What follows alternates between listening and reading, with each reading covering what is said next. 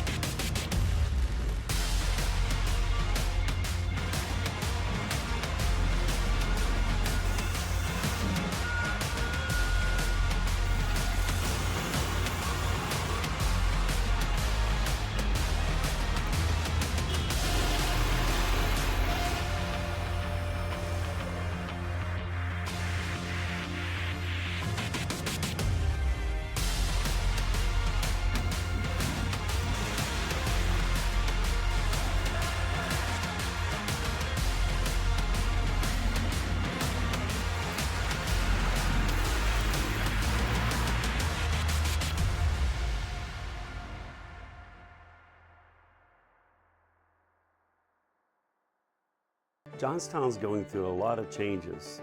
Our community is turning into this outdoorsy town that's very welcoming. And our company at JWF Industries changing, looking at the progress we've made with high technology and a family atmosphere. If you're from Johnstown, stay here, see the opportunities. If you left Johnstown, come back and see the difference in our town, see the differences at JWF Industries, the technology, and a great future here. We're at JWF, we're all about faith, family, and country. On or off the road, Honda builds it. You want it, and the new 5-star Power Sports Bedford County has got it. Conveniently located on Route 30, just across from the Bedford Everett Walmart. 5-star's got a huge selection of Honda bikes, quads, side-by-sides, and tons of parts and accessories. No one stocks more. 5-star Power Sports Bedford County. 5-star Power Sports. You were born ready for this.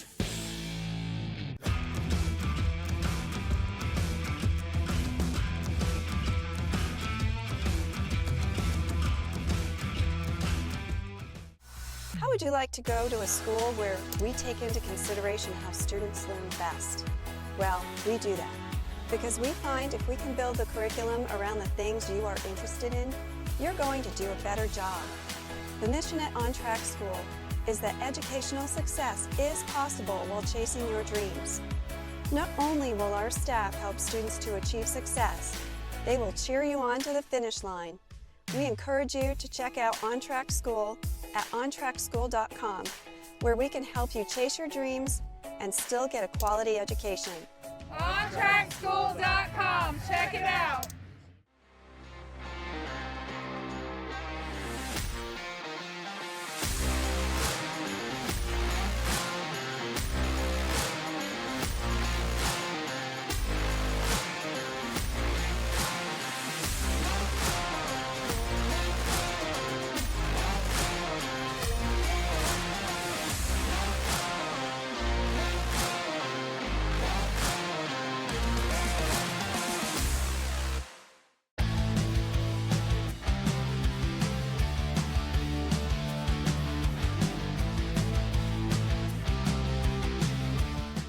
Valley Truck Centers and Valley Automotive Group. We're the proud sponsors of professional Supercross rider Jeremy Hand. For over 30 years, Valley has been a trusted teammate in the motocross community. Good luck to all racers for a safe and successful 2024 season. Hey guys, welcome to Cernic Cycle World, your premier power sports destination. Come on in and check it out. We stock the best products from Honda, Suzuki, Kawasaki, Yamaha, KTM, also Kia. That means we have something for the whole family. We also have a full-service parts department ready to help you with the newest parts, accessories, apparel, and gear from all the top brands. We have our 40,000 square feet showroom with over 500 new and used units ready for immediate delivery. Easy on-the-spot financing, good credit, bad credit, we can help. And if we don't have what you're looking for, we'll get it. Come see why nobody beats a Cernic deal. Or shop online 24/7 at www.cernix.com.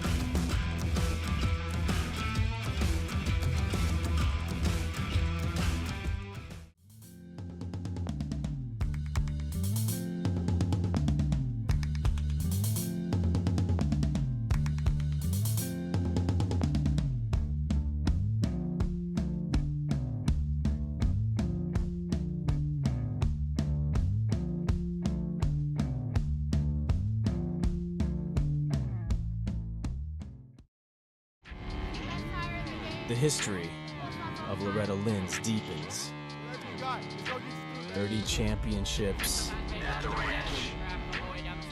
all backed by Dunlop motorcycle tires.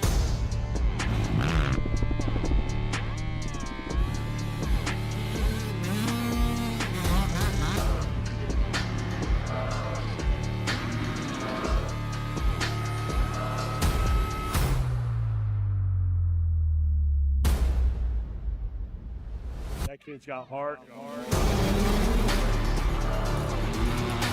the title, Casey Cochran. It's Alex Owens. Got our GeoMax MX-14 ready to go. Kevin Todd. Jack Spinning.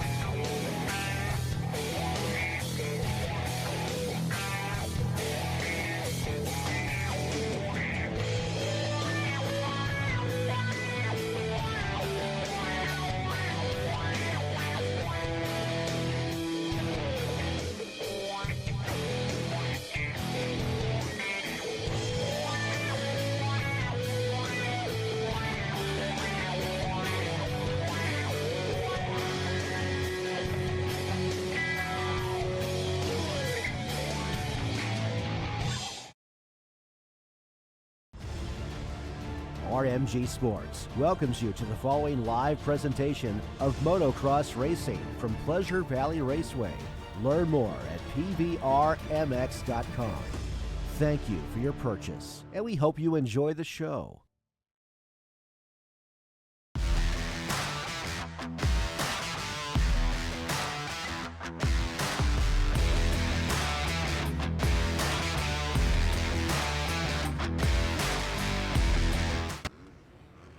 Good morning and welcome to Pleasure Valley. That is day number 2 of the 2024 Dylan Slusser AMA Pro-Am right here at Pleasure Valley in Seward, Pennsylvania. I'm Kevin Bailey, the Moto Mouth. I'm going to be up here today torturing your earbuds. You listen to some of the best racing on the East Coast. Right now we are doing the time qualifier for the 450 class. You can see them on the track. And we're going to give you a track preview, so watch this, and we'll be on Cole Lute's bike. He'll take a lap here so that you can see just what we have. So Cole Lute, of course, this was the first weekend open, and as they head behind the refreshment stand and this downhill off camber, in itself not a bad turn, but again, it's the East Coast, and you're getting, that's the Scott step up. You're getting a look on the Dragon back now, but a lot of riders live in fear of off camber, and out in Western Pennsylvania, you better learn it. So this is going through the tail of the Dragon right there, Dragon's tail.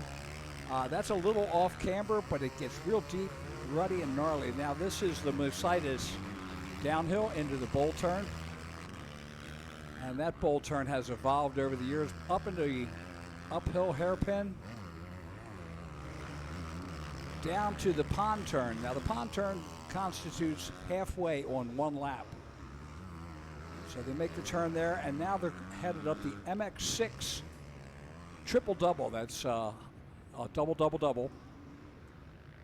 And then they head down a little valley here and then up into the Honda Bowl Turn. This is the Honda Bowl Turn.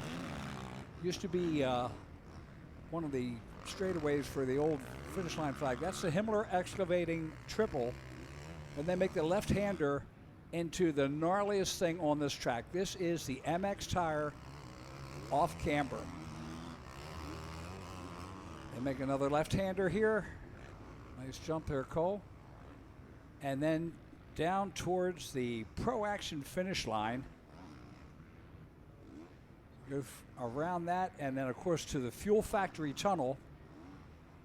And you can see the Plum Contracting Bridge and the Dunlop first turn. So that's a quick visit to the track. And right now, that it looks like you have just concluded the time qualifying. Good morning, everyone, and welcome. Masiangelo with the fast time at a 1:43.594. Devin Simonson second. Stevie Roman third. Noah Stevens fourth. Vinny Luhovi fifth. Peyton Jackson out of Carolina in sixth place. Danny Durham here. Matt Burkeen eighth. Tyler Stepik in ninth. Ben Nelko rounds out the top 10. But again, along with that, there's Gage Keith, Bobby Piazza, Blythe, Nadig, Covert, Garace, Geyer, Wells. Just a lot of fast riders out here, and we are looking forward today. It's an amazing weekend. They called for rain the whole weekend, and as you see right now, the track is absolutely mint. I'm just loving it. You look down at the FL Hoff concrete start, and one of the unique features here at Pleasure Valley. This track is pristine, and we're just loving this. $45,000 for this race this weekend. Unbelievable. And, I mean, to win in the 450 Pro is $3,000 per moto. Wow. Again, we have so many people to thank for making this happen this weekend. A huge list of people that made this possible, and of course the one that drew it all together, our own Jeff Cernick. Whoa, Nelly! So we're going to have a great weekend. Looking forward. My good friend Bud's going to come up here and help me as we get through the pros.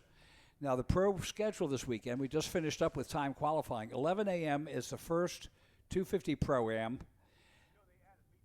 At 1 p.m., the first Open Pro-Am. At 3 p.m., the second 250 Pro-Am.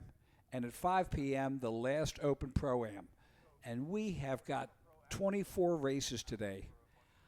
Again, they're paying in the 40-plus vet, and they're also paying in the WMX. 23 riders showing up in the WMX race. Talked to Jamie Estradillo this morning.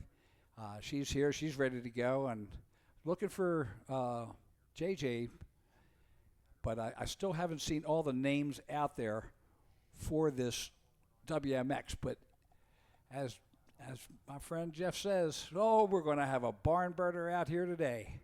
Look at that track. You know, it's I think it never stopped raining since the race 2 weeks ago, the Northeast area qualifier. It started raining that weekend, and it just hasn't stopped. And Friday, it finally came to an end. We had a little bit of a sprinkle yesterday. We'll just call it dust control. And again, there's First Moto getting ready to come down to the line. They'll be here shortly. That is the 65 711 that is going to the line. You see the Plum Contracting Bridge there. So we're going to go to commercials, and we'll be back shortly to get ready for Moto number 1. Welcome to RMGSports.net. Ride MX34. Ride MX34. I'm Gavin Towers, ride MX34. I'm Drew Adams, ride MX34. Ride MX34. Ride MX34. My name's Colin Humphrey, and I ride MX34. My name's Adam Intignap, and I ride MX34. Check out the all-new MX34 from Dunlop. All new MX34 from Dunlop. Tommy here, ride Dunlop MX34. I'm Justin Cooper, ride Dunlop MX34. Just Moda, ride MX34. I'm Hunter Lawrence, ride Dunlop MX34. Ride Dunlop MX34. I'm Hayden Deegan, ride Dunlop MX34. I'm Jet Lyons, ride Dunlop MX34.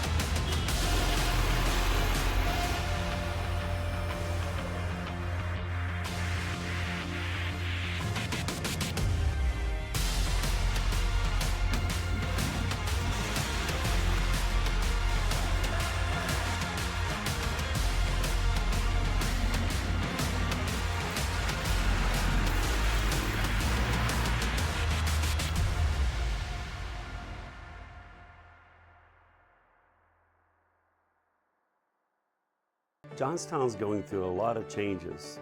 Our community's turning into this outdoorsy town that's very welcoming.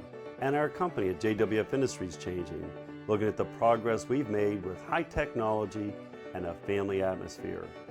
If you're from Johnstown, stay here, see the opportunities. If you left Johnstown, come back and see the difference in our town, see the differences at JWF Industries, the technology, and a great future here. We're at JWF, we're all about faith, family, and country. On or off the road, Honda builds it. You want it, and the new 5-Star Power Sports Bedford County has got it. Conveniently located on Route 30 just across from the Bedford Everett Walmart. 5-Star's got a huge selection of Honda bikes, quads, side-by-sides, and tons of parts and accessories. No one stocks more. 5-Star Power Sports Bedford County. 5-Star Power Sports. You were born ready for this.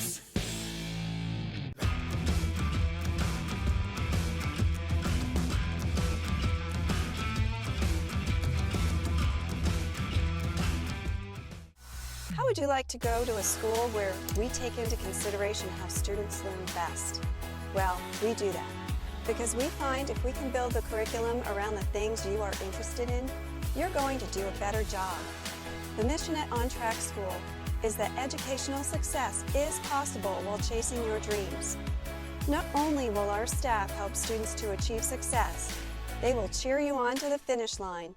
We encourage you to check out On Track School at ontrackschool.com, where we can help you chase your dreams and still get a quality education.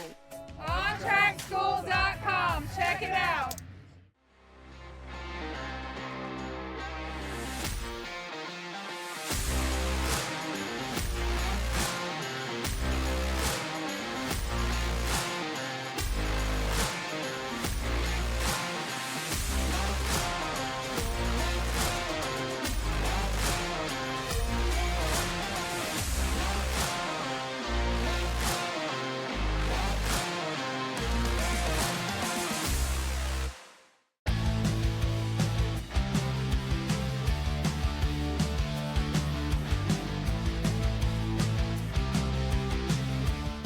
Valley Truck Centers and Valley Automotive Group. We're the proud sponsors of professional supercross rider Jeremy Hand. For over 30 years, Valley has been a trusted teammate in the motocross community. Good luck to all racers for a safe and successful 2024 season. Hey guys, welcome to Cernic Cycle World, your premier power sports destination. Come on in and check it out. We stock the best products from Honda, Suzuki, Kawasaki, Yamaha, KTM, also Kia. That means we have something for the whole family. We also have a full-service parts department ready to help you with the newest parts, accessories, apparel, and gear from all the top brands. We have our 40,000 square feet showroom with over 500 new and used units ready for immediate delivery. Easy on-the-spot financing, good credit, bad credit, we can help. And if we don't have what you're looking for, we'll get it. Come see why nobody beats a Cernic deal. Or shop online 24/7 at www.cernix.com.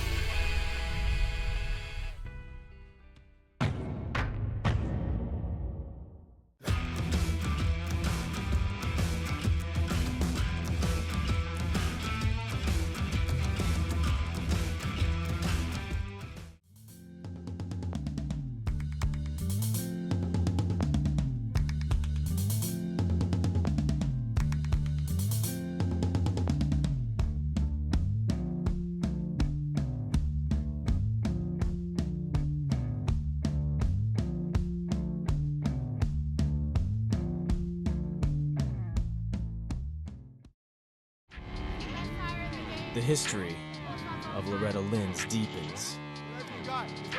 30 championships, all backed by Dunlop motorcycle tires.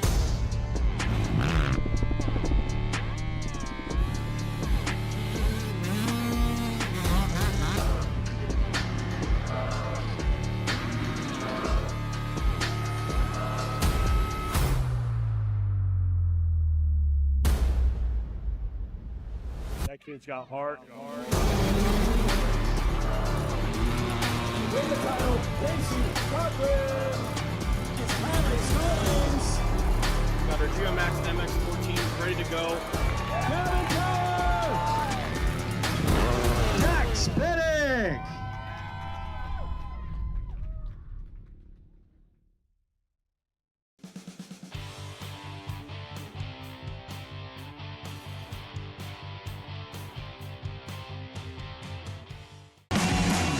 MX34. Ride MX34. I'm Gavin Towers, ride MX34. I'm Drew Adams, ride MX34. Ride MX34. Ride MX34. My name's Colin Humphrey, and I ride MX34. My name's Adam Intignap, and I ride MX34. Check out the all-new MX34 from Dunlop. All new MX34 from Dunlop. Damian here, ride Dunlop MX34. I'm Justin Cooper, ride Dunlop MX34. Just Mota, ride MX34. I'm Hunter Lawrence, ride Dunlop MX34. Ride Dunlop MX34. I'm Hayden Deegan, ride Dunlop MX34. I'm Jet Lyons, ride Dunlop MX34.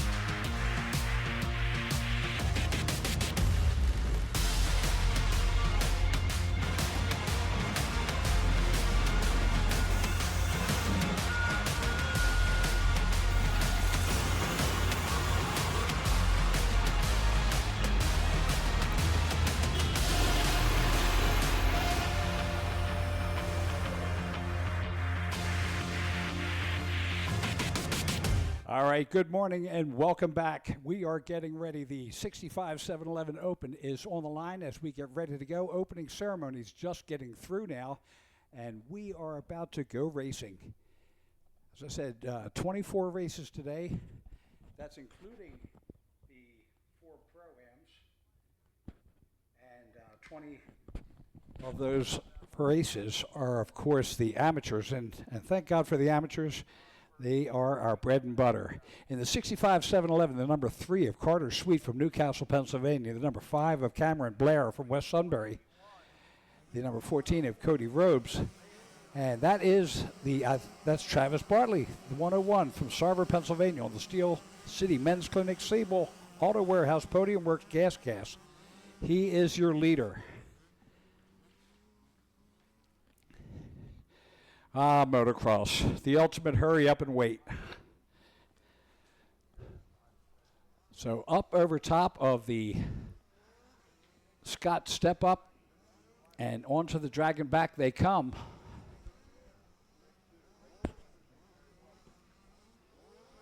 And that is the number 14 of Cooper Roads out of Street, Maryland on the O'Neill KTM.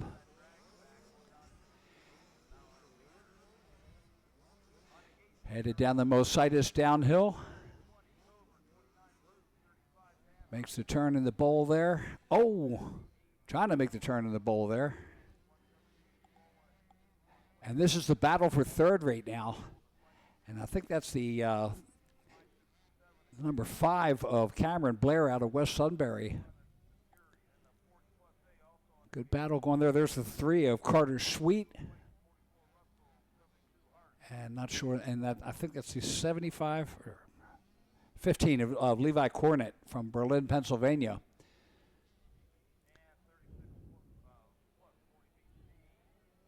Around the pond turn they go.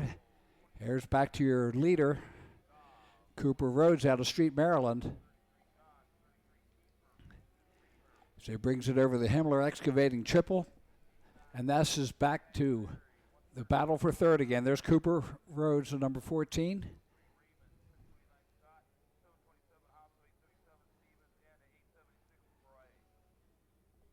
And I see the 38. I believe that's Cameron Shockey there.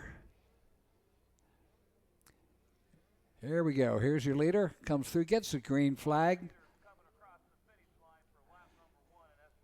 And there he is, the number 14, Cooper Rhodes out of Street, Maryland. Makes the turn, heads towards the Fuel Factory Tunnel. And the 101 Travis Bartley in second. So Travis is sitting in a good spot. Not the same as Cooper Rhodes, but right close. Travis Bartley on the Steel City Men's Clinic, Siebel Auto Warehouse, Podium Works, Gas. They head down to the bottom. Third is the number 5 of Cameron Blair on the KTM. Fourth is the 15 of Jaden Sabin.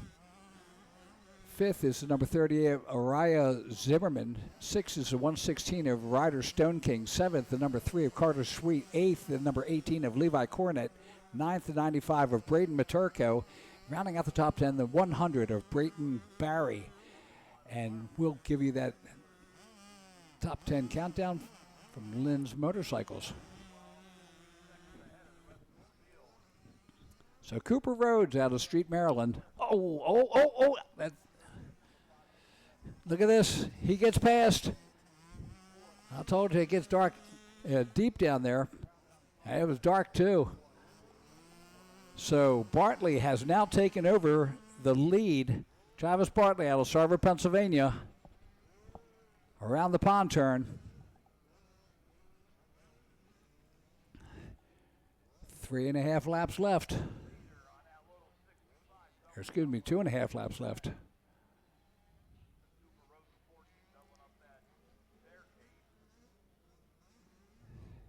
Up around the Honda Bowl turn. And brings it back down over the Himmler Excavating Triple. And makes the left-hander into the wall. All right, here's second place now. That's the number 14 of Cooper Rhodes. Now he's a man on a mission. So Cooper Rhodes working his way around there. Through the MX Tire off-camber. There's our leader headed in. Putting in lap number 2, Travis Bartley. Inheriting the lead. There's Cooper Rhodes just getting through the time. So Travis Bartley at 2:19. Cooper Rhodes with the fall over at a 2:29 on his lap. Cameron Blair coming in at third, the number 5 rider.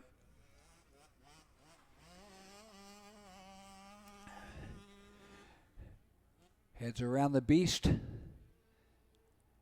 and up towards the Scott Step Up. The head of the dragon.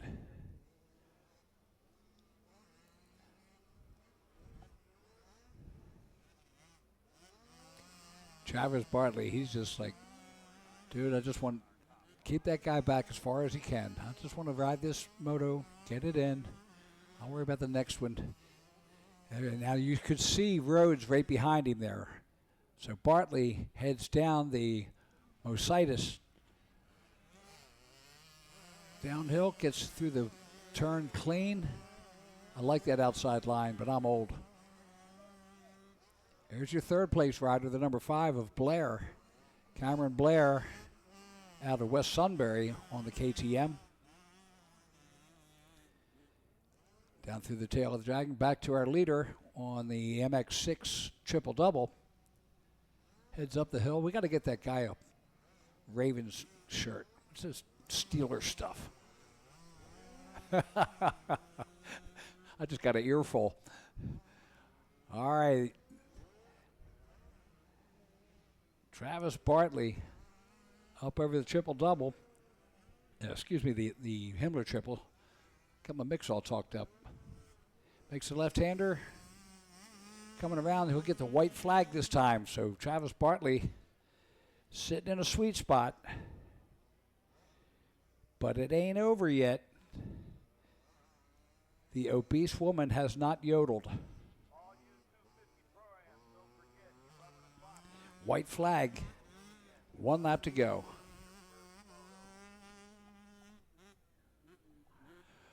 Bartley at a 2:19, and there's Cooper Rhodes at a 2:17. He's 3 seconds back, so you'll just see him as they go underneath the Plum Contracting Bridge and into the first turn. Watch out, Travis. Cooper's he's on rails right now. 2 seconds on that last lap faster. Let's see if he can make the catch-up as they round the beast at the bottom. You can see second place. Here we go. The Scott Step Up. There's your gap. Travis Bartley, right now I think he's blissfully unaware. He's going to find out real soon as they exit the Dragon's back. Light the afterburners. Maverick, we're headed out. Getting through the lappers. Down the Mositis downhill. Bartley and Rhodes. You'll be able to see, there's Rhodes. Oh, Rhodes has to cross rut there. Going to cost him time on the lap that he can't afford to lose it. Travis Bartley headed up the MX6 triple-double. There's Cooper Rhodes, the second place rider. Gas versus KTM.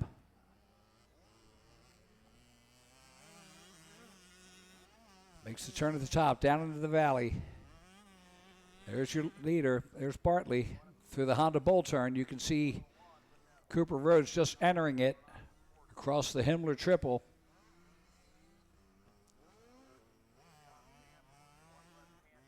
One last time. Takes the bottom line. Oh, and Cooper Rhodes goes down. Oh, man.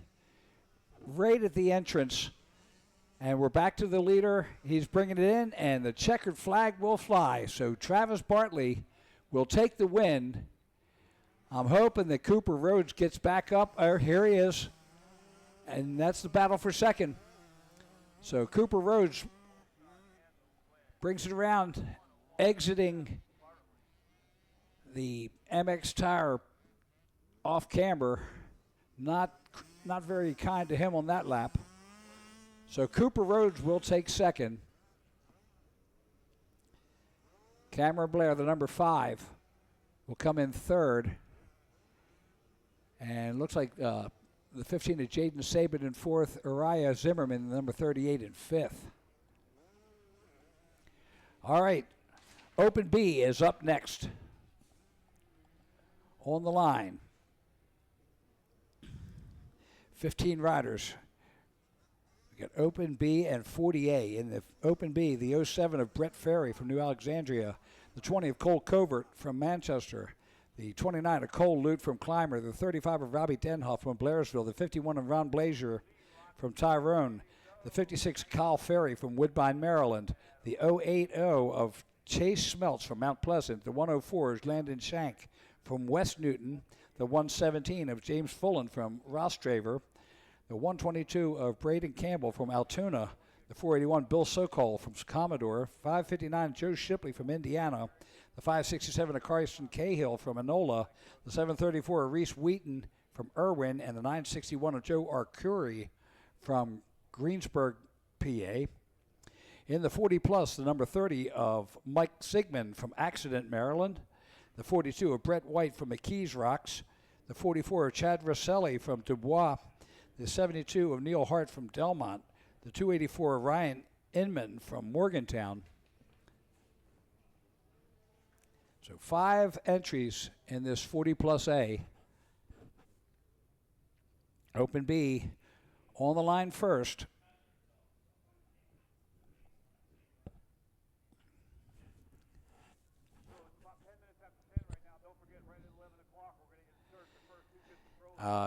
Yesterday, 734, Reese Wheaton and the 559, Joe Shipley, having great days.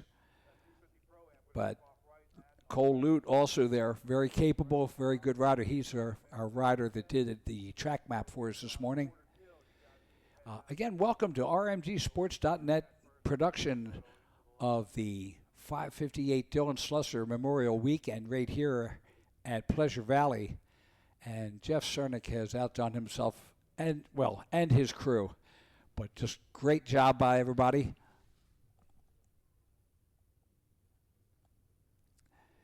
And this weekend just keeps getting better and better. $3,000 per moto, the grabs in the 450 Pro-Am. Per moto. Goodness gracious. So again, race number 2, Open B, is on the line along with 40A. waiting for the track to clear from the 65-711. Bartley with the win, Cooper Rhodes second, Cameron Blair third. Uriah Zimmerman made it up to fourth place. Braden Maturko in fifth, Ryder Stone King sixth, Levi Cornett seventh, Jaden Sabin eighth, Braxton Barry ninth, and Ray Peluso rounded out the top 10 in that 65-711 Moto number 1. Rundown brought to you by Tom Cycle.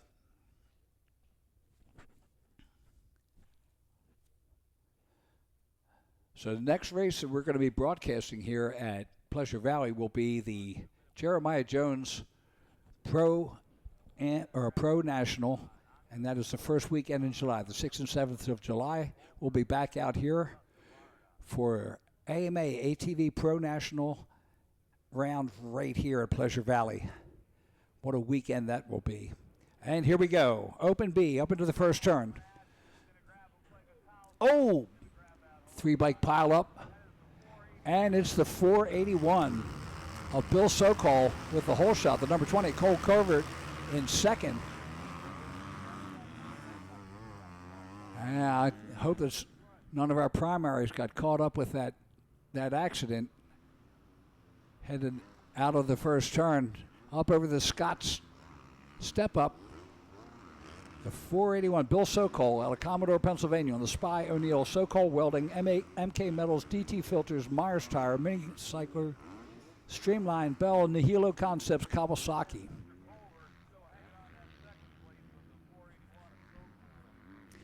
And that is the 734 of Reese Wheaton out of Irwin, Pennsylvania.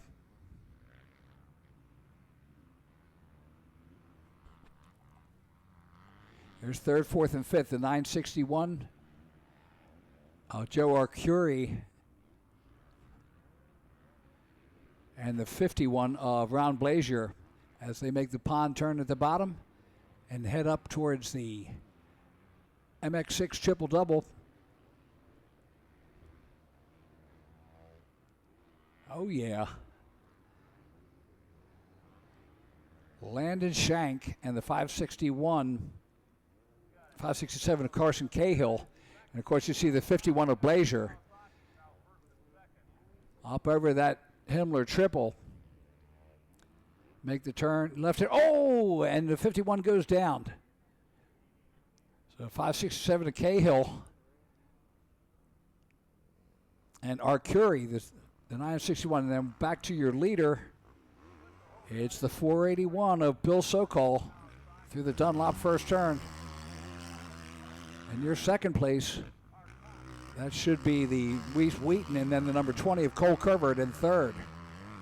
So there's a battle for second and third there. Shipley, the 559 now in fourth. Arcuri, the 961 in fifth. 122 of Braden Campbell in sixth. James Full in the 117 in seventh. So Bill Sokol doing a great job. He's always right there, but today he's got the lead. Inspiration. That's what you are. Will Wheaton right there, the 734. And, of course, Will out there on the Wheaton & Sons MX Tire, O'Neill Bell, Elusive Gloves, Twin Air Scott Factory Seat, 343 Graphics PR2, Nihilo Kawasaki. As he comes up the triple-double, sponsored by MX6.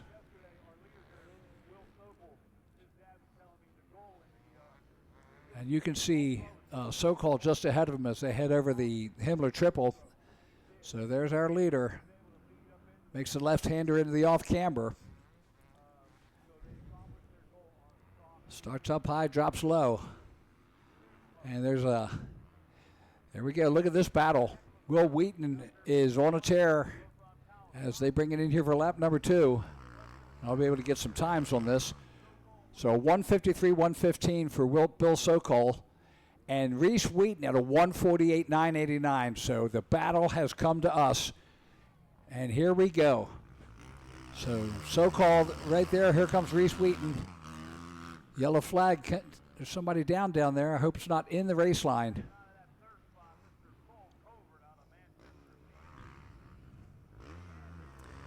Around to the Scott step up. Here's the battle for the lead. And Reese Wheaton making the charge as they come to the tail of the Dragon.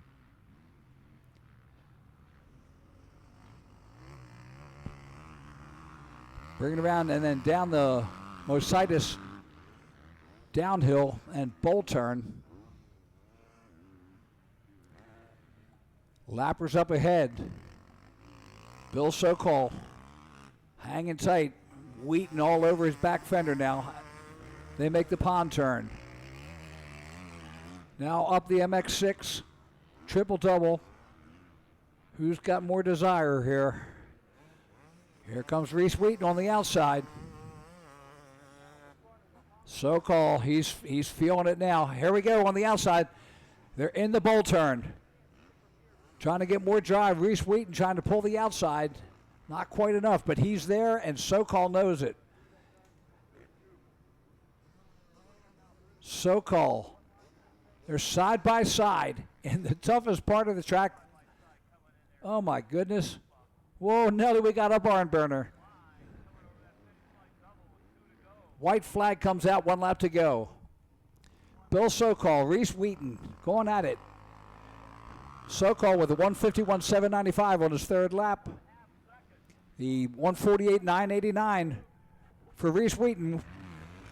Wheaton goes to the outside. Look at this side by side as they come around the concession stand turn down to the beast at the bottom. What a battle. Shipley has moved into third place. Covert back to fourth. Campbell in fifth. Ferry in sixth. And Wheaton has taken the lead decisively. Coming up through the tail of the Dragon, and he's got a lapper there. And it slows him down a little bit. Let's see if how it affects him. Down the Mositis downhill. Takes the bottom.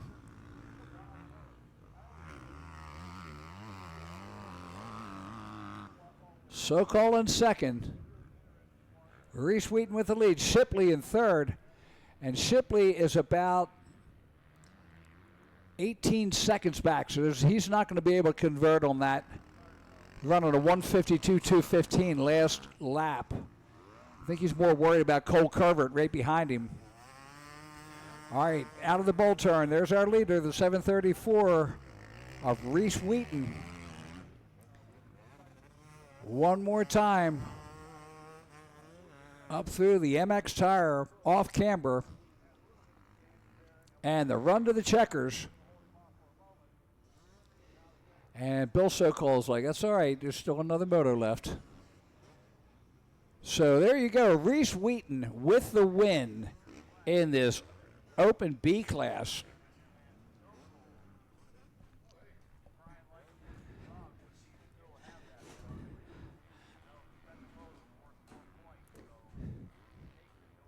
How are you? Welcome back. What is your first name? DJ.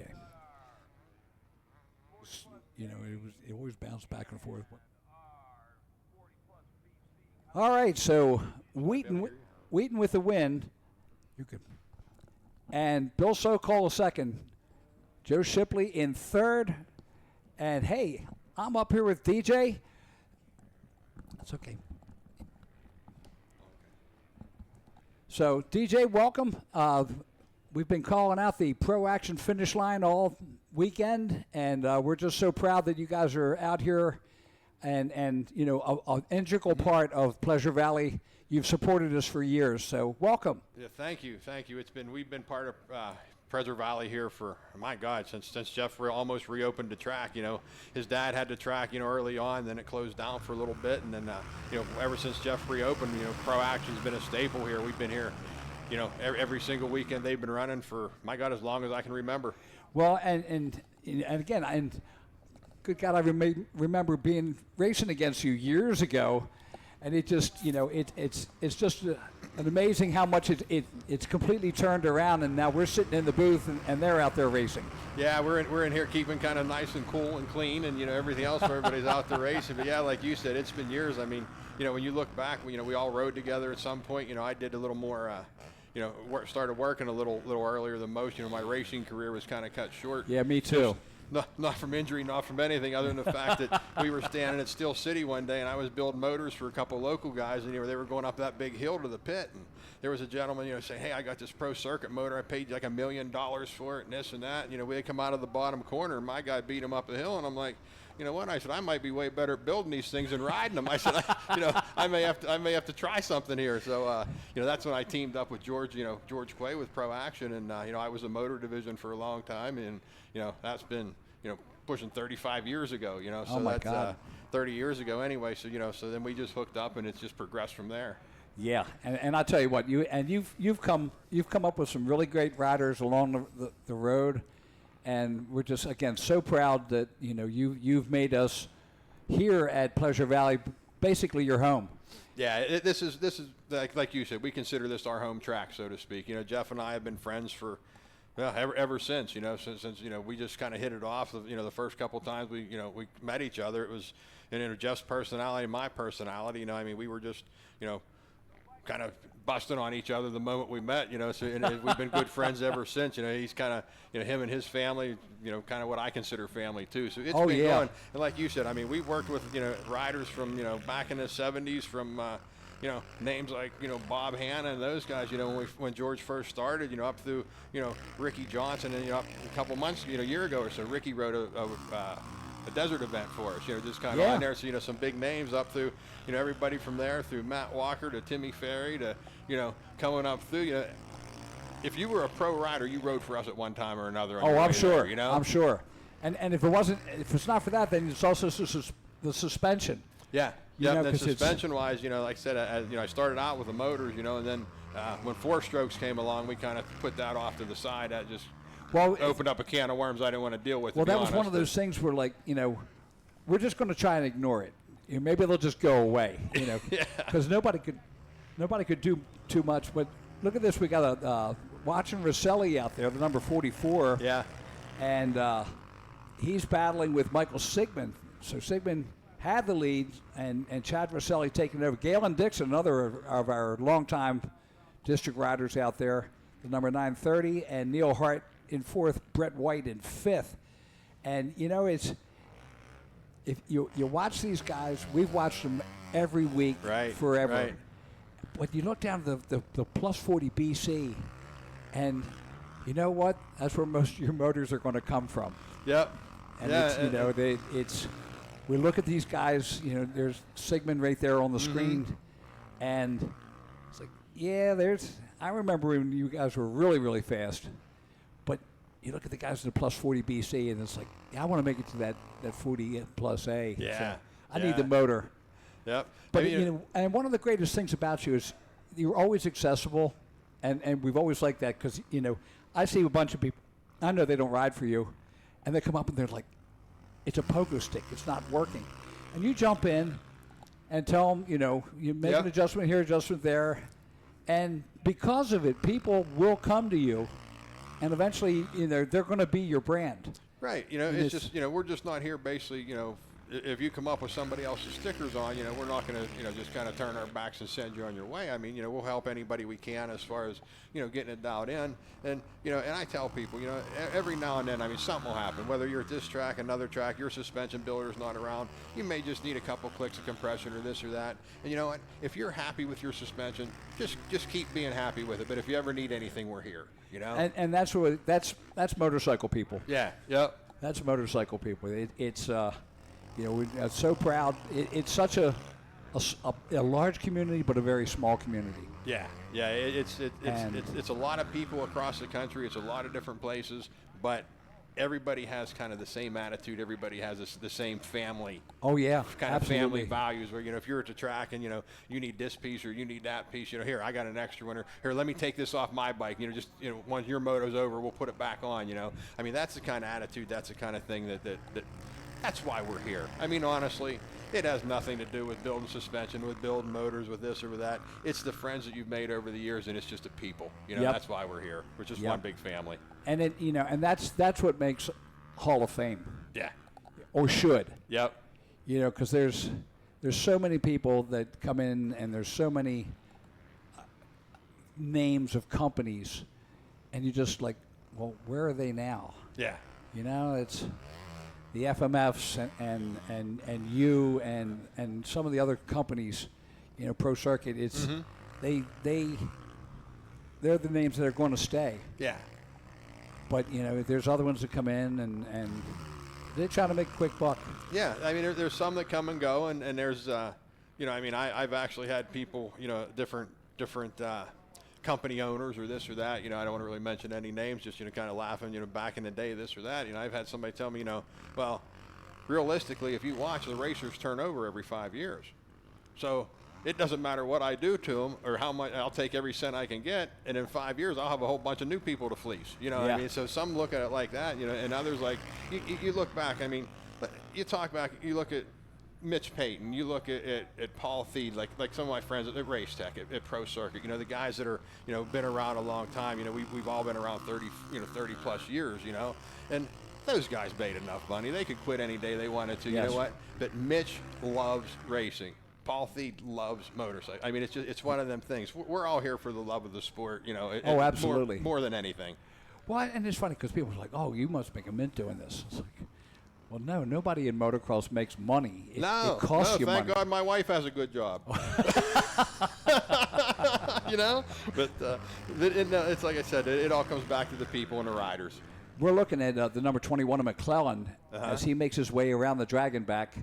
And that would be Pro Action's Brad McClellan, by the way. Oh. Pro Action rider Brad McClellan. Oh, we like Just that. saying. Just saying. Just saying. and you should say. Yep. So, yeah, I mean, it's, you know, we talk like that, but, and this is Sigmund, you see the 30 as he makes his way down. There's the white flag. And goes to checkers. So Sigmund with the win over Rosselli. Yep, good job, Michael. Dixon in third, White fourth, Hart in fifth. But, yeah, you know, it's. Yeah, and there's an example when you talk about motocross families. You know, Michael's dad, Mike, you know, he was one of the first people we met back in the 80s, you know, when I started racing, we started riding, you know, and you know, so there, and, you know, he had two sons that race, you know, Michael still races, you know, now Michael has kids, you know, I'm sure they'll get the itch here pretty soon, you know, you're talking, you know, you walk through this pits now, I mean, you're looking at 2-3 generations deep of riders, well, and that's what makes it, that's really cool. I've realized this past year at Minios that this is I'm on my third generation of refereeing and announcing. Yeah, yep. Third generation. I hear you. Yeah, it's just like, you know, I'm building suspension for great grandkids of the people that, you know, I started building, you know, when I first started. So well, it's got to be kind of cool for you when you know, like, you know, one of your ex-riders comes up and says, you know, I'm really sorry, dude. I got an offer to go to Mitch Payton, and I really, you know, I don't want to drop you, and just like, dude, do it. Yeah. As long as you're moving forward, keep making that move, and we've all, you know, back in the day in different times. I mean, we've always kind of considered ourselves a stepping stone to the factory. You know, we'll get you through the Winter Olympics, we'll get you through Loretta Lynn's, we'll get you to that level, and then we'll kind of hand you off to to your factory team or whoever they're working with, and, you know, give you a pat in the butt and send you on your way, and, you know, just hope nothing but the best. All right, now Open B. Wait a minute, let's see. A big one coming. Oh, the WMX. Oh, here we go. 23 riders. And it's Jamie Astudillo, the 469, into the first turn. And I believe, I'm not going to say it. 23 riders, $4,300 being paid to the WMX riders this weekend. Isn't that amazing? I tell you what, Jeff worked his butt off to get the purse where it is for these girls and for all the riders out there. And, you know, and he said, he goes, I hope they appreciate this, you know, because, you know, this is their time to shine. Yeah. And, of course, Jamie Astudillo out there on the Mixers.com SOBMX MX Boot 110 Racing KTM out of Gilbertsville. Going down the Moisitis Motors downhill. And the long shot there, I have to wait and see when I can get the second place.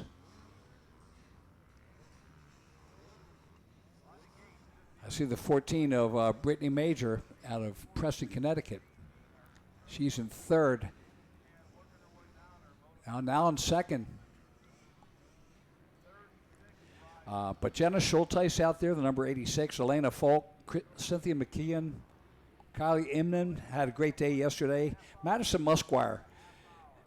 She, there's our leader, Jamie Astudillo, headed up at the Himmler excavating triple. But yesterday, they brought both bikes, and the practice bike, they said, we knew it was going to blow up. There's no sense. So they put her on the big bike. She's out there leading the second moto, won the first one, and just started smoking. I'm going, God, I hope she hit the choke. And I was like, nah, they blew up the new bike. God, that's just heartbreaking. It is. So green flag is out, and there's Jamie Astudillo headed towards the Fuel Factory Tunnel, just getting past the Pro Action finish line. Under the Plum Bridge and into the Dunlop first turn. Second place is the 22 of Kelsey Harris out of Jefferson, Maryland. Third is the 04 of Miley Sittler out of Middletown, Pennsylvania. Fourth is the number 14 of Brittany Major out of Preston, Connecticut. And rounding out the top five, the number 20 of Alexis Huber out of Bradford, Pennsylvania. This is race number 3, the WMX class. And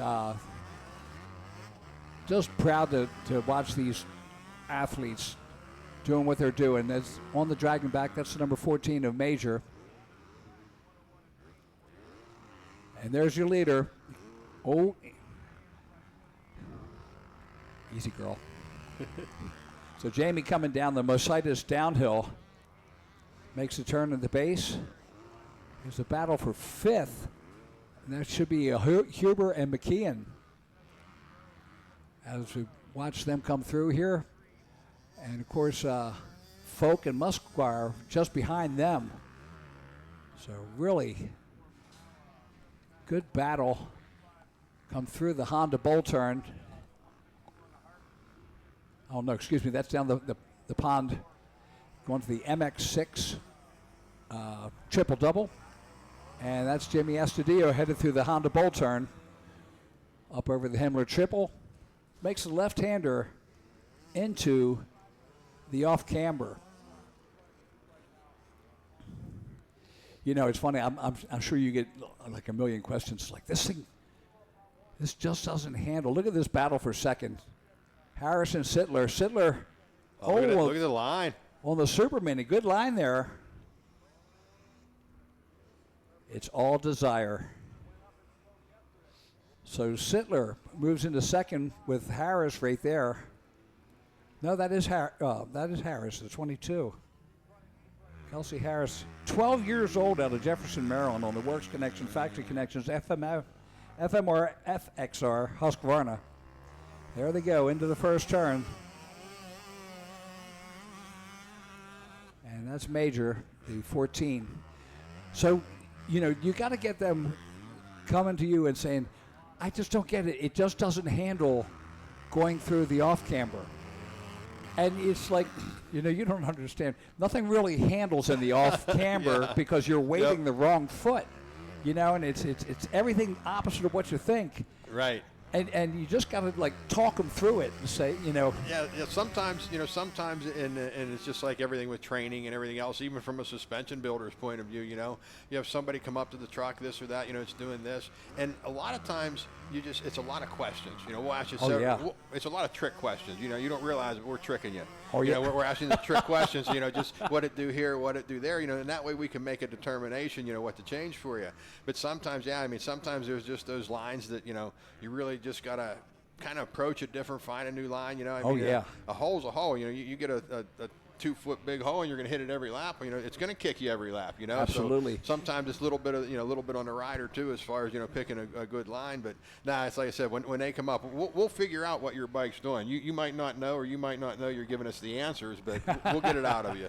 Okay, so this is third place, the battle with Sittler and Major. Mm-hmm. Major trying to get through. Over the Himmler triple there. Just a great battle. Those two are just going at it. Yeah. Now, and of course, my old thinking, there's our leader coming in, lap number 2.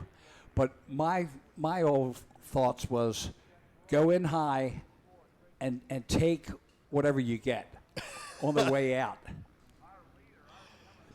All right, so they make it around, headed towards the fuel factory tunnel. There's your second place on the screen. Good battle. Oh, threading the needle there. Hey, look at that yellow van there. I know that truck. I see that. I've seen that truck. I spent quite a bit of time in there. So the next couple weekends, are you headed down to any of the regionals, or? We have different locations. We'll cover different franchise locations. We'll cover different regionals for us, and so we pretty much lately been kind of sticking local, High Point, Pleasure Valley, that kind of thing. My boy Bobby, he's been doing Loretta's for us. He's been doing Winter Olympics for us. Kind of helping us cover the ground a little bit. We started Harley Shocks there about 10 years ago, so my duties are kind of split between motocross and Harley. So so one weekend I might be at Daytona Bike Week, and so this year one night I'm working Bike Week in a Harley, the next night I'm at the Supercross. So it just kind of goes around. So a lot of our other locations have been picking up a little the slack for me, trying to help out. Which they're all good guys, qualified. I mean, we wouldn't be sending them if I didn't think they could do the job. And of course, and I'm sure you get as many calls from them as you do from the riders. So here's our battle for seconds. They head up the MX6 triple-double. Harris and Sittler going at it. Major still in 4th, McKeon in 5th, Huber in 6th, Folk in 7th, Schulteis in 8th, Musquire in 9th, and Kylie Inman rounds out the top 10. That's brought to you by Tom Cycle. There they are, going over the battle for second. And there's her leader. She's bringing it around. Should get the white flag this lap, I believe. Oh, must be a 5-lapper. Good for them. Look at this battle for second. Harris and Sittler still going at it, side by side as they head towards that Pro Action finish line. They're probably like, oh my God, they've been fighting the last 3 laps. I love it when you got somebody to battle with the whole race. It puts the smile on your face. I was just going to say, that's when you get off the track and you take your helmet off, and whether you finish in front of them or behind them, you're smiling, you're laughing, and you're like, wait till next one, I'll get you, or, I got you this time, or whichever comes out. But, that's what makes it fun. All right, and there's Jamie Estudillo bringing it around. And now she's gone into road racing also. This is still her first love, and she's, both she and JJ making the foray into GNCC. Yeah. But, just a well-rounded motorcycle racer. Always loved being around her. She and her family. It's like we said earlier.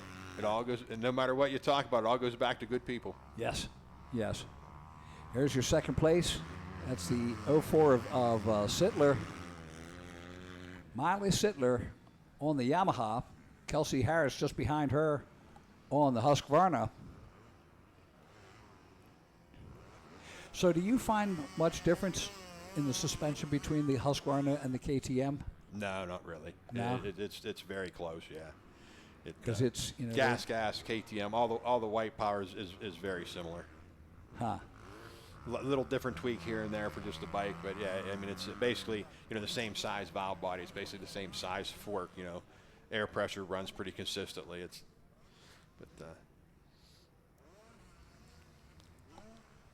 And there's the white flag. So Astudillo get the white flag, 1 lap to go. And 4 laps in. She's running a 2:02.684 on that last lap. Into the Dunlop first turn. Yeah, we have just seconds splitting for first, second, third.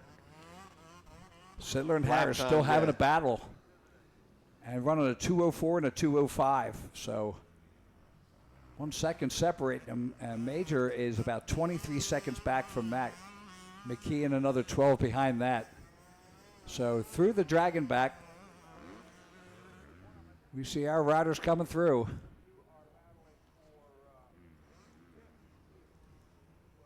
And Jamie Astudillo out of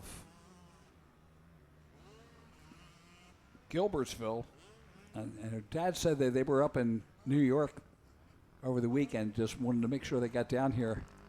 And there's a Jamie Astudillo coming through the Mositis Cycles bowl turn, heads down. Pond means halfway. So 1/2 lap to go for her in moto number 1. That last half lap will take forever. Oh my God.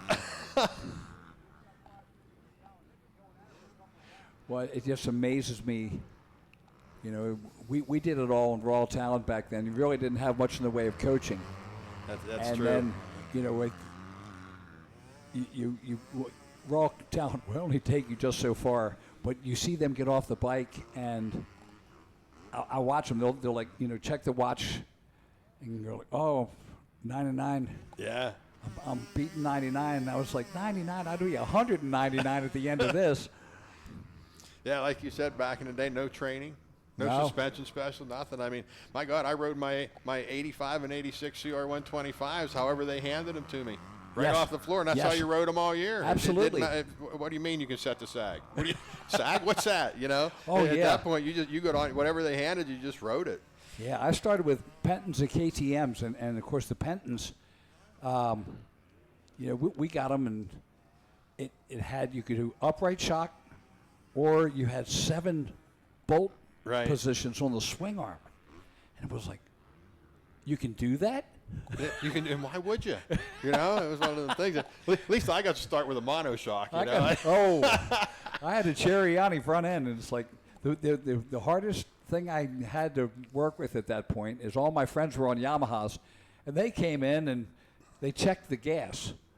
Well, no, I had to go around and tighten every bolt holding the motor, and it was every motor mount, the boot for the carburetor, everything. Yeah, you never know what's going to come off, but. No, I'll tell you what a weekend at Pleasure Valley. No rain. Oh. No rain. Track's beautiful. Lots of riders. I'm loving it. Jeff's in a good mood. So he's not stomping around pouting or anything. So he's in a great mood. I mean, it's just a really good weekend, man. I'm just glad to be here. So I'll tell you what, I don't have to go back, check on my riders, do a little suspension work. I've had a great time up here. This is kind of something DJ, a little bit newer for me. We certainly appreciate it. Thank you very much. And again, thank you to everybody for watching. Thank you for RMG Sports for having me on. I really appreciate it. And most of all, you know, thank you to Jeff and his crew, you know, just for having this for us, for the riders, for me, for you, for everybody. That's what makes it really. We certainly appreciate worth it. All right. Thank you, DJ, everybody. and we'll see you out on the track. All right, next up. Thank you. Next up on RMGsports.net is our Micro 2 4 to 6 limited, and the Micro 3 7 to 8 limited.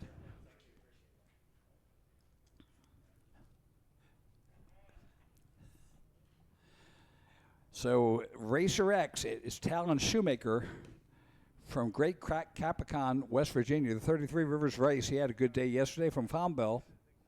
The 66 of Max Russler from Lewistown, 71 James Wenger from Pittsburgh, the 80 of Franco Palumbo from New Kensington, the 100 of Nick Black from Uniontown, the 101 of Mason Green from Bulger, Pennsylvania, the 130 of Deegan Curl from Bulger, Pennsylvania, the 226 of Otto Gardner from Elwood City, the 318 Maverick Chan from Pittsburgh, the 528 of Nolan Rich from Kane, the 602 of Maverick Novak from Salix, and the 918 of Connor McKinney from Altoona. In the Micro 3, that's the 7 to 8 class. That would be the old-time 50 Open.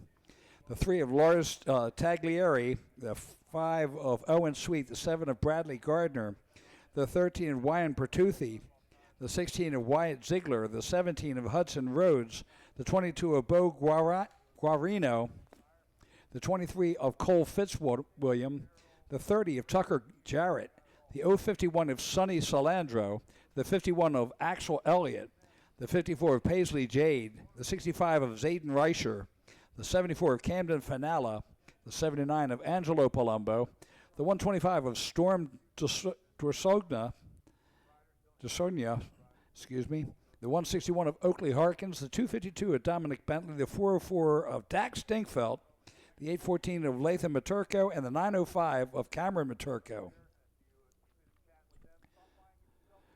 So look at that track. Ezra Beasley always talks about chocolate cake batter. Guess what? We got chocolate cake batter, and nothing is better than the batter at Pleasure Valley.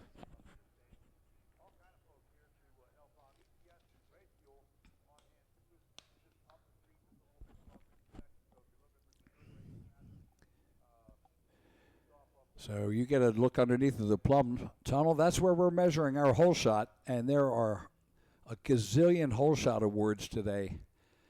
So the WMX and all of the pro classes and the 40-plus class all have hole shot awards and paying back. As we look at the FL Hoff concrete start, one of the unique features here. Our rider's getting ready. 2 card is up, checks down the line.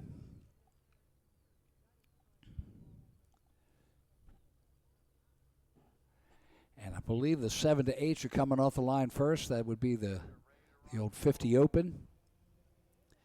Here they come, up into the first turn. 21 riders. And it's the 23 of Cole Fitzwilliam. So Cole Fitzwilliam with the hole shot. Cole on the Jones and Roman Motocross School, William Roll Plumbing and Excavating, Podium Works Suspension, KTM is your leader. And I'm pretty sure Dax Dinkfeld's going to be right up in there also, if he hasn't gotten him already.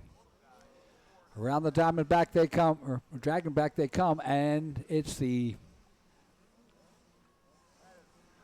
404 Dax Dinkfeld in the lead. There's a battle for second right now.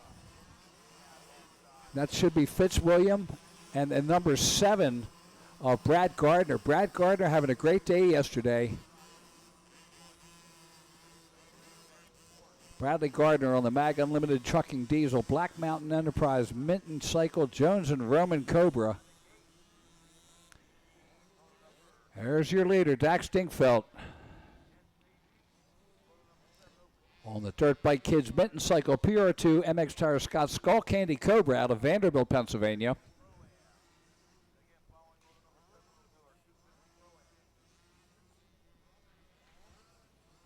This is race number 4. Dax through the MX6 triple-double. Headed up into the bowl turn, the Honda bowl turn. Dax Dinkfeld airing it out over the triple. And he's got that Cobra barking. There's your second place rider. That's the number 7 of Brad Gardner. Now, Dax knows he's back there, and he's been racing against Brad for a long time, so he knows he's got to get going and just get away. There's Dax bringing it past the Pro Action finish line. Gets the green flag, and we are underway. So Dax Dinkfeld, there's your 7 of Bradley Gardner in second place as Dax goes under the Plum Contracting Bridge. And the 23 of Cole Fitzwilliam out of Pittsburgh, now in third.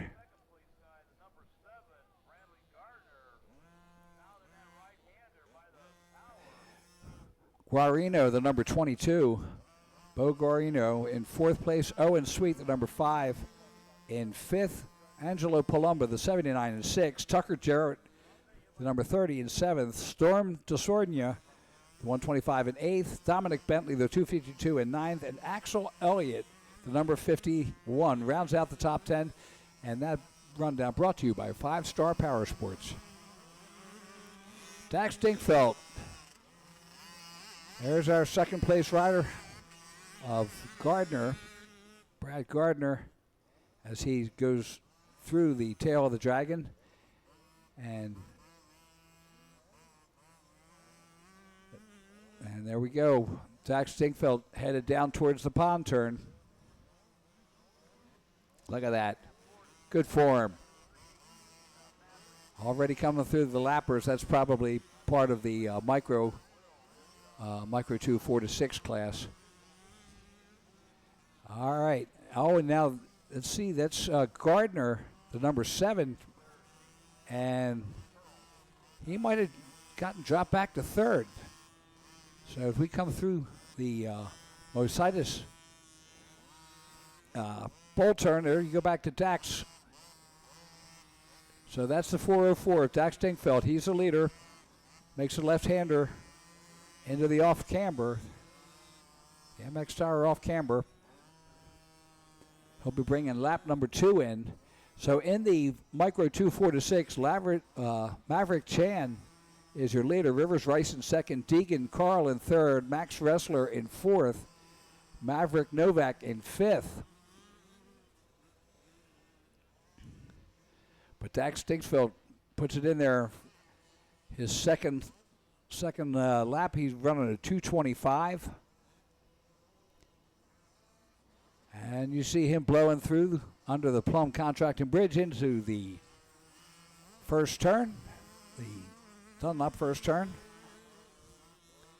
And let's see, Bradley Gardner still hasn't made it through the trap yet. See if we can get him coming in here. So Fitzwilliam has now taken over seconds. So it is official, Gardner is in 3rd. So Cole Fitzwilliam, who had the whole shot, is now in 2nd place. Dax Dinkfeld coming through the tail of the dragon as he leads in this Micro 3 7 to 8 limited, which would be the 50 Open if it was last year. Hey, there's no paddling Madeline down that Mositis Motors downhill. Not for him. Takes the outside. Nice smooth line. Of course, on a 50, that that berm will swallow you up. Down around the pond turn. Oh, riders everywhere. And I think he's making it up into the leaders of the Micro 2. There's Dinkfeld as he exits the triple-double, heads down into the valley and up into the Honda bowl turn. Oh, that's getting gnarly.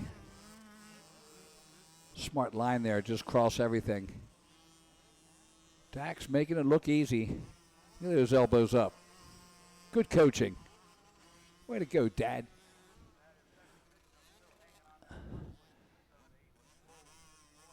Brings it through. White flag will be coming out this time. Oh, Dax Dinkfeld's down. I just had to open my mouth. And let's see, we got there's your 2nd and 3rd going by. Oh, that's a heartbreaker. That is absolutely a heartbreaker. Here it comes. White flag coming out for our new leader, and that should be Cole Fitzwilliam.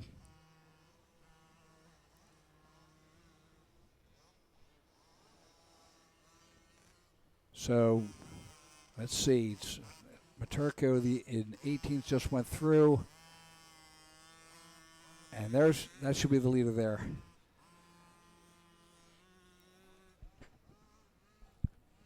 And still waiting on the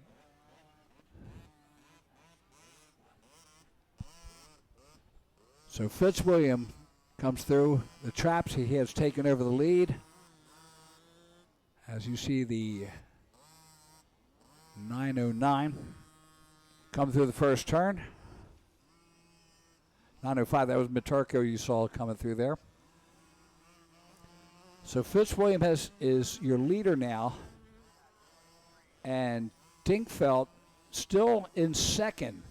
Wow, he had such a lead that he is still in second place. Owen Sweet in third, Bradley Gardner in fourth now.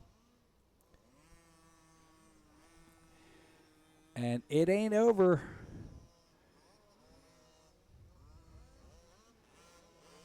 Let's see what happens on this.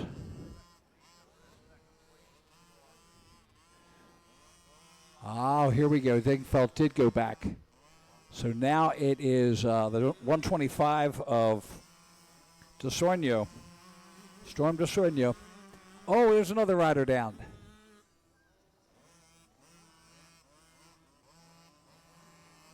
Tail of the Dragon is biting him. That's the 22 of Guarino.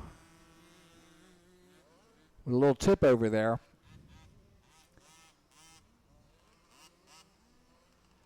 But Cole Fitzwilliam is your leader. Storm DeSorno in second. Angelo Palumbo in third. Owen Sweet in fourth. Tucker Jarrett in fifth. Ben Guarino in sixth. No, Bo Guarino, excuse me, sixth. Axel Elliott in seventh. Bradley Gardner in eighth. Dominic Bentley in ninth. Dax Dingfeld in 10th place right now.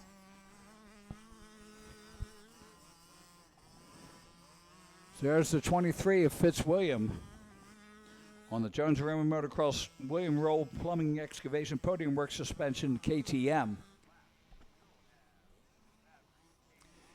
Maverick Chan leading Ryder Rice, the number 39, in the Micro 2.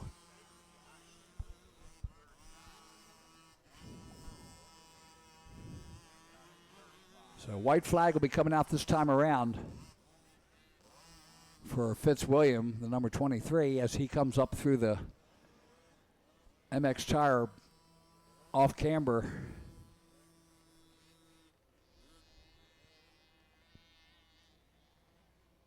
And he'll be getting the white flag this time around.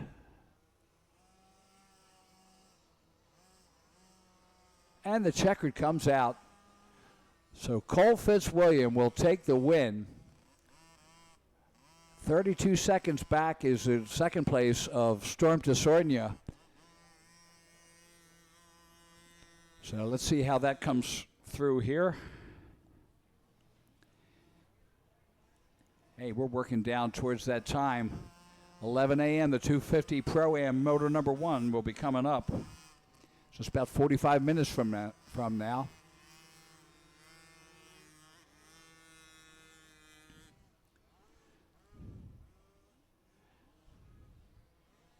So DeSorno comes in. He will take second place. The number 5 of Owen Sweet will take third. Tucker Jarrett, the number 30, comes in fourth. Angelo Palumbo, waiting for him to come in. There he goes, and he's got fifth. The 51 of Axel Elliott comes in sixth. Bradley Gardner in seventh. Bo Guarino in eighth. Dominic Bentley ninth. And Dax Dingfeld will round out the top 10. In the Micro 2, the 4 to 6, Maverick Chan is your leader. Rivers Rice in second. Deegan Curl in third. Maverick Novak in fourth. Max Russler in fifth. Otto Gardner in sixth. Nolan Rich seventh. Nick Black eighth. Connor McKinney ninth. And rounding out the top 10, Mason Green, the 101. And that is brought to you by MXers for Christ.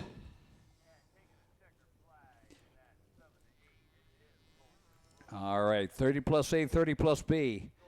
15 riders in 30 plus A and 14 riders in 30 plus B. It's race number 5 of the Dylan Slusser 558 Memorial Weekend. In the 30 plus A, the 49 of Jonathan Wells, the 65 Jeffrey McCarron, the 68 of James Singer, the 215 of Chris Corcoran, the 284 of Ryan Inman, the 319 of Justin Patch, the 366 of Chad Hafer, the 392 of Michael Fowler, the 520 of Jimmy Kinsley, the 611 of George Comadena, the 731 of Stevie Roman, the 786 of Bradley Kleitz, the 824 of Dan Cronin, the 941 of Rocky Stone King, and the 916 of Nathan Kronk. In the 30-plus B, the 7 of James Bymel, the 21 of Brad McClellan, the 24 of Isaac McGinnis, the 35 of Robbie Denhoff, the 56 of Kyle Ferry, the 69 of Zach Coons, the 077 of Jay Wetzel, the 117 of James Fullen, the 146 of K.C. Pritchard, the 157 of Adam Weber, the 219 of Ryan Cialaba, the 727 of Chad Housel, the 739 of Tony Salandra, and the 876 of Travis Foray. So 30-plus A, 30-plus B is on the line, getting ready to go.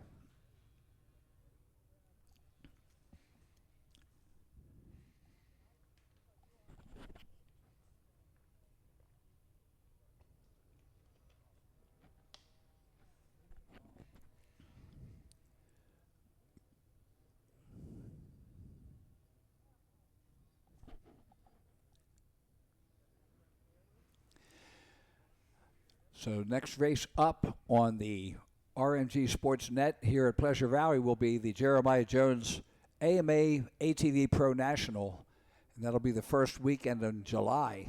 That's the 6th and 7th of July, and we're proud to bring that.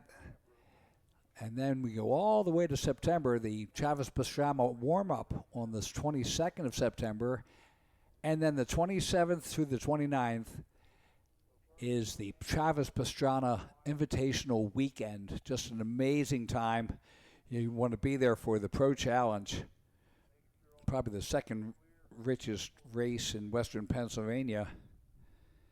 $45,000 this weekend, and all the riders here to celebrate the life and legacy of our good friend, the 558 of Dylan Slusser. And you know he's sitting in the tower watching this in, oh my God, Moto Heaven would have to be Western Pennsylvania anyway. So again, we're watching the line, getting ready to go, trying to get the 50s cleared off the track. Obviously, you do not want any stragglers out there. And they're running full track today. So, and unfortunately for Dax Dinkfeld, ended up in 10th while leading and got swallowed by the deep holes up on the top of that MX tire off camber. 30-plus A, 30-plus B, race number 5, moto number 1 on the track. And again, at 11:30 will be our first 250 Pro-Am. 1 p.m. the first Open Pro-Am. 3 p.m. the second 250 Pro-Am. And the 5 p.m. the Open Pro-Am Moto number 2. So we got it going here, and you can watch it live here on rmgsports.net. As we get ready, the one sign is up, turns it sideways, and here we go with 30-plus A and 30-plus B, race number 5. Up under the Plum Contracting Bridge and into the first turn. It's the 731 of Stevie Roman, Export, Pennsylvania, on the Hillview Motorsports PR2 Fly Jones & Roman MX School, MX Tire Scott, Department of Power Kawasaki.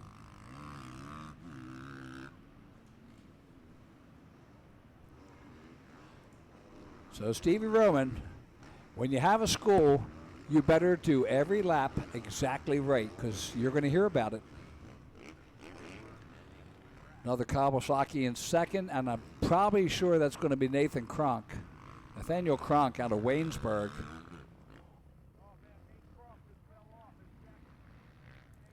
Always doing a great job here. Down through the Mositis, downhill and bull turn.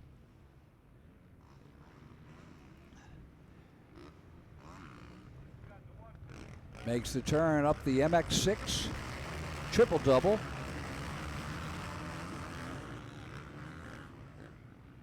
Mad Mike Jones and Stevie Roman, one of the best riding schools up in the Northeast.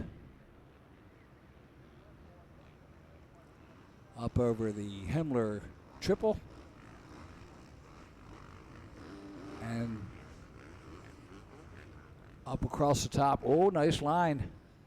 Stevie Roman Keep that front end light. Takes a look back over your shoulder. Don't worry, Stevie. Ain't nobody there. So Stevie Roman is the leader in the 30 plus A.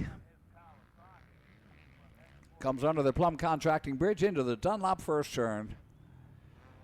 And it's the 49 of Jonathan Wells from Indiana, Pennsylvania in second. The 392 of Michael Fowler on the Kawasaki in third. Fourth is the 520 of Jimmy Kinsley. Fifth is the 215 of Chris Corcoran. Sixth is the 366 of Chad Hafer. Seventh is the 786 of Brad Kleitz. Eighth is the 68 of James Singer. Ninth is the 611 of George Comadena. And rounding out the top 10 on the Honda, the 65 of Jeffrey McCarron. That is brought to you by MXTire.com. Down the Mositis downhill is Stevie Roman. 7 seconds separating Roman and the 49 of Jonathan Wells on the KTM. Of course, Wells is trying to make a charge. That's Wells right there. As it comes out of the Mositis bowl turn. And down towards, you can see the multiple lines there on the pond turn. Of course, every lap is going to change. That absolute fast line is going to go away, and it's when you're at this level, you have to choose the right turn. There's Stevie Roman. Double tap. Coming out of the MX turn. MX tire off camber. And a kicker that would probably would have taken me down. Here's your second and third. That's Wells and Fowler coming across the MX tire off camber. Wells is through. Now Fowler and Kinsley. Fowler and Kinsley battle for third there. There's your second place of Wells. There's the battle for third with Fowler, Kinsley. Chris Corcoran still hanging in there at fifth. Chad Hafer right behind him. And then we're back with Stevie Roman as he comes through the tail of the Dragon.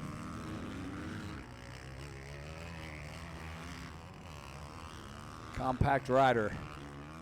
I'd call him a fire plug. You usually get horsepower to the ground when you don't weigh anything.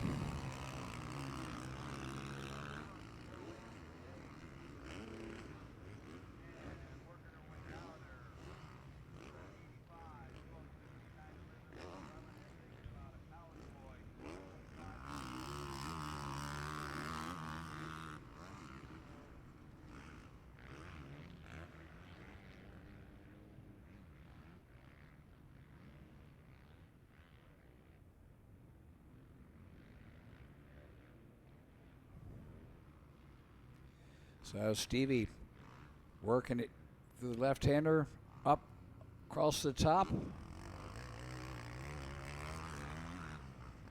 Stevie Roman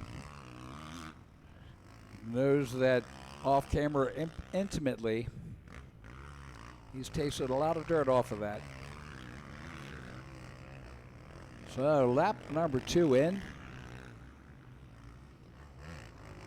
And that's the 21 of McClellan as he works that Husqvarna down through the tail of the Dragon. The 35 of Denhoff still hanging there in second. The 077 of Jay Wetzel in third. Isaac McGinnis, the 24 on the Yamaha, in fourth. And of course the number 24 of McGinnis, Isaac McGinnis from New Kensington, he's back in fourth. Cialaba in fifth, the 219. There's our leader in the 30 plus A, Stevie Roman, down the Mositis downhill and bowl turn.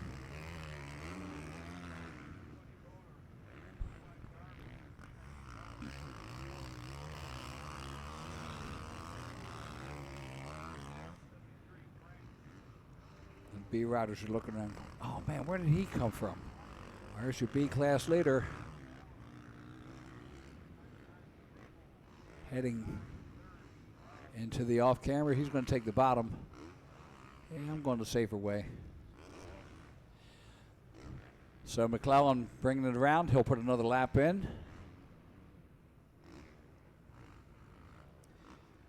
And there is Stevie Roman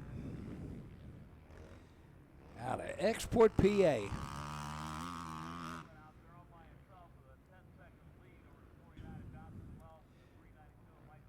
Brings it around. White flag is out, and there's your B-class leader, and Stevie Roman is coming up on him. So McClellan leading the B-class. Here comes Stevie Roman under the Plum Contracting Bridge into the Dunlop first turn. That gives you an idea of how fast they're going. Stevie Roman at a, there's your B-class leader, going through the Dragon. And Stevie Roman coming up on it. He ran a 1:49.654 on the last lap, and Brad McClellan at a 2:03.585. So Stevie Roman coming up, and of course that's second place in the B class. He's looking over his shoulder like, who is this? Oh my God, that's Roman. So Roman down through the Mercedes bowl turn, and that was the leader in the B class that you just saw there. And he's headed up the MX6, and Steve Roman's going to be lapping him shortly. Down into the valley, heads towards the Honda bowl turn. And of course, you'll see it, Stevie Roman should be coming up right there. That's the leader in A class. Up over the Himmler Excavating. And McClellan's going to kind of be like, dude, where did you come from? If he gets past him, he will be a lap down.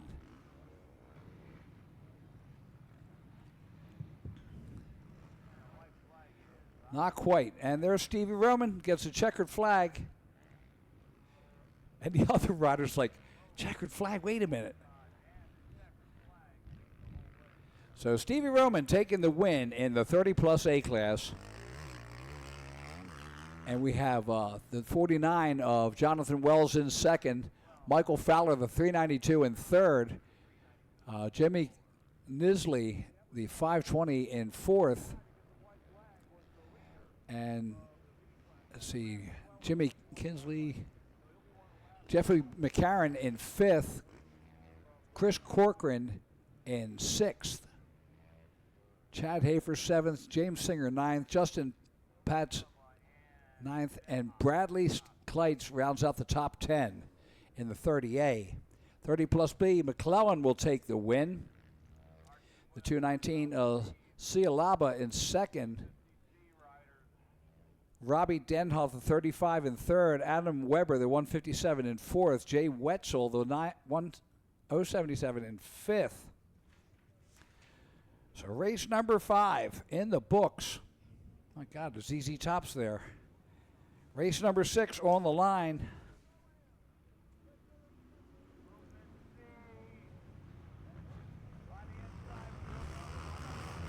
And I would say that was $7.99 of. Oh, this is 30 plus B. Okay. So they didn't split them.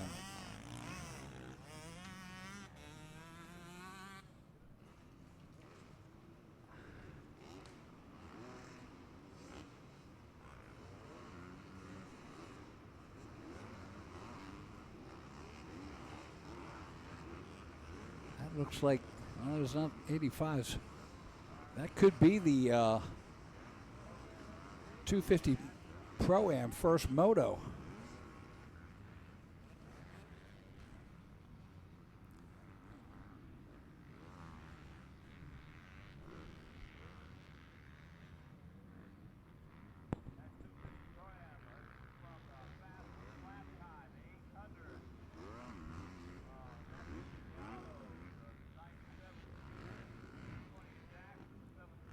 Should be race number 6.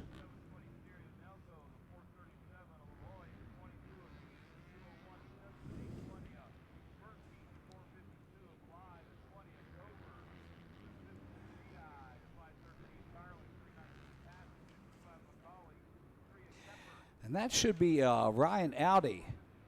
So the 82 of Ryan Audi of Johnstown, Pennsylvania.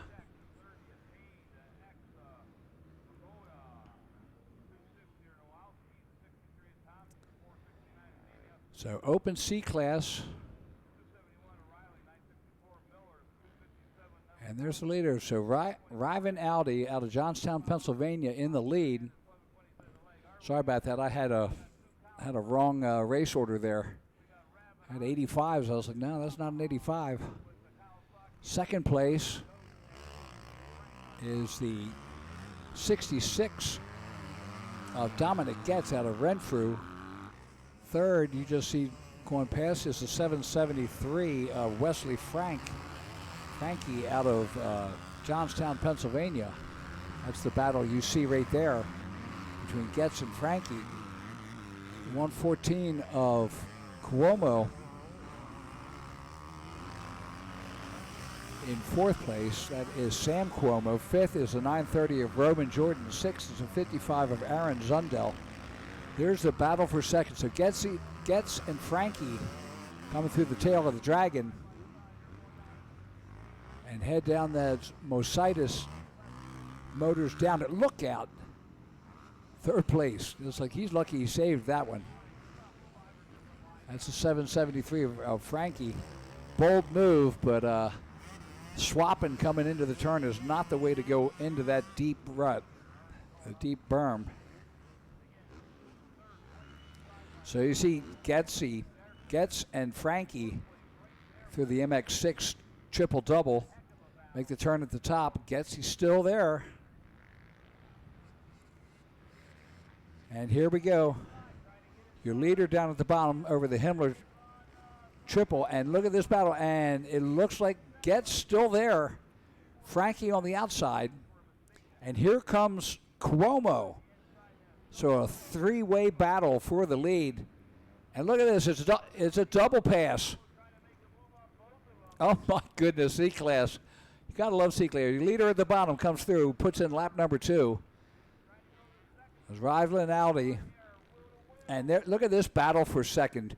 So Jordan, the 930, has taken over second. Getz is the 66 in third, and Frankie, the 773 in fourth. Gerke, the 711 in fifth. Zundel, the 55 in sixth. Brandt, the 85 in seventh. Sable in eighth. Jarvis in ninth, and Cade Coombs brings it in 10th.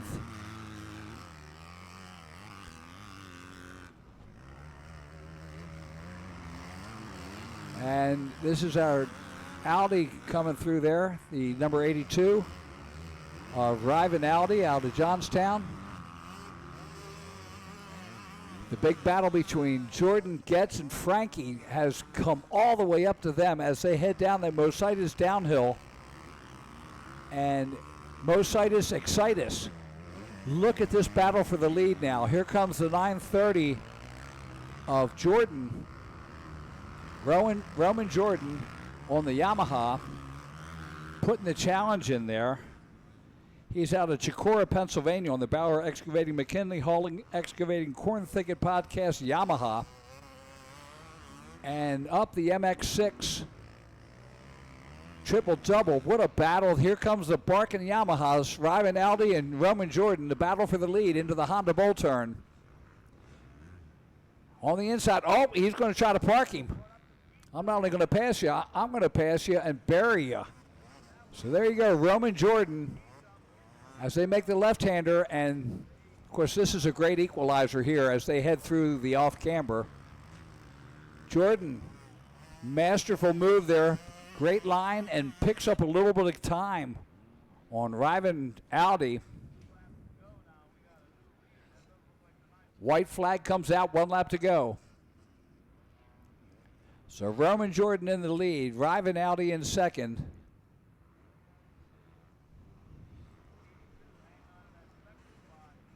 Frankie, the 773, has taken over third. Gerke, the 711, in fourth. Getz is back to fifth now, the number 66 of Getz. Zundel, the 55 and 6, and Sable, the 909 in seventh. Here come your leaders over top of the step up, the Scott step up, and look at this battle, the 711 of Gerke and Frankie. What a battle they've got going now. Into the tail of the Dragon. Good move to the inside, and it's going to be a double pass. So Gerke, this second and third, here we go. And Gerke, the 711, makes the pass over Frankie. Frankie, the 773, he's wondering what just happened. There's your leader down at the bottom, and he is headed into the MX6 triple-double. There's the battle for second as they come up into the MX6 triple-doubles. So you're watching Jordan as he brings it in on the on the Honda Bolt turn. And Audi and Frankie and Gerke, big battle for second. Last time through. Here's your second, please. That's the 711 of Gerke. Frankie, the 773 in second. And here we go, the run to the checkers. The 930 of Roman Jordan on the Bauer Excavating, McKinney Hauling and Excavating, Corn Thicket Podcast, Uncle Tyler Yamaha.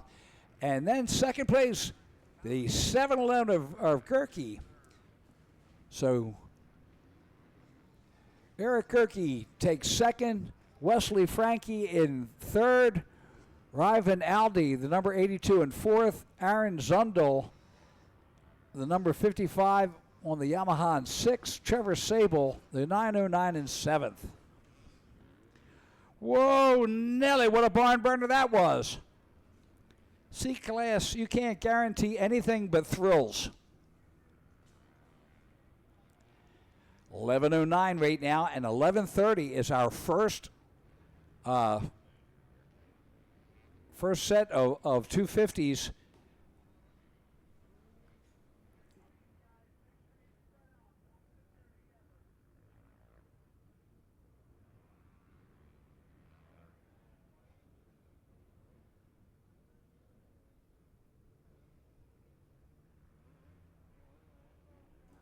All right, we're getting ready.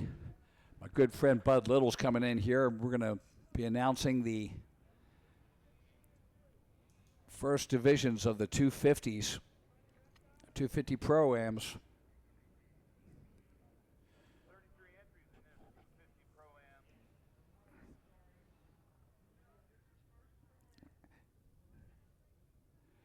So he's getting the sheets as we get ready for the 250s.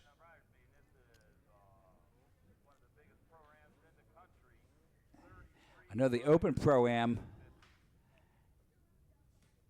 29 in the first division. See what we have for second, and 28 in the second division. So just short of 60 riders. And that's in the Open Pro. The 250 Pro, let's see what happens with that.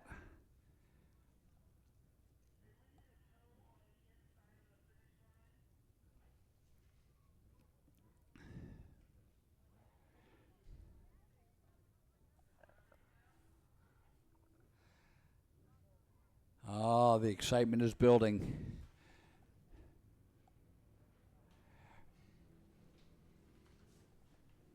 Thank you.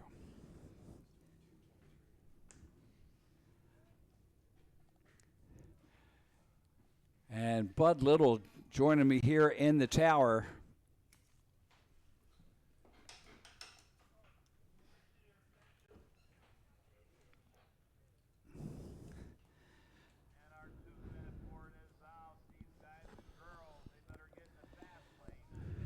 Are you there? Yo. Yo. So Bud Little up here as we get ready to go. Our riders on the line. And we are underway. So up under the Plum Contracting Bridge and into the Dunlop first turn. And I believe that is the 491. Looked like Vinny in second on the 437, Vinny LaHoovie. Vinny was kind of hanging back yesterday. Yeah, you're right. It wasn't one of his typical. It wasn't the usual Vinny LaHoovie.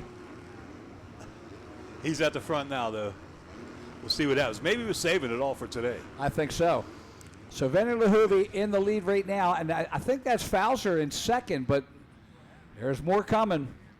Down the Mositas downhill into the Mositas bowl turn. Oh, that's Massiangelo. Massiangelo, and then the 97 of Noah Stevens. They head down to the pond turn and then make the turn towards the MX6 triple double. It's had so many names over so many years. You know, Stevens had a couple good rides in that AB All-Star thing yesterday. Yes, he did. Yeah, Vinny's making up for yesterday's performance. You know, who knows? Maybe yesterday he was just trying to make sure he had the track completely wire, dialed in completely. So the big money's today. So it's great to see Vinny LaHoovie out front on that 437 machine. He's on the Mositas Motorsports, True MX, Fast Track Moto, FCC Motorsport, Gemco Plumbing, MX Tire, Honda. So he's got it barking, throws it sideways over there, and lap number 1 is in there. Massiangelo in second, Noah Stevens third, Stephen Robin in fourth, and Peyton Jackson of 620 in fifth, Ben Nelko in sixth, Carling in seventh, Pat's in eighth, and Burkeen, Matt Burkeen coming up here, ninth place, and rounding out the top 10, the 250 of Natick, and that's brought to you by the Whole Shot Cafe and Diner. Yeah, Preston Massiangelo had a couple of really good rides yesterday, and it involved Vinny one time, at least yesterday. They were battling, I think, for third, if I remember correctly, and Massiangelo not only won that battle for third, but he worked his way on up and finished very, very strong yesterday. So interesting to watch and see what happens. How about the track, too? It's already developing some really, really good lines. It's amazing. Like, we love seeing all those different lines in the corner, you know, 4 or 5 different ruts, all good lines. Track has really developed great here today, especially considering the weather we had all week long leading up to this. All right, that's Massiangelo, Stevens, and Roman we're seeing right now as they make it up the MX6 triple-double. And there's our leader, Vinny LaHoovie. Vinny run, we don't have a lap times yet. Massiangelo, 1 second behind him. Stevens a second behind him. Roman right there. Peyton Jackson right there. So tight battle in the top 5 so far. Now Vinny, I mean, he's got to be getting ready for the Pro Nationals. So I'm thinking he's going to be pretty much loving it. Now because we've got divisions, both of the first sets of divisions will be 10 minutes each, and then 15 minutes for the second moto. As you see Massiangelo right there going through the Dunlop first turn.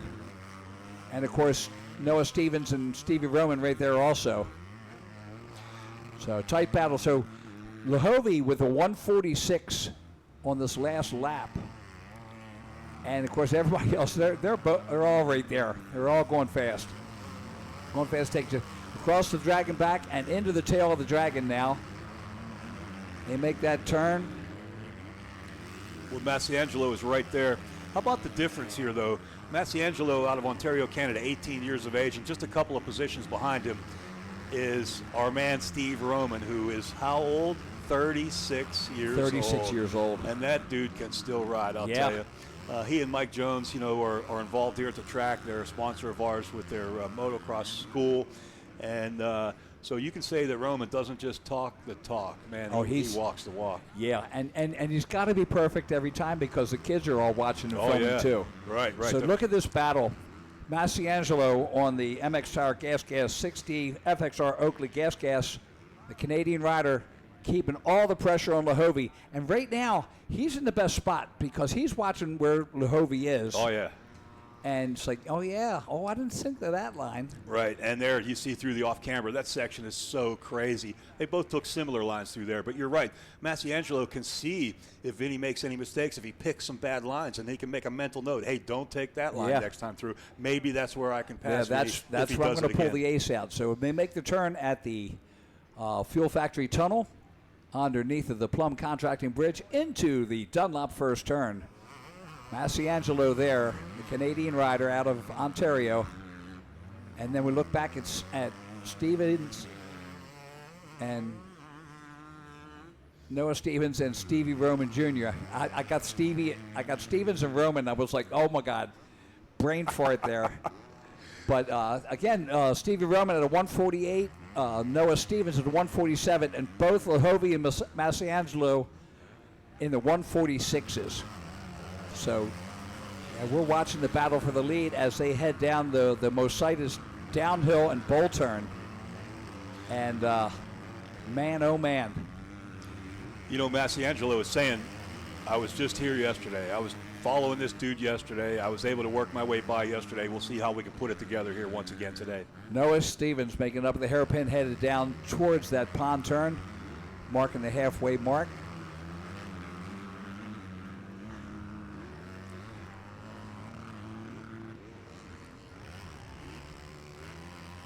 Brings it around. There's Noah Stevens. Here's the battle for the lead. It's tightening up. Lahovey and Masiangelo as they make it over the Himmler excavating triple and into the MX tire off camber. And look at this. All over his back fender. Good thing he took that lower line there, because he'd have run into him. Wow, they were so close together at one point there during the off camber. Look what happened now. Vinny's trying to stretch it out once again. As they complete that finish line straightaway, work their way down that past the tunnel jump, over the tunnel jump, and down the front straightaway. Vinny's trying everything, but at the same time, he doesn't want to show Masiangelo every one of his lines. I mean, he's got no choice on some of it, but he's also, he's studying as he goes around there the whole time too. It's like, okay, this rut's going away. Let me see if there's something else that looks a little better. And, of course, Masiangelo, he's like, oh, I see that line. I don't like that. I'm going to take a little different there, see if we can get it. Burkeen now moved up to 9th. Covert's back in 10th.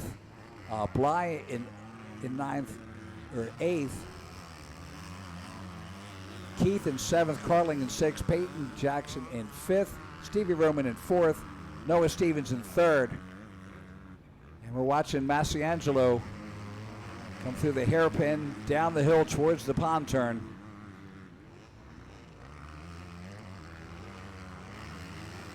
And the payout here is per moto too. So you wouldn't think that Masiangelo is going to say, oh, I'll just hang back because if I get the second moto win, I'll get the overall. Because there's big money up for grabs in both motos, not just the overall, but both motos.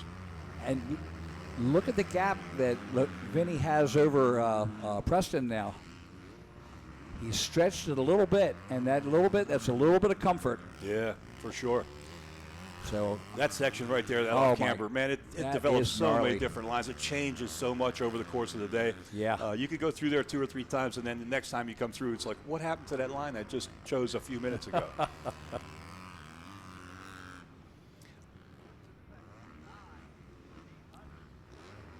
Back underneath the bridge, our leaders here, and Vinny's doing a great job of holding off this hard-charging Canadian on that gas, rider number 800. Vinny's opened up a 2-second lead now. And he has a 145.614 on his last lap. And Masiangelo not quite hanging with that. He was at a 146.144. So 145 and a 146.144 between first and second. So, man, you can see Vinny hammering some braking bumps on the way down that hill. Backhand getting up in the air, suspension working real well for him on that Mositis Motorsports back bike.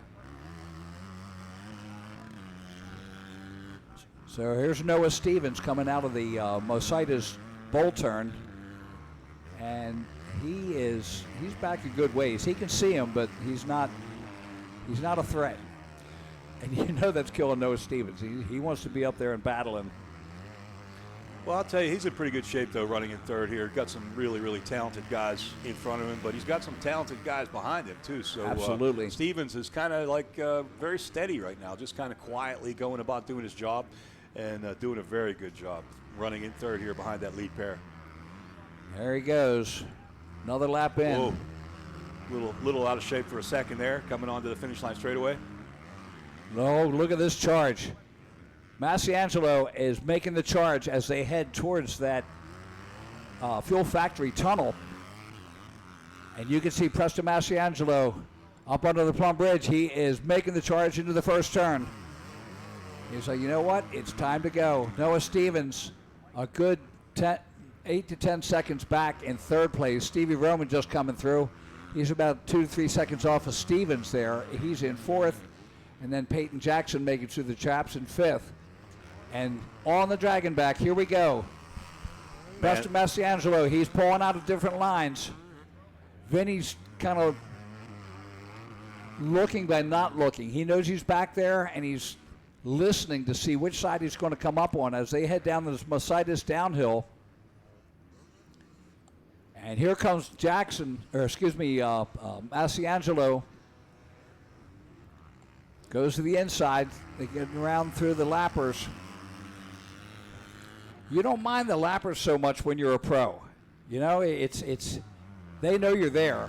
Wow. Look at this battle over the triple doubles, and here comes Preston Masiangelo pushing the inside. Let's see what he picks. Going to take the outside of this Honda Bull turn. Oh! Wow, those two lines almost come together right there. Man, what a race. Look at this. Up over the Himmler triple. Make the left-hander. And let's see different lines here. Masiangelo. Oh, wow. Look at he breaks to the top. And that's a strategic blunder there. Vinny Lehovy. Black flag comes out. What is up with that, I wonder? That was the rider in front of those guys, I think. I'm thinking, but that's not. A blue flag, yes, a black flag. That was a black flag. Something's up. Look at this. Into the next corner, that battle for the lead is hot. More lap traffic in front. We'll see if that plays a role at all. Absolutely. Look at Masiangelo. He is already picking the outside there, knowing the other one's going to hang inside. He's got him. Here we go. Yep. New leader, Masiangelo. Preston Masiangelo has taken the lead. Vinny Lehovy in second. You know that turn back there, nobody gets to see it when you're spectating here at Pleasure Valley Raceway. I call it the beast. And I always tell people to go back. You can't walk all the way around it, but go back and check that turn out. It's crazy. Big, long, giant, sweeping left-hander. The camera angle doesn't do it any justice either. Yeah. So multiple lines through there. Lap traffic might have played a role back there. It's hard to tell, but we do have a new leader here. So Masiangelo in the lead. Lehovy in second. Noah Stevens in third. Stevens turning to 147, but Lehovy at a 145, and Masiangelo with a 144, fastest lap of the day. Yeah, look at him go. He's opening up a lead already here. Down through the valley into the Honda Bull turn. Preston Masiangelo out there on the MX Tower Gas 60 FXR Oakley Gas. Wow, so he was studying, looking for that opportunity to get by. Knew when time was getting close to expiring, had to make that move. So look at the kickers in those ruts in there. That is just amazing that these guys are doing this. And we have got to be getting close. We are 6 laps in. That's about 12 minutes of racing. Running at 144 on the last lap. Masiangelo, 144.500. Lehovy at a 145.679. Noah Stevens coming through the traps just then, and there's Stevie Roman. So Stevie Roman has closed up the gap on Noah Stevens. He's in fourth, Stevens in third. Stevens running a 147, Roman a 148, Peyton Jackson at a 149 on the last lap. That's their fastest laps. Boy, that lead pair, though, well ahead of the rest of the pack. About 15 seconds What a breakaway. Vinny from Stevens. And there's Preston Masiangelo. He's lots of traffic in front of him. Lots of traffic. And he's passing the 53. That's Bader back in 18th place. So that's how far they've come. Up into 14th and 13th through the triple-double, the MX6 triple-double. Another rider into the dust.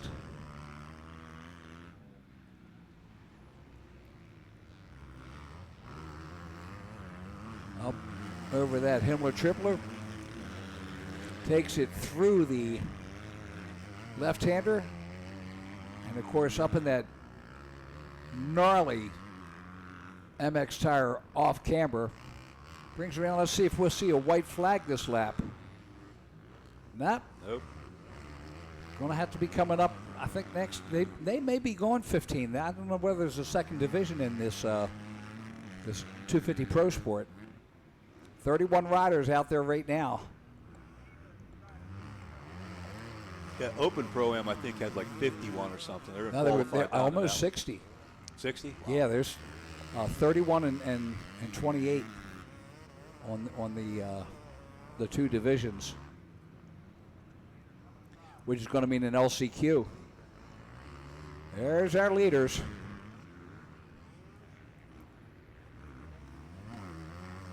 And everybody that Masiangelo gets by, he's like, oh yeah, there's a blocker for me. Not so. Look at Vinny. Vinny's making a charge. Yeah, Vinny's not letting him get too far ahead. He's definitely got him still in his sights. Down the Mositis, downhill through the bowl turn. Masiangelo, he's listening now. Now he's got the pressure on him as they make it down around the pond turn and head up on the MX6 triple-double.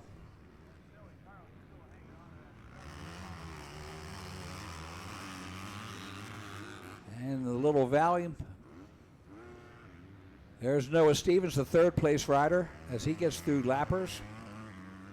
And Stevie Roman is about 7 seconds behind him. But Noah Stevens, 21 seconds off the pace of the battle for the lead. As Preston Masiangelo comes through. Oh, look at, Wow.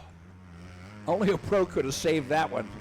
Masiangelo brings it through. White flag comes out, 1 lap to go. So we are 15 minutes into it. The white flag is out, and Preston Masiangelo, his tongue has got to be hanging on the tank. And there's Vinny Lehovy comes through the Dunlop first turn. So if Vinny was saving anything, now's the time. Absolutely. Because time is about to expire here in Moto number 1 for these 250 Pro-Am riders. So up over the Scott step up onto the Dragon's back, and Masiangelo's like, yeah, I'm coming. Yeah, Vinny's closing. Lehovy, look at this. We've got a battle. Vinny is closing the gap. Through the Dragon's tail and down to the Mosites Motorsports downhill. You see Lehovy right there. And of course, Preston's just sitting there thinking, oh, please don't screw this turn up. Just get it right. Make it through. And they have 1/2 lap left. So Masiangelo, Vinny Lehovy heading up into the MX6 triple doubles.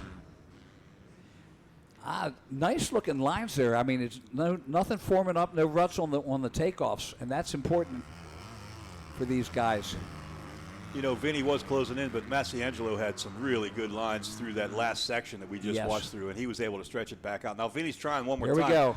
But this is the last time through the off-camber right now.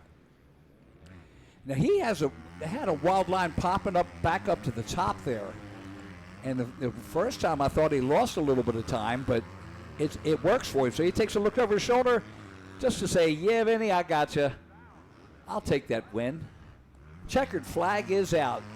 Preston Masiangelo out of Waterford, Ontario, Canada on the MX Tires 60 FX Oakley Gas, taking the win. Vinny Lehovy on the Mositis Motorsports True MX Fast Track Moto, FCC Motorsport, Gemco Plumbing, MX Tire, Honda, taking second.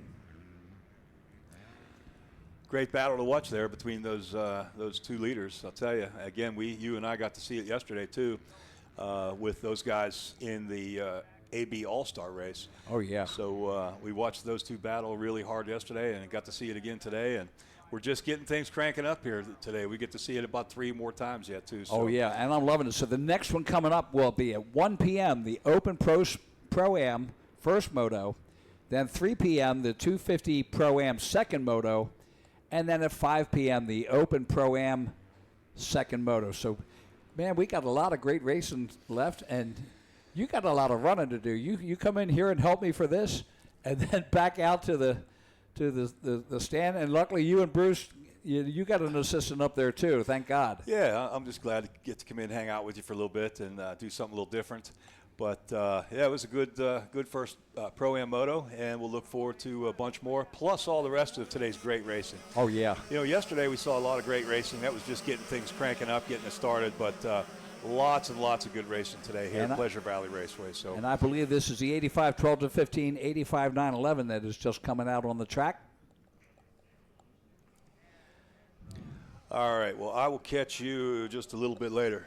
All right, Bud, thanks for coming in. Have fun. And we'll see you shortly.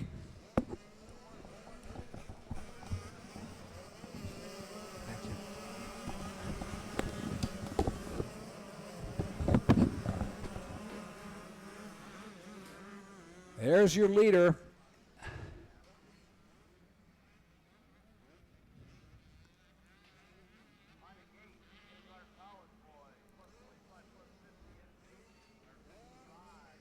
Yeah, I got to get a better look here.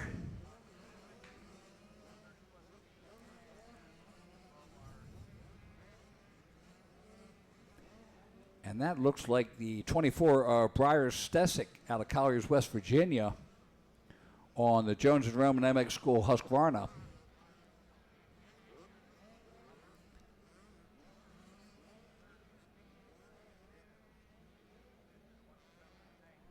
There's the 24 up over top of the Himmler Excavating Triple. So 85 12-15, 85 9-11 on the track now. Briar Stesic out of Colliers, West Virginia, as he brings it around, gets the green flag.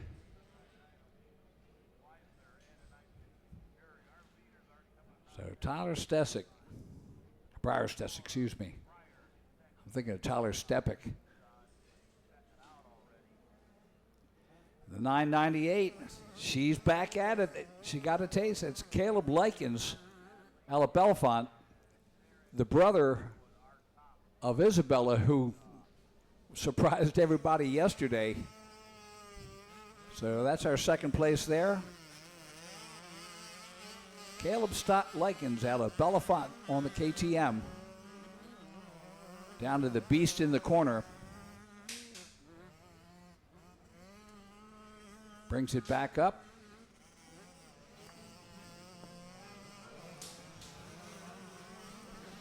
The number 7, Miles Hadley out of Butler, Pennsylvania, third place. Oh, excuse me, he's fourth place now because of 94 of Bennett Weiss out of Washington. So the 110 of Reynolds leading in the 85 9-11. That is Gavin Reynolds. That's Likens, the 998, Caleb Likens. All right, Andy, down on the stage. Okay, guys, I'm down here with 250 Pro-Am podium.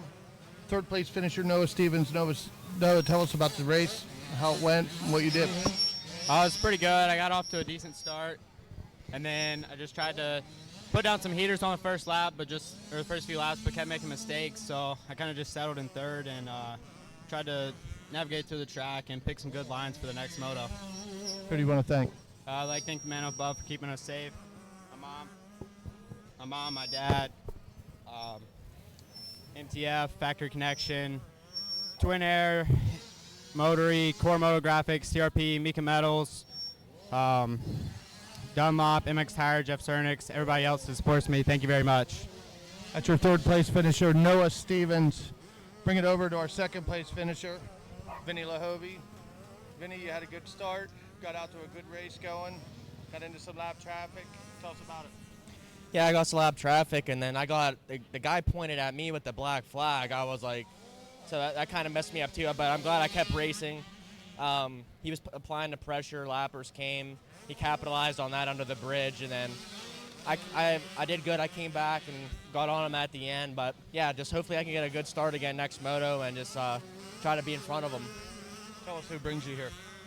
Mercedes Motorsports. Got to thank Jeff Sternick for this putting on this event.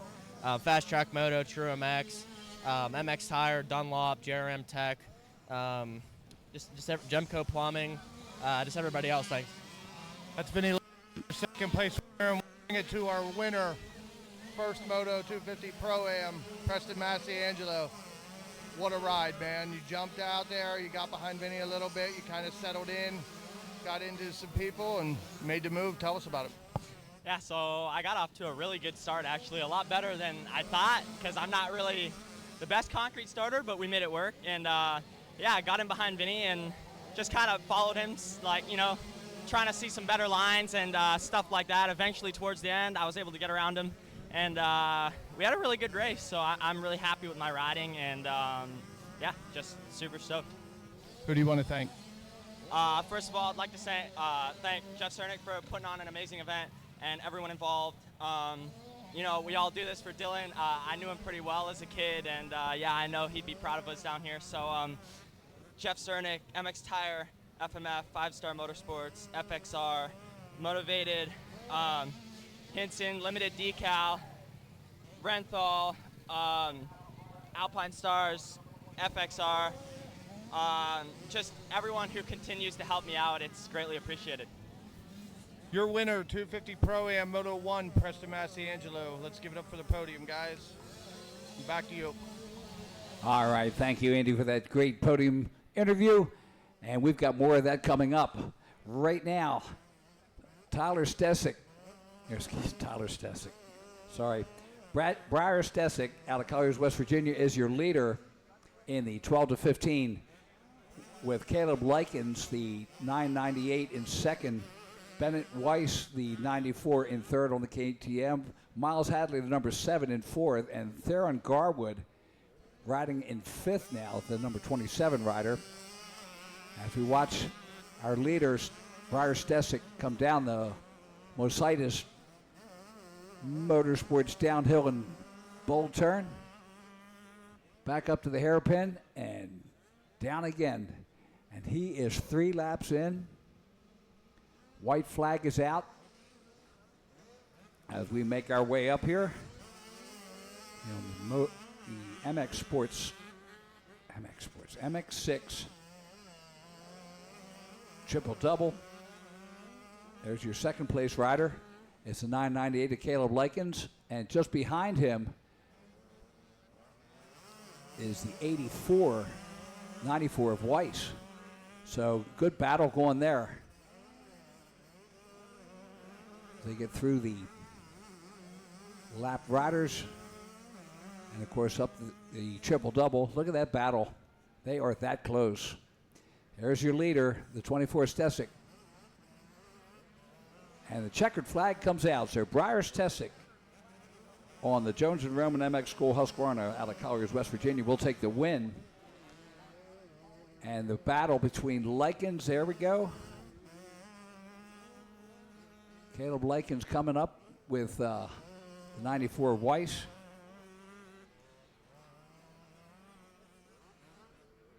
Let's see how that works out.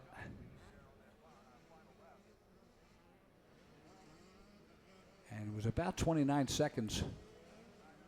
So Briar Stesick was really stretched it out there. Here comes Likens.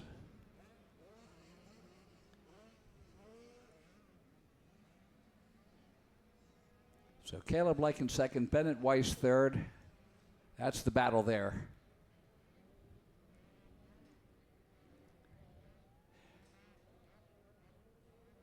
And it was Hadley and Garwood that snuck in there. So number 7, Miles Hadley, sneaks in and takes second. Theron Gardwood in third. I don't know what happened with Likens. Wow.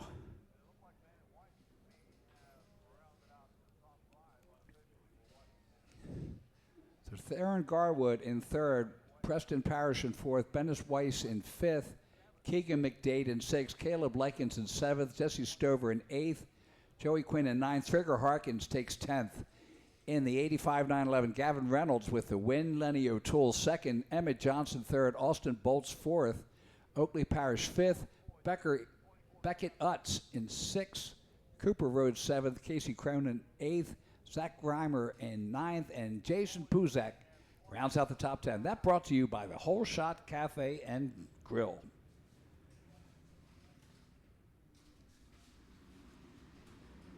College boys 16-24.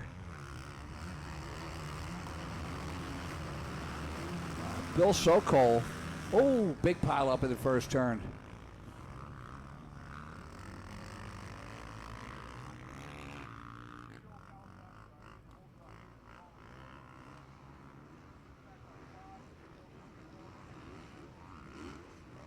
I'm not sure whether this is a plus 25.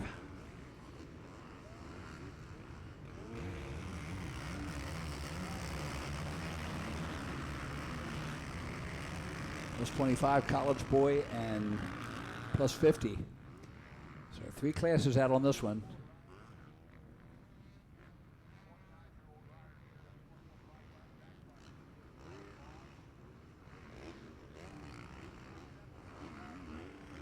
There's Noah Geyer, the number 18.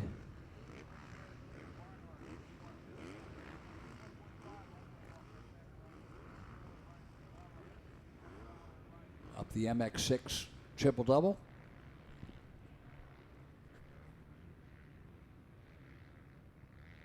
And that's the leader. Try to get a number for you.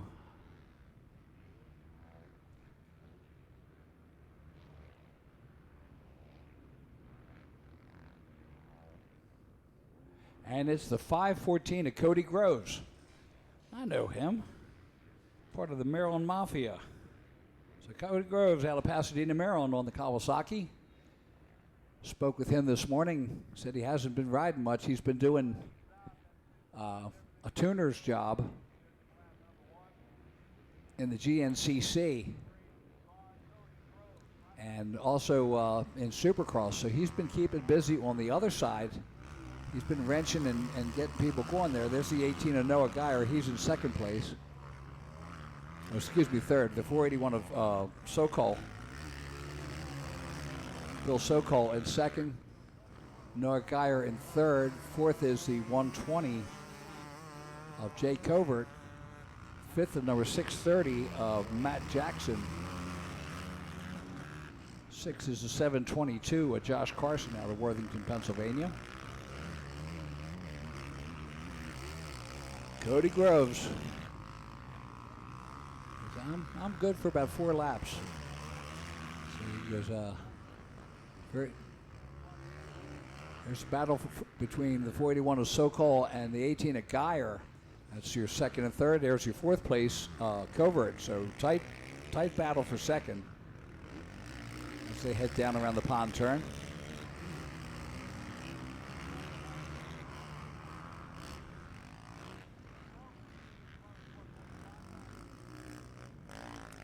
And there's your leader, Cody Groves. And he hasn't ridden since Daytona. He decided last night at 6 p.m. that he was going to come. I raced with his dad, Leonard Groves, for years. Oh, yeah, the rust is coming out a little bit. But Cody Groves, part of the Maryland Mafia. And he's out of Pasadena, Maryland, but originally out of Frederick, Maryland, out in the western portion. He knows this dirt very well. And there's the second. That'll give you some idea. There's Sokol and Geyer. Noah Geyer right behind him as they come through the Dunlop first turn.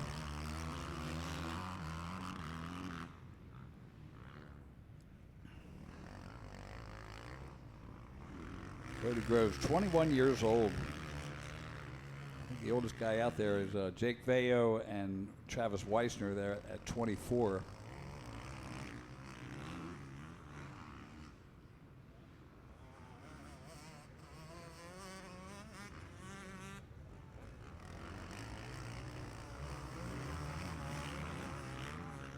Through the Mositis bowl turn, makes a turn at the top in the hairpin.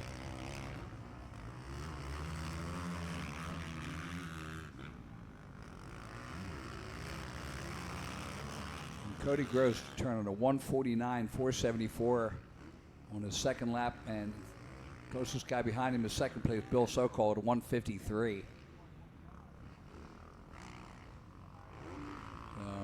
He may be rusty, but he's still a pro rider.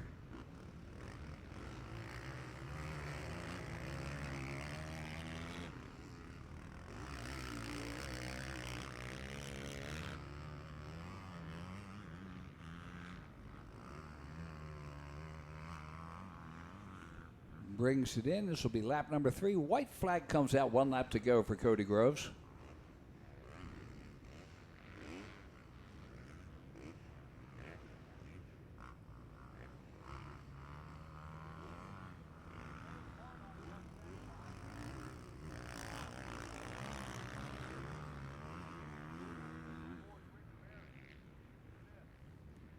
Coming through some of the and the plus 25 class, Stevie Roman, the 731, is your leader. 624. Smith in second, the 392 of Fowler in third. And then Ryan Lachine. I saw R. Lachine 574. I was like, nah, there's no way Ryan Lachine came out here. I looked at him and was like, nah. No. Ray's a little skinnier.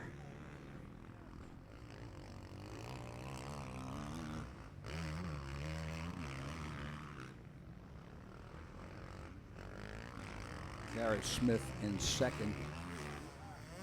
And the 392 of Michael Fowler in third. And Cody Groves heading up over the MX6 triple-double.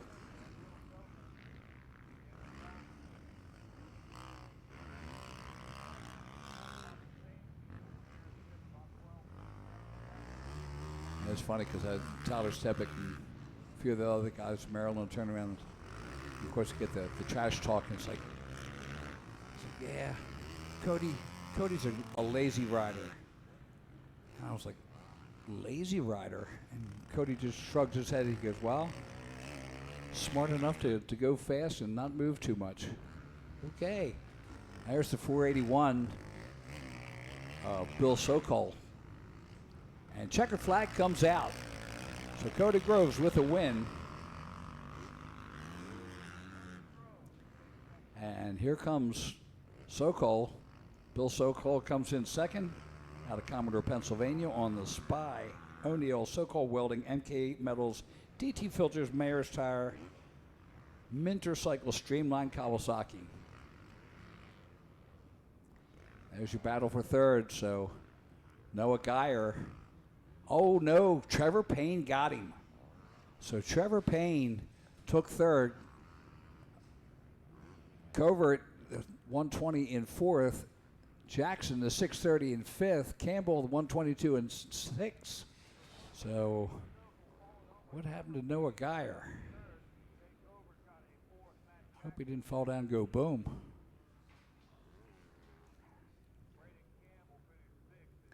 It'd be more like fall down and go splat. 65-7-9, 65-10-11 is now coming up on the track. In the 65-10-11, the 5 of Cameron Bear from West Sunbury, Pennsylvania. The 14 of Cooper Rhodes from Street, Maryland. The 15X of Raymond Peluso out of Valencia, PA. The 15 of Jaden Sabin from Allison Park. The 18 of Levi Cornett from Berlin. The 38 of Uriah Zimmerman out of Reedsville. The 38S of Cameron Shockey out of Abbottstown. The 56 of Landon Menser out of Greencastle. The 95 of Braden Baturko out of Strattonville. The 100 of Brayton Barry, the 101 of Travis Bartley, the 106 of Easton Rita, the 116 of Ryder Stone King, the 116X of Austin Bolts, the 520 of Keegan Lerman, the 921 of Jay Maturko, and the 998 of Isabella Likens.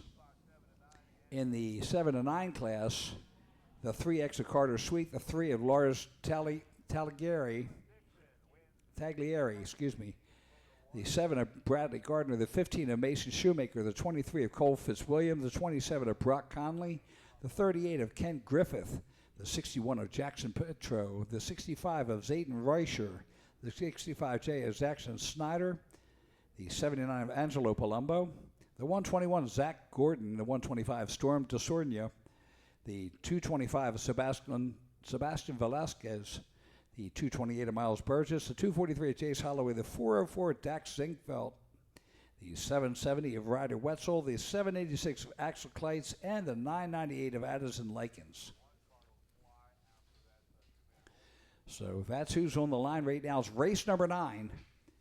And right now the time's 11:53. Our next race, the next pro race, will be 1 p.m. with the Open Pro Sport.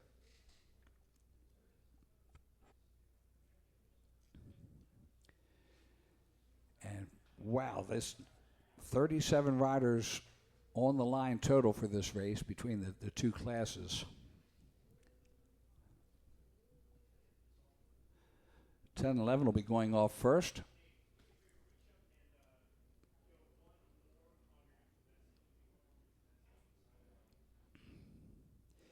And you get a look at the Plum Contracting Bridge there. And of course the tower where we're all working. And here we go into the first turn. It's the 65, 10, 11 class. And that's the 101.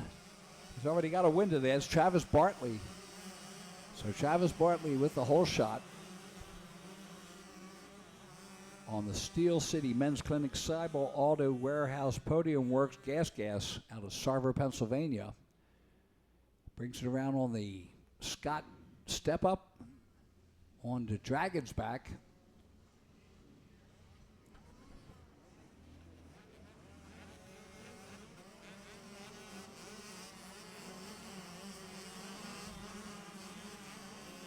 Now, Travis Bartley was running well all weekend. Really pulled it out this morning.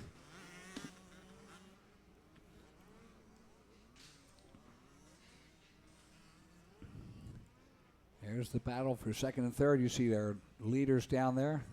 Or that would be third and fourth. There's your first and second. I think it's the number 14 of Cooper Rhodes. So Cooper Rhodes, he and Travis Bartley going back at it again. Oh, feet up, feet up.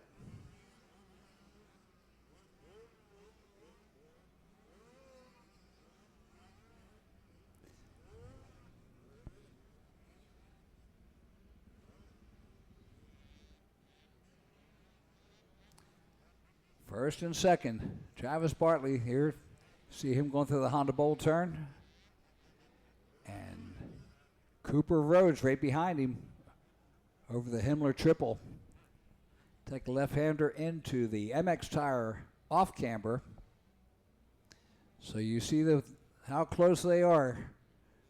Cooper Rhodes out of Street, Maryland on the O'Neill KTM making the charge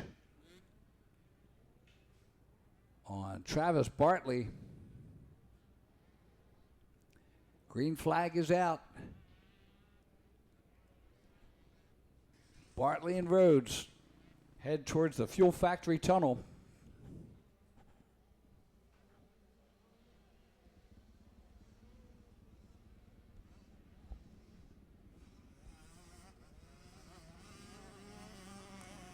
So 116 of Austin Bolts running in third. Cameron Blair, the number 5 on the KTM, in fourth. Uriah Zimmerman, the number 38 on the Husqvarna, in fifth. Isabella Likens, she's got inspired. She's running in sixth place on the KTM. She's on the 998i, Ryder Stone King just behind her. Then it's Keegan Lerman in 8th. Levi Cornett in 9th. Braden Maturko in 10th. That's brought to you by Roundhouse Power Sports. And look at this battle for the lead. Oh! Paddlin' Madeline gets you in trouble. So the 14 of Cooper Rhodes has now taken over the lead. And Travis Bartley, paddling through that rut, drops back to second. Through the Mositis bowl turn. The 14 of Cooper Rhodes on the O'Neill KTM.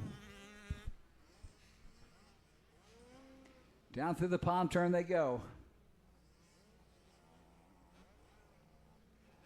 So you see the gap from first and second now. And Bartley, a little bobble there, and Rhodes was right there to make good use of it. Dax Dinkfeld leading in the 65, 7-9. The 121 of Zach Gordon in second. Austin Bolts, the 116 in third. Mason Shoemaker, the 15 in third. Fourth is the number 7 of Bradley Gardner, and fifth is the 998 of Addison Likens. So both the Likens girls are liking it. They're doing a great job. Here comes Cooper Rhodes, officially taking over the lead with Bartley in second. Bartley's still hanging in there. A 2:18 for Cooper Rhodes last lap, and Travis Bartley at a 2:21. And 2.5 seconds back. Coming up through lap traffic now. They're catching up with the 65, 7-9s.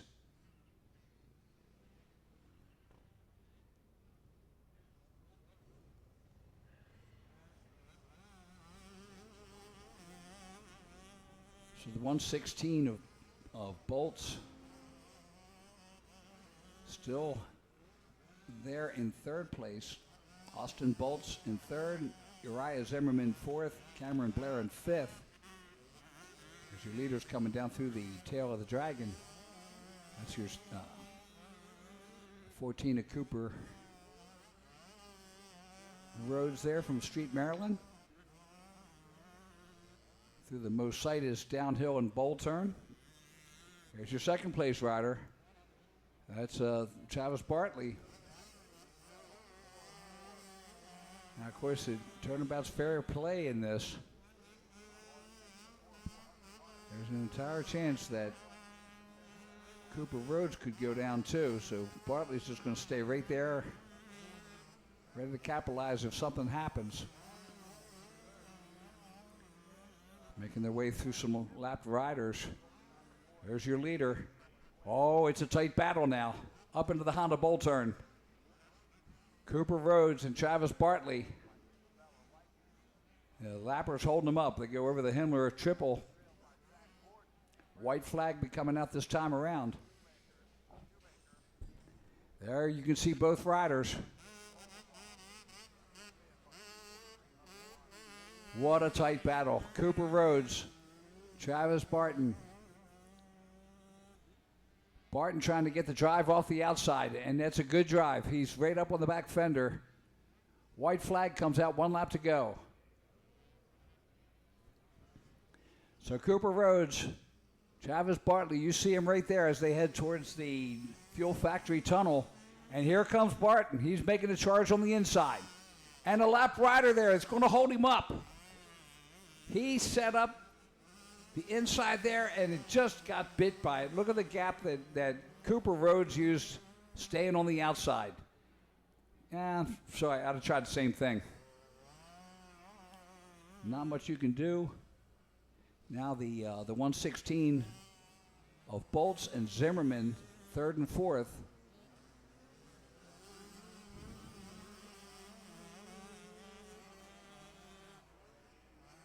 Uriah Zimmerman fourth, Cameron Blair in fifth. There's your leader. And second, look at that. Now that's a tough place to. If you're in second and going through there and there's traffic, that's really going to hold you up. Down through the Mositis bowl turn. Cooper Rhodes takes a look over his shoulder. In one place he could afford to do it. Down into the pond turn. 1/2 lap left to this moto. Race number 9. Moto number 1.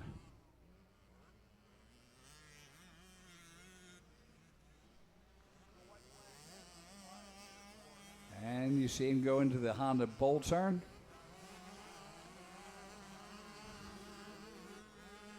Over the Himmler triple. Takes a left-hander.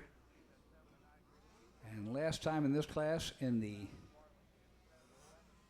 MX tire off camber.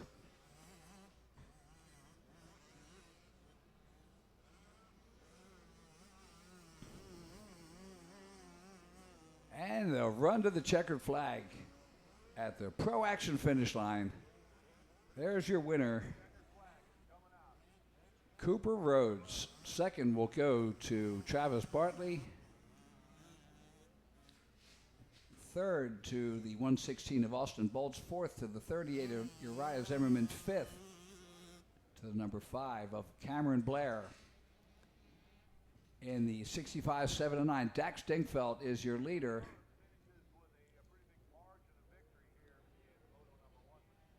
And the 121 of Zach Gordon second, the 7 of Bradley Gardner in third, the 15 of Mason Shoemaker in fourth, and rounding out the top 5, number 3X of Carter Sweet.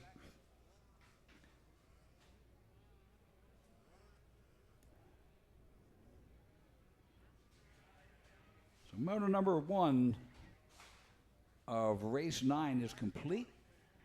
250B and 30 plus C is on the line.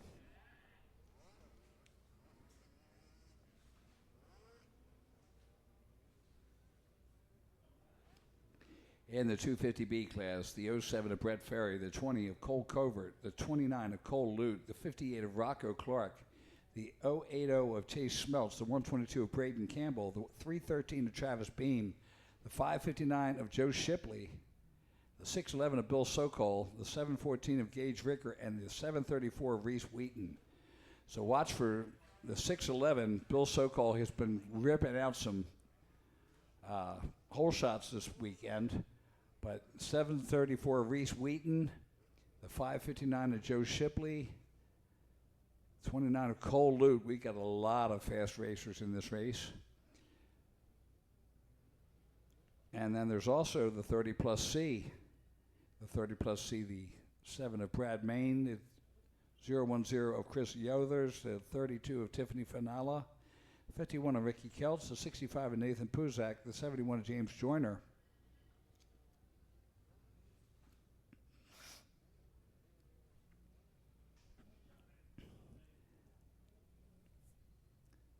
Watching the card up in the corner.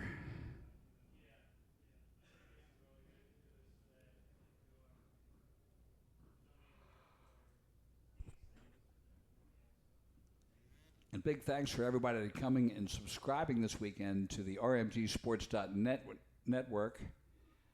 And we're proud to say we're donating $5.58 from every subscription to the RMGsports.net funding this weekend to go towards the purse. So even RMGsports.net giving back on this $45,000 cash and prizes weekend right here at Pleasure Valley. The 558 Dylan Slusser Memorial Race, growing by leaps and bounds every year, and just so proud of it.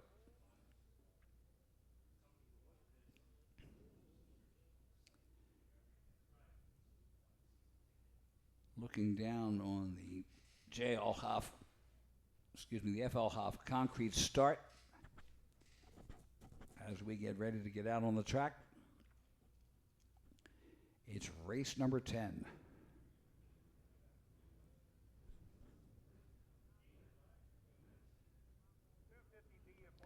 2 cards up. He checks down the line. Rolls it to 1, and here we go.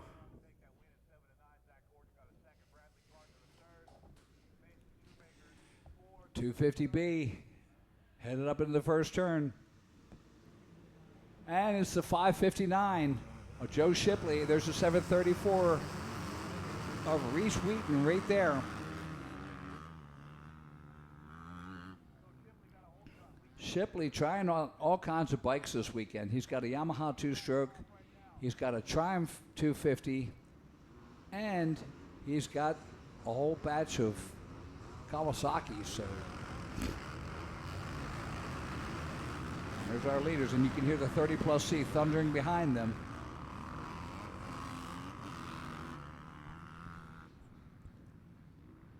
Reese Wheaton in the lead. Joe Shipley in second.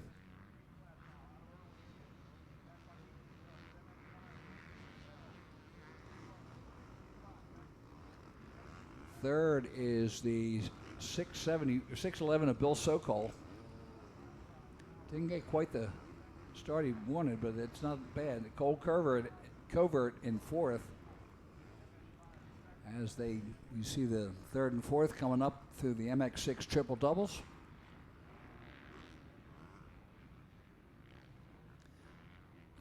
Our leader, Reese Wheaton, coming through the Honda Bull turn up over the Himmler triple.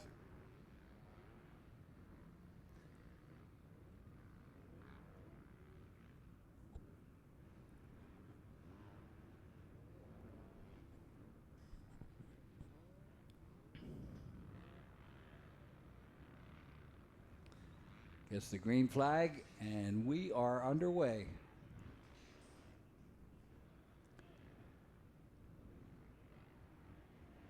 Joe Shipley in second.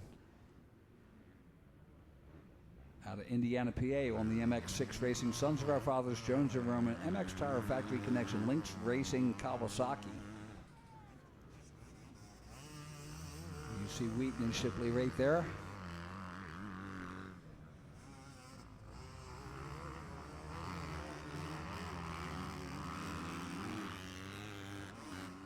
Cross Dragons back. So Shipley and Reese Wheaton, second and first. Through the tail of the Dragon. Head towards that Mercedes downhill and bull turn.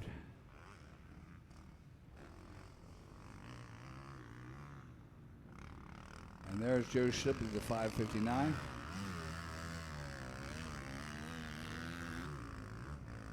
Heading down towards the pond turn.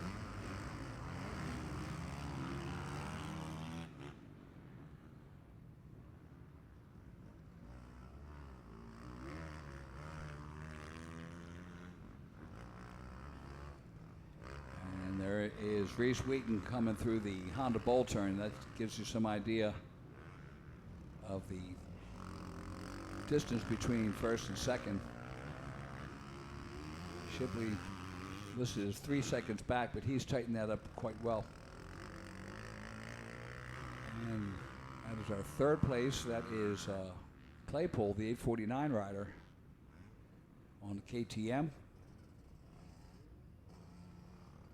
Back to our leader, Reese Wheaton, coming across the Pro Action finish line, running a 151.961, and Joe Shipley coming in at a 151, just a little bit slower.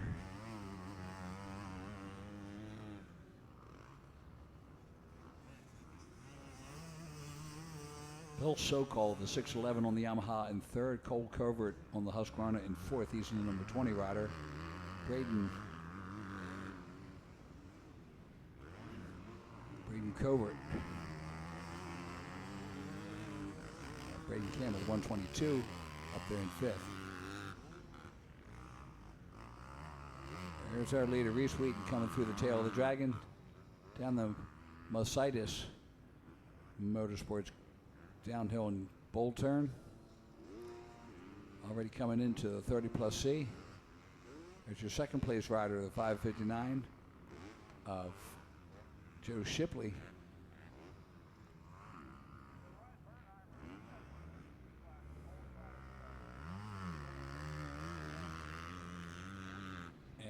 about the MX6 triple-double.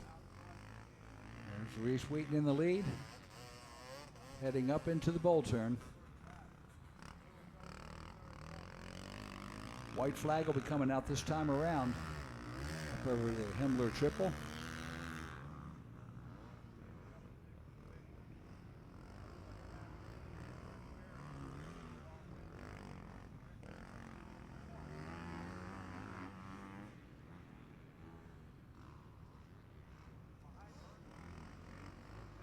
White flag is out. So Reese Wheaton loving that. Shipley makes it through, and Reese Wheaton has expanded that lead. Shipley is just looking at it right now going like, you know what? 2-1 beats a 1-2. Don't tire yourself out. Still got other classes to go.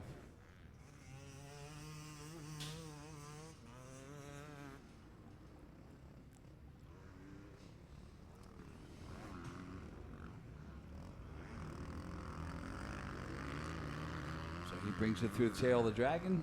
That's Reese Wheaton. On that Wheaton & Sons MX Tire, O'Neill, Bell, Elusive Gloves, Twin Air, Scott, Factory Seats, 343 Graphics, PR2, Nihilo, Kawasaki. Through the Mositis bowl turn. And down to the half a lap left pond turn.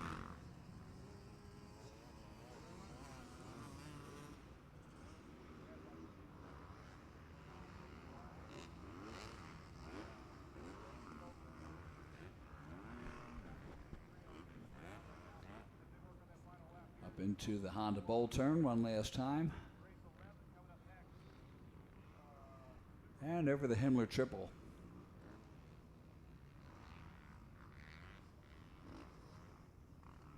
Left-hander through the MX Tire off camber. And then he gonna bring it on home. So Reese Wheaton takes the win in the 250B. With Joe Shipley, the 559, coming in second.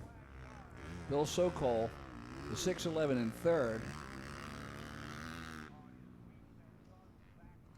Fourth will be the 20 of Cole Covert. Fifth, the 12 of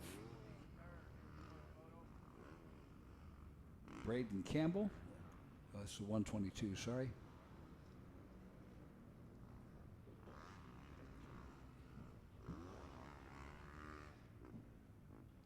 And in the 30+ C, it'll be Ryan Burkharmer, the 837, taking the win on the KTM. Second will go to Nathan Puzak on the number 65 Kawasaki. Third to the 137 of Travis Hurditt on the KTM. Fourth, the 876 of Jesse Capelli on the Kawasaki. And rounding out the top five, the number 7 of Brad Main on the Honda.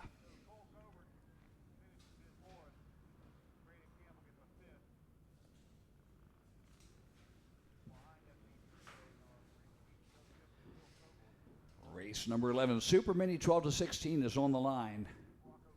In the Super Mini, we've got 12 entries. The number 7 of Miles Hadley from Butler, Pennsylvania. The 8 of Wayne Geppert from Grantville, Pennsylvania. The 22 of Kelsey Harris from Jefferson, Maryland. The 24 of Briar Stesick out of Colliers, West Virginia. The 27 of Theron Garwood out of Columbiana, Ohio. The 94 of Bennett Weiss out of Washington. The 102 of Paxton Rebman from Millersville. The 122 of Jesse Stover from Pittsburgh. The 196 of Rowan Schaefer for Katanning. And it's the number 34 with the whole shot.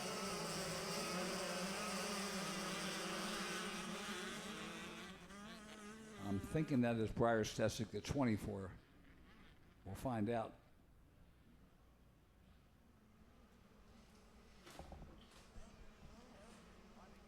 These old eyes.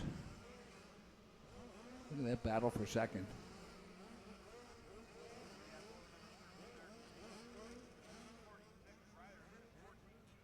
And it is the 24 of Briar Stesick on the Jones and Roman MX School Husqvarna.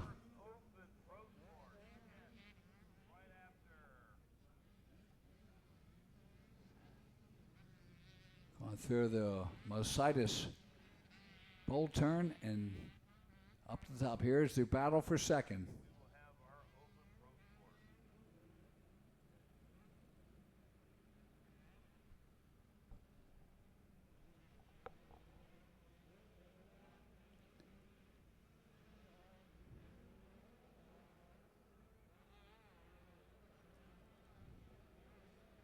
There's your third and fourth riders.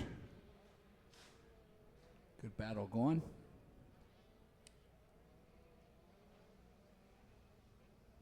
That's Caleb Likens on the 998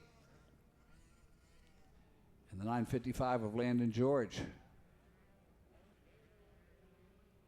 All right, battle at the top, leader on the bottom.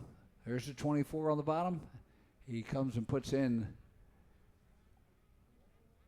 lap number 1. So Briar Stesick in the lead. Look at this battle. Stretching a little bit here. But right behind him, Mad Dash of the 22 of Harrison second. Kelsey Harrison second. Rowan Schaefer, the 196 in third. Bennett Weiss, the 94 in fourth. Caleb Likens, the 998 in fifth. Landon George, the 955 in sixth. Paxton Redmond, the 102 in seventh. Miles Hadley, the 7 in eighth. Theron Garwood, the 27 in ninth. And Trey Carter, the 812, rounds out the top 10. That brought to you by Kibbuck Cycle. There's the leader coming through the tail of the dragon. Briar Stesick.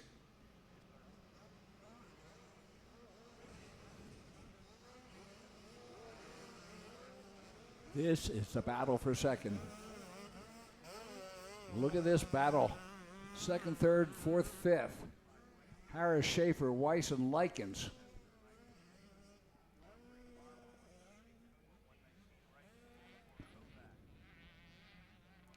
That tail of the dragon getting some deep ruts now.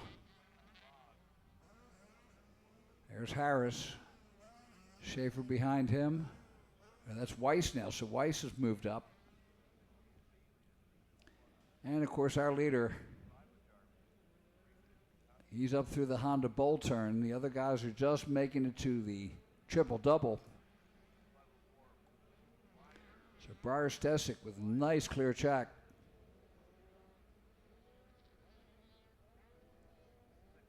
There's Harris, and then Weiss, Schaefer, Likens, and George.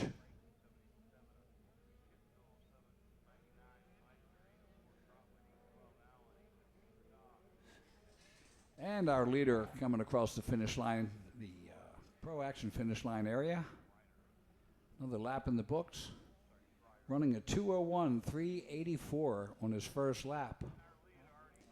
Down into the first turn. Here's Kelsey Harris, brings it in second. Bennett Weiss now in third.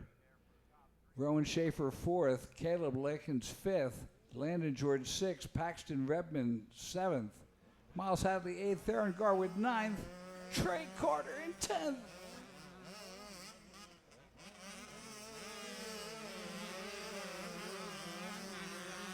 You're seeing all these guys next 2 weekends. The Southeast Youth Regional is next weekend at NCMP. And then the weekend after that, we go up to Tomahawk. And there is Harris, the number 22 rider, as he heads into the tail of the dragon. Yeah, this Southeast Youth Regional and then the Northeast Youth Regional in the next 2 weekends.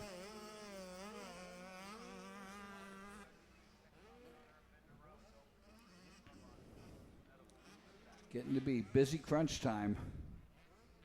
It's either regionals top 6 or going home.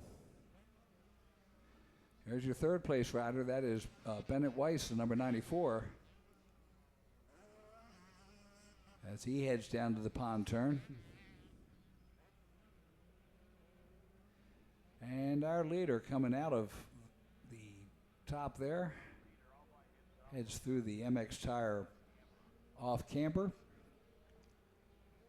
White flag will be coming out this time around for Breyer Stesic on the Jones and Roman MX School number 24 Husqvarna. 1 lap to go. Run a 2-minute even, or 2:00.270. So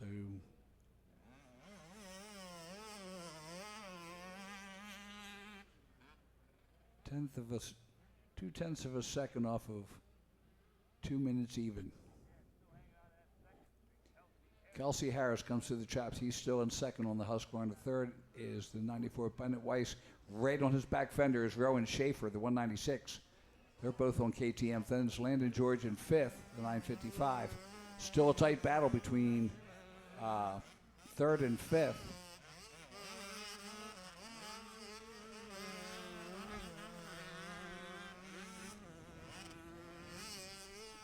Breyer Stesic brings it down the Mercedes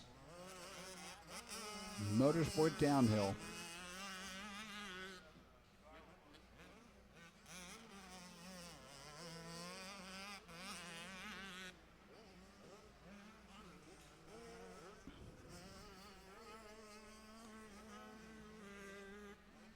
Around the pond turn and up the MX6 triple double he goes. Breyer Stesic. Now here's the new third place guy.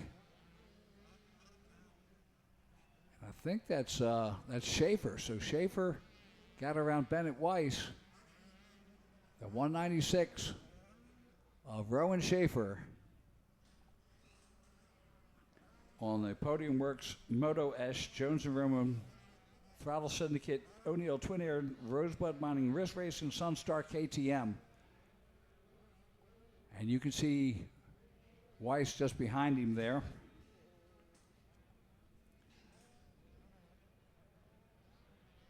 And checkered flag is out, so Breyer Stesic with the win. See, Kelsey Harris should be coming right up. And it's that third place battle that's going to be the interesting spot.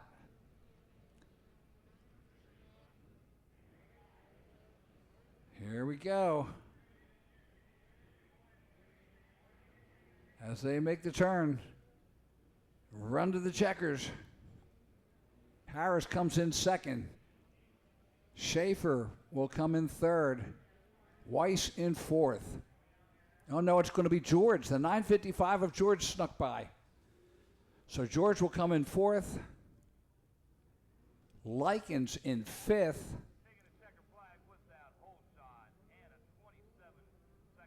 Weiss in sixth. Redmond in seventh. Wow. Now it's Garwood. Garwood makes seventh. Woo. Now, just after watching that great race, next up, 45 250Cs. Oh, Nelly. The barn is on fire.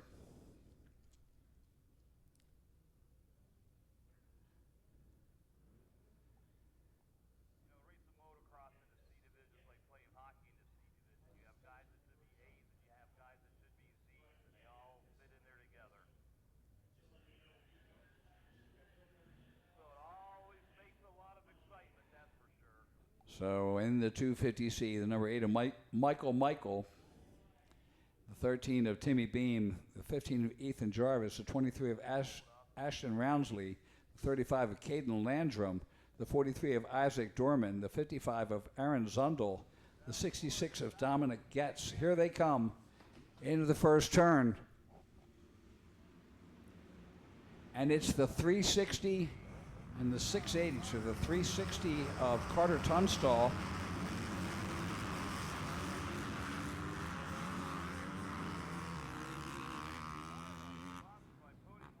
And I believe that 680 of Nate Banzing. Let's see what happens if they come out to the Scott Step Up. Carter Tunstall had the whole shot. But this C-Class, we have no idea how this is going to turn out.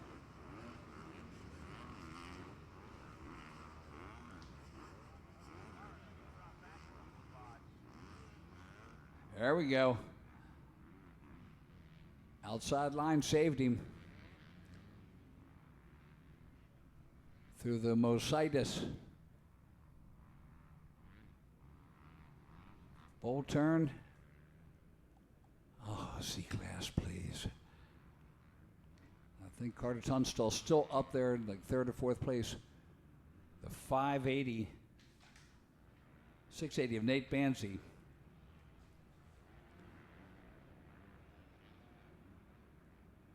And up through the triple-double they go.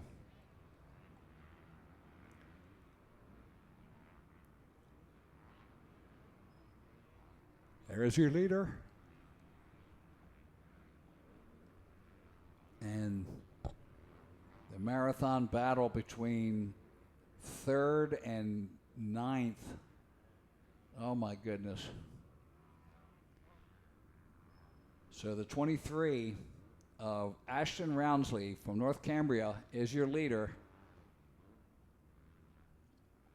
He's got company. So Roundsley and the 55 of Aaron Zundel out of New Alexandria as your first two. We see them come over top of the Fuel Factory tunnel. Roundsley in the lead. Here comes Zundel, goes up underneath of him. Oh, and he cross-ruts, so Zundel has taken the lead.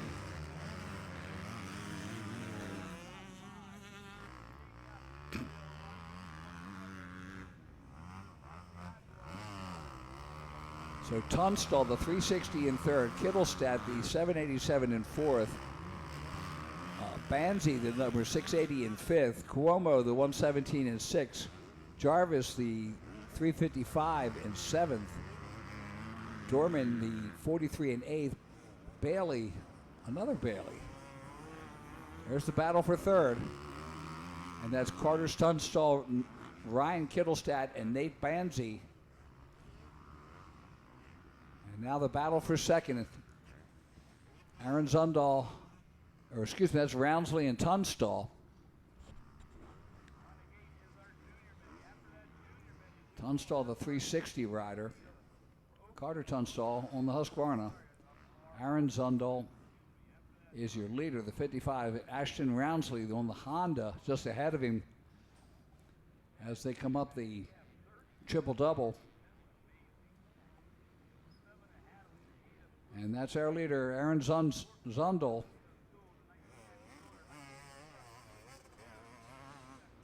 Zundel on the Tuttle's Auto Body, ALS Trucking, Zundel Construction, Zundel Farms, JR Training, Sokol Performance, Pink Sands Vacations, Yamaha. Out of New Alexandria.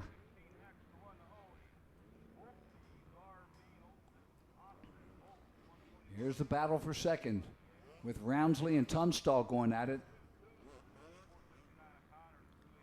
Ashton Roundsley is the 23 rider on the Honda. Through the traps they come. Ashton Roundsley second, Carter Tunstall in third, Ryan Kittelstadt in fourth, Sam Cuomo in fifth, Nate Banzi, 680 in sixth, Evan Jarvis, the 355 in seventh, Wesley Frankie, the 773 in eighth, Isaac Dorman in ninth, Matt Bailey rounds out the top 10. That brought to you by the Whole Shot Cafe and Diner.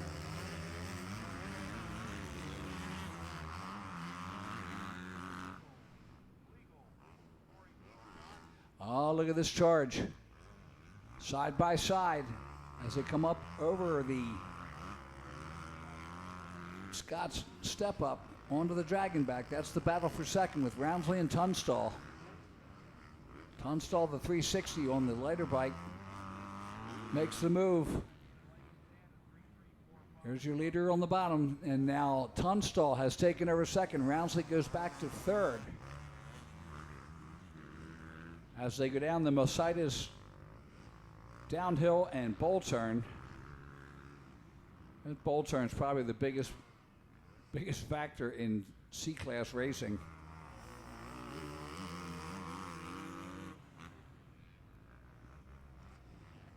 think you're going faster than you are, hence the fallovers. We see Tunstall now in second. He is leading that group. And in the bowl turn, there is Zundel, Aaron Zundel,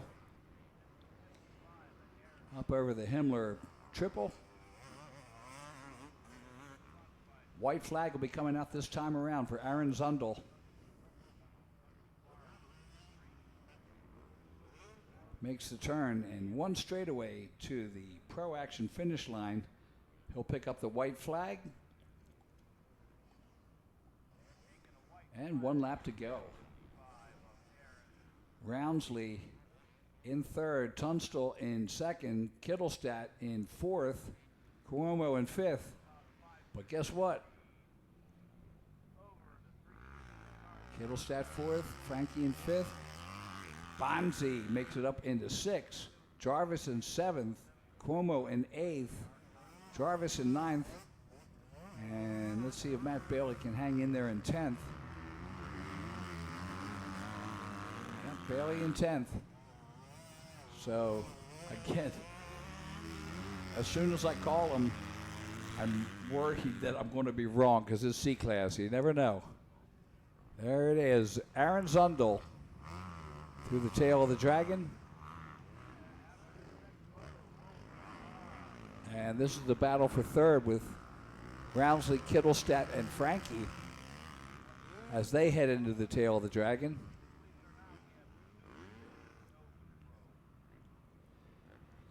And down the Mositis Motorsports downhill and bowl turn.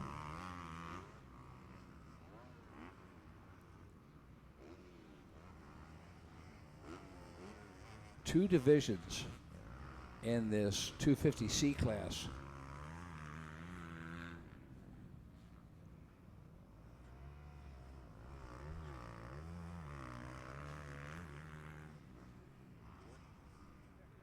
There's your leader up through the Honda bowl turn. Aaron Zundel will bring it around, takes the left-hander one last time through the MX tire off camber. Makes the left-hander and the air is rarefied as he heads for the win in 250C. Division number 1.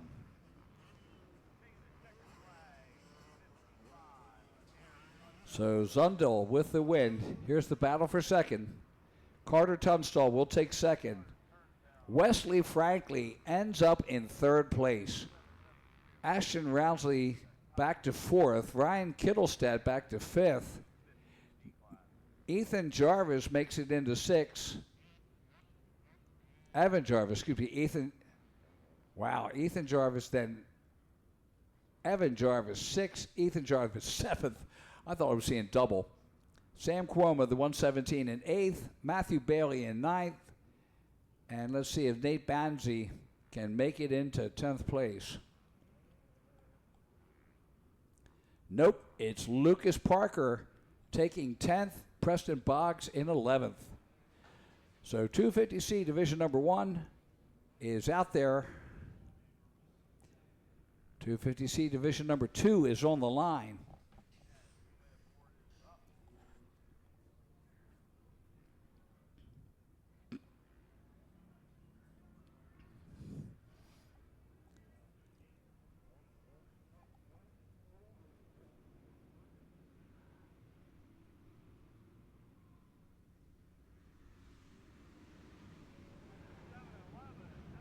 And it's a 771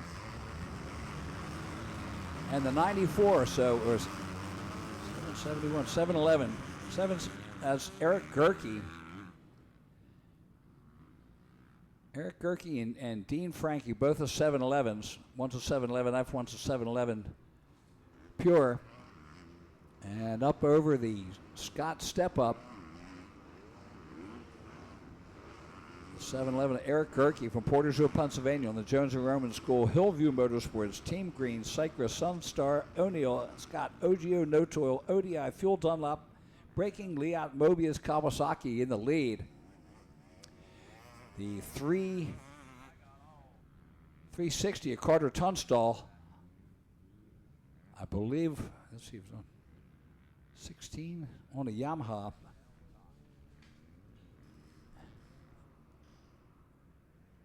He's in second. That's second, third, fourth right there on the camera. The 35 of Caden Landrum, he's in third place. Up the triple-double they go. There's your leader down at the bottom. There's the 711 of Gerke. Out of Portersville, Pennsylvania.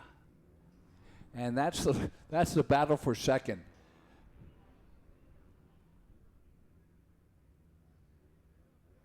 That's the battle for third. So the second is up ahead of them. And here you see Gerke leading in Division II. Up over the Fuel Factory Tunnel. Kestner, the number 92, in second. That's Lane Kestner out of Latrobe, Pennsylvania.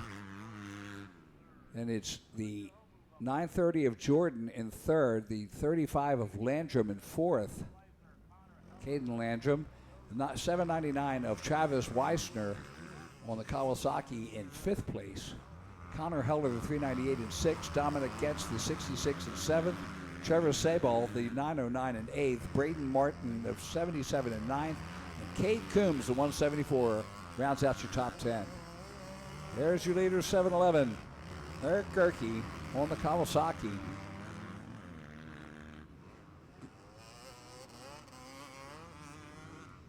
Down the Mositis downhill.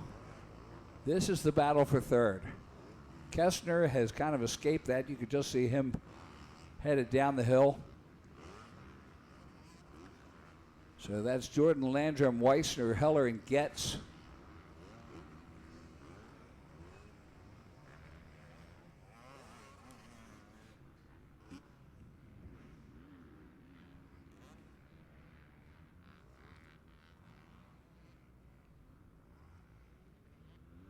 And your leader out of the Honda Bull Turn, that's the 711 of Gerke.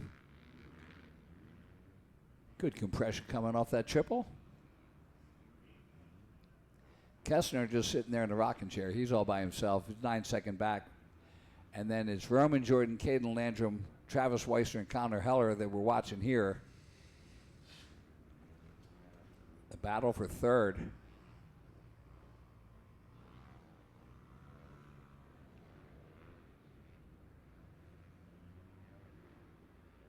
As they head over the Hilder Triple and up into the MX Tire off camber.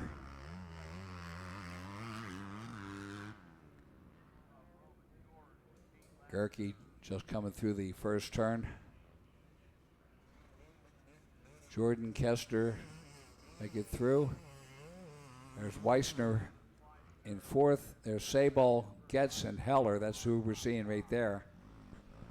You see Sabal, the 909.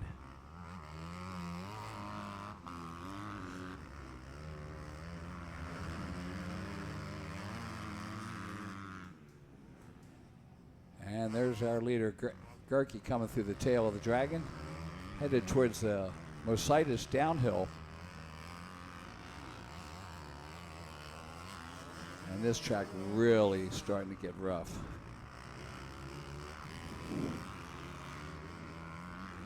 This looks like the battle for third. Kestner and Weissner. The 390. That's Heller, the 398. And the 66 of Getz. So Heller has now gotten into sixth place, with Getz the 66 back into seventh now. Just ahead of them, you see the 909 of Sabal.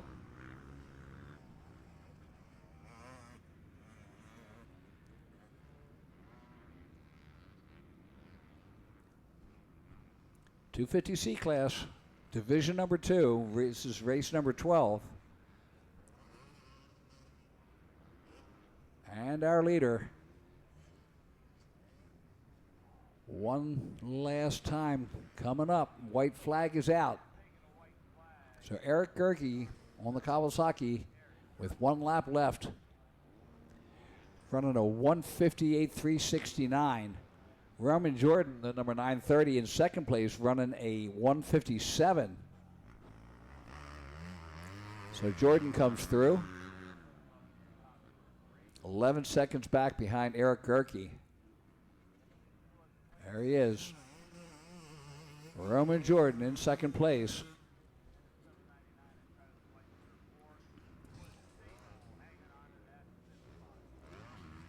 Jordan out of Chicora, Pennsylvania on the Bauer Excavating, McKinney Hauling and Excavating, Corn Thicket Podcast, Uncle Tyler Jones Roman School, Yamaha.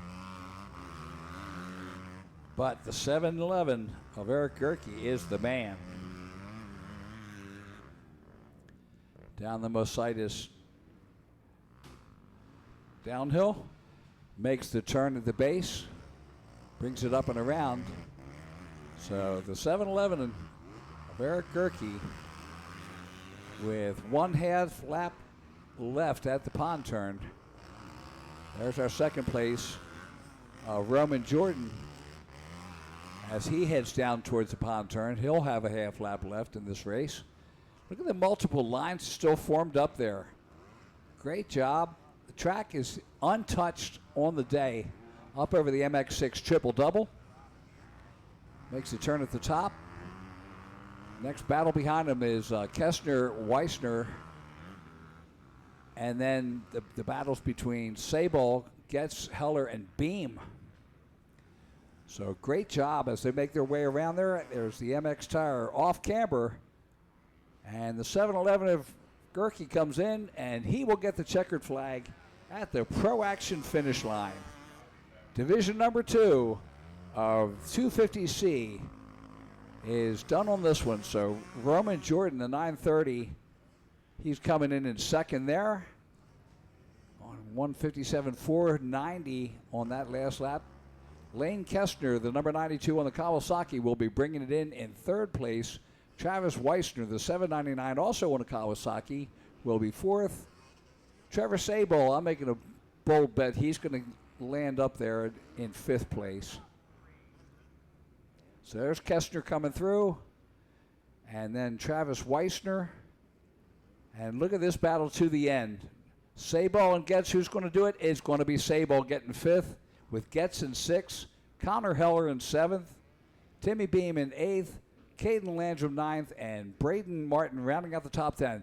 That top 10 rundown brought to you by McMahon Cycle Center.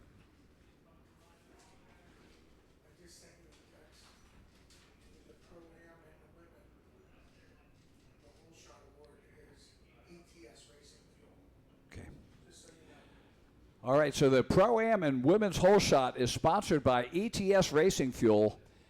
And we've already got the WMX into one of them. So Junior Mini, 7-13, should be on the line here. It's 12:46. We're getting close to the Open Pro-Am. This might be the Open Pro-Am on the line here. Division number 1. Two divisions in this Pro-Am. Let's see. I know it's close. Now that's Junior Mini. 37 riders. And it's the 374 with the hole shot.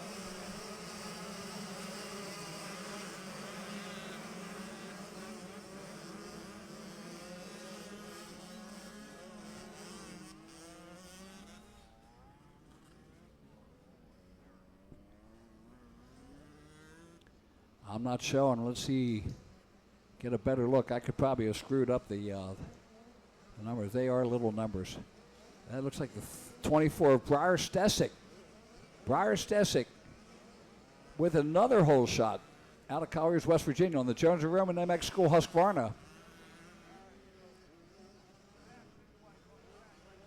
So Briar Stesic in the lead. through the Mositis bowl turn. Here's your second, third, and fourth battle. And looks like the 330 of Bentley Flegel in second. And maybe the 110 of Gavin Reynolds in third as they head up the MX6 triple-double.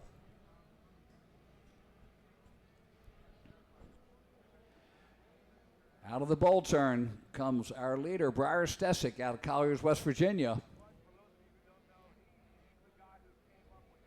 Got that Husqvarna barking.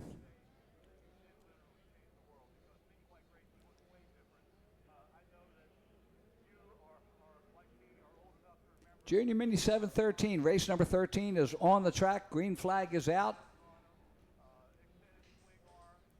And you see Briar tripling up over top of that. He's over the fuel factory tunnel.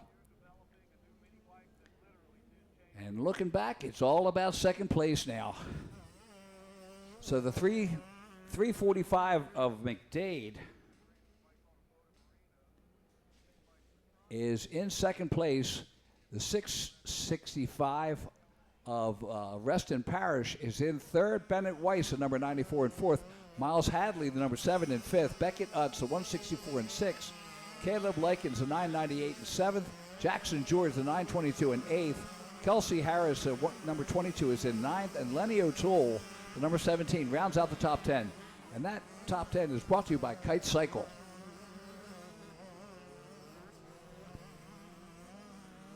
Hey, we're coming up on moto number 1 of the Open Pro at 1 p.m. It'll be the next race on the line, division number 1. Here's the battle for third with Parrish and Weiss. As they come through the tail of the dragon, down the Mositis, downhill into the bowl turn. That should be McDade there. And looks like Hadley has made his way up into the battles there. There's our leader, the 24 of Briar Stesick, as he heads up into the MX Tire off camber.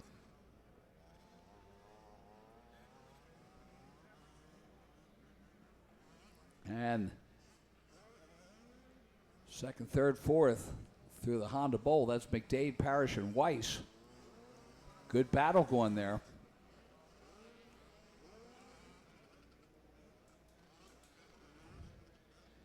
So Briar Stesick comes through with a 2:00.014. McDade, Parrish, and Weiss make the turn. Head down to the Pro Action finish line. And we'll get a time on them for lap number 2. Reston Parish is in second now. Bennett Weiss, the 94, in third. Miles Hadley in fourth. Caleb Likens in fifth. And the 22 of Kelsey Harris is in sixth place. There's your leader. Coming through the tail of the dragon. Little foot drop there.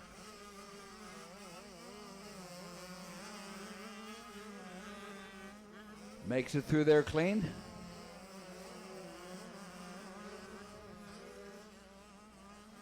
Stesick bringing it on around. 25-second lead over Reston Parish. Up through the triple doubles.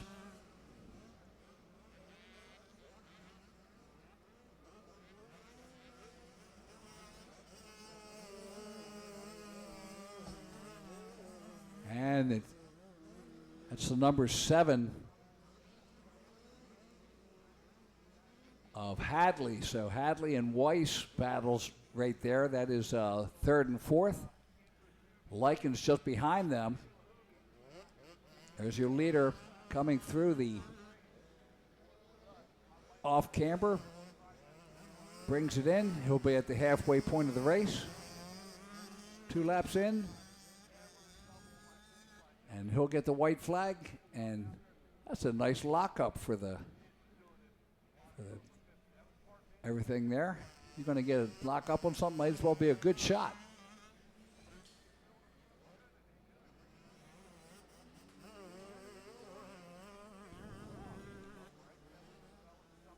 So Briar Stesic brings it around, and we're having a little bit of camera difficulty here. Our producer has lost control.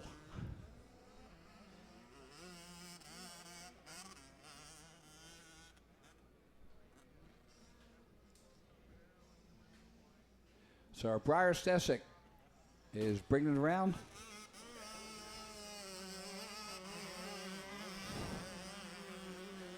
White flag is out.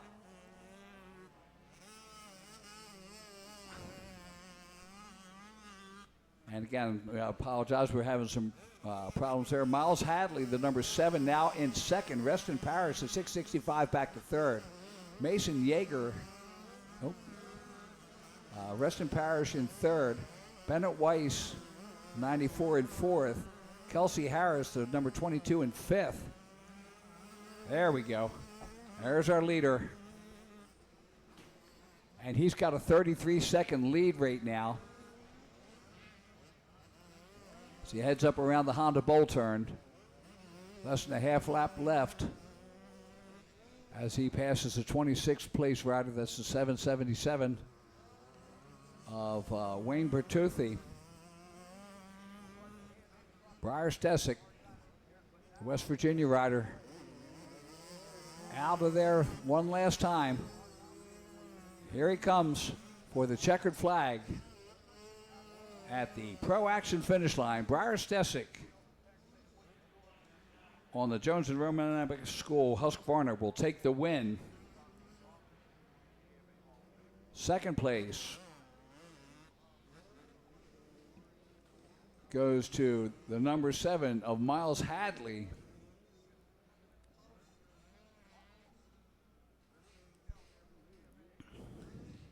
Reston Parrish just behind him, the 665.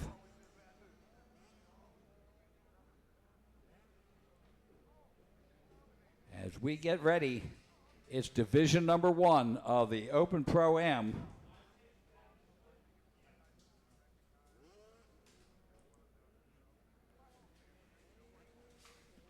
Two divisions. First division out there is 29 entries in the Open Pro-Am. The number 3 of Cooper Geppert from Grantville, Pennsylvania. The 5 of Devin Neal from Linesville, Pennsylvania. The 22 of Gage Keith from Frederick, Maryland. The 30 of Trevor Payne from Berlin Center, Ohio. The 49 of Jonathan Wells. The 62 of Jacob Ingram. The 63 of Talon Thompson. The 65 of Christian McCauley. The 83 of Bryant Shapiro. The 91 of Ryan Gregory. The 118 of Mason Scheck. The 159 of Darren Durham. The 177 of Tyler Stepik. The 202 of Chad Bolden. The 215 of Jason Natick. The 392 of Michael Fowler. The 437 of Vinny Luhovi. The 482 of Reed Miller. The 513 of William Carling. The 574 of Ryan Lachine. The 637 of Bobby Piazza Jr. The 651 of Jeff McCarron. The 680 of TJ Squibb. The 722 of Josh Carson. The 726 of Austin Legg. The 731 of Steve Roman. The 800 of Preston Massiangelo. The 808 of Zach Garis. And the 967 of Seth Huber. So they line up, getting ready to go. Keep an eye on Preston Massiangelo. He's already got a win on the MX Tire Gas 60 FXR Oakley ride. Canadian rider there. Steve Roman always fast. Again, Robbie Piazza out there. Vinny Luhovi came in second already. Tyler Stepik, one of our national riders. And it's just packed house. $3,000 per moto to win. If you take both motos, you just walked out with a cool $6,000. And a big, big smile. So as we get ready to go, race number 14 is back in staging. Open Pro-Am, division number 1 and division number 2 will be coming off. They will be going 10 minutes each on this. Here we go, into the first turn. And the whole shot. Going to the 800. And Vinny Lahovey just behind him, but it is Preston Masiangelo with the whole shot. Vinny Lahovey in second. Joined in the booth up here, my good friend Buddy Little. Down through the Daggins back they come. Preston Masiangelo, he's like, nah, I'm not waiting this time. Vinny, you're gonna have to catch me. As I said, $3,000 per moto for the win. Down through the Mosatais downhill and bull turn. And Preston Masiangelo already said this is the track he wants. He wants it rough and technical, and he's got his wish. Look how quickly he's opened up that lead. I mean, nothing like that 250 moto quickly opens up a sizable lead here. All right, and I want to thank Buddy. Welcome back to broadcasting. I'm certainly glad you came over here. I know you got to catch your breath. You've been running back and forth in between, and glad to see you up here as we look at the Himmler Triple. Our second and third place riders. That's third and fourth now, and of course far enough away that we can't get them. But stats coming up. There is Preston Masiangelo as he comes by and gets the green flag. Now, of course, because it's two divisions, we're going 10 minutes each on these. The second moto will be 15 minutes once we got everybody sorted out. But 29 riders in the first group, and the second division is going to be 28 riders. So here we come. And, of course, the stats are not keeping up with it. So the reason I was almost late is I was outside doing a little interview with Bud Mamoni.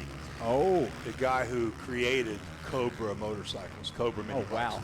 And this year he has an opportunity to be elected into the AMA Hall of Fame. Oh. So I told him I'd love that, to get him up here for that. Oh, yeah. Well, I told him to come talk to you for a little bit here because I had a great time talking to him. You know, he was so controversial when it came to the AMA. Oh, absolutely. You think about it, he made a really zippy little mini bike, and nobody else had zippy little mini bikes, so they didn't really fit into the rules. It's just great to get a chance to hang out with him and talk to him and learn a little bit about the history. So, but we're making history on the racetrack here at Pleasure Valley Raceway as well. And look at this battle. That's Noah Stevens up in there for fourth and fifth. Well, track is developing quite nicely, even way more lines and ruts and things through the corners than what I saw when I was up here for the first 250 Pro-Am Moto. Off-camber section, as we mentioned, changes all the time, and so you'll see various lines. What's crazy about that off-camber is if you start up high and you bobble just a little bit, next thing you know, you're at the bottom of a 40-foot wide track.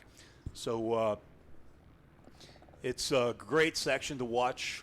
Again, it changes constantly through there.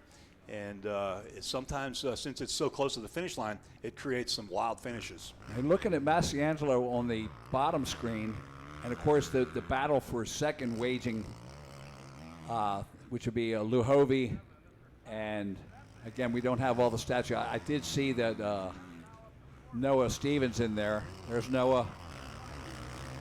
And the 518 or 513 of Bill Carling. So Bill Carling out of Pennsburg. That's a pretty good run for him. There's Masiangelo.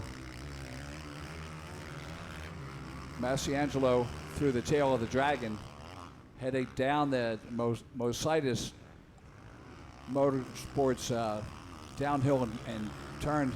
Makes it look so easy going through that berm. And you and I both know how deep that rut is right now. Oh, man. That thing swallows mini bikes. Quite a few lines through each of these corners, which is great. It creates a tremendous opportunity for passing. So look at the lines through that turn right there.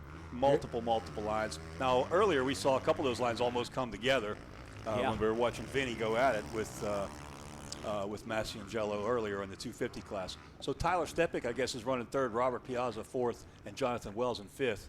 But this is a good battle right here. Carlin is up there also, and that's, it's good to see him up there. We got a lot going.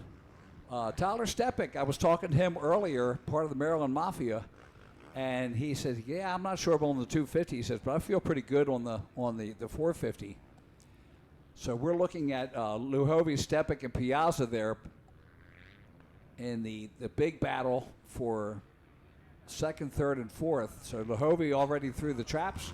Stepik just makes it through.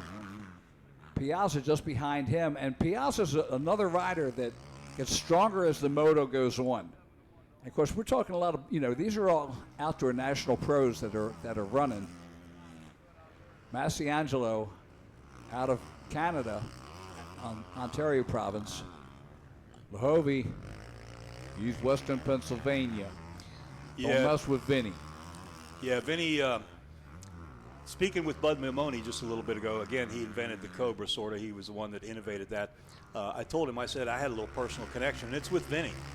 Vinny used to race when he was a little tiny kid on a Cobra 50 at a track that my wife and I promoted. And he's the first guy to jump this huge single-to-table finish line jump, and it was on a Cobra 50. And that's Vinny right there as he makes the turn out of the Dragon's Tail, heads down those Mositis downhill. And right now he's in a lonely spot. He's running a 148, but Masiangelo was a 146 last lap. Stepik at a 149 and Piazza at a 150. And then it just goes downhill from there as they're all 153s and 154s in the top 10. I'll tell you, this Canadian kid's had some weekend so far, and he's only not quite halfway through the day today, so a couple more motos yet to come for him. Stepik through the triple doubles as he comes stepping it up there on the Honda. So Tyler Stepik in third through the Honda bowl turn. Piazza, there is Piazza, Bobby Piazza coming into the Honda bowl turn as he makes the left-hander into that MX tire off camber. And most of the pros, they're taking the top. Man. And if they have to drop, they can. But watch a Stepik come through there. Man, all kind of whoops and ruts and lines through there. Crazy stuff. There's no just picking a line. So we saw Stepik come through, then Jonathan Wells, the 49, also making it through there. And there's Masiangelo through the tail of the Dragon. Again, only 10 minutes per division. So only 10-minute races on this one. The second moto will be a full 15 minutes. Since two divisions, so 29 and 28 riders, respectively, it's grueling. Man, about a 6-second lead for Masiangelo. That's pretty wild considering how close we watched him and Vinny last 250. Absolutely. Moto. And Stepik 9 seconds behind him. Piazza 8 behind him. Wells 4. Gerace 4. And so Zach Gerace and William Carling is the closest battle we have right now for 6th and 7th. There's no time. That is the 637 of Bobby Piazza there on the Yamaha as he goes up the triple doubles. And our leader heading around to get the white flag, 1 lap to go. So Masiangelo, white flag. Vinny Luhovi in second. Tyler Stepik third. Robert Piazza fourth. Jonathan Wells in fifth. Zach Gerace in sixth. Bill Carling seventh. Jason Nadig in eighth. Trevor Payne ninth. Jake Ingram rounds out the top 10. Brought to you by 5-Star Power Sports. Masiangelo continuing to lead here on this final lap, and you can tell just by watching him and the rest of the riders how rough this track has become. Oh, yeah. There's no place to take a break. There's no rest whatsoever. In the air, maybe that might be about it. But for I'll a tell you couple what, seconds. the best thing about this track right now is you don't have 25 ruts going up the jumps. The jumps have clean takeoffs. Just the soil out here, it's been raining for 3 weeks. And, you know, it just packed down really well. It's not like they watered it and it's going to Hades in a handbasket.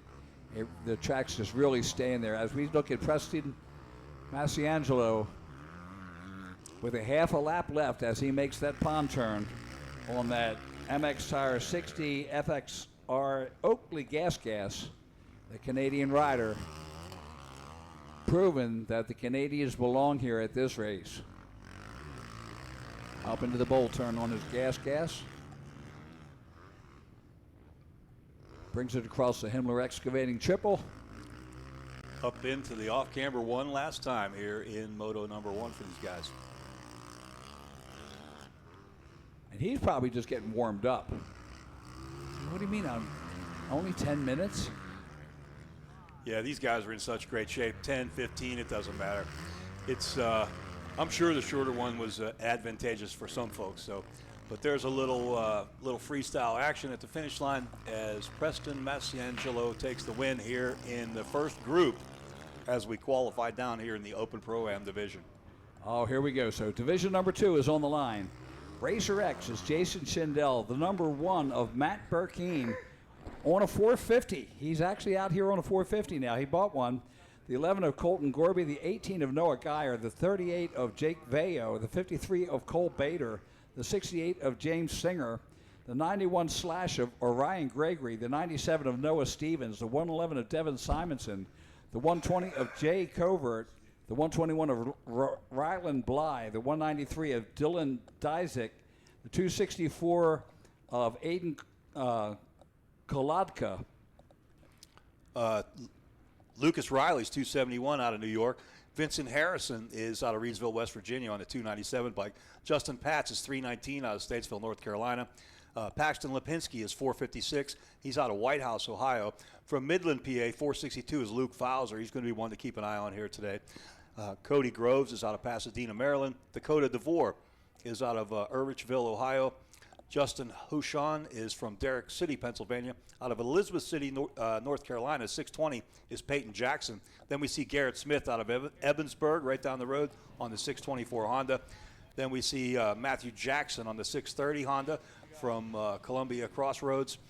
Ben Nelko is out of Aliquippa, Pennsylvania on the 723 machine. Then we see Dan Cronin from Millersville, PA on the 824 Cowie. And Dylan Harris rounds out the field here in the Open Pro-Am Division number 2. All right, and here we go into the first turn. We got a stuck camera, but that's okay. We're going to make it up.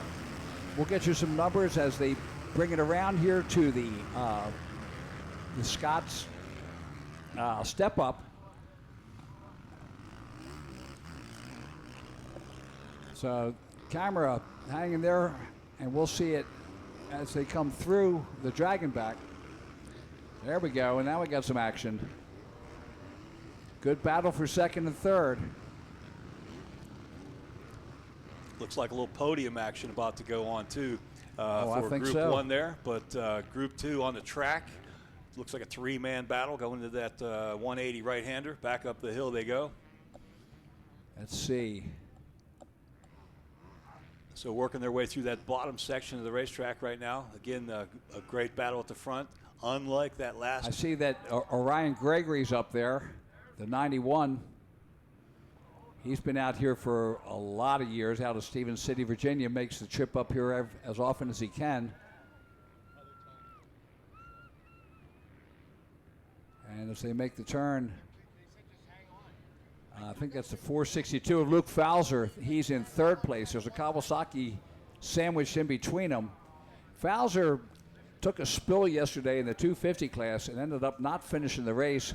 But I think it was more than anything, he was like, you know what, I got a lot of more racing this weekend. I best save it for a little bit. Yeah, he had a great day yesterday until that one moto where he led into that off-camber in the center portion of the racetrack and fell off and was dead last coming out. But then he did retire from that moto. You hear me now? So that should be That should be a Ryan Gregory there. And they're showing Devin Simonson in the lead, the 111, with Cody Groves, the 514 in second, Ryan Bly, the 121 in third, Matt Burkeen, the number 1 in fourth. Ben Nelko, the 723, rounds out the top 5, but I'm showing the 91 up there. I think that his transponder is just not working as the 91 makes it through there, or I could be completely wrong. Well, Devin's on a Yamaha. All right, we're going to take it down to Andy on the podium, and division number 1 of the 450s are with him. Okay, guys, I'm down here with Tyler Stepik, your third place finisher in Heat 1 of the Open A. Tell us about it. It was a fun race, shorter than what the second moto is going to be, but just kind of stayed in third the whole time, and the first two, they were real fast. They pulled away from me. Who do you want to thank? My mom, my dad, my brothers, EC Electrical Service, Tomahawk MX, and everyone else, thank you. That's Tyler Stepik, your third finisher, and we'll go to our second place, Vinny Lahovey. Tell us about it. Yeah, it was pretty wild. That was this first time on this bike with this new suspension, and it was just kicking me everywhere. So I was trying to be smart. I had a couple super sketchy moments, but I was happy to be safe and make it through the race in second. Good position for the next moto, and yeah, track's gnarly. Who do you want to thank? Jeff Cernick for putting on this event, Mercedes Motorsports, True MX Gear, Fast Track Moto, Dunlop, MX Tire, Gemco Plumbing, and everyone else. Thanks. That's Vinny Lahovey, your second place finisher, and we'll go to our whole shot winner, Moto 1 winner, Division 1 winner, Preston Masiangelo. Preston, congratulations on your whole shot. Man, you've been killing it today. Tell us about your race. Thank you. Yeah, I feel really good. Got off to a great start. Obviously, was able to get the lead early, and yeah, I don't know. Kind of felt the track is definitely very difficult right now. My front end was kind of all over the place, so we'll have to look at that for the next moto. But yeah, I felt pretty good for the most part, and I'm happy with it. Who do you want to thank? I'd like to thank MX Tire, Jeff Cernick, Gas, 5-Star, FXR, Alpine Stars, 6D, Oakley, Renthal, ETS Fuels, just everyone who helps me out. Thank you. Moto 1 Division 1 winner, Preston Masiangelo. Back to you guys. All right, thank you very much, Andy. And out on the track, we are burning it up here. Devin Simonson, the 111, is your leader with Cody Groves, the 514, right behind him. You see Cody right behind him there. And Matt Burkeen, new to the 450s. He got it 2 weeks ago and just been watching his videos on social media, but he is in third place on the number 1 Yamaha. Ben Nelko, the 723, glad to see him up there on the Suzuki in fourth. Peyton Jackson, the 620 on the Husqvarna in fifth. Noah Gagai, the 18 in sixth. Jay Covert, the 120 on the Husqvarna in seventh. Ryan Bly, the 121 on the Kawasaki in eighth. Ryan Dazik, the 193 in ninth. And Dakota DeVore, the 526 on the KTM, rounds out the top 10. Brought to you by Dunlop Motorcycle Tires. Buddy, what do we got going here?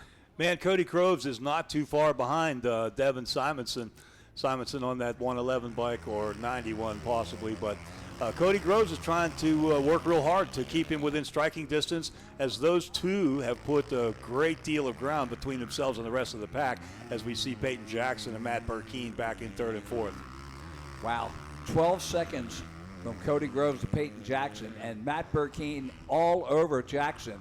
So good battle going there as we see Simonson down through the Mercedes, and there is Cody Groves. You can just about see the spread there as they make it through the Mercedes Motorsports bowl turn and downhill. Cody Groves, first ride since his Daytona ride, and he's been busy with GNCC and trying to keep riders straight there. So he's working as a tuner/mechanic for them, and he said he didn't decide to come until last night at 6 o'clock. Luckily, he lives down Well, it says Pasadena, but I know he lives up around Frederick. He's from there originally, Frederick, Maryland. So Devin Simonson, yeah, it's a little sloppy, but hey, he's getting it done. Again, this is only a 10-minute moto because we got 2 divisions to this. Well, just think what a curveball that threw for the payout, since it's per moto, having to split this group in half. Oh my goodness! That had to be just a minor nightmare for Jeff Cernick. Oh, absolutely. And I mean, $3,000 to win. And I said to Cody, I said, dude, you had to show up. The money's just insane. It's great that Jeff's able to put this together for these guys. Absolutely. You and I know that it's tough to make a living in this sport if you're not one of the factory riders. So this is such a great opportunity for There's the battle for third. So the 723 of Nelco and Matt Burkeen. So, this is just great battles. Peyton Jackson, Matt Burkeen, and Nelco all battling through there. Ben's been doing a lot of arena cross stuff lately, so he's just proven to the world here that he's not just an arena cross specialist. He's an outdoor guy, too. Yeah. Now we see Devin Simonson making it down through there. Man, the ruts. Oh, yeah. It is deep. Look, he's already lapping people. And it's not like, it's not like C-Class where you're just lapping slow people. These guys are flying. Yeah, yep. Devin Simonson with the 148.216 last lap. Cody Groves with a 148.477. Peyton Jackson, 151. So definitely the fastest rider on the track, still Devin Simonson. Man, you heard them on the podium. They all said the track is gnarly. Man, they got that right. But it's great, though. I remember Ricky Carmichael in the day used to say the rougher the better. Some other riders would complain that the track was a little too rough, and guys like Carmichael and some others who trained really, really, really hard, which everybody does now, the rougher the better. Yeah. And you know what? As a referee, I was always make it as rough as you can. It saves lives. So there's your leader going through the Dunlop first turn, and there is Cody Groves in second, the 514 rider. And I'm thinking he's really grateful it's only a 10-minute race. So basically we're looking 5 laps plus it's going to be 6 or 7 total. So Cody Groves, Peyton Jackson still hanging in third. He is 17 seconds behind Groves now. But Nelco and Matt Burkeen all over Peyton Jackson now. So we watched the second place rider, Cody Groves, through the tail of the dragon. And there's your leader, Devin Simonson, down through the Mositis downhill and bowl turn. I think he's just very happy at this point. There's nobody right on his back. Going up through all these lappers. There's your third place, and that is Ben Nelco, the 723. Always good livery on him. He picks his clothes well. And on a Suzuki. There's not many of them out here. That's, we talked about gnarly. That had to be one of the gnarliest places right there. They just came through so many ruts, so many lines. Must have been 12 or 15 lines across going into that turn. But like you said earlier, when they doubled up that hill right there, every jump face is smooth as silk. No ruts to deal with there. That's a Devin great time. Simonson. I mean, look at the jump faces. Here's the white flag, 1 lap to go for Devin Simonson. And Devin Simonson out of Laurinburg, North Carolina on the Yamaha. Been watching him for years. I remember him on a 50. It's not hard to do anymore. I don't know, but they're getting old. Not us, it's them. Cody Groves making it through there, and he's only 21 years old. I'm amazed. He's still hanging pretty well in there. Devin Simonson through the end of the dragon back. One last time. This little off camber right here, that 180 right-hander, that's taking its toll on some people. Oh yeah, it has. That's what got Luke Fowler yesterday. Exactly. That's where Fowler bailed. Yep. And let's see, Burkeen back in 5th now. And where is Fowler must have hurt himself pretty good yesterday because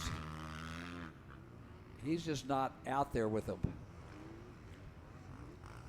All right, so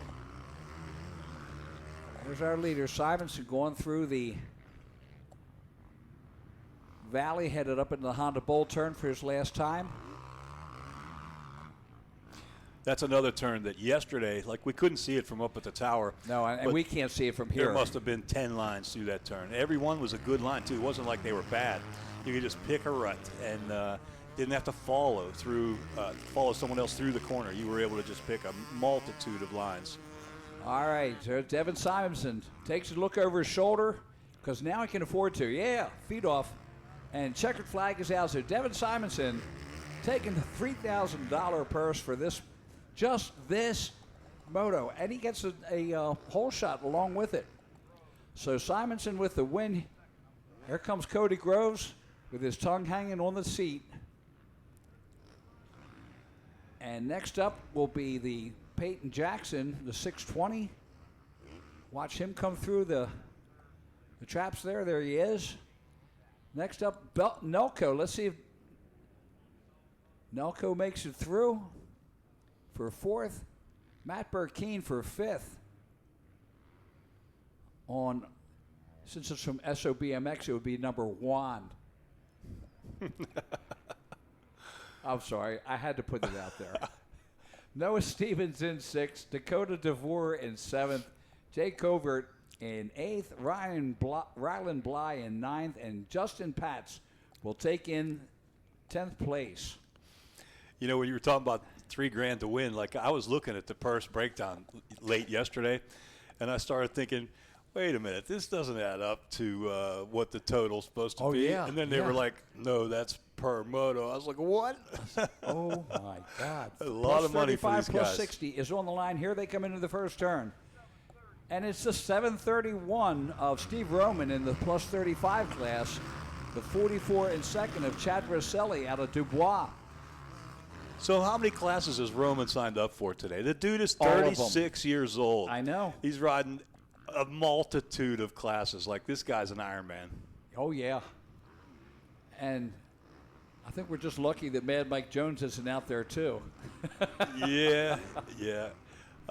You know, Steve, again, 36 years of age, out there with Matt Burkeen with Masselangelo a little bit ago, 18-year-old kid, you know, and that's just the little difference between the two there. But I got to give Roman credit, man, for absolutely being an Ironman here. You got to be in 4 classes at least. I know I think plus 30, plus who knows what, plus 35. Yeah, plus 25, 2 plus 30. Pro-Ams. Yeah, wow. If he could have gotten a schoolboy, he'd have done that too.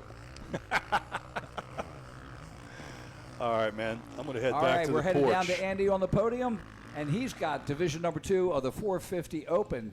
Take it away, Andy. Okay, guys. Down here with Peyton Jackson, your third place here for Division 2 Open Pro Sport. Tell us about your race. It was a good race. I didn't get off to the greatest start. I think if I would have got off to a better start, maybe been up there a little bit more. But overall, just rode nice and clean, made a couple passes, and got third. Who do you want to thank? I'd like to thank the Lord Jesus Christ for keeping me safe, my mom and dad, Dirt Lab, 110 Racing, MX Tire, Twin Air, LGC Wheels, and everyone else. Thank you. Third place finisher Peyton Jackson.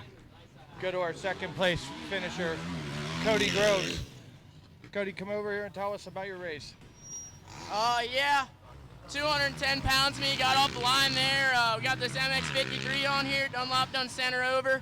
Got about, second place, third place right there. Actually had the lead, and then the old boy over here, Slime, Devin, hit the little scrub line on me. He can just scrub lower than me, so that's how that went. But anyways, yeah, I got in behind Slime, and we just started riding good and pulled a big gap, and about 5 laps in, my 210-pound butt was getting a little tired, so dropped the anchor a little bit. Good thing I had about a 30-second lead because me and Devin were ripping them first couple laps. But, yeah, I just want to thank Stu Baylor and the Shoals. That's about it. And X-Brand and Dunlop because he got me a 53 on the back of this thing. Come on. So our overall winner, whole shot winner, North Carolina's own Devin Simonson. Congratulations on your whole shot. Devin, great race, man. Tell us about it. Yeah, I got off to a great start, like he said, and Cody actually ran it in on me. I think like third turn and rubbed some elbows, but nothing but great racing. And thank you, Jeff from Cernix, for putting this on. It's a great event, and ready to battle out with the big dogs in X Moto. Who do you want to thank? Myself, honestly, paid for this bike. I've paid for all my racing this year, so yeah, I'd like to thank myself for never giving up, and working hard, and yeah, obviously there's great people behind me as well, FXR, X-Brand goggles, and yeah, thank you guys. Okay, guys, that's 1, 2, 3 podium finish. Hopefully these guys win enough money this weekend to get some numbers, because with their electrical, they need some. All right, Andy, we thank you. Devin Simonson, I'm glad to see him up there. I've been working around him for years, but right now the 731 Steve Roman is leading in the 35 plus class. The number 30 of Michael Sigmund from Accident, Maryland in second. The 44 of Chad Rosselli from Dubois he's in your third place position. Fourth is the number 1 million. That's Jim Wenger. And then rounding out the top 5, the number 960 Nathaniel Kronk on the Kawasaki. In the plus 60 class, that's with me and the old boys. The number 40, Ray Niebel, is your leader. The 662 of Chris Kreipel is in second on the KTM. Rick Barrett, the number 278 on the KTM in third. Michael Esquino, number 142 in fourth on the Yamaha, and fifth, the number 41, Tom Nagel on the KTM. And Stevie Roman. And of course, we say it in jest, but I mean, how many classes can he make? He's doing them all.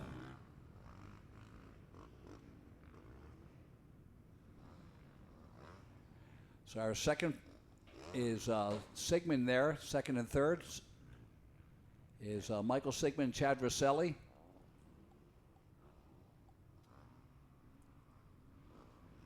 Michael Sigmund, again, years of watching him power around this Pleasure Valley track.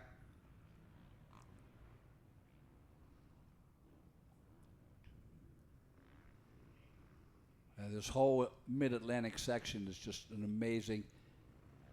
So there's the 731, Stevie Roman. Stevie Roman on the Hillview Motorsports PR2 Fly, Jones and Roman MX School, MX Tire, Scott, Department of Power, Kawasaki.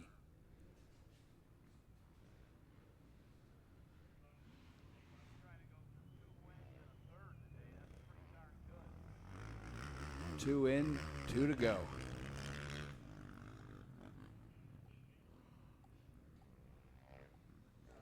Michael Sigmund coming through the tracks. He's about 18 seconds back behind Steve Roman.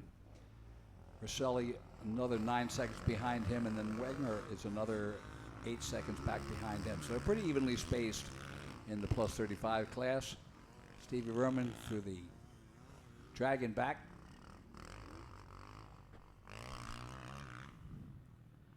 Down through the tail. And of course, down the Ositis downhill and bull turn.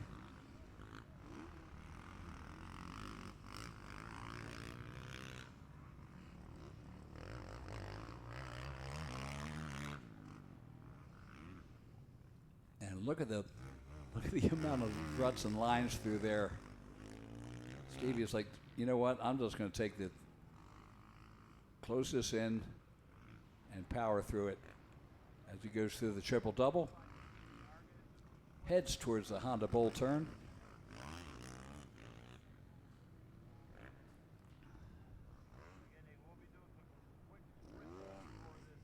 Up over the Himmler triple.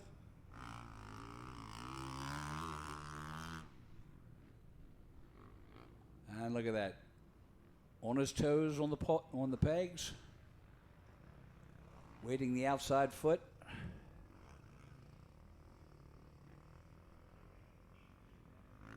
And brings it through. Checkered flag comes out. And Steve Roman with the win in this 35-plus class. He's 36 years old. Michael Sigmund, the number 30, will come in second. Chad Vaselli, the number 44, in third. Nathaniel Crunk, the 916, in fourth. And in the plus 60 class, Ray Niebel comes through. He takes the win on the number 40 Kawasaki. Chris Kriebel, the 662, will take second.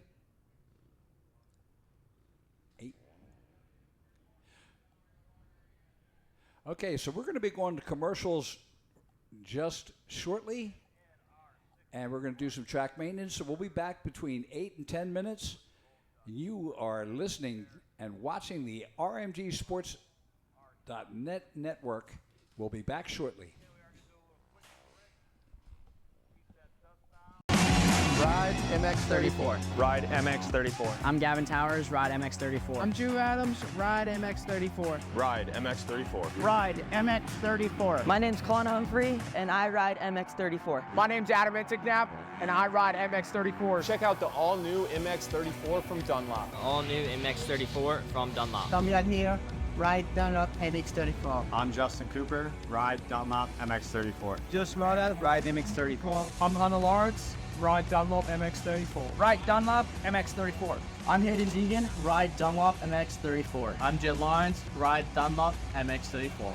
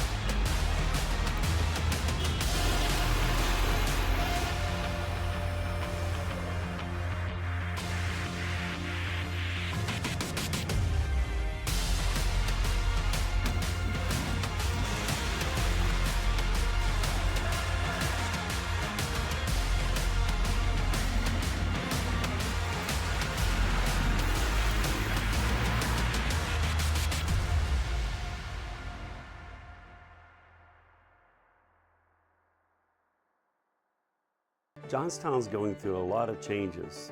Our community is turning into this outdoorsy town that's very welcoming. And our company at JWF Industries changing, looking at the progress we've made with high technology and a family atmosphere. If you're from Johnstown, stay here, see the opportunities. If you left Johnstown, come back and see the difference in our town, see the differences at JWF Industries, the technology, and a great future here. We're at JWF, we're all about faith, family, and country. On or off the road, Honda builds it. You want it, and the new 5-Star Power Sports Bedford County has got it. Conveniently located on Route 30, just across from the Bedford Everett Walmart. 5-Star's got a huge selection of Honda bikes, quads, side-by-sides, and tons of parts and accessories. No one stocks more. 5-Star Power Sports Bedford County. 5-Star Power Sports. You were born ready for this.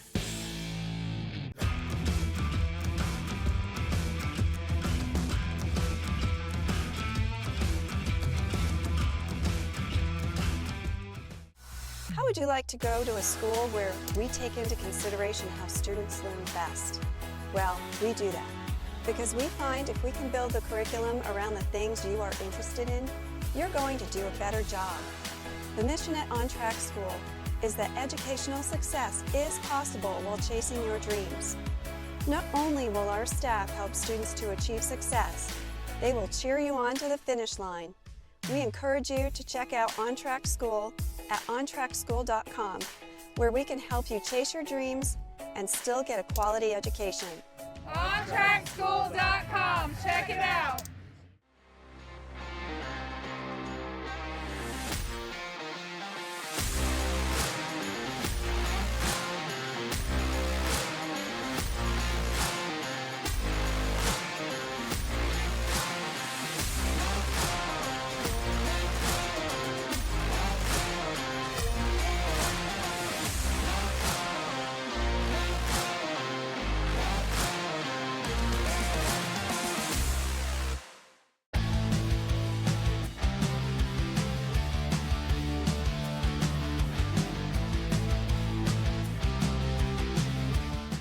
Valley Truck Centers and Valley Automotive Group. We're the proud sponsors of professional Supercross rider Jeremy Hand. For over 30 years, Valley has been a trusted teammate in the motocross community. Good luck to all racers for a safe and successful 2024 season. Hey guys, welcome to Cernic Cycle World, your premier power sports destination. Come on in and check it out. We stock the best products from Honda, Suzuki, Kawasaki, Yamaha, KTM, also KA. That means we have something for the whole family. We also have a full-service parts department ready to help you with the newest parts, accessories, apparel, and gear from all the top brands. We have our 40,000 square feet showroom with over 500 new and used units, ready for immediate delivery. Easy on-the-spot financing, good credit, bad credit, we can help. And if we don't have what you're looking for, we'll get it. Come see why nobody beats a Cernic deal. Or shop online 24/7 at www.cernix.com.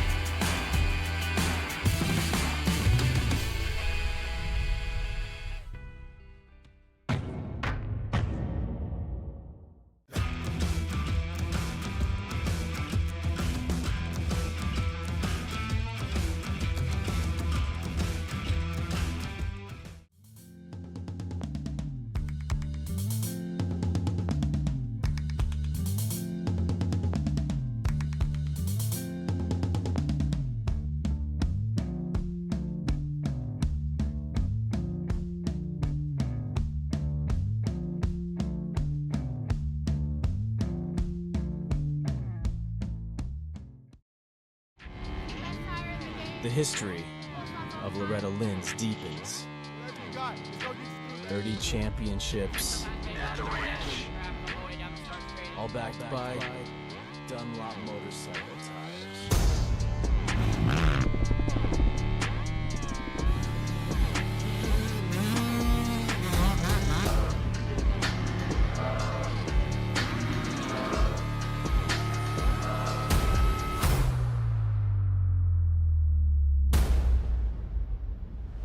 That kid's got heart. Win the title, Casey Cochran. It's Alex Collins. Got our GMX MX-14 ready to go. Max Bennick.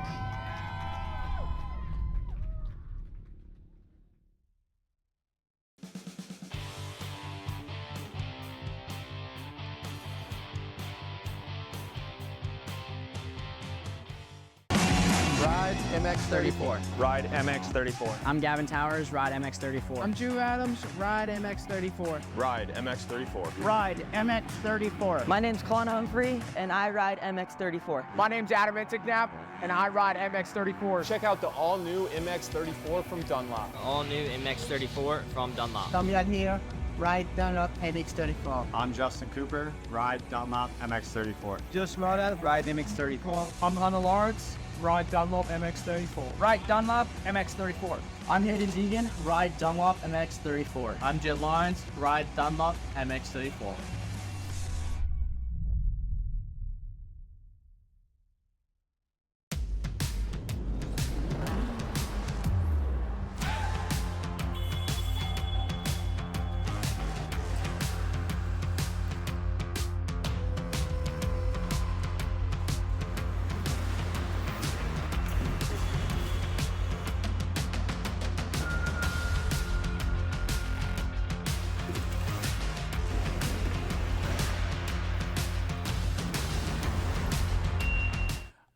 right, good afternoon and welcome back. We are here at Pleasure Valley for the 2024 558 Slusser Memorial. On the line is the 125 BC. We had to clean up the track a little bit. I have a big, major break will be coming up soon, but there was just some spots that had to be cleaned up. 125 BC is on the line now. Card is sideways, and here we go. Into the first turn.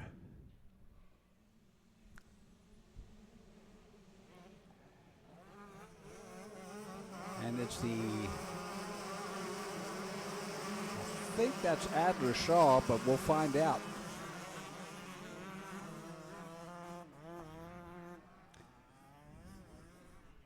A few Yamahas out there as they come up over the Scott step up.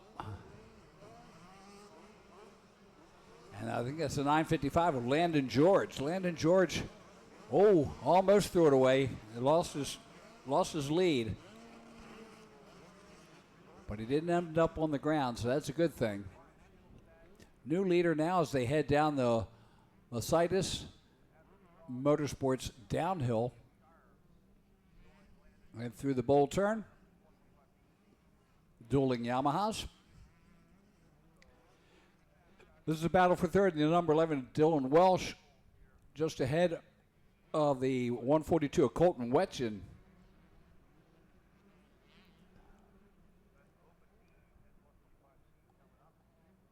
And man, they were really having to work that. Pert near deep. As they come up through the triple-double, there's your leader. And it's a 955, the 559 of Joe Shipley. That makes a lot of sense.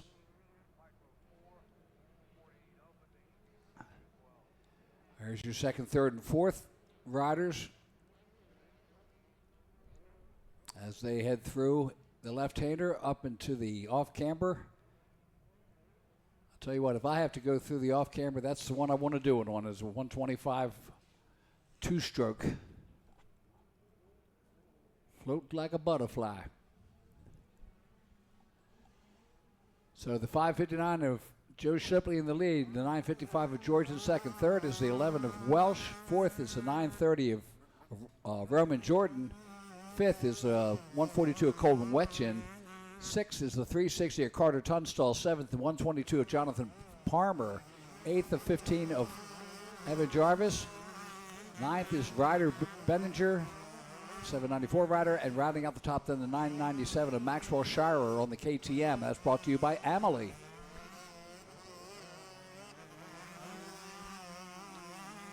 There's your leader, Joe Shipley, on the MX6 Racing Sons of Our Fathers, Jones and Roman, MX Tire, Factory Connection, Lynx Racing Yamaha. Down through the bowl turn. And loops it back to the pond turn, which makes the halfway. There's a pass for third. That's Jordan, I believe, the 930. And he passes the 11 of Welsh. Welsh back to fourth now as they bring it around. Down to the pond turn. Oh, that's gnarly.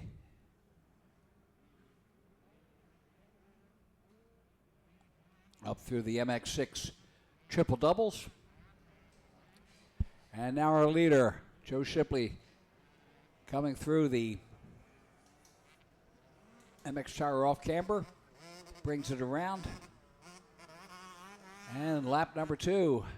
We're at the halfway point as he passes the Pro Action finish line.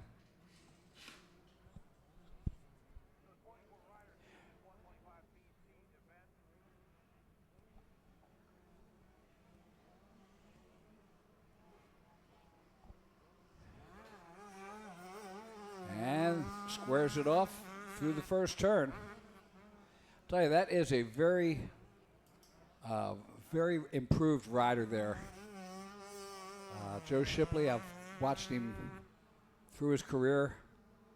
and his dad doing a really good job of shaping him into the rider he is. And, of course, sending him to Jones and Roman for polishing. But he is a very capable rider, and glad to see him out there doing what he's doing.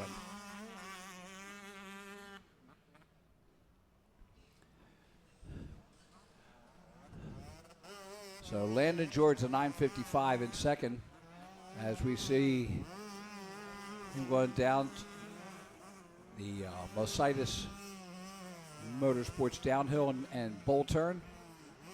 The 9:30 Roman Jordan in third, Dylan Welsh the 11 in fourth, Jonathan Palmer the 122 in fifth. As we see Landon George coming up on the lap rider there.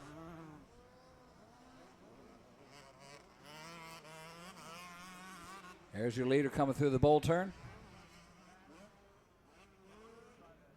It's the 9:30 of Jordan.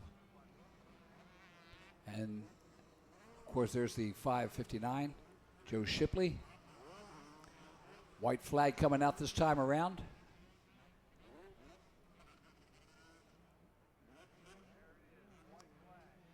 Here's the third place, and 9 Jordan, and the 11 of Welsh. And the 122 of Jonathan Palmer. Palmer right there on the back fender of Welsh. You saw the Jordan squirting through that left-hander into the off-camber. Welsh and Palmer side by side. Palmer gets past him. How you doing? So we bring it around here, and one lap to go.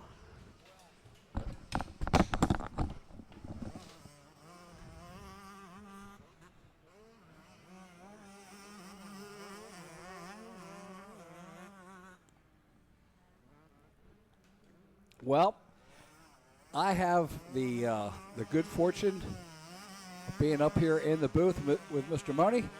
Congratulations on being here, first of all. Gary. And Gary Semix. Oh, my God. I didn't even recognize you. It's Gary Semix. I thought it was Money. I was like. Must be the hat and the glasses. It's the hat and glasses. Yeah. Gary, welcome up here, man. I'm so proud to have you up here. Thanks, Kevin. And, my God, it's so many years racing. And, of course, you were like, okay, you were a couple levels above me, but it was always fun, you know. And so you're out here coaching, and what's going on? Tell us about what's happening in the world of Gary Semix. Yeah, I mean, a couple reasons I'm here today. And, by the way, just being here really brings back those old emotions when I was here racing, you know. Oh, yeah. And it's kind of sad a little bit that I can't do that anymore, but, you know, I realize we're lucky we can walk. That's what I'm thinking. I got to do it a long time. I'm healthy, so I'm not really complaining. But like I say, being here just gives you those feelings again. But I'm here because of Luke Fauser. My stepson, David Kilgore's been training Luke since he was on 65s, and I videotape him a lot. And I also videotape for my streaming platform. It's a Motocross Techniques streaming. Like over 140 videos on there. So that keeps me busy now. You know, that's kind of what I do with the sport now that I don't ride anymore. Up until 2 years ago, I was still riding quite a bit. Oh, I'm still riding, but I ended up buying my last bike. I got a 300 XCW, and I was like, that'll be enough. I'll finish up with that. You know, I've been thinking about that, getting some type of dual sport, and at least being on a motorcycle. I'm still on two wheels, though. I ride road bicycles and mountain bikes a lot. But you know what? It's like out of all of the tapes and the trainers out there, between you and Gary Bailey's David Bailey, they're the best films and the best technique teaching out of everything out there. So you know, I totally agree with you, because when I knew I was going to get into doing motocross schools back in '85, I got Gary Bailey's tapes and I studied them and learned a lot off of him, and started using a lot of stuff that he was doing. Oh, yeah. But then I mean, because You know, and you go through all these techniques too. It's like, what do you do if you're cross-rutted and coming up a hill? How do you get out of that without like spitting off? You know, it's like, you know, yeah, it's, with your body it's movement, techniques that balance. people need to see. Right. You know, it's like what I break everything down into like micro techniques.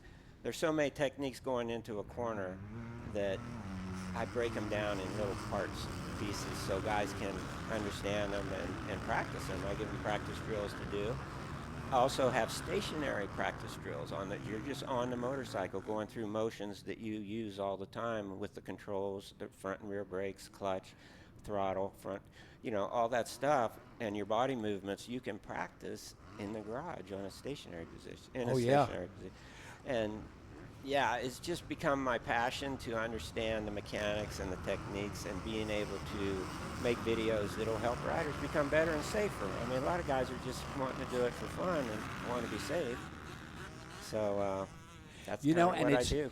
It's just gone from way back, you know, and back in our times and especially yours, where 70s, right? 70s. Yeah. But we were worried about, okay, off the jump, stay neutral, ride the good positions, land, you know, if you can do it, get back up on your toes. And, you know, and of course now it's throw the bike at all costs. Yeah. And save whatever you got going off the jump. Yeah. But And I got to say, though, that I was doing some whips way back in the 70s. Oh, yeah, well, I saw pictures. we thought you were a wild man doing that. Of DeCoster and Robert and those guys getting sideways, and Lackey started doing it. So it's nothing like they do today, but back there in the day, it was brand new. Oh, my God. Cool. And, you know, just going back to, like, High Point 79, you know, it's looking at stuff back then, and I remember they set us uphill, and then the next day they turned it around. You guys went down the hill around the big oak tree. Oh, reverse. And they're grabbing 3 gears, going down the downhill, throwing into the turn. Yeah. And you and Hannah is like, how are they doing that? Look at the Stefano. It was amazing stuff even then. Well, thank you, man. I mean, that's what we did. We just practiced all the time, trained hard, and wanted to beat everybody on the track. So you're only as good as your competition.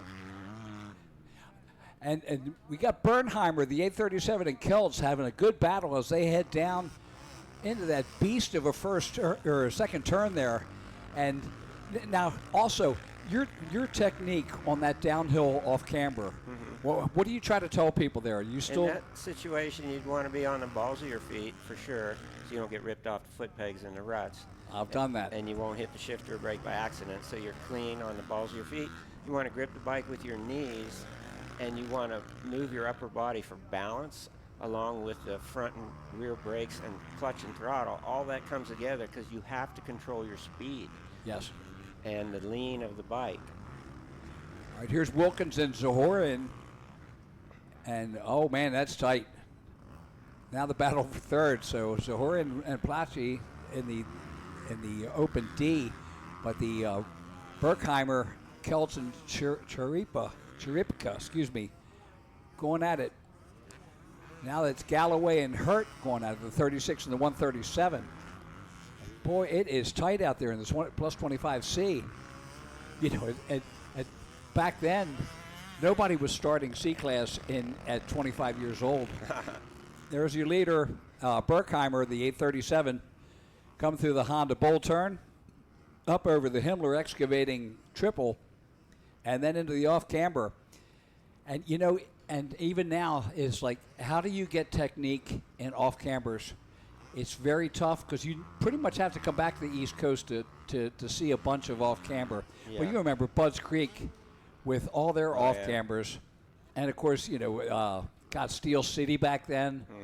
And Broom to Yoga. There was always some off-cambers in there. Oh. Yeah. It's always the same, though, when you're cornering. You have to control your speed. You do that with the clutch, throttle, front and rear brakes, and the lean of the bike. And then you have to maintain a center of balance. Yeah. And if you're good, you don't have to move a whole lot. Right. You stay what we call the rider compartment in the center of the bike. You don't have to make a lot of big moves from there if you control everything else. So But it still gets you. that off camera is awesome, man. I think that's the greatest thing that anybody ever put in a track. Oh, absolutely. I agree with you. That is awesome.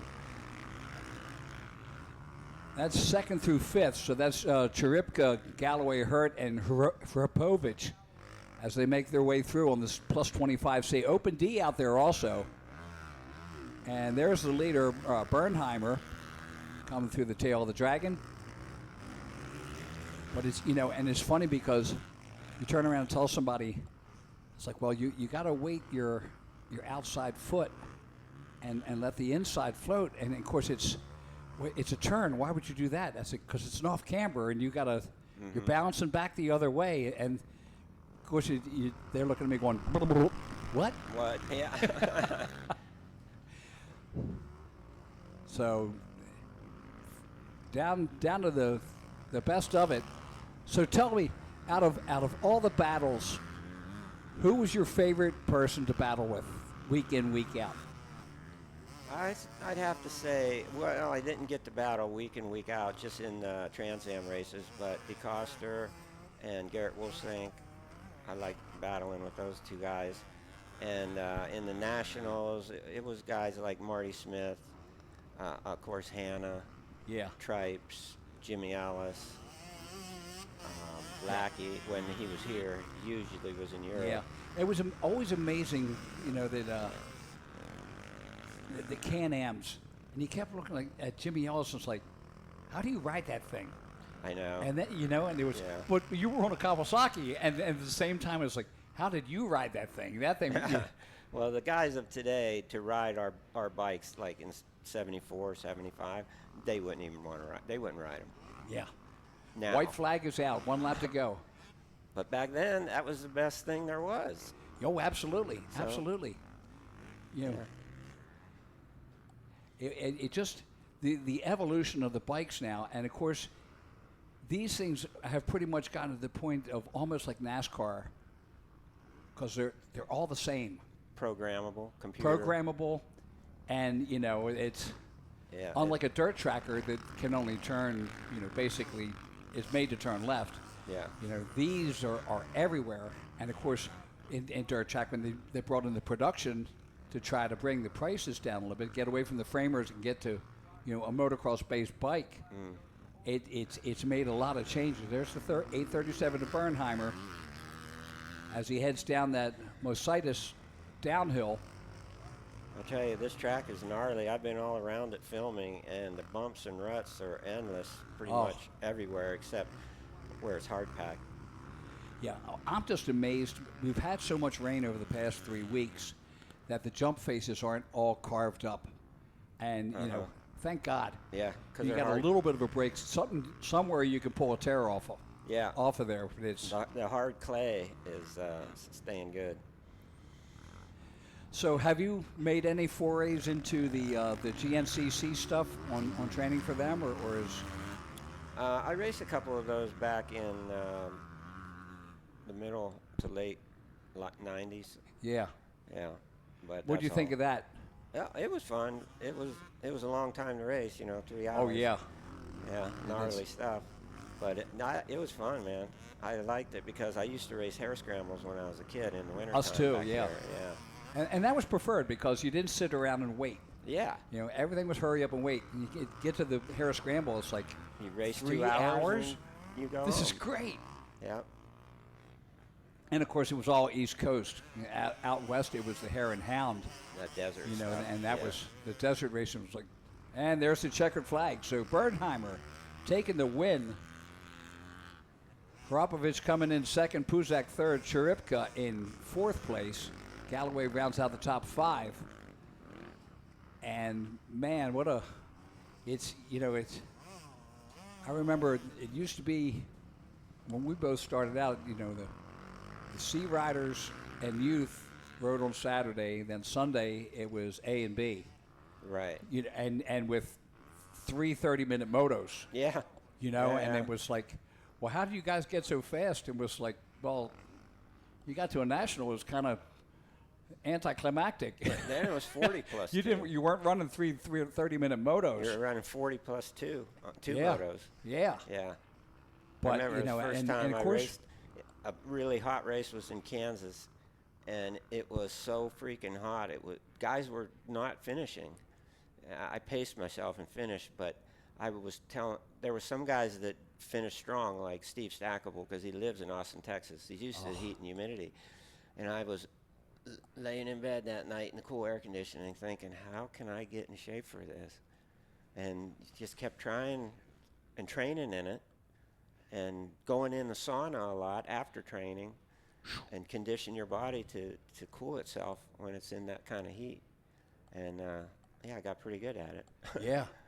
Well, it's amazing now. You look at, I remember watching, what's his name?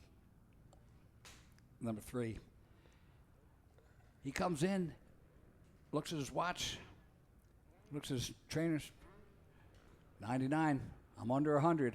I was like, you just ran 25 laps, get off the bike, and you're sitting at 99 beats a minute? No, that can't be. I can't, unless I'm, but of course he's cool, calm, and collected. It's just, Tomac was just amazing. And I can't help but feel that, the conditioning of training out in elevation. In the elevations. Helps him, yeah. Oh, yeah, he's an animal. He's a beast. Beast mode.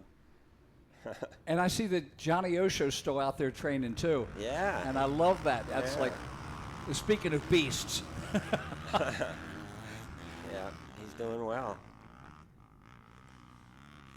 Well, we got to do something, absolutely. Your whole life was motocross, and then you can't just stop doing it. I don't see how some guys do, but no, I want to stay involved in some way. Well, it was funny because I was, of course, I've worked at, announcing the pros, and one of my favorite all-time riders,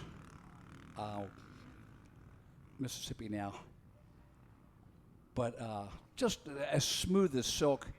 Marty Tripes? No. He was smooth. Younger, but he ended up in Mississippi and still has a. Oh, Kevin Windham. Kevin Windham. Yeah. Again, one of the smoothest riders. Yeah, for sure. Just natural born. I had the opportunity to work with him for a couple of years. Oh. I went and stayed with him in Mississippi for a while. But he got on the mic, and he was just so natural. People wanted to talk to him, but he could also announce really well. And I said to Kevin, I said, dude, this is your new job. He goes, I can't do it. No. He goes, I can't come to the track and not be on the track. Oh, yeah. And he said, I got to walk away. I can understand what he's saying, because like I said earlier, that's kind of emotional being here and not riding. All right, here's the battle for second. Look at this. Now, again, my old way, always start up high. You can always drop lower, but you can't. Once you're at the bottom, you can't get back up. And and again, it's the thoughts and styles have changed so much. Oh, good save. Little case there. So in the 45 plus, the number 42. Oh, wait a minute. I lost him here. They went and changed. There we go. That's Brett White from McKees Rock, Pennsylvania, is your leader. The 33X of Jared Gons from Fannisburg, Pennsylvania, on the Fly Racing Suzuki second. And Taglieri, the 89, Tom Taglieri out of Conestoga, Pennsylvania, on the LancasterTagTeam.com Action Motorsports OnlyFans Yamaha. I'll never be in the OnlyFans. I'll just never have that body. Yeah. But man, what a weekend! And it just think about this. It blows my mind. $45,000. That's a lot of money. A purse for this weekend, total purse. Wow. $3,000 each moto for the win in the 450 Open. That's great, man. That's super. And Jeff Cerny goes, Burkeen's not happy. I said, I guess not. You're paying better purse than they're doing it at major motos. Well. But, and it's just giving back to the sport.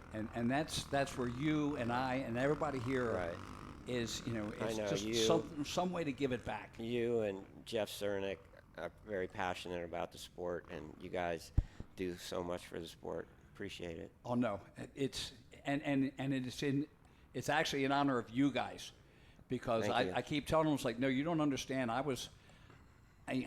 walking up the hill at High Point back in '79, and I look out and there's pros sitting in the grass. There's two in the grass, and they knew I knew who they were. Getting ready for the start, probably. And it's like they're not in the trailer; they're out here watching the track. Yeah. Here's the battle for second coming in. Dixon gets through the number 930 on the 45 plus, and look at this: Hart and White. White passes him, so White taking over the second position. Hart, the 72. Neil Hart in third from Delmont as they come under the Plum Contracting Bridge and into the Dunlop first turn. And they bring it around for lap number 2. Galen Dixon running a 209.298 on his second lap. And you know what? For 45 plus, that 209 is 9 seconds off of what the pros were running out of the top 10. Is that right? Wow. And then the Clydesdales, that's the ground thumping. That's the, I think that's 250 pounds plus. That's how you get in the Clydesdales. Yeah. Not your motorcycle, just you. Yeah. So, well, hey, I don't want to keep I want to thank you for stopping up. And actually, we have a pen. We need you to sign the wall. So okay, right if there. you would do us the honor. Let me grab a pen here. Anybody wants to look me up, just use my name, Semix. Well, it's Gary Semix, S-E-M-I-C-S. And you can see my website, my streaming platform, free techniques that I give out, YouTube, Facebook, Instagram, all that stuff. Okay, buddy, I'm going to sign the wall. Gary, thank you so much. It's an honor to finally meet you. I saw you once at one of the, I think it was the Mid-Atlantic OSA Riders. They had an event at the museum, and you guys came in and spoke, and I certainly am honored that you stopped up and joined us up here in the booth. Thanks, so Kevin. Again, keep it up. Thank you, man. Never let it drop. You Thanks, got it, Gary. buddy. Thank you. All right, back on the track. Thank you.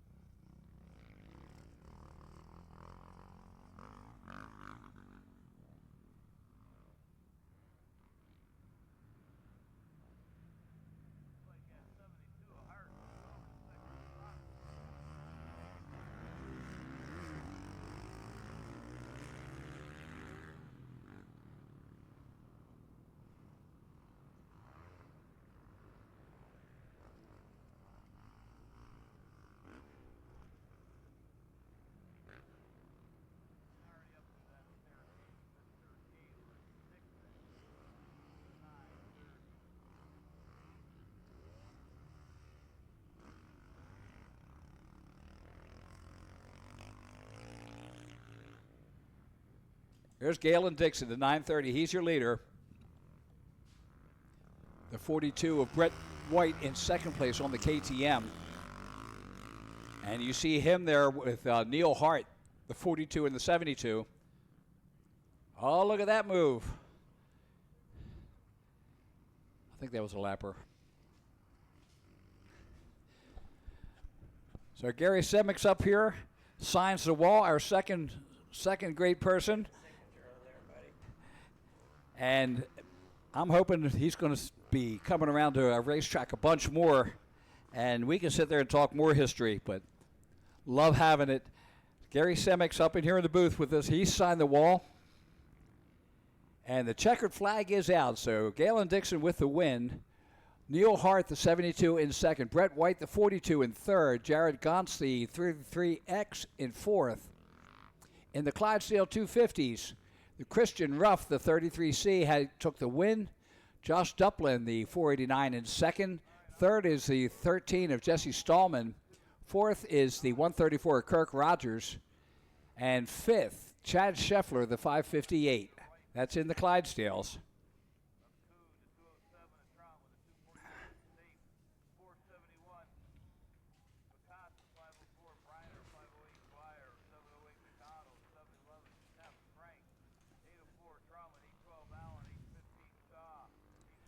And this is the Micro 4s.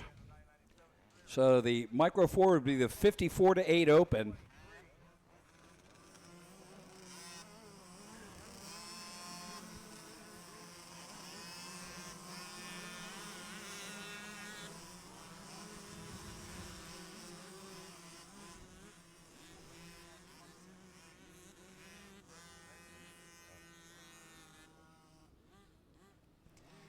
And up over the Scott step up is our leader.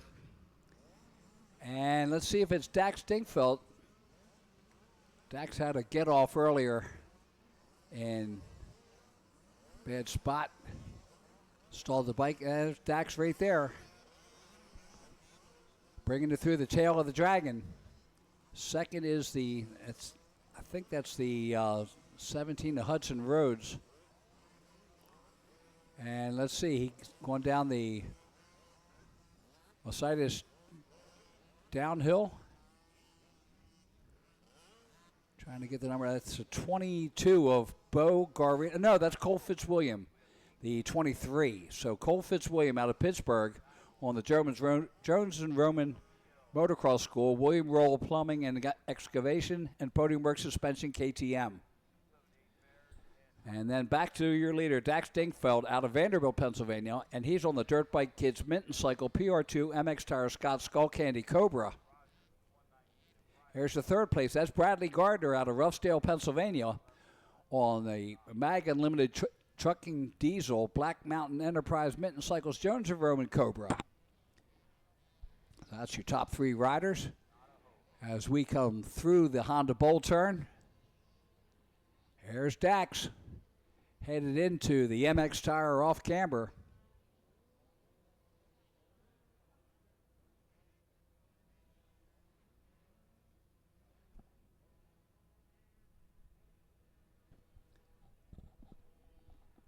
Dax Dingfeld bringing it down to the Jones and Roman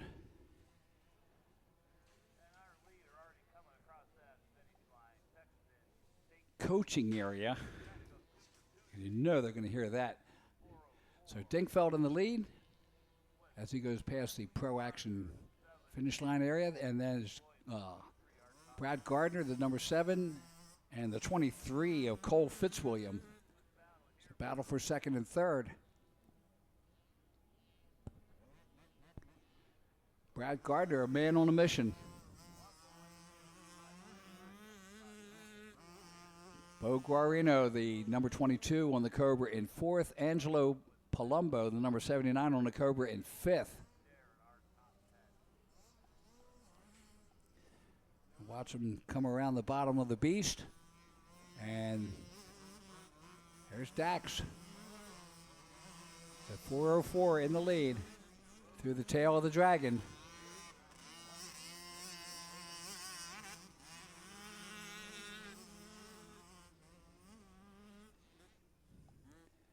And there's the number 7, Bradley Gardner. Coming up on a lap rider.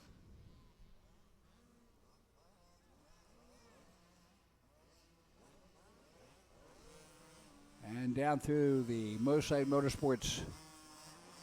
And there we go, back to third.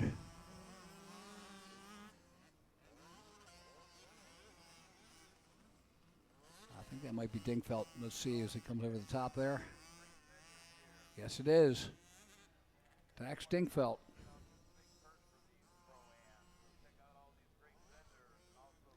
Up into the Honda Bowl turn.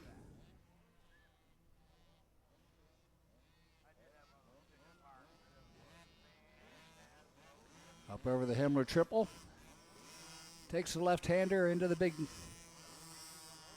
old off camber.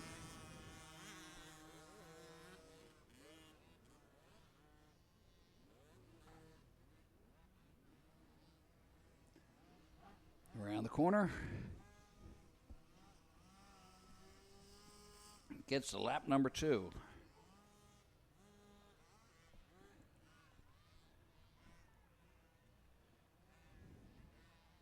Running a 2:31.442 on that lap.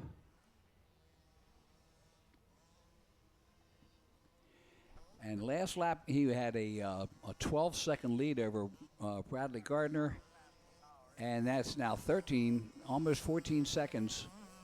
Bradley Gardner behind Dax Dingfelt. Dax trying to get some little bit of payback on that 65 race earlier where he was leading and pitched it away in the big off camber. He's like, nah, man, I'm going to make sure that if something happens, I got enough space behind me, I can get up and start it and get back there.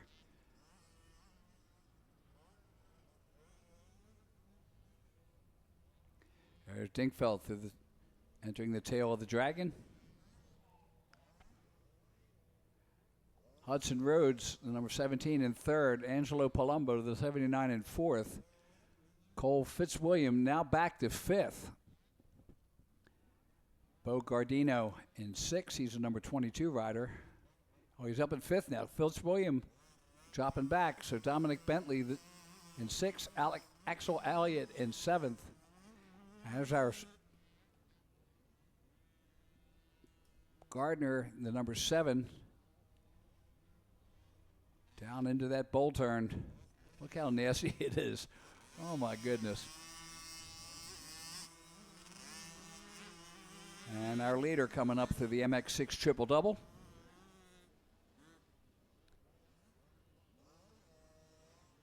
Dax is rolling.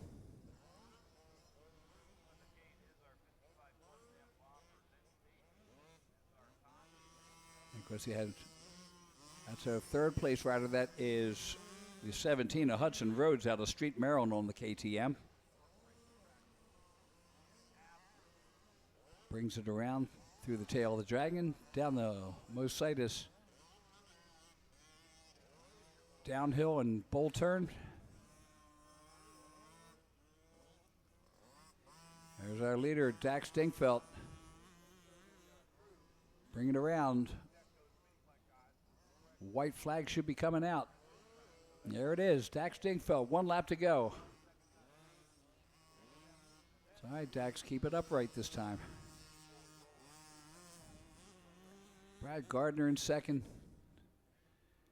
Hudson Rhodes in third. Angelo Palumbo in fourth. Under the Plum Bridge he goes and into the Dunlop first turn.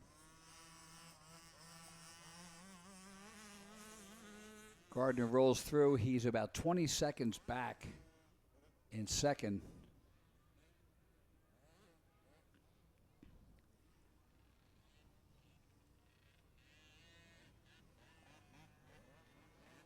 So Dax Dingfelt a 2:31.442 on his lap 2. And Bradley Gardner a 2:33.338 on his lap.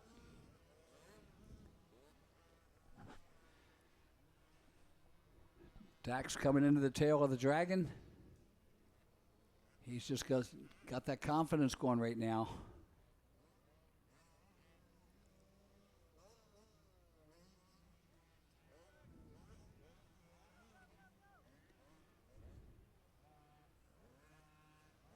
Cobra going into the Mositis bowl turn. Probably the safest line is outside there right now.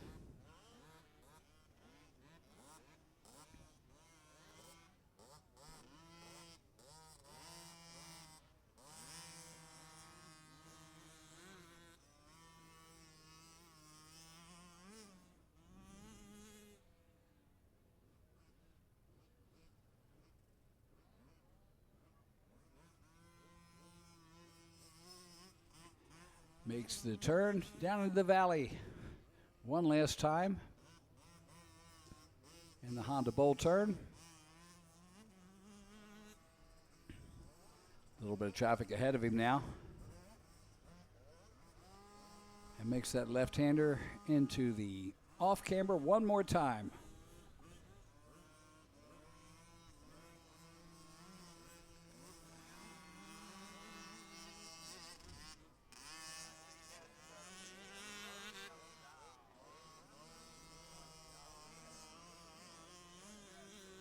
Bringing it in to the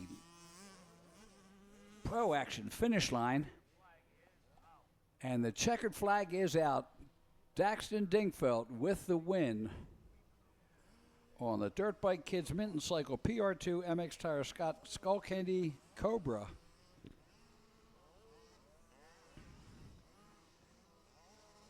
And waiting for the number 7 of Bradley Gardner. So Gardner brings it in. He's got second. Next up will be Hudson Rhodes, the number 17, in third place.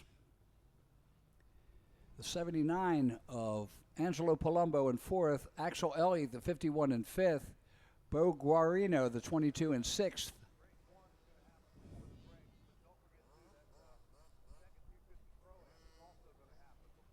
So race number 18 is done.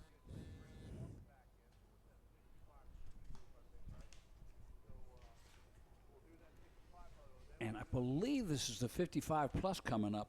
I'll have to check because things change. 55 plus and the Bombers.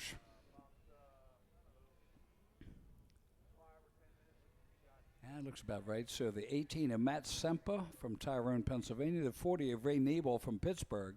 The 45 of Joe Goodman, also from Pittsburgh. The 54 Scott McGill from Osterberg. The 75 Rich Trunzo from Donora. The 104 of Joe Kimes from Bel Air, Ohio. The 142 of Michael Esquino from Jeanette. The 278 of Rick Barrett from Clarendon. And the 647 Robert Capelli from Latrobe. And I'm also showing the bomber class. That would be the 010 of Chris Yothers out of Johnstown, Pennsylvania. The 134 of Kirk Rogers out of Mount Pleasant. The 198 of Eric Pryor out of Apollo. The 828 of Bill Kirkwood out of Grantville. And the 911 of Nathan Yoho out of Connoquenessing, Pennsylvania. I can't believe I got through that. Connoquenessing. Wow.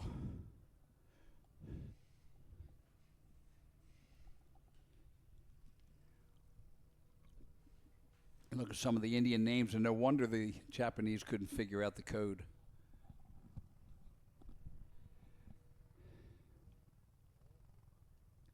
Race number 19 is on the line here.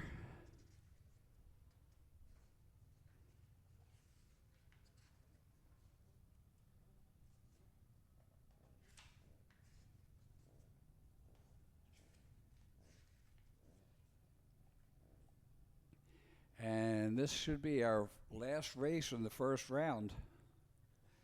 We have a LCQ coming up.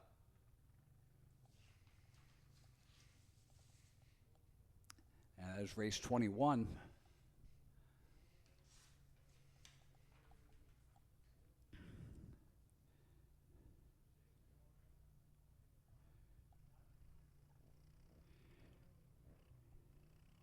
And of course, we'll have an LCQ, I believe, for the Open Pro Sports. So Open Pro Sports should have an LCQ coming. And here we go. This is the 55 plus Up into the first turn. And it's the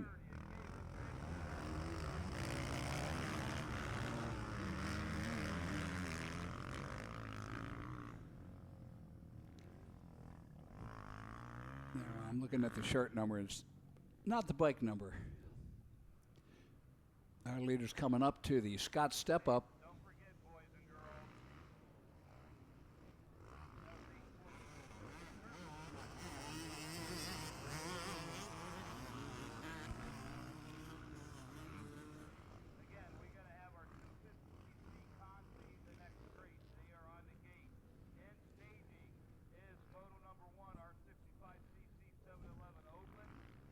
Down the Mositis downhill into the bowl turn.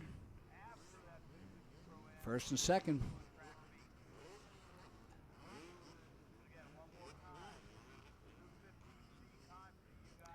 Ray Nebel in second. That might be the 647 of Robert Capelli. I'll check and get a little closer here. I'm showing a Suzuki. Actually, I'm thinking that's the 930 Galen Dixon. I know who that is. Kept looking, it's like, nah, it can't be out there. There has to be something close to that.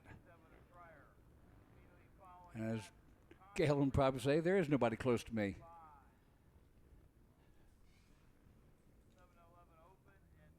Ray Nebel from Pittsburgh in second.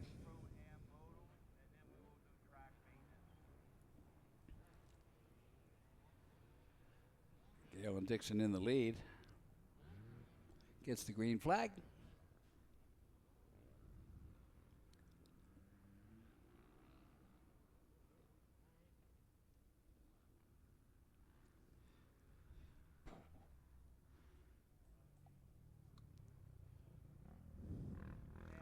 Down into the Dunlop first turn.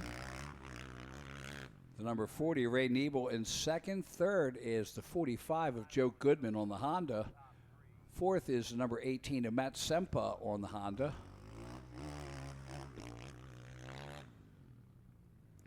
Rich Trunzer, the number 75, rounds out the top 5 on a Husqvarna.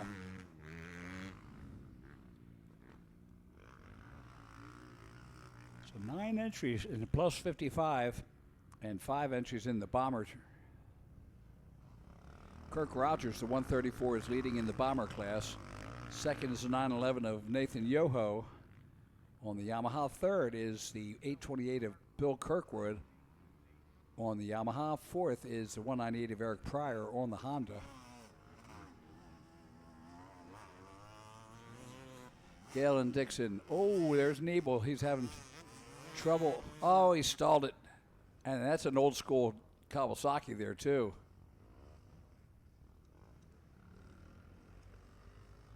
Kept his spot, though, as he makes it his way down the Mositis Motorsports downhill and bowl turn. I don't think it's fair to call that a bowl turn anymore. There's your leader, Galen Dixon. Heads up over the Himmler triple. Working on putting lap number 2 in the books.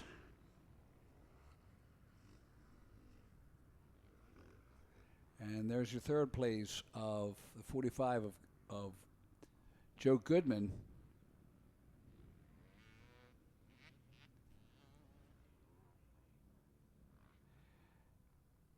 And there's Galen Dixon going through the traps. Running a 2:10.371 on that last lap.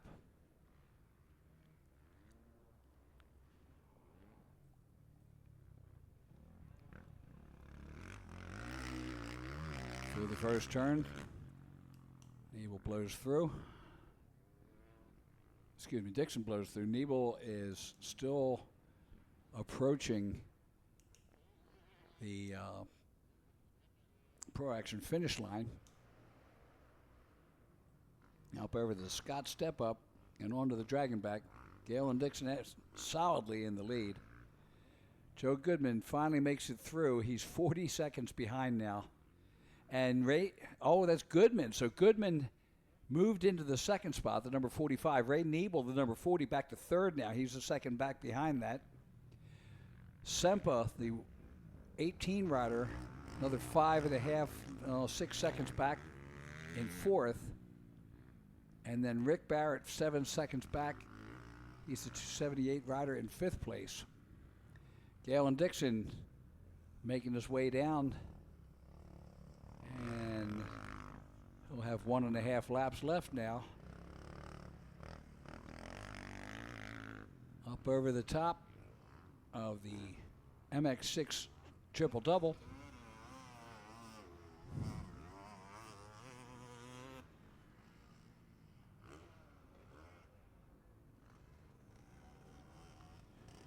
All right, there's their 45 of Goodman in second. So Joe Goodman on the Honda in second.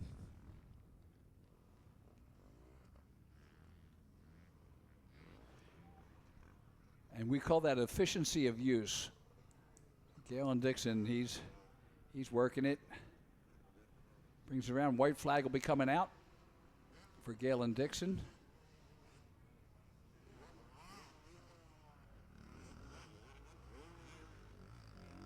LCQ coming up, and that's going to be a 3-lapper, so it'll be green-white checker.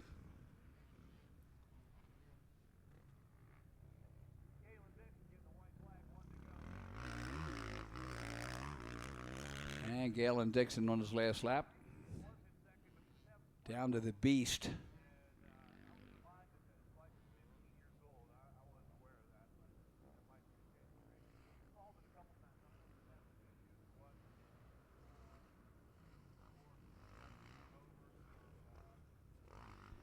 And across the Dragon's back they go.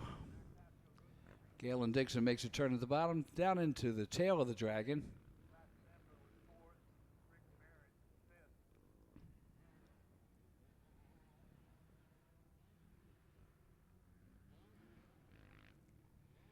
And Niebel has passed Goodman back, so Niebel has now moved back into second place. That's the number 40, Ray Niebel.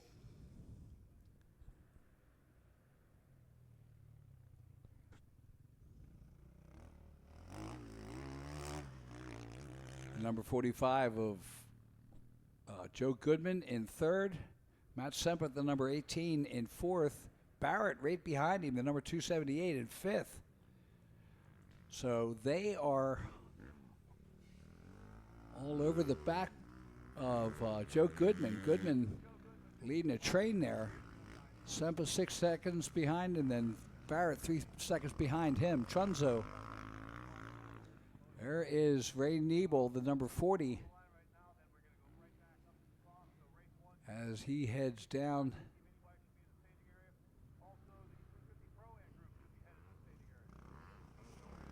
I lost him on the track there for a second. Oh, okay, tail of the Dragon there. All right. And the 930 of Dixon comes in and takes the checkered flag. So Galen Dixon taking the win in the plus 55 class. Cheater. He's 56. Come on. Nah. Chunzo's younger than him at 55. Nah, actually, I cheer him on. Good job, Mr. Dixon. Ray Niebel coming in second, the number 40. That should be him there.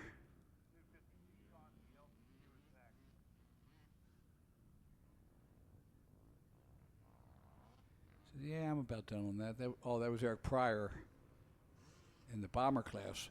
So in the bomber class, Kirk Rogers, the 134, is your leader. Nathan Yoho, the 911 on the Yamaha in second. William Kirk with the 828 on the Yamaha in third. Eric Pryor, the 198 on the Honda in fourth. And Chris Yothers, the 010, will come in fifth on the Suzuki.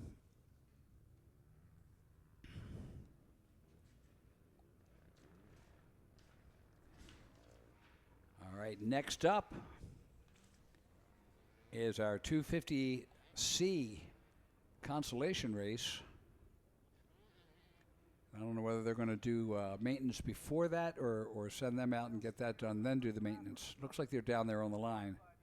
In the 250C Consi, the 8 of Michael from Butler, Pennsylvania, the 119 of Samuel Rice from Morgantown, West Virginia, the 193 of Zach Kuhn from McDonald, Pennsylvania, the 207 of Alex Troutman from Elizabethville, Pennsylvania, the 249 of Alexander Stape from Pittsburgh, Pennsylvania, the 471 of Dominic Picasso from Plum, Pennsylvania, the 504 of Cody Briner from Port Matilda, Pennsylvania, the 508 of Parker Dwyer from Airville, 708 Caleb McDonald from Reynoldsville, the 711F Dean Frank from Gardners, the 804 Sean Troutman from Elizabethville, the 812 Aiden Allen from Fayetteville, the 815 of Adler Shaw from Fairfield, the 816 of Evan Slaith from West Newton, the 923 of Colton Snyder from Pulaski, and the 997 of Max Schreier from Hermione.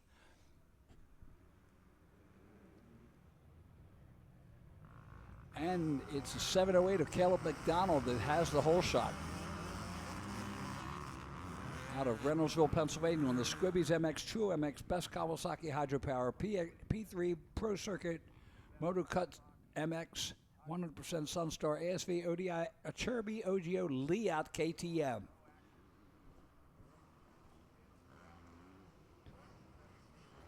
Now it should be there was 16 and 16 out of the motos, and there should be the top 8 from here to make the 40-man gate in the LCQ.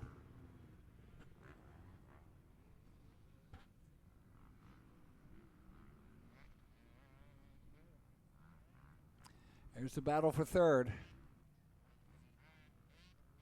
That should be Cody Briner and Sean Troutman. Let's see. Battle for fourth now. The 470 of Dominic Bacasa, 471. In third,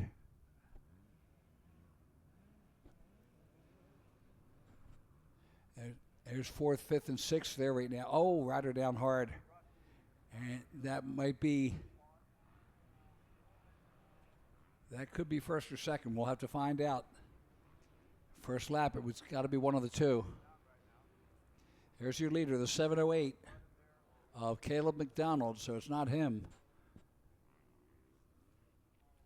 There's the 804 of Sean Troutman in second.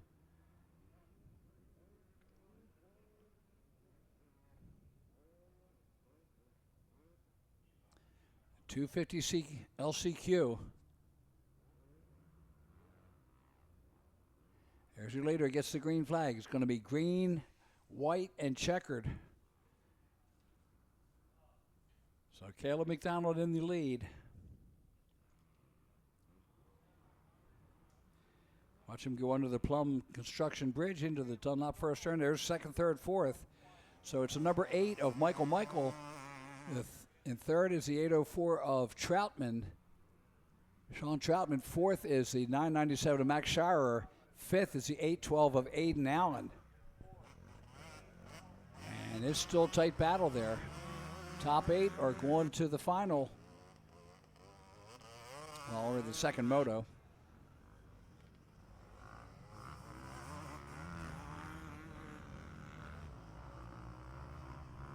There's the leader, Caleb McDonald.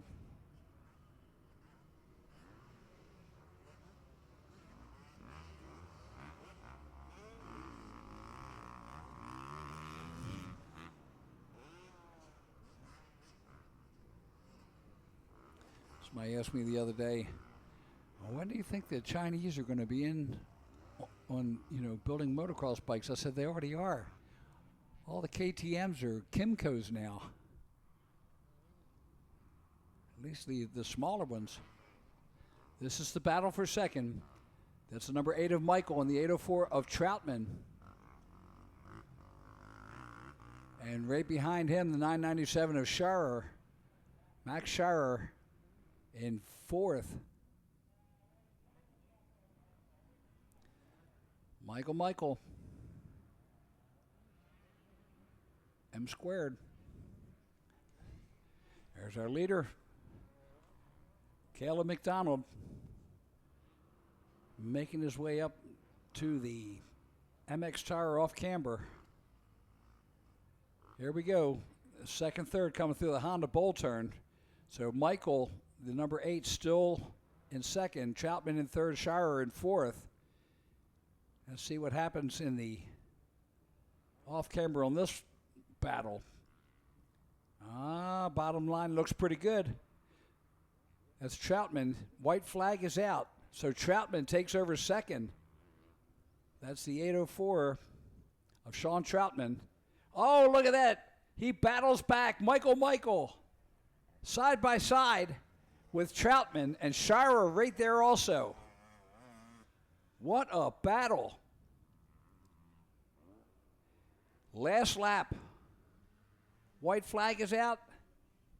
Here they come. Michael back into fourth now. Troutman in third. So Shirer, the 997, I believe, has taken over second position. Guys, don't take each other out. It is the LCQ. The top 8 go. There's our leader, McDonald. Caleb McDonald at the tail of the dragon. And these guys are just going at it. That should be Shirer on the KTM. Troutman is in fourth. In third. And Michael in fourth.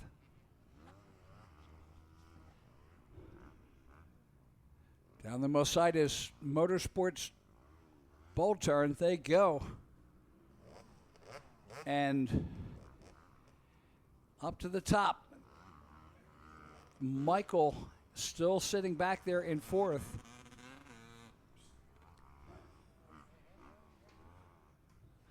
Give him 1 minute. He brings it around here.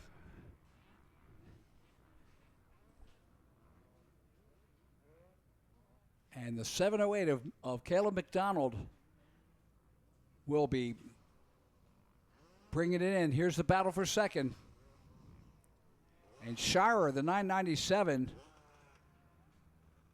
ahead, and it looks like Michael is back to third now.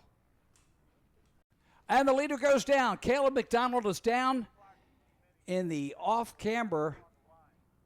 There goes Shirer and the number 8 of Michael as they move past. And here's the drag race, trying to salvage whatever he can. And so McDonald makes it into second, Michael in third, Troutman in fourth. Legendary race. Speaking of legends, I've got a guy up here, and possibility of you being elected into the Hall of Fame this year. And welcome. Thank you. And it's just, I tell you what, you've done so much for the sport where there was this void. All we had was PWs, and you had a chance to make a difference. And there was like, what's this Cobra thing they're coming up with? Where did this come from?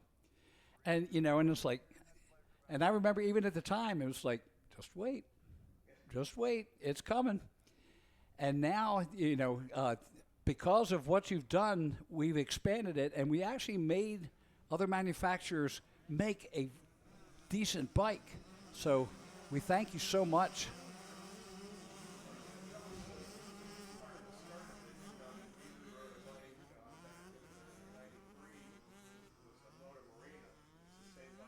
Travis ran.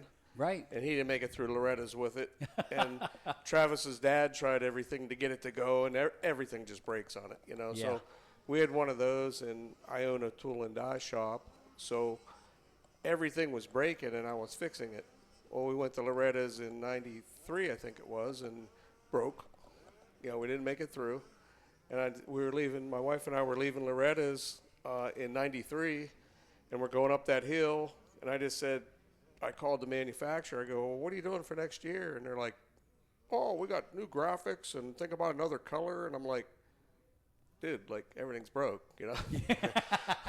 It's still a POS. Come on, Yeah. So they wouldn't do nothing. And my wife and I just said, if they're not going to do it, I think we should try this. We should do this.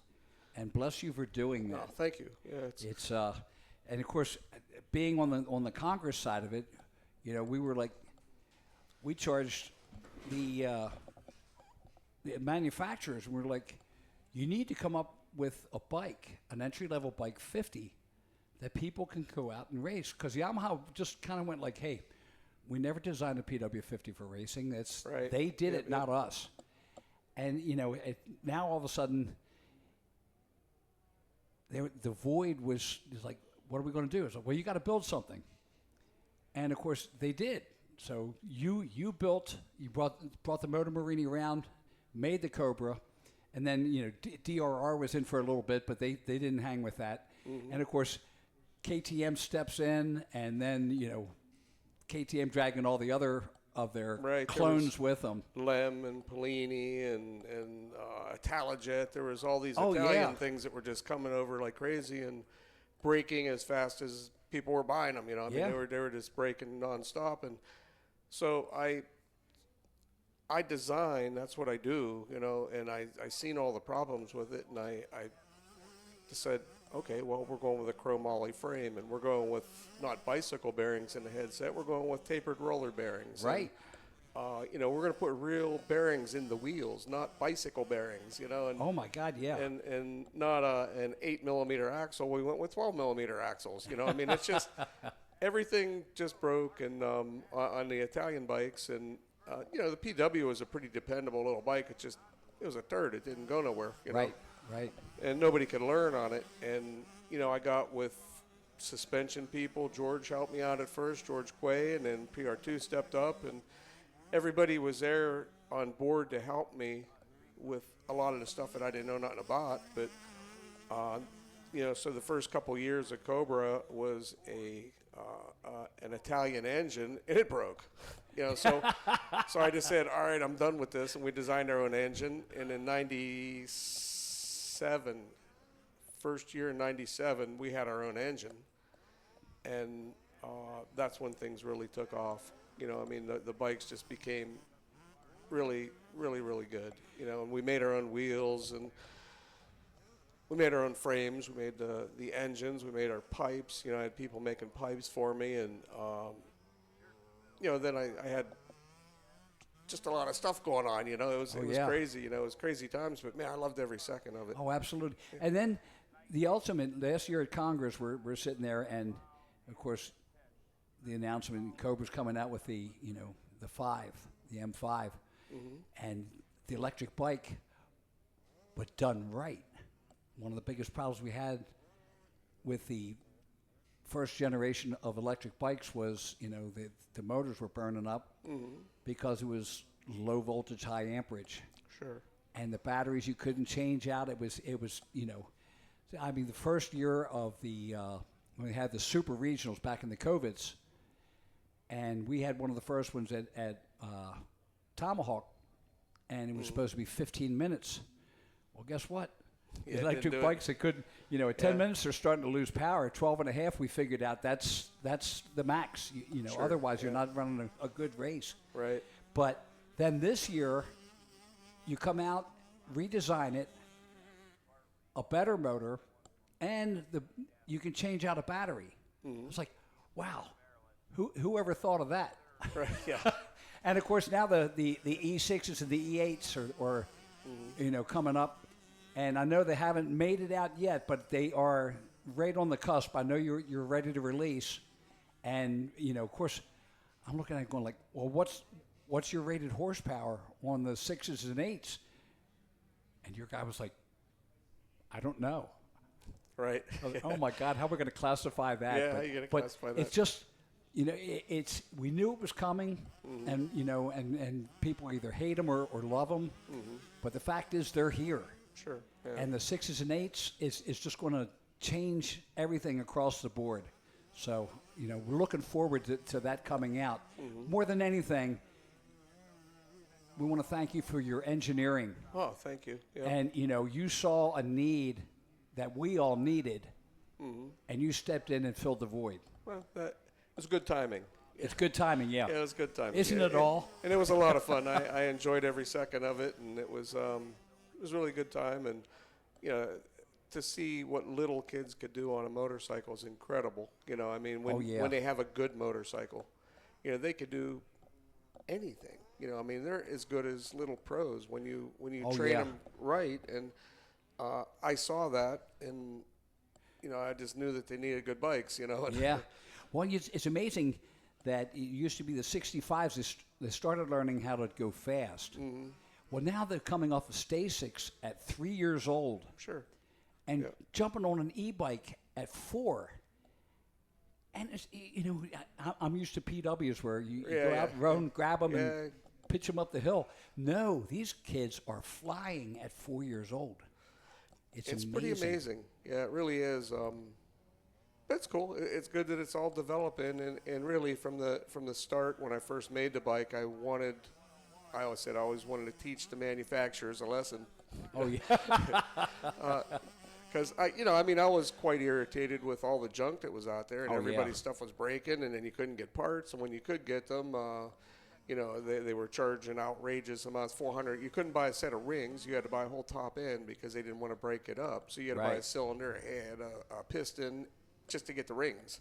It was $400. I mean, it's just like that was back in the day. Absolutely. So I was really upset with them. So I did everything that I could to make the parts cheaper than anybody else, because most of the stuff, because of what I did, I had to design and develop each part for that bike because prior to what I did, nobody jumped 50s. Nobody jumped anything. Right. And I do engineering, but I'm not smart enough to figure out like what a 50 what a 7-year-old is going to jump, and when I seen they were jumping Daniel Paluzzi clearing a 125-foot tabletop in California. I'm just like on a 50. I'm just like, uh-oh. and all the big factories, they've got their own test pilots. Right. That can give you good input off of that. And of course, you're looking at a 4 or 5, 6-year-old, and it's like, what was like that? It was cool. Yeah. I liked it. Feedback was always extremely difficult. You can't get feedback because, number one, they won't be truthful with me because they don't want to hurt my feelings if something isn't good. Yeah. So that was always one of the biggest problems where they wouldn't say, this thing sucks. So feedback and testing was always tough, but after you do it for a while, I can see myself, and I just, I figured it out without their feedback. That it needed this or needed that, and we needed to do this or that. And one of the other great things about Cobra, and of course as a referee and an announcer, the fact that Cobra Factory was there at every single race. You had track support because the parents are coming up going, I don't know what's wrong. He just said it isn't running right. Right.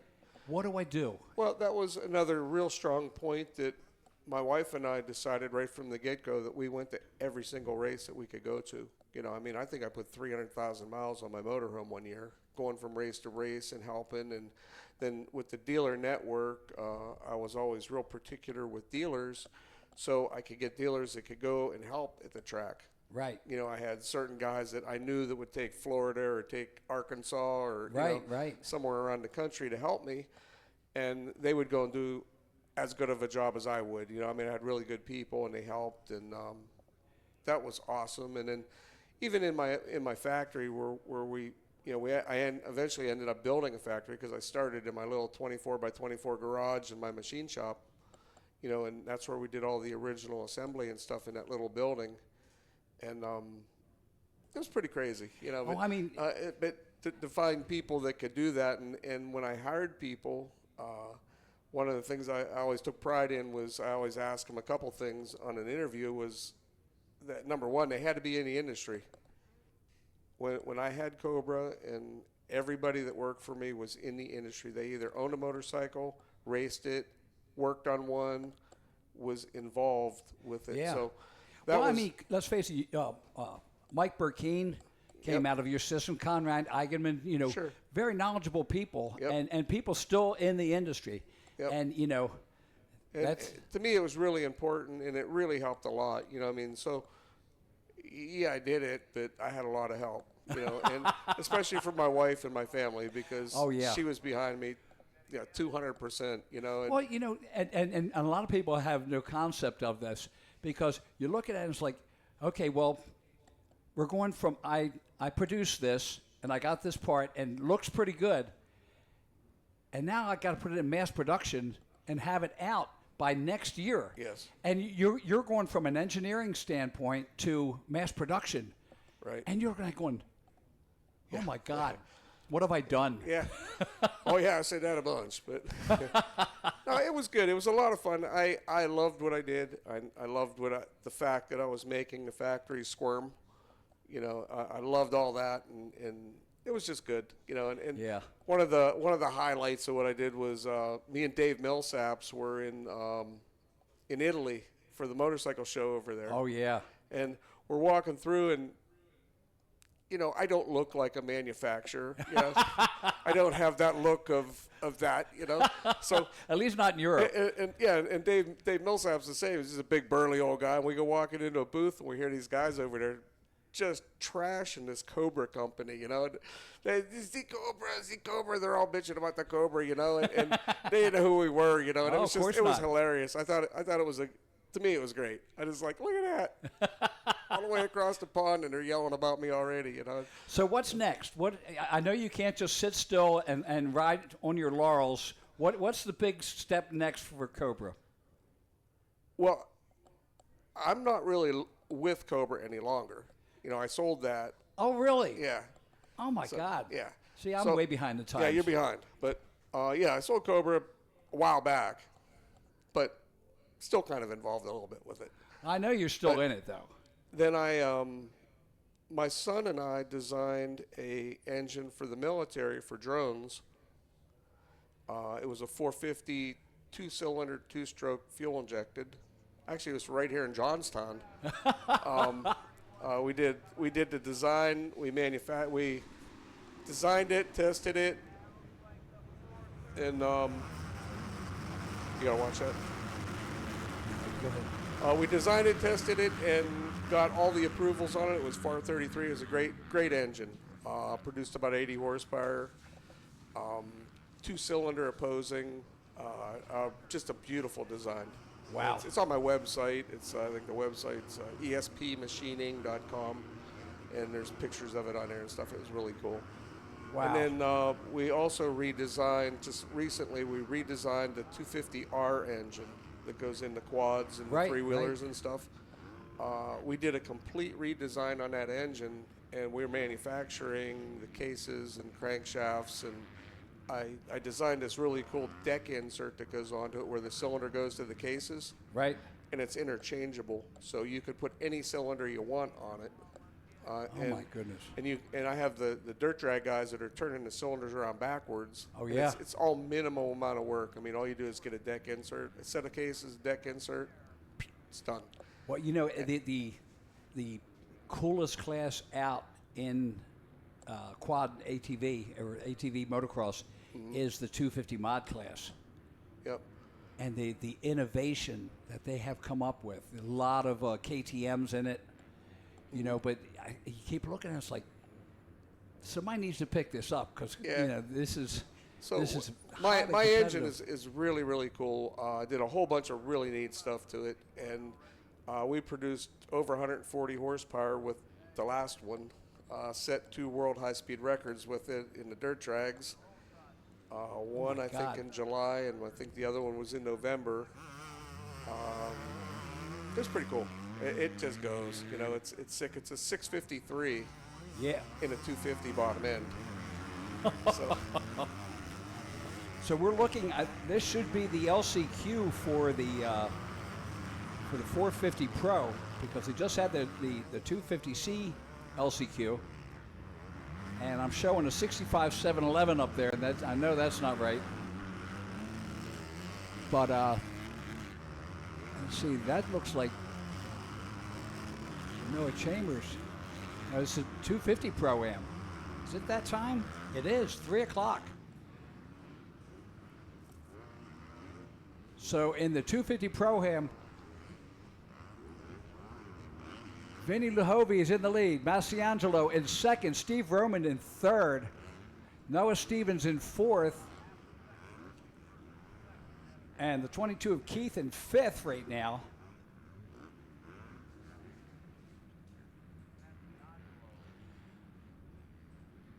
Okay, so Luhovi and Masiangelo up over the Himmler triple there. So what do you think about this massive off-camber here? That's an East Coast beast there. It's just so cool, you know. It is. It's really. The track is absolutely beautiful. It's the conditions, everything here. It's really amazing. All right, there's Stevie Roman, the 731, and Noah Stevens, the 97, as they make their way through the Pro Action finish line. So, 15-minute race. The 22 of Gage Keith is in fifth. Dakota DeVore, the 526, just behind him in sixth. Then there's Matt Burkeen, the 820, and the 513 of Bill Carling. Now, Matt Burkeen, I know that, he was Cobra all the way up, through the ranks. Of course, with Dad being right there, I'm sure he was. But still out there as a privateer, and just love it. I didn't know he was here until right now. Until you said that. I'm like, I'm going to have to look him up. He still has that smile on his face he's always had, and that's, I said, don't ever change. Well, we've had some really good riders come through the Cobra ranks, Tomac and Cian Cirilla and just Webb. Oh, yeah. And now there is Luhovi. Luhovi has taken the lead from Masiangelo, the Canadian rider, and Masiangelo making a charge back at him. So battle for third on the top as they come around the pond turn and up the triple-double, and here's the lead coming through the Honda Bowl turn. And it is Masiangelo has retaken it. So Masiangelo in the lead now with Vinny Luhovi in second as they make their way around down that long straight. 15 minutes on this final. And, of course, you probably know most of the names out there because, I know a lot of them, yeah. There's been a lot of kids through Cobra, and it's for my wife and I. It's really a lot of fun to watch Supercross and see all those kids and go, oh wow, they're Sexton. It's just cool, to see all these kids. And, and where they're all ending up. It's really cool. It's Noah Stevens and Stevie Roman, the 731. Stevie Roman, I think he's entered in like 6 races this weekend. Wow. And 36 years old. Gotta love that. Masiangelo and Luhovi out of the tail of the Dragon. Headed down the Mositas downhill. Taking that bowl turn at the bottom. And I don't think there's any smooth line through there at this point. But the Canadian came down here. He is loaded for bear in this 250 class. Luhovi, he's in the midst of training for the Outdoor Nationals, so he is absolutely on his game right now. And the Canuck is putting it to him. But again, it ain't over until the obese lady yodels, and she ain't yodeling yet. Masiangelo off the track a little bit. He gets a little crossed up. That brings in Luhovi a little closer to him as they come down towards the Pro Action finish line area. Again, this will be a 15-minute race. Both of these racers at a 1:46. Masiangelo at a 1:46.408. Luhovi at a 1:46.8. So about 0.2 of a second slower. And that ain't much. I can't blink that fast. So there's Noah Stevens, the 97 in third, and Steve Roman in fourth. DeVore, the 526. Dakota DeVore sitting pretty there. Battle between Gage Keith back into sixth now. Peyton Jackson to 620 in seventh. Carling has dropped back to eighth place. Ben Nelko in ninth, and Burt Keane back to 10th.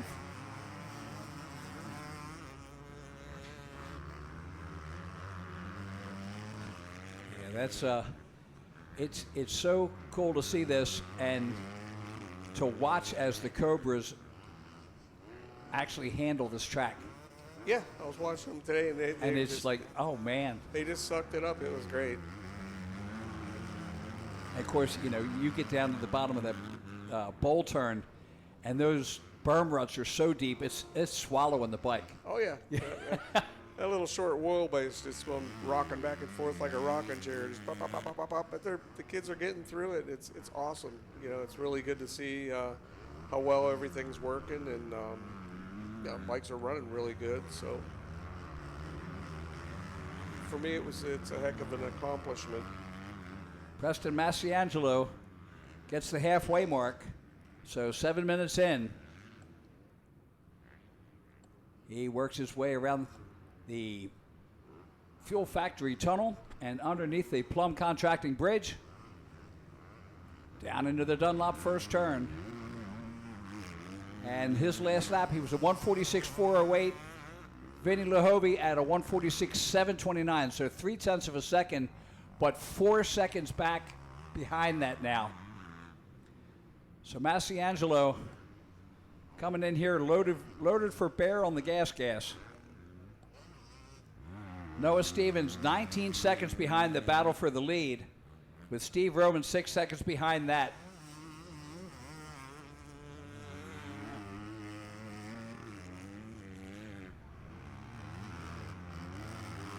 Yeah, I often wondered if anybody would ever step up and try to make an American-made, like a Cobra ATV racer. You know, they've got the DRR. Yeah.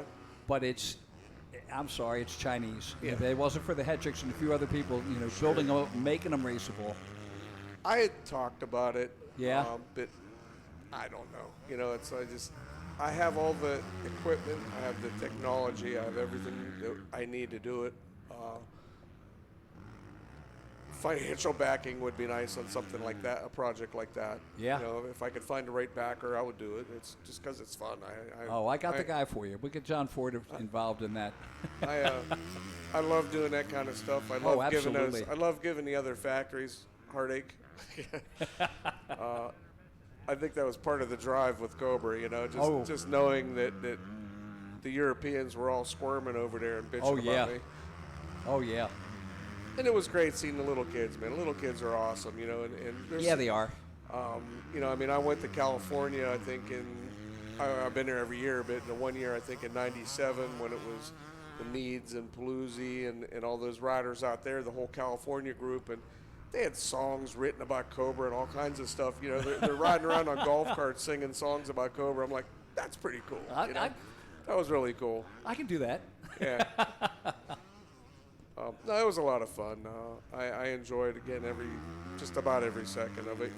Every once in a while you get some irate parent that doesn't understand, but that's just part of it there. Now we're looking at Lahovey there in second place as he makes his way down the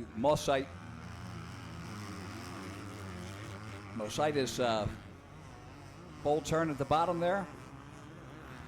And of course, Masiangelo was trying to run out and hide. 3 second gap now between the two of them. And of course, depends on which side of that 3 seconds as to how long that 3 seconds is. It's like being the man on the outside of the bathroom. It's only going to be a minute. Yeah, okay. Down through the valley and into the bowl turn, you can see Masiangelo just taking off of that Himmel excavating triple there. Of course, Lahovey's kind of looking at it like, dude, what do I have to do here? I'm riding as fast as I can, and this guy is still killing me.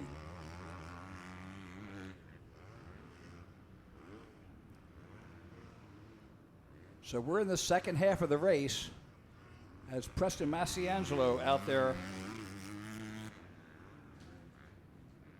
on the MX Tire 60 FXR Oakley Gas, pride of Waterford, Ontario, Canada.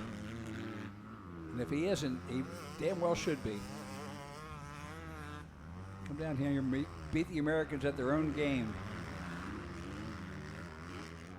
Up over the Scott step up and into the midst of the dragon back. Masiangelo doing a masterful job. Noah Stevens still in third, and Stevie Roman and Dakota DeVore got a good battle going for that fourth position. They're just behind Stevens. Masiangelo up around the hairpin. He's got to be getting tired. Not that he's going to show it, but he's getting there. And up out of the MX6 triple-double. Here's our third place rider. That is the 97 of Noah Stevens. As he comes in through the bowl turn, that gives you some idea how far he's got to be. Almost 30 seconds back in third position. Yeah, 28 seconds. That was pretty good. Yeah. I pulled that out of the air. Pretty good, yeah. So you would have never thought of this. 3 weeks of rain, and looks like we're going to have a dust this afternoon. It might have to water the track. Track's amazing, the shape. Oh, it's just, and this looks like a combination of Mammoth and Point South. You look at the jumps, faces all nice hard packed, but the chocolate cake dough in the other parts. I give Jeff, a lot of credit because of the way the track is prepped, and they know, he kind of knows in advance what to do. And same thing with Coombs is down at Loretta's when we had all the issues down there and stuff with the water and the rain and the storms. And I've been the tracks all over the country, actually all over the world, and I don't think anybody preps tracks as good as Jeff and Coombs is, and Loretta's and all that. Those tracks are always awesome. Jeff Russell, just the master of the dozer. Sure, yeah. All right, so there's the second placer. That's Vinny Luhovi. And Vinny out there on the Mositis. Yeah, I see. I messed it up again. Mositis Motorsports, True MX, Fast Track Moto, FCC Motorsport, Gemco Plumbing, MX Tire, Yamaha. As he makes his way down through the valley up into the Honda bowl turn. Brings it around. Our leader there, Preston Masiangelo, brings it by. Let's see if he gets a white flag this lap. Not quite. He's probably got to be, by this time it's like, dude, please. Another one? He did say that this is his favorite track and his favorite race conditions.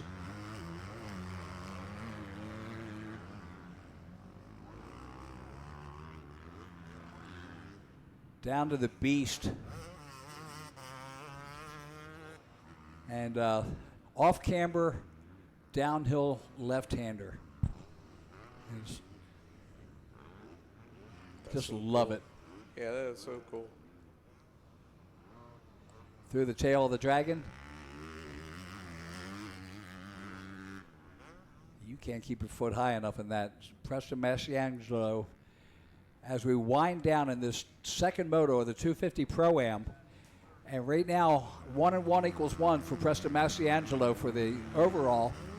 Vinny Luhovi second, Noah Stevens third. Right on back, Stephen Roman fourth, Peyton Jackson sixth. Dakota DeVore was a fifth. And that's on the overalls that I'm talking there, so that would be in sixth place. Masiangelo just eating the track up.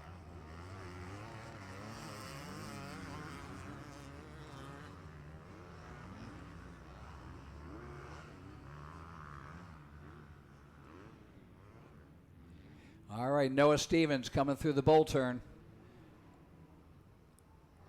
Out of Danbury, North Carolina on the KTM.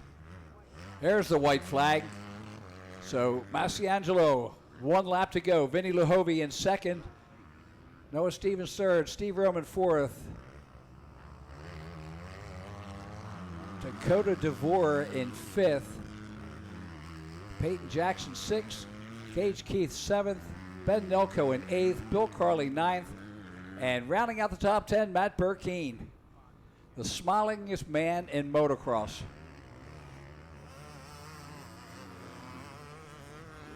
It's funny talking to him. He said, yeah, he goes, I don't like to go to the pro outdoors. It costs me money. I'll stick with the pro-ams. I make plenty of money. I have a lot of riding time. It's all good. That's funny. Matt's a good kid. Yes, he is. He's a really, really good kid. And another one getting the shirt off his back. Yep. You know, he just, it's all about the sport. He puts out his arena cross that's one of the crash videos. That was really nice about owning Cobra was, I met those type of people, and it was just really Oh, nice yeah. to meet. Even to this day, I bought a machine down in Louisiana, and I haven't talked to those people since probably 2000 or 99, and I bought a machine down there that was in the town where they went over and checked it out for me and stuff. It's like, hey, just an old Cobra customer, and old Cobra customers are great, and oh yeah, and that's actually how I got the drone engine to build for the military was through old Cobra customers. They were in a meeting with I don't know, Navy SEALs or whatever, and they're sitting there going, who are we going to get to make this? And the two guys that used to have Cobras are like, call Bud. Here we go. Checkered flag comes out, and Preston Masiangelo will take the win and the overall on the MX Tower Dirt Lab Motorsport 110 Racing ODI Engine Ice. No, that's the wrong one. And I even knew it. That was Peyton Jackson. Sorry. Hey, let's try that again. Preston Masiangelo on the MX Tower 60 FXR Oakley Gas from Waterford, Ontario, Canada. Bud, we want to thank you for coming up here, and I'm so happy that you got to see a good race. Thank you very much for having me up. That's great. I've got a pen here. Would you mind signing the wall? It'd be you, Gary Semix, and Chad Reed so far, and I think awesome. that that's pretty good company. Yeah, I appreciate that. Thanks. Where's the wall? Over there. Okay. With the signatures, and I know I'll be voting for you for Hall of Fame. I just hope that everybody else is out there and listening to this. I hope so. And yeah, that would be cool. It would be really cool to see you there, and I'll see you at the Hall of Fame dinner. Hopefully, when we get you in there this year. I hope so. Yeah, it'd be cool. Thanks, Bud. Yeah, thanks again. Really appreciate your time and let me come up and talk. Yeah, I love it. That's cool. Okay. All right. Thank you. Thank you.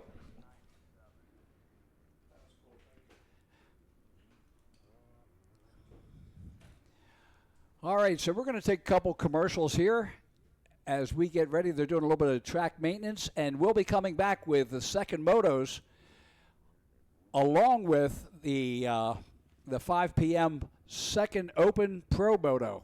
So we'll be back shortly, and thanks for tuning in to rmgsports.net.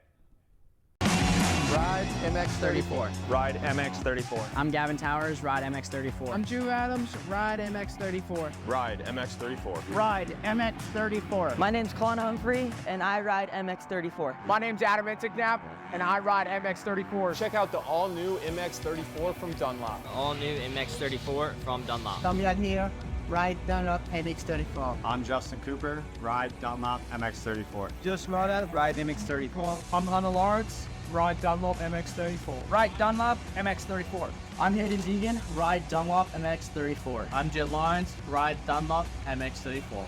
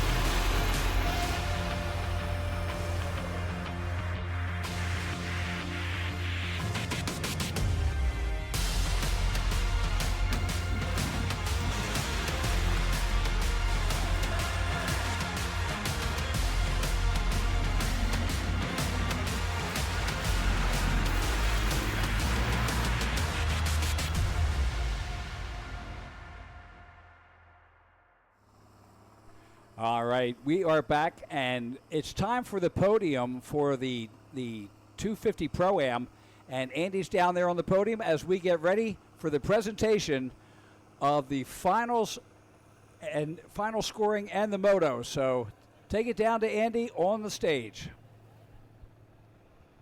Okay, guys, we're down here live with the 3 overall in the 250 Pro-Am. We're going to start with third place, Noah Stevens.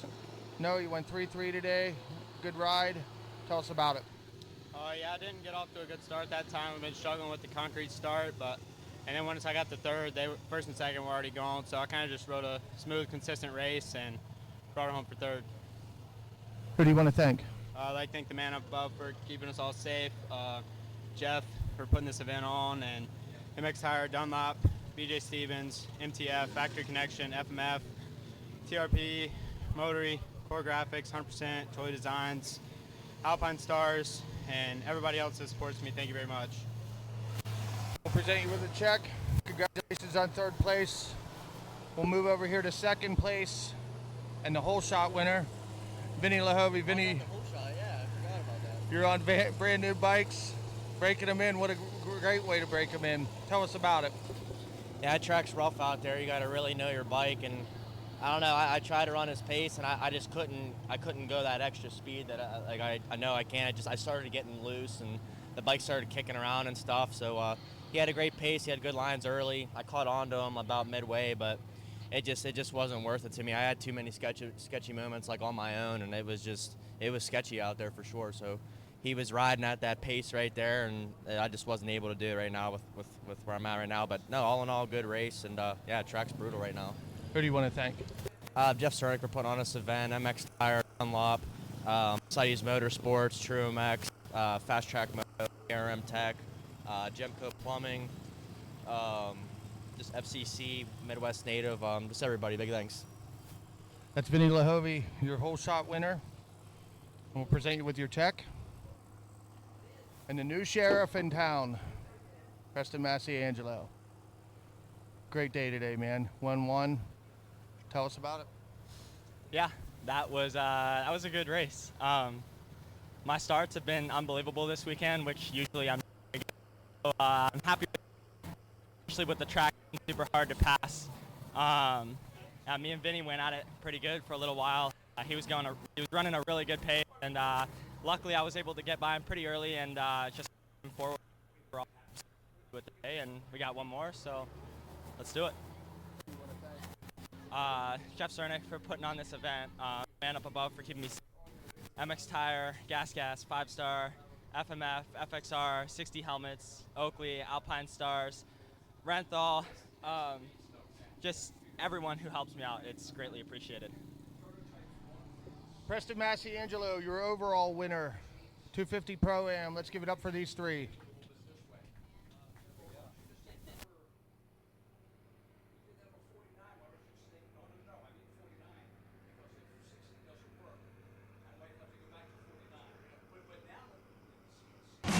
Ride MX34. Ride MX34. I'm Gavin Towers, Ride MX34. I'm Drew Adams, Ride MX34. Ride MX34. Ride MX34. My name's Colin Humphrey, and I ride MX34. My name's Adam Intignap, and I ride MX34. Check out the all-new MX34 from Dunlop. All new MX34 from Dunlop. Tom here, ride Dunlop MX34. I'm Justin Cooper, ride Dunlop MX34. Just Model, ride MX34. I'm Hunter Lawrence, ride Dunlop MX34. Ride Dunlop MX34. I'm Hayden Deegan, ride Dunlop MX34. I'm Jet Lyons, ride Dunlop MX34.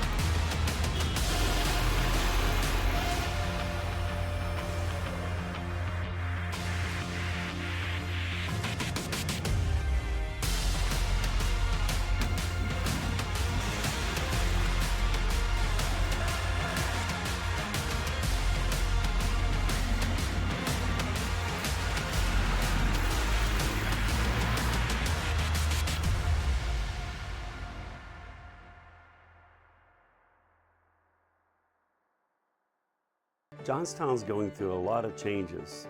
Our community is turning into this outdoorsy town that's very welcoming. And our company at JWF Industries changing, looking at the progress we've made with high technology and a family atmosphere.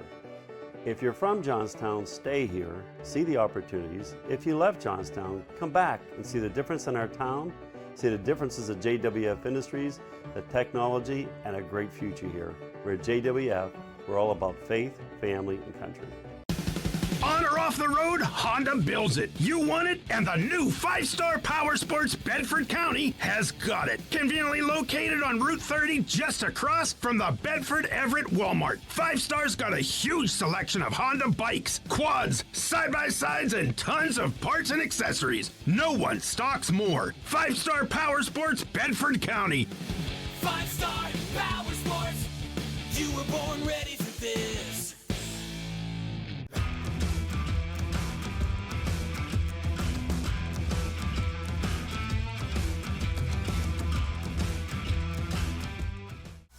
How would you like to go to a school where we take into consideration how students learn best? Well, we do that because we find if we can build the curriculum around the things you are interested in, you're going to do a better job.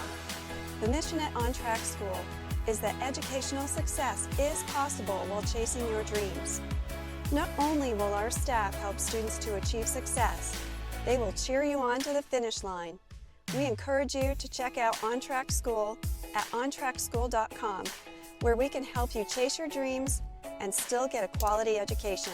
ontrackschool.com. Check it out.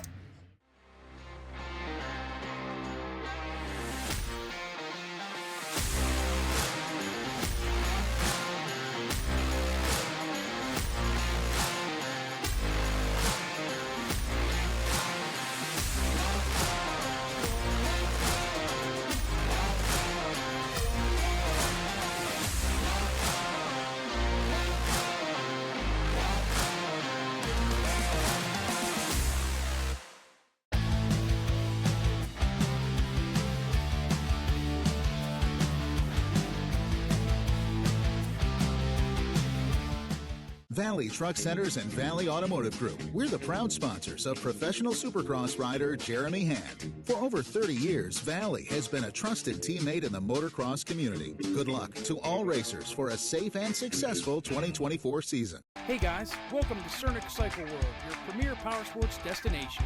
Come on in and check it out. We stock the best products from Honda, Suzuki, Kawasaki, Yamaha, KTM, also KA. That means we have something for the whole family.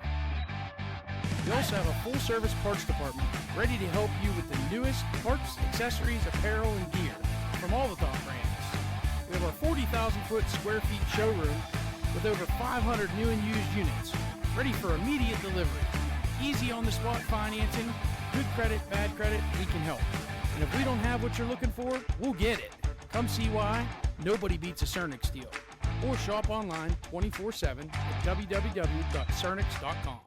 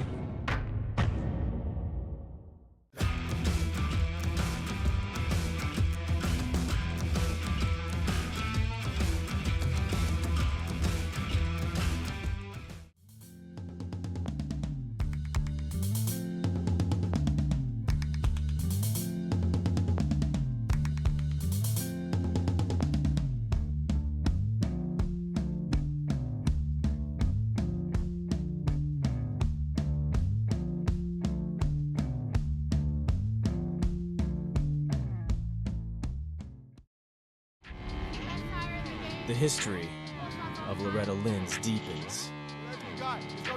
30 championships, all backed by Dunlop motorcycle tires.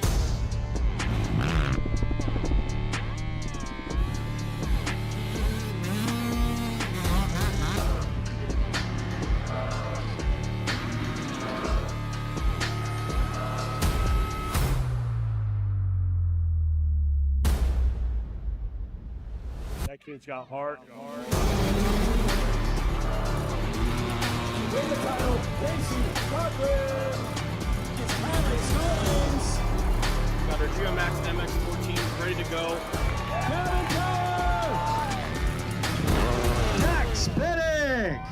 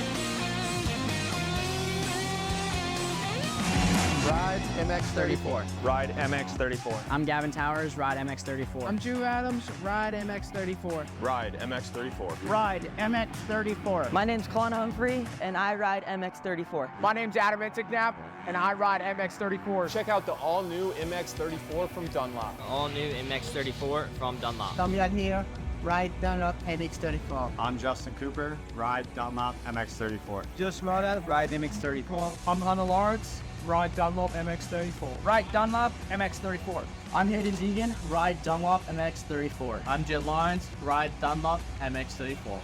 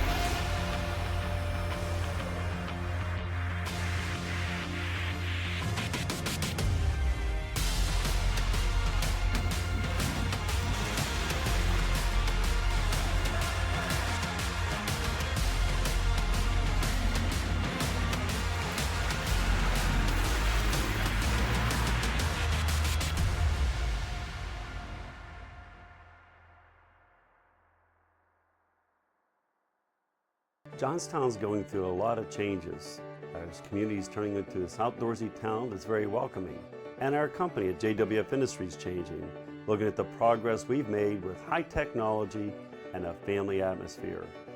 If you're from Johnstown, stay here, see the opportunities. If you left Johnstown, come back and see the difference in our town, see the differences at JWF Industries, the technology, and a great future here.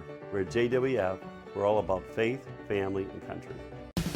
On or off the road, Honda builds it. You want it, and the new 5-star Power Sports Bedford County has got it. Conveniently located on Route 30, just across from the Bedford Everett Walmart. 5-star's got a huge selection of Honda bikes, quads, side-by-sides, and tons of parts and accessories. No one stocks more. 5-star Power Sports Bedford County. 5-star Power Sports. You were born ready for this.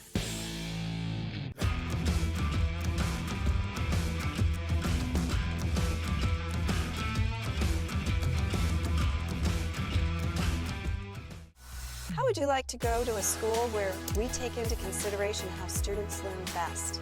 Well, we do that because we find if we can build the curriculum around the things you are interested in, you're going to do a better job. The mission at On Track School is that educational success is possible while chasing your dreams. Not only will our staff help students to achieve success, they will cheer you on to the finish line. We encourage you to check out On Track School at ontrackschool.com, where we can help you chase your dreams and still get a quality education. OnTrackSchool.com. Check it out.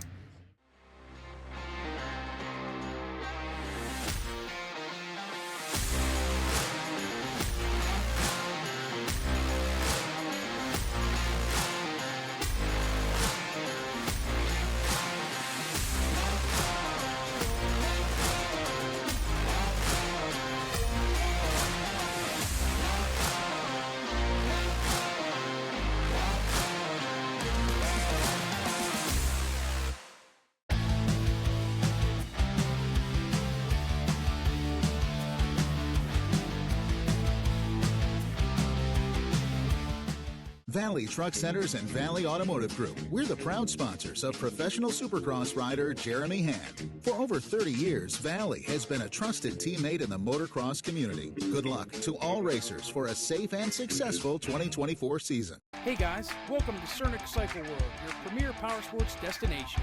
Come on in and check it out. We stock the best products from Honda, Suzuki, Kawasaki, Yamaha, KTM, also Kia. That means we have something for the whole family.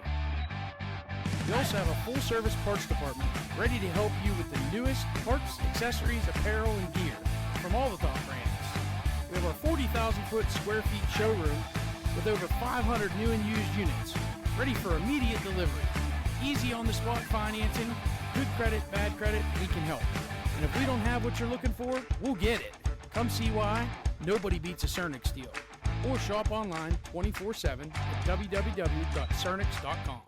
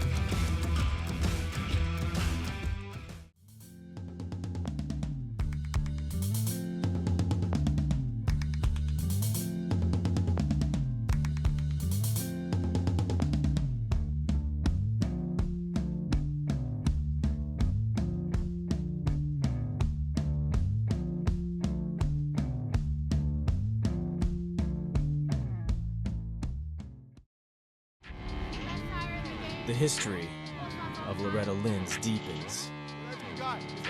30 championships, all backed by Dunlop motorcycle tires.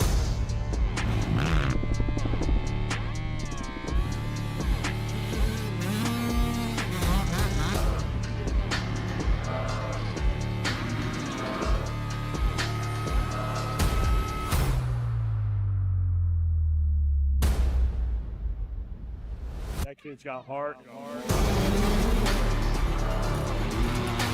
the title, Casey Cochran. It's Harry Stallings. Got our GeoMax MX-14 ready to go. Max Bennick.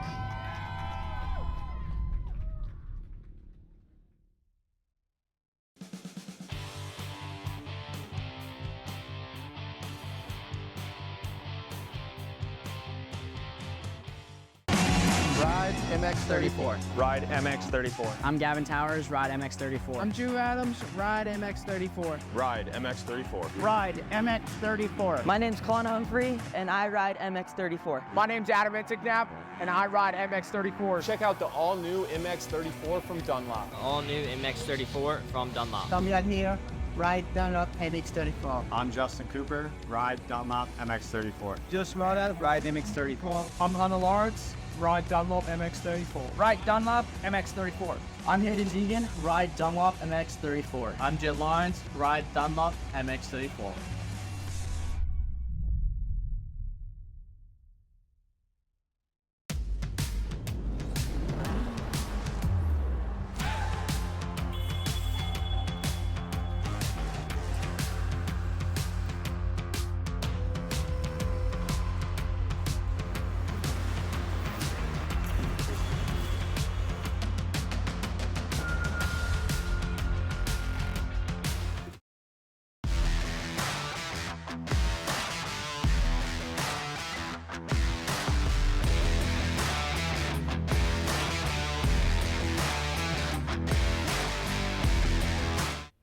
Good afternoon and welcome back. It is day number 2, moto number 2 of the Dylan Slusser AMA Pro-Am.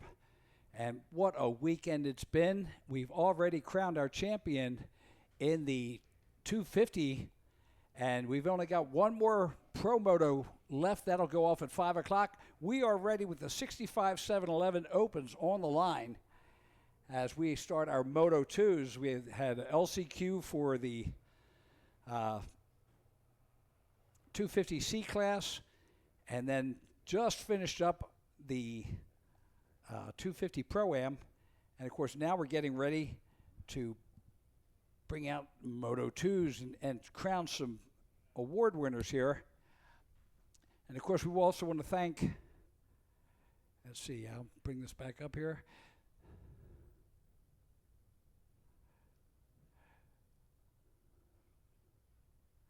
So the Pro-Am and Women's Whole Shot is sponsored by ETS Racing Fuels, and the Sunday's Dylan Slusser Memorial Pro-Am payout, $44,425.36 in total purse, and just amazing numbers there.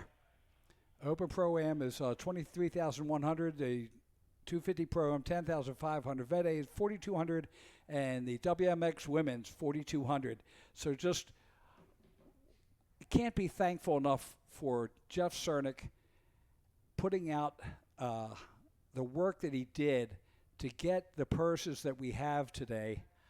And I know that Dylan Slusser's up there in heaven with a big smile on his face and loving the celebration that we're having of his life doing this. All right, the 2 card is up. 65 711 is on the line. The win in Moto 1 to the 1-1 of Travis Bartley from Sarver, Pennsylvania. Second place going to the 14 of Cooper Rhodes. Here they come up into the first turn. Can Travis do it again? It's the 481.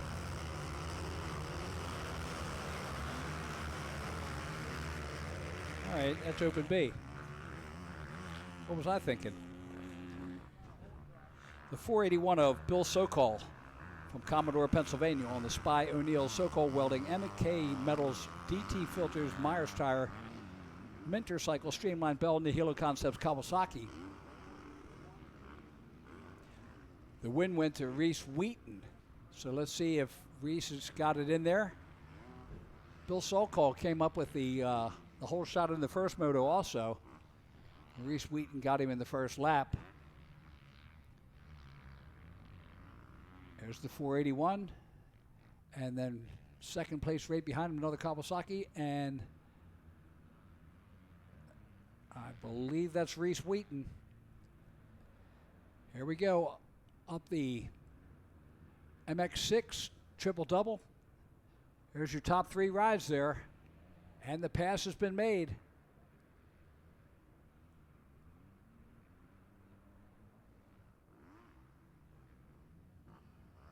And it's a 734 Reese Wheaton out of Irwin, Pennsylvania on the Wheaton & Sons MX Tire O'Neill Bell Elusive Gloves Twin Air Scott Factory Seat 343 BR2 Nihilo Kawasaki. There's Sokol right with them, and they are battling it out. Little bobble by Wheaton. Green flag is out. And Masiangelo, no, that's 250 Pro-Am. Come on, give me the right numbers.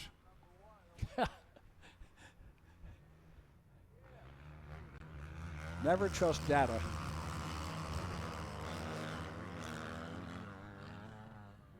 So Reese Wheaton and Bill Sokol, the 481 and the 734, battling it right now.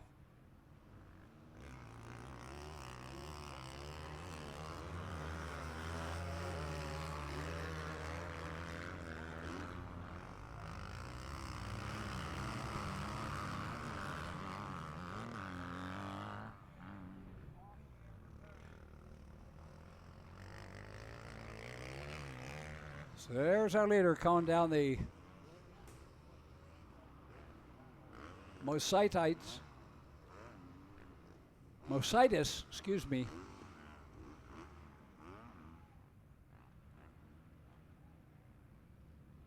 Sorry, I'm trying to get the text through to our data guy. So Reese Wheaton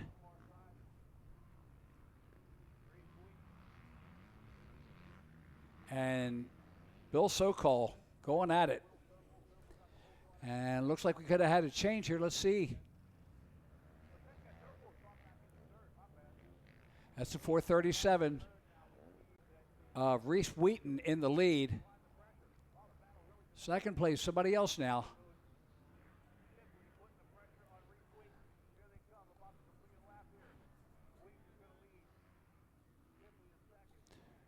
Wheaton puts second lap in the books.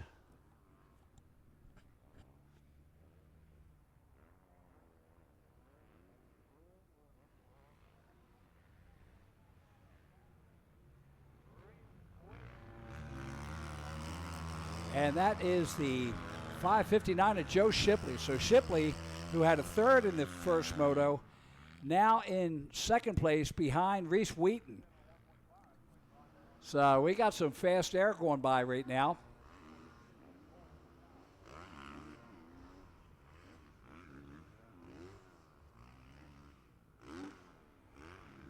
Wheaton brings it through the tail of the dragon.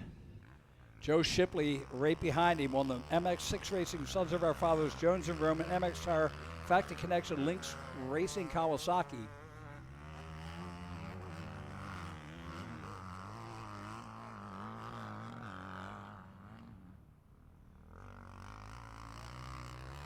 There we go. Now we've got data.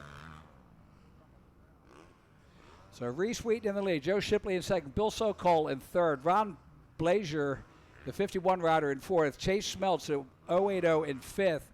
Landon Shank, the 104 in sixth. Braden Campbell, the 122 in seventh. Brett Ferry, the 07 in eighth. Joe Arcuri, the 961 in ninth. And the 117 of James Fullen rounds out the top 10.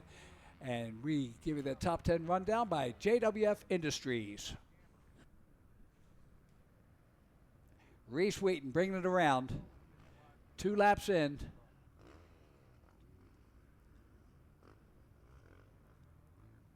White flag is out. 1 lap to go. Shipley making a charge. He's all over Reese Wheaton's back wheel. Now, if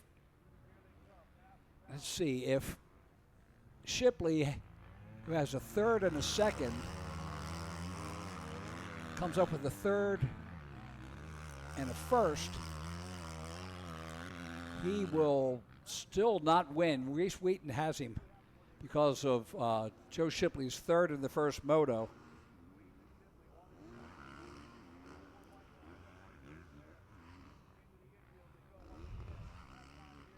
Into the tail of the dragon they go. White flag is out. Reese Wheaton holding her tight. You can see Bill Sokol, the 481, in third place. There's Reese Wheaton. Heading down to the pond turn, up across the MX6 triple-double one last time. Of course, they're going to have another B race to go, but we're going to run one race at a time. Wheaton up over the triple jump there. Takes a left-hander into the MX tire off camber. Here comes Joe Shipley. Joe Shipley making a charge right on his back fender. As they come through, he goes to the inside, and it is side-by-side drag race. Down the finish straightaway, checkered flag is out, and I don't know. I'm going to have to say, and they gave it to Wheaton. So the 734 of Wheaton was ahead by a tire width over Joe Shipley. So the 559 is Shipley in second. Bill Sokol, the 481 in third. The 51 of Blazier comes in fourth. The overall will go to Reese Wheaton. And I have not seen anything that close in a long, long time. What a finish. All right, on the line, race number 3, the 40 plus A, 40 plus BC. In the first moto, the 30 of Michael Sigmund out of Accident, Maryland, took the win. Second place went to the 44 Chad Rosselli from Dubois, Pennsylvania.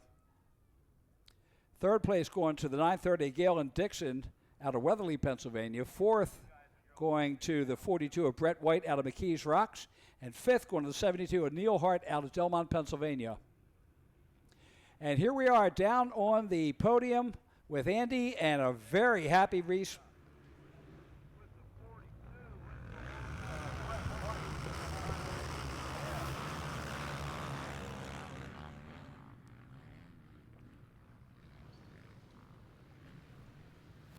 Okay, guys, I'm down here on the podium with Reese Wheaton, your 250B winner.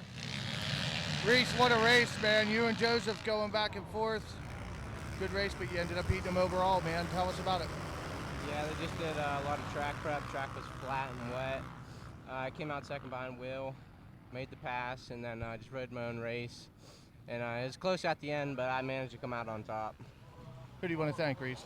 My mom, my dad, Team Green Kawasaki, Dirt for the Bike, Chris Whitcraft, Levi Kilbarger, Bonsai Suspension, Jeff Cerny for putting on the event, MX Tire, O'Neill, Bell Helmets, Scott Goggles, and everyone else, thank you. Okay, guys, that's Reese Wheaton, your 250B overall winner for the day. Back to you. All right, thank you, Andy. And there he is, the number 30, Michael Sigmund from Accident, Maryland. He is your leader.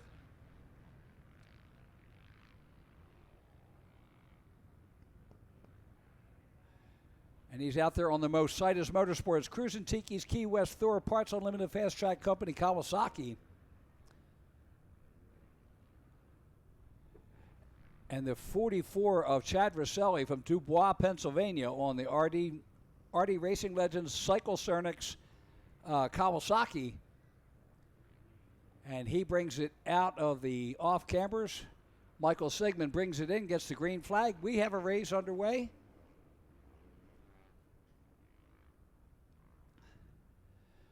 Sigmund and Rosselli, 1 and 2. Team Green on the wins in this 40 plus A.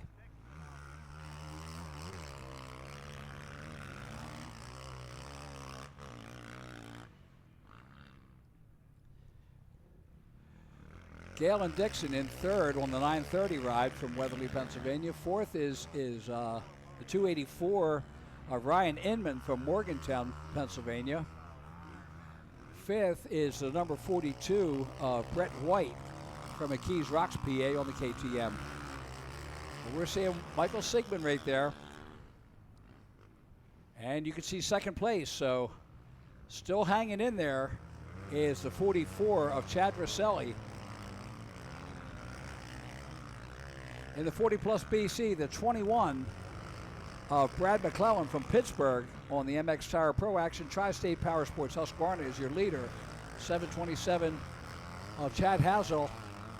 In second, third is Rick Salandra, the number 55. Now, back up top, there's Galen Dixon, the 930, in third place as he makes his way down to the pond turn. Sigmund heading in to make lap number 2. Up over top, the Himmler Excavating Triple.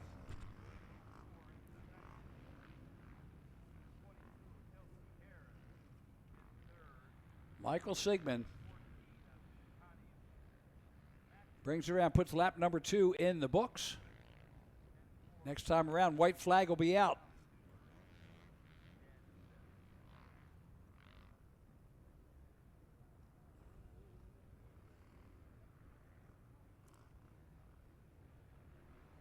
Sigmund and Rosselli.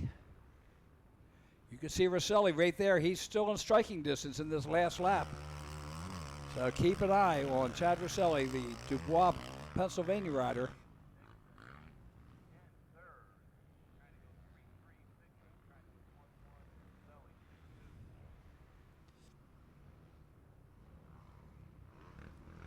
Galen Dixon in third. And Ryan Inman in fourth. Brett White in fifth. Neil Hart in sixth. Nowakowski in seventh. Nebel rounding out the top 8.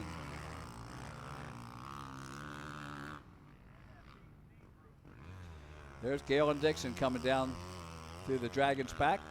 Makes the turn to the tail of the Dragon.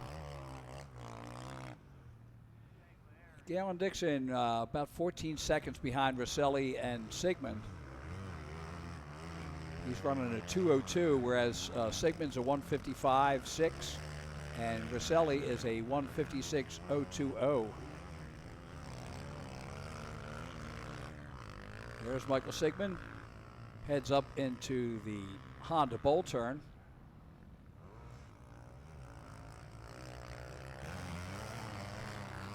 Up over Himmler Excavating turn there.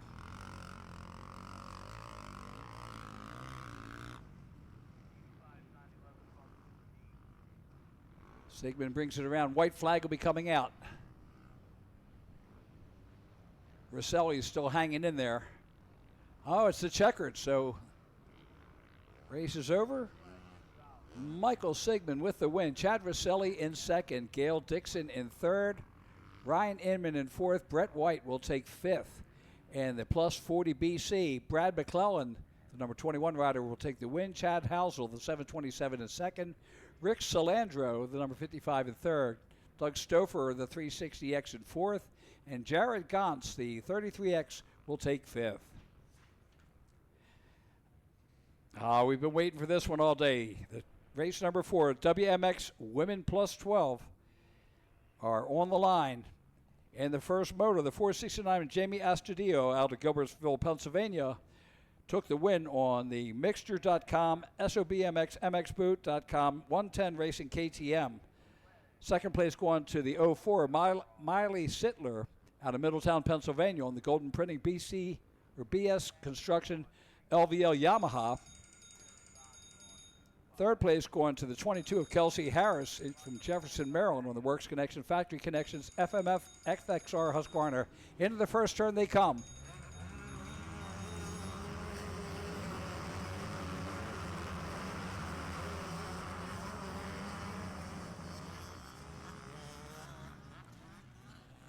So here they come up out of the Scott Step Up.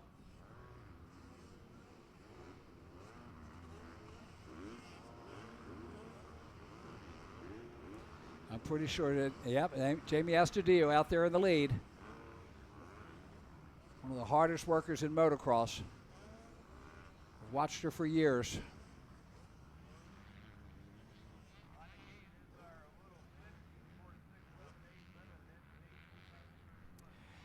And there's Jamie Astudillo, takes a look over his shoulder. Down to the pond turn she goes. All right, we're going to take it down to Andy on the podium. And our 40 plus A plus 40 BC winners are on there. Guys, And take it away, Michael Andy. Sigmund, your plus 40A overall winner, going 1-1 on the day. Michael, tell us about it. Day was great. Weather's good. Track crew's doing a great job. It was rough earlier. That was a little bit slipperier, but they're working it in for the rest of the day. So appreciate everybody's effort. I'm excited to be here, and yeah, it's doing great. Local legend here. Who do you want to thank? Well, first I got to thank my family, my wife, and my son, and the kids, and my dad, and my other family there. For this wouldn't be possible without them. I got to thank Josh. He was there for us, helped me out this weekend. Mechanic in there. I thank Mercedes Motorsports, Cruising Tiki Key West, MX Tire, 100%, Thor, Parts Unlimited, and Fast Track Company Graphics. So appreciate it. I look forward to keeping this going and gonna work our way to Retta's. Michael Sigmund, plus 40A champion.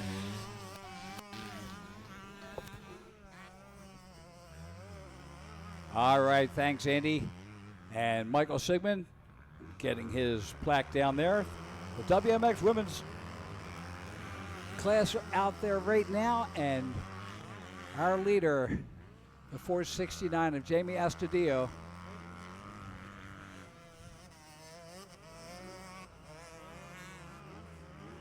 And sorry, we're having data problems again.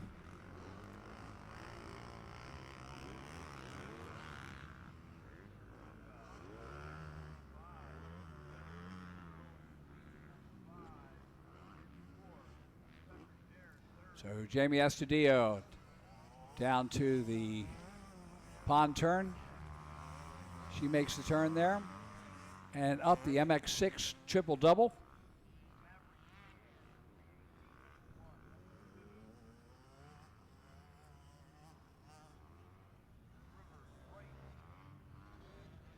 So Jamie Astudillo has done motocross, she's done GNCC, and she's done road racing. And she still says this is still her favorite. Great racing family out of Costa Rica, and we just really love them. Good people.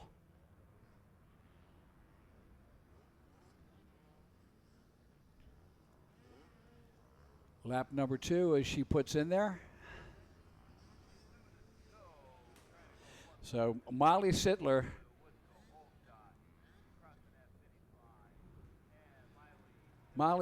is second. Kelsey Harris, the 22, and third. Brittany Major, the 14 and fourth. Elena Folk, the number 90, rounds out the top 5. $4,200 purse for the WMX and women's plus 12.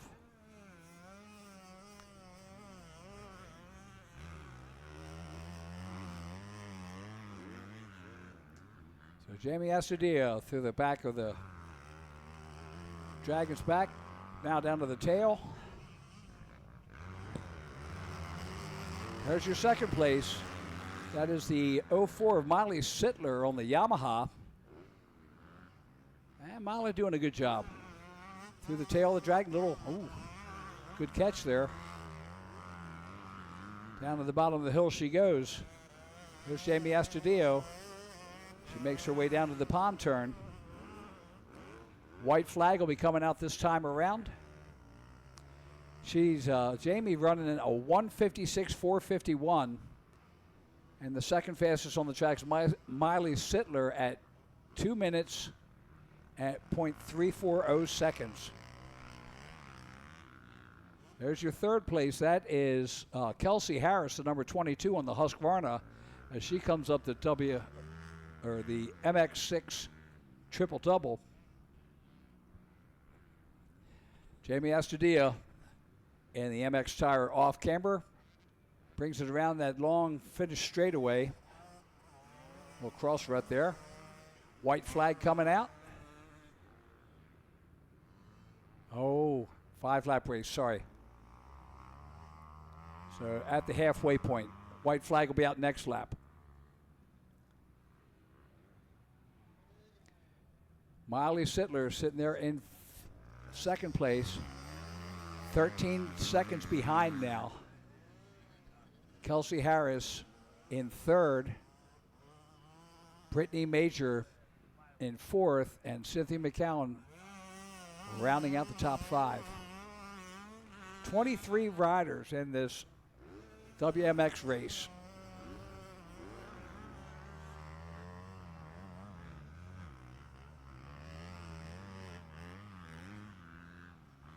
And I see that Elena Folk has moved up to 6th, just placing Alexis Huber back to 7th now. Jana Schulteis in 8th. There's your second place. This is Miley Sittler on the Yamaha. Down through the tail of the Dragon and headed down that long, most sight eyes. Most sight is bowl turn.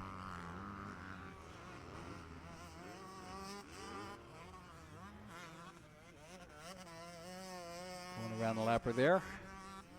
And that looks like that turn has devolved into a one lane turn. That's our leader over top the Himmler triple. This time it'll be a white flag, so 5-lap race.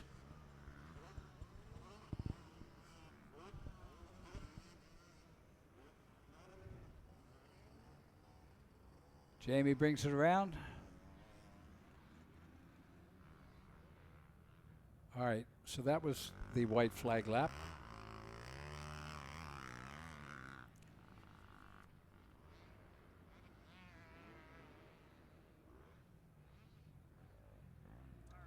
Into the first turn.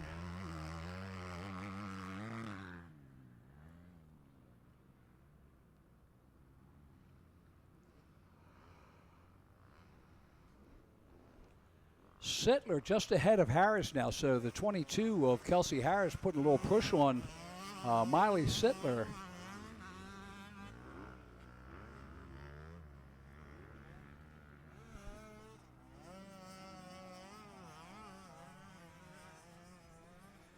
As you see her come down through the tail of the Dragon.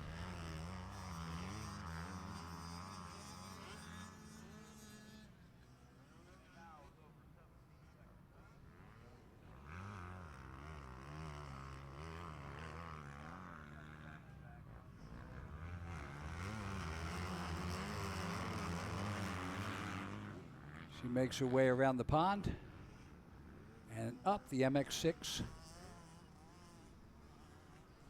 triple double. Miley Sittler, the 04, is still 17 seconds back behind her, and then Kelsey Harris within 7 seconds of her in third. Up over the Himmler triple.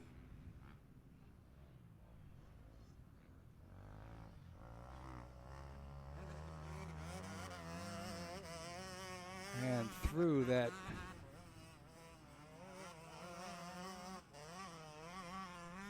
straightaway coming through.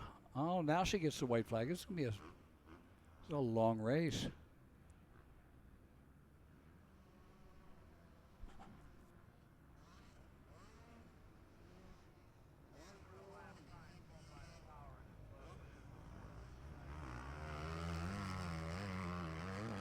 White flag is out.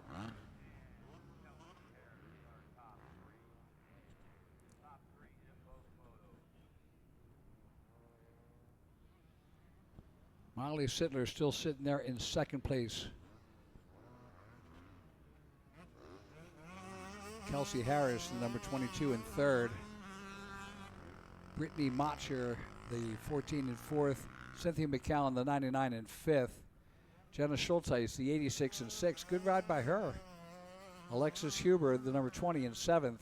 Elena Folk, the number 90, in eighth. Tiffany Finale, the 32, in ninth. And Madison Musquire, the number 360, in 10th place.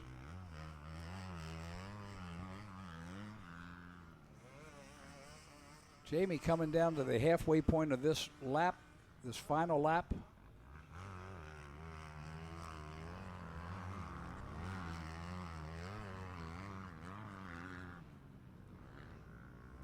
And up the triple doubles.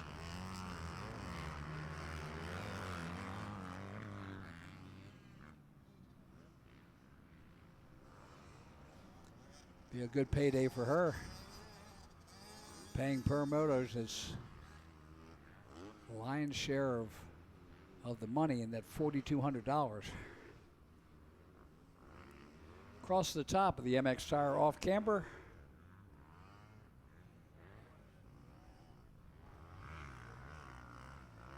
Yeah, I'm not taking the chance of falling over now. Just nice and easy. I'll bring it in. There's a checkered flag. I said it slowly so you could catch up with me. So the big winner, Jamie Astudillo, the number 469. Jamie out of Gilbertsville, Pennsylvania on the mixture.com, SOBMX, MXboot.com, 110 Racing KTM. Takes the overall with a 1-1. Molly Sittler brings it in with a 2-2. For second overall, Kelsey Harris, the number 22, will come in third. Brittany Matcher, the number 14, will come in fourth. Cynthia McCowan, the number 99, rounds out the top 5.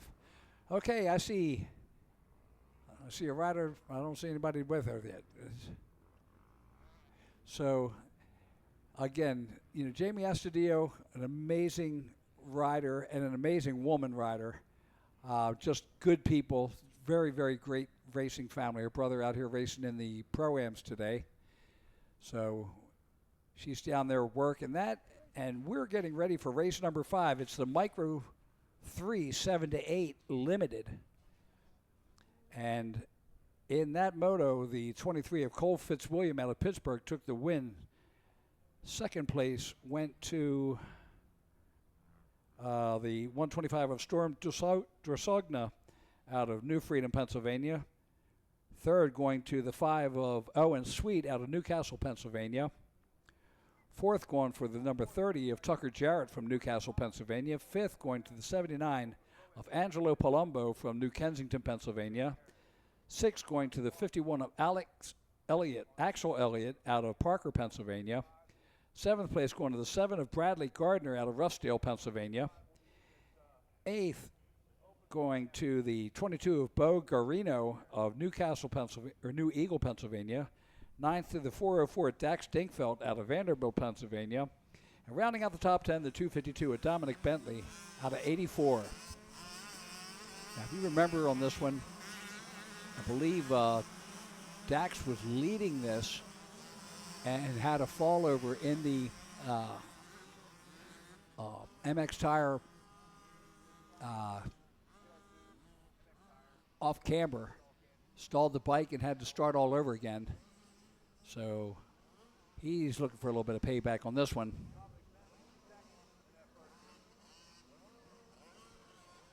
Let's see, there's our leader, and that looks like Dax Dinkfeld as he comes out of the tail of the Dragon. Heads down the Mositis downhill.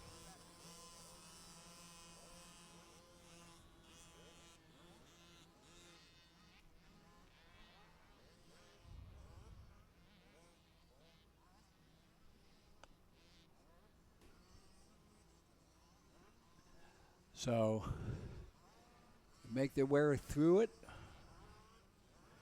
Let's see, that's the 252 of Dominic Bentley. He had a 10th in the first moto. You see him there on the screen.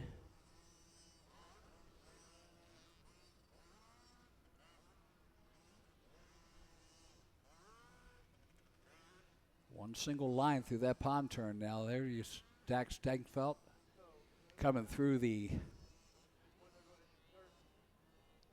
Honda bowl turn and the Himmler excavating. Now I'm sure this is the battle on second. Second, third, fourth. That could be Cole Fitzwilliam there.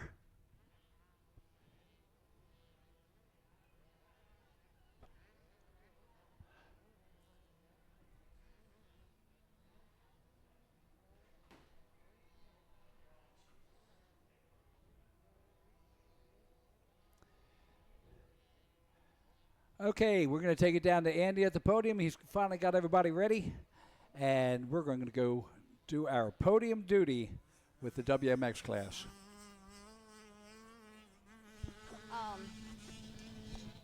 It's good. Who do you want to thank?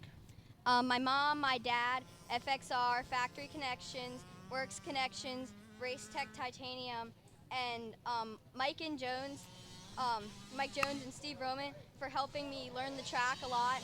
It really helps, guys. Thanks. Take us to our second place. Molly Sittler. What a race, huh? Yeah. Tell us about it. It was good. Got off to a pretty good start. Track was a little rough, not that bad. High speed. Just held my ride and tried to stay as close to everyone as I could. Who do you want to thank? LVL, Golden Printing, my mom and dad. That's everyone. And our overall winner of the WMX class and the champion, whole shot winner also, Jamie Ostadillo. Present you with your whole shot. Congratulations. Tell us about your race. Yeah, I got off to 2 pretty good starts and just kind of rode my own race. Luckily, luckily they fixed the track for our moto, but 250A when I went out earlier was pretty rough, so I was like, dang, I'm gonna have to do another moto. But no, it was good. It was a fun day. Who do you want to thank? Big shout out to MX Tire and Dunlop and SOBMX, 110 Racing, MX Boot, Moto Ash with ETS Fuels. And yeah, just big shout out to Jeff Cernick for putting this on, for putting the money towards the WMX class. We don't have a lot of races like this, so this was huge. We actually have a WMX National here later on in the year, so it was actually great to come out here and get to learn the track before our WMX National. And everybody here, come out and watch that. We need the support. We need all the girls to be racing as well. So that's huge. Big shout out to Jeff and everybody that helped us put this race on. And yeah, we're all out here for Dylan, and it's great that we get to take a day and race for him. Okay, guys, that's your top 3 overall WMX champions. All right, thank you, Andy. We're looking at Dax Dingsfeld. He is your leader in the Micro 3 7-8 Limited. Dax Dinkfeld in the lead, Bradley Gardner in the 7 and 2nd, Owen Sweet the number 5 and 3rd, Dominic Bentley in 4th, and in the combined, it's looking like Owen Sweet will take the win with a third. Bradley Gardner with the 7th, 2nd in 2nd place, and 3rd will be the 404 of Dax Dinkfeld with a 9th and a 1st. But that's, there's a lot of other people in there that the first place rider in the first moto, we got to get him in through it. And there's still a lot of laps left. Maverick Chan is winning in the Micro 2 with Rivers Rice in 2nd, Maverick Novak 3rd, Deegan Curl in 4th, Max Russler in 5th.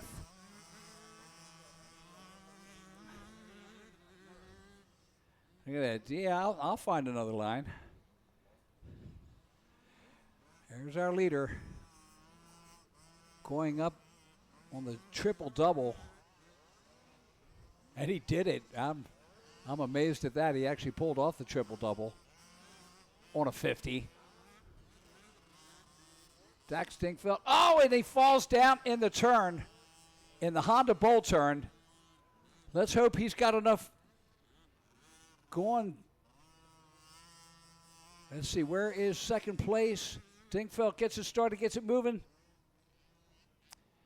And that's the number 7 of Gardner right there. So the battle between 1st and 2nd right there. Dax Dinkfeld just had to make it interesting. You can't just run away with it. Well, thank goodness he had the gap he did. His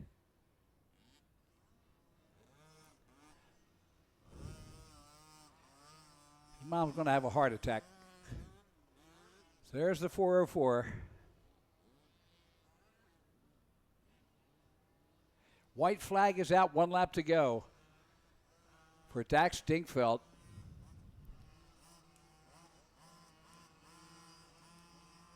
number 7 of Bradley Gardner in second. He's going to take second overall if he stays where he is. Dax Dingfeld taking third overall, with Owen Sweet taking the win with 2/3. So Owen Sweet has to stay right where he is. If Hudson Rhodes gets past him, that will drop him out. Third and fourth, 7. No, he'll still take it. There's nobody can catch him at this point. He would have to drop 3 positions. Wouldn't that be interesting? Here comes Dax. He's like, dude, just give me a turn without any ruts in it. About had it with ruts today. To 65. Give me a break. Down the Mositis downhill. Takes the outside. It's like, nah, I ain't playing. I ain't playing today. It's twice I've fallen over in the lead.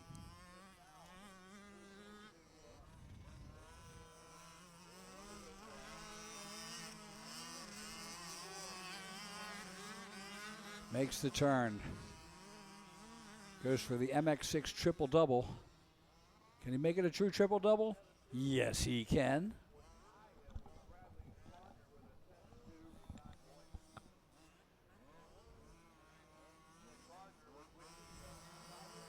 Dingfeld gets through. It's like, I'm not going inside anymore. Nope, I'm not doing it.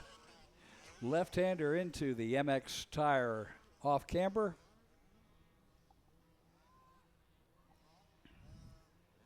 Takes the bottom.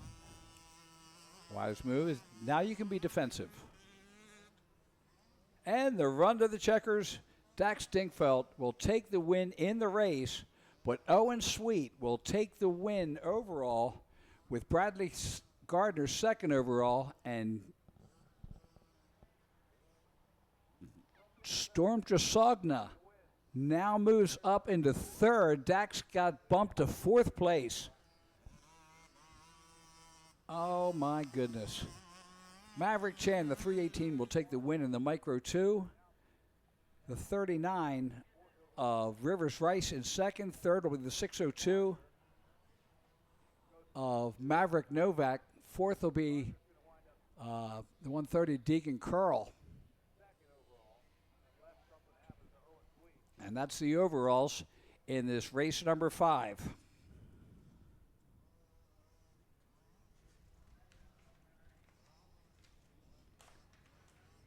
+8 is coming on the line, and we are 18 minutes away from our fourth race of the day, the 4th Pro-Am, and that'll be the Open Pro-Am. But 30+A, 30+B now on the line.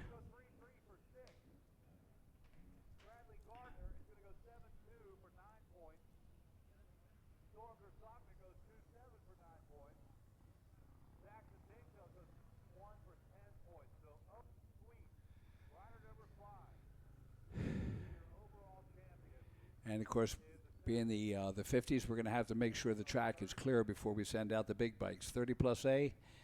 In the first moto, Steve Roman Jr., the 731 from Export, Pennsylvania, took the win. Second place going to the 49 of Jonathan Wells from Indiana, Pennsylvania.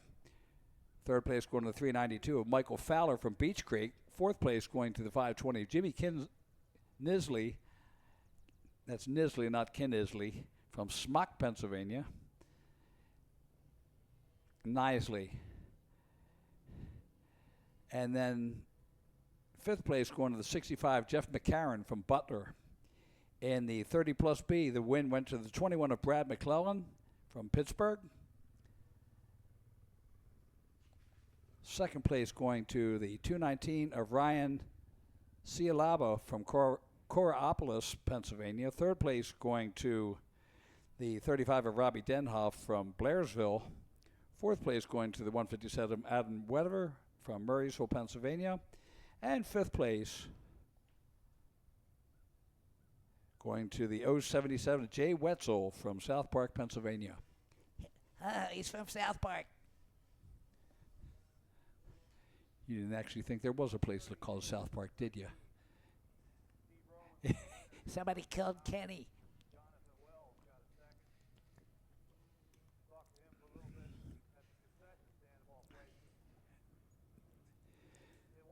All right, here we are on the line, 30 plus A.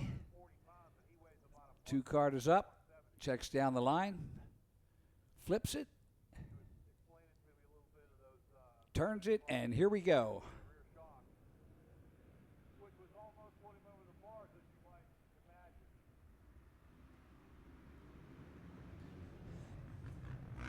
And it's a 731. Steve Roman on the Hillview Motorsports PR2 Fly Jones of Roman MX School, MX Tire, Scott, Department of Power, Kawasaki. 36 years old, 6 races today. No, let's get that right. 6 classes today. 12 motos, 2 of them are, oh, it's just amazing.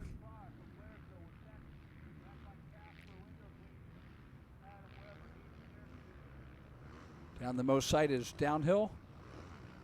Battle first, second, third, and fourth. Look at him go, look at him go.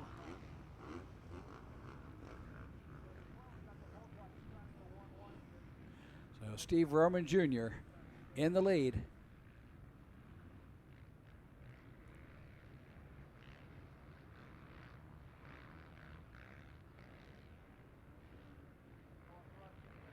Trying to get a number off that second place rider.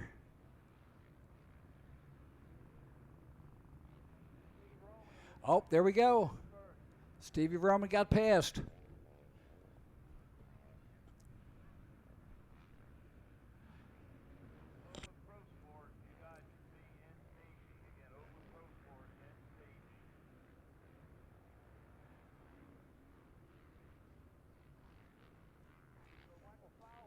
And now, so it is, they're showing Steve Roman as the leader, the 731, with Michael Fowler, the 392, in second.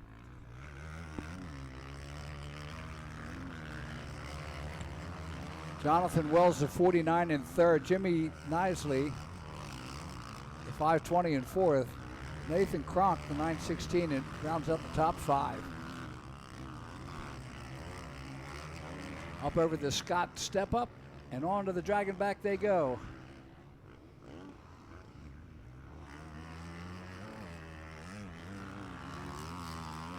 There's the battle for second. The 392 of Fowler gets passed by the 49 of Wells, so Wells has taken over second. Fowler is back in third.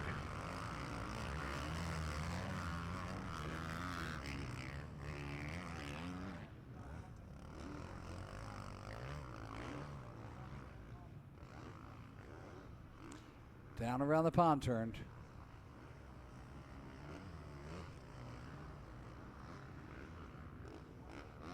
And up the triple double. There's our leader, Steve Roman Jr., the 731. Up over the Himmler triple. This is the battle for third. The 392 of Fowler. Oh, almost took him out. Almost took out himself.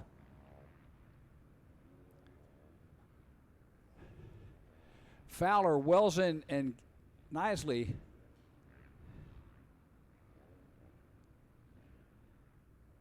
Working it hard. So the 49er Wells taking over second. Nisley, the 520, in third. Fowler, the 392, back to fourth now. And then Justin Patz, the 319, rounds out the top 5.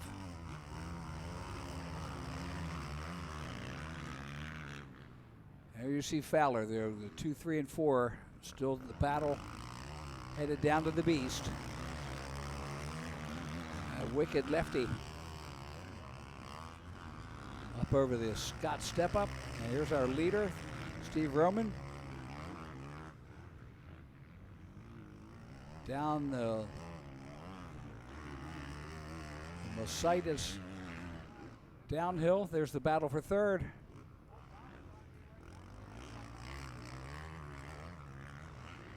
Nicely, Wells and Fowler.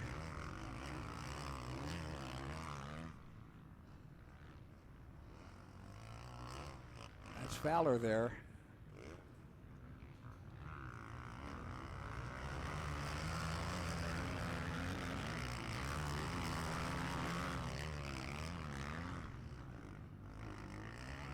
There's the leader up over top of the Himmler excavating triple, negotiating with the off camber.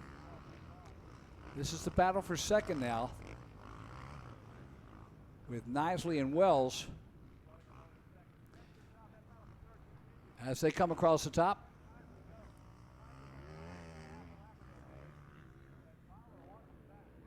And that is the 392 of Fowler leading it, that battle.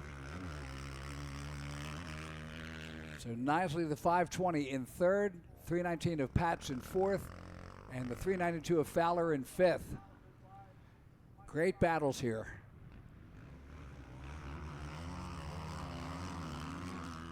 Wells and Nisley bringing it down to the beast. Nisley, the 520, all over his back fender. Up on the Dragon's back they come.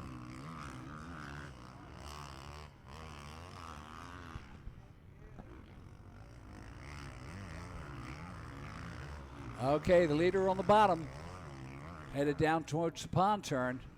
Battle for second on the top. Wells and Nisley going at it. There's a pass.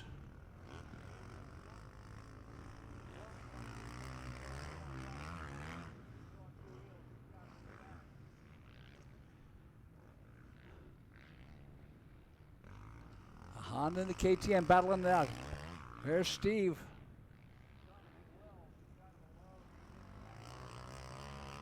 Stevie Roman Jr.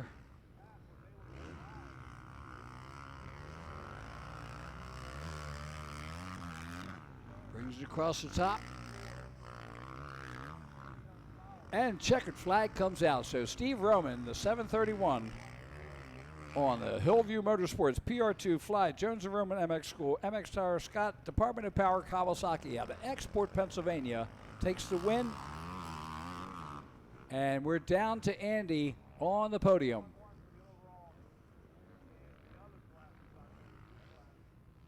How about that? That way you're in the camera. Hey guys, I'm down here with Maverick Dan, your Micro 2, 4 to 6 overall winner. Killing it today, man, with a 1-1, getting a dub with the overall. Tell us about your race, buddy. It was pretty good, but there was like some ruts on the uphill and downhill. But I just charged through and yeah, it was good. Who do you want to thank, buddy? My mom and dad, Jones and Roman, Fast Track, Podium Works, all my friends, Fast Switchback, and that's it. Congratulations, Maverick. Our Class 3, 7 to 8, 50cc, Owen Sweet. I think you were a little shocked when you got to notice you win. Tell us about it. What? Tell us about your win. You don't know what to say? What? Did you have a good race? Yeah. Tell us about your race. Good deal. Who do you want to thank? My mom and dad, my grandma and grandpa, Newcastle, Lock and Key. Anybody else? No. That's Owen Sweet, your overall winner. All right, thank you, Andy. And we are back to Open C, race number 7. The win in the first moto. Let's see. Went to the 930 of Roman Jordan from Chicora, Pennsylvania. Second going to the 711 of Eric Gerke out of Portersville, Pennsylvania. And looks like Eric Gerke in the lead right now, the 7-11. Wesley Frankie was in third place in moto number 1. So up through the triple-double. Sponsored by MX6.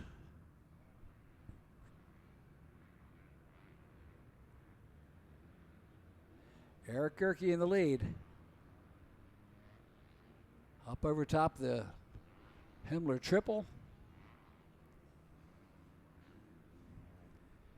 And they bring it around.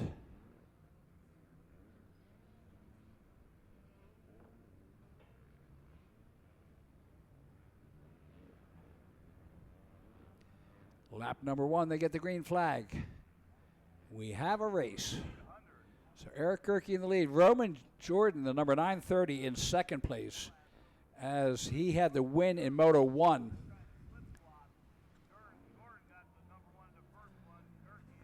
So again, a 2-1 beats a 1-2.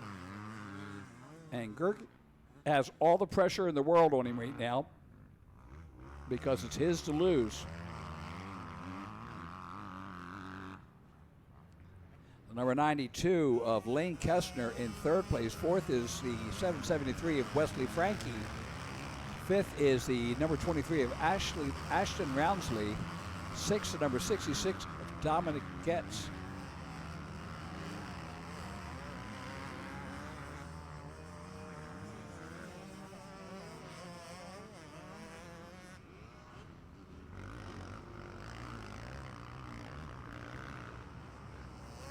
There's a battle with Gerke and Jordan.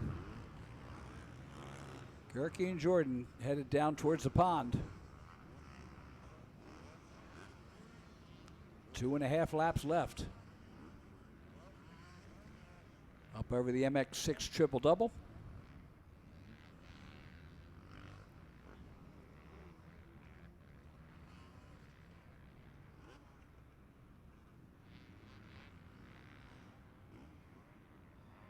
And over the Himmler triple.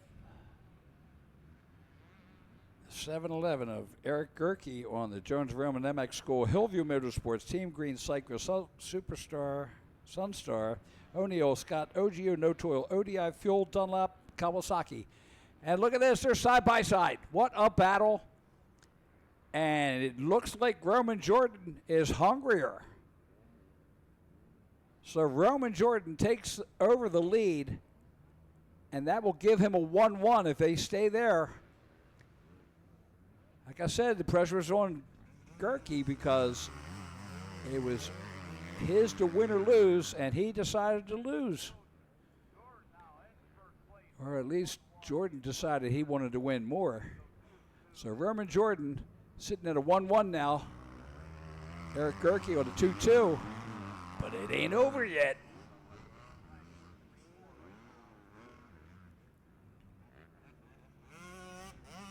Roman Jordan brings it into the tail of the dragon.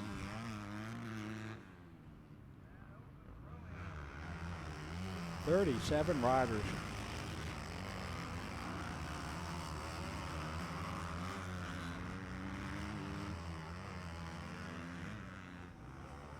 Through the most sightest turn. And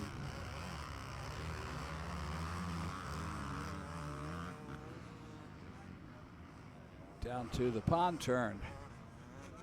1.5 laps left. There's your leaders. There's the battle for third on the top screen. That's Kestner and Frankie, the 92 and the 773. There's the battle for the lead down on the bottom. And Gerke is putting the pressure on as they take that left-hander up into our extreme off camber.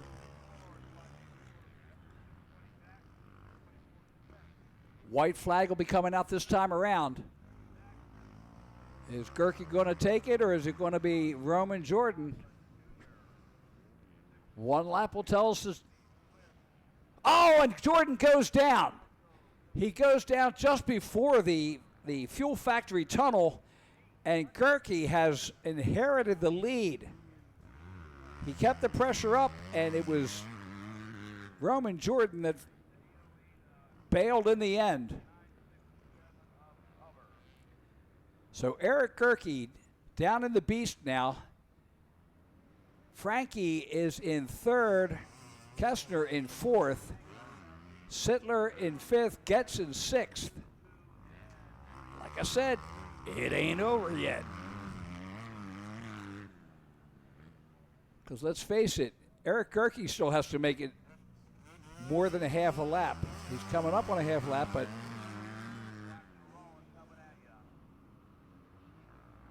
that is your second place rider, and that should be Roman Jordan, the 930. Comes out of the tail of the Dragon with the tail between his legs. Nah, it's a tough break. And the 773 of Frankie is back there also. Not sure how far. Frankie 24 seconds behind or Roman Jordan. Maybe not that far now. But there's the man of the hour. The 711 of Eric Gerke. Last time through the off cambers. Brings it around. And checkered flag is out. Gerke with the win. And here comes Roman Jordan.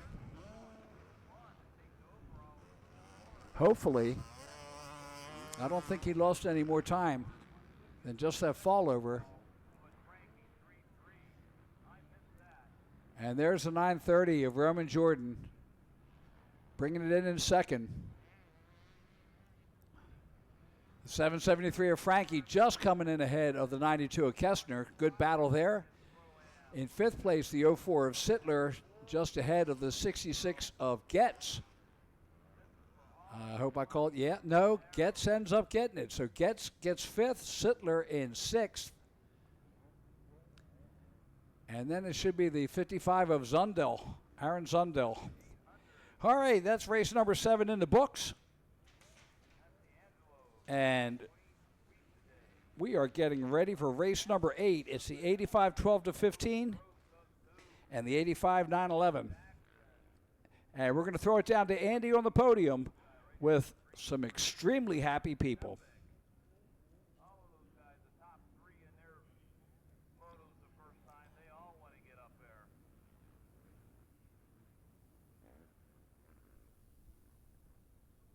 Okay, guys, I'm down here with Eric Gerke, your 250C overall champion. Eric, you had a 2-1 performance for the day. Shout out to Roman Jordan, man. Good race between you two. Ended up coming out with the overall. Yeah, I had a great time out there with Roman.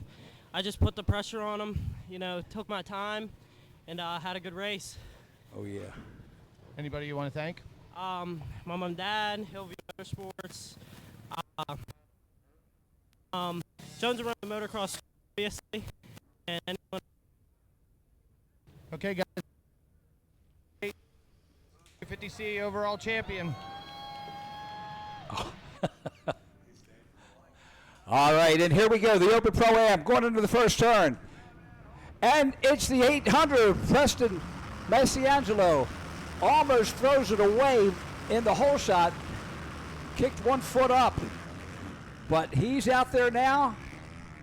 And we are underway. 15 minutes on this Open Pro-Am Moto number 2.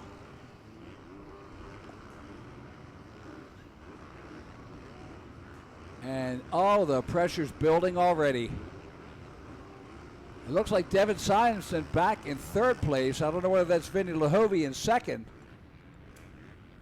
But Preston Masiangelo, it's like, dude, I'm checking out. I don't want to be here. Let's see, who is that? It's the 177 of Tyler Stepik. Now, Tyler had a good race in Moto 1. And right now he's ahead of Devin Simonson.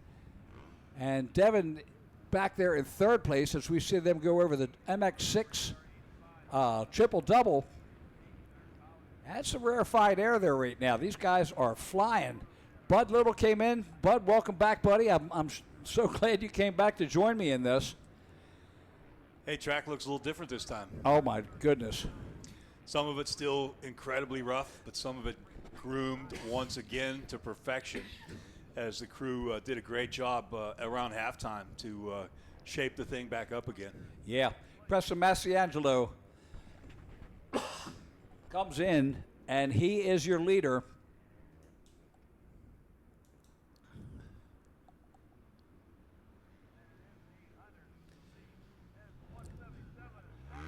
Right there, that turn 2, that's one of the vast areas, or one of the areas of vast improvement, because there were some giant braking bumps coming into that turn. Oh, I'm sure. We saw it wreak havoc on some of the riders earlier, but that thing is smooth as silk once again right now. Great job by the track team. Massiangelo, Tyler Stepick in second. Devin Simonson in third. On the 111.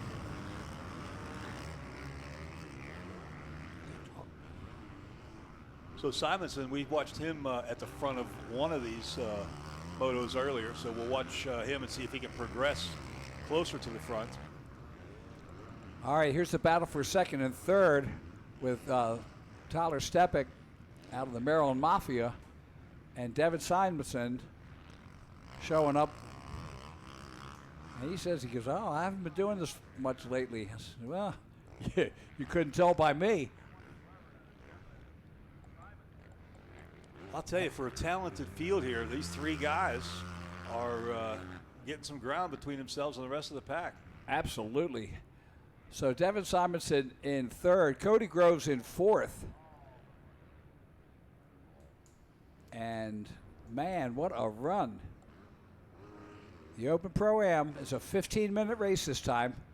So Simonson in third, Cody Groves in fourth, Ryland Bly in fifth, Vinny Luhovi in sixth, Ben Nelko in seventh, Jason Nedai in eighth place. And what's it mean for us right now? Well, Preston Massiangelo has the overall at this point. Vinny Luhovi is second with a second and a fifth. Ben Nelko third with a third and a 10th. Now Noah Stevens has moved up again. So Noah Stevens now moving to the third with a third and a 10th. And again, he's not done yet. Just like that last race that was just out there, the overall is kind of skewed. It was kind of Oh, crazy. yeah. Like we've seen an overall with a 3-3.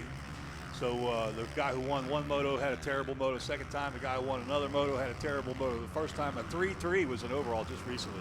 Yeah, that's there's our second and third place. That's Tyler Stepick and Devin Simonson as they head around to the halfway point of the lap and up the MX6 triple-double.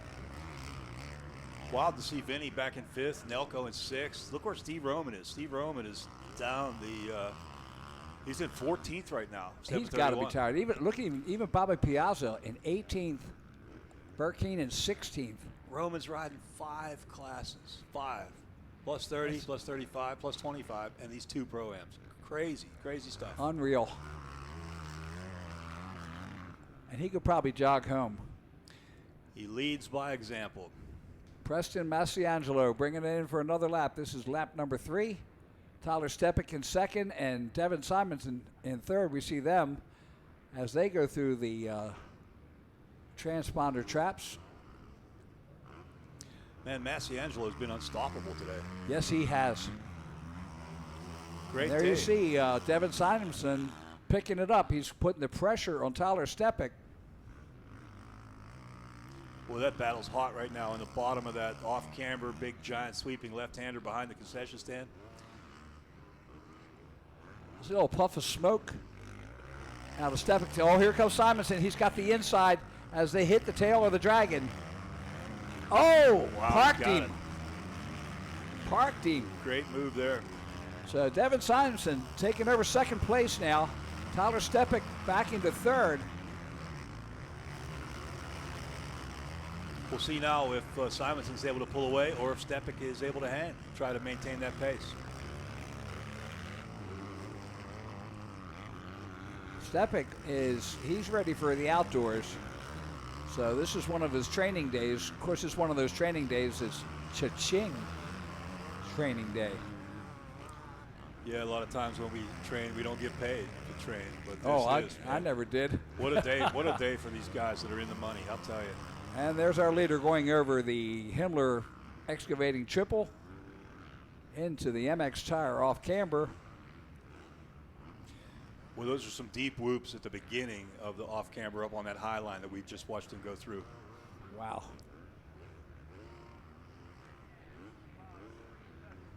All right, 4 laps in. That's making about 8 minutes. They're running a one. Let's see. It keeps flipping on us. So running a 1:43.608. Devin Simonson a 1:43.918, a 1:44.522 for Tyler Stepik. And Tyler Stepik, right behind him now is Cody Groves. So Cody Groves stepping it up. And he hasn't risen since Daytona. Vinny Lahovey up into 5th now. Look at that. Yeah, Nelko's still right behind him. Although Nelko's about 12 seconds behind him. Yep, Really. and then Noah Stevens is up there. So what's that do for the overall? Masiangelo is sitting in the first overall. Vinny Lahovey 2nd. Noah Stevens 3rd. Steve Roman Jr. He's in charging. 4th. He's charging. And Ben Nelko in 5th. Here's our 2nd place. That's Devin Simonson heading down to the pond turn. Oh, it's just getting nuts out here. Watching the overall, it keeps bouncing back and forth as they move up and back and in and around. Just when we thought Roman was wore out, he was like 14th. Now he's 9th, which moves him way up in the overalls. He's up to 4th overall right now with a 4.9. And it ain't over yet, because Stevens is in 7th. There's your 3rd place rider. That is Tyler Stepik, just ahead of Cody Groves. Vinny Lahovey in 5th, Nelko in 6th, Stevens in 7th, Wells in 8th, and Roman in 9th. Roman has got to find out from the pit board, he's got to move up 2 places. And that will bring him up and put him on the podium if he can do it. Man, that'd be pretty crazy considering where he was at the beginning of this. Oh, He absolutely. was way below 14th. He worked his way up to get into 14th a little bit ago. Now he's 9th. And Preston saying after the moto, it's like, yeah, 10 minutes is kind of short, but I like the track, though. Short, I'd have been dying. Cody Groves got around Ben Nelko, it looks like, in this moto to pick up 1 position.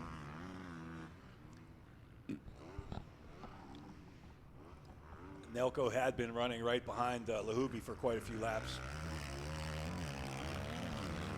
So let's see, and he's only 3 seconds behind Lahovey. So let's see how worn out Lahovey is as Cody Groves. Roman picked up another spot. He's up to 8th now. I'm telling you. He's in 3rd overall right now. Check it out. He got that podium you were just talking about. If he can stay 12. right there. Noah Stevens, 3 and 7. I'm sorry, Stevens. Roman is 4th overall right now with a 4.8. Yeah. So he's got to make his way around another rider or 2 to get Well, that and podium. one of the positions would be Noah Stevens. There's Tyler Stepik.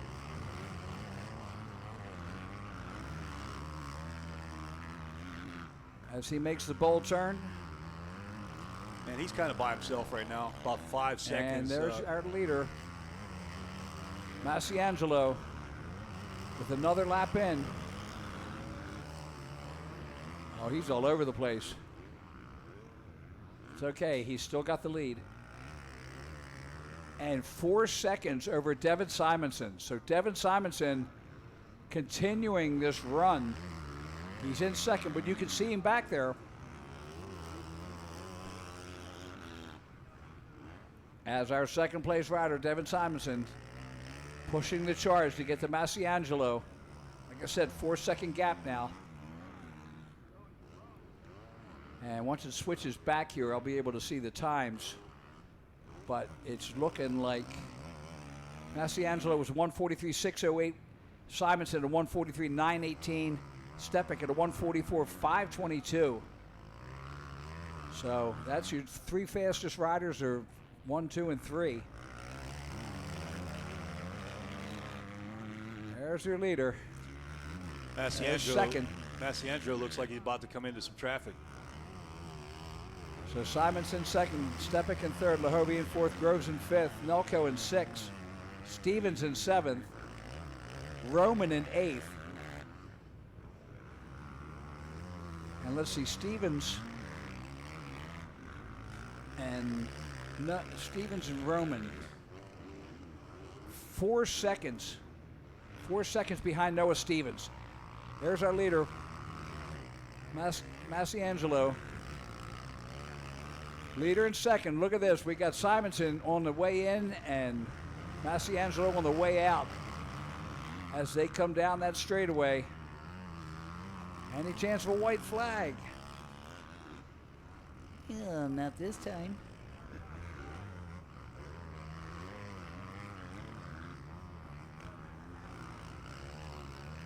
So we're going to be looking at least 8 laps, and we are in our 5th. Peyton Jackson has moved up to 11th. Matt Perkeen in 12th.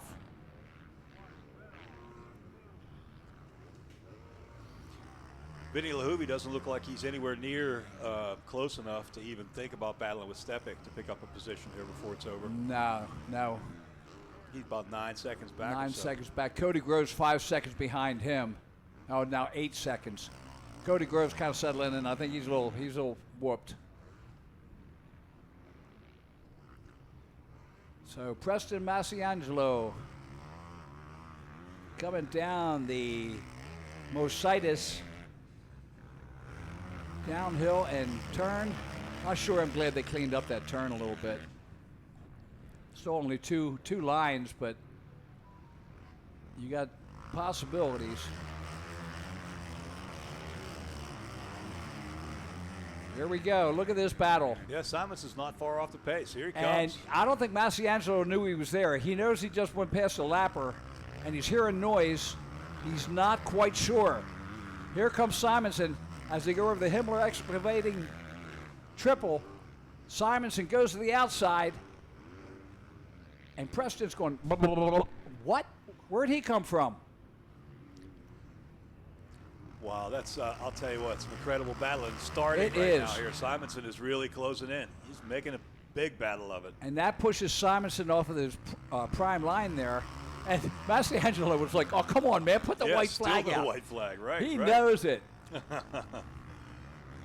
And probably went on. Here we go. They're side by side going into turn 1. Oh, my goodness. Big battle, dropping into that big sweeping left-hander. Here he goes. Oh, he goes Makes on the the charge on the outside.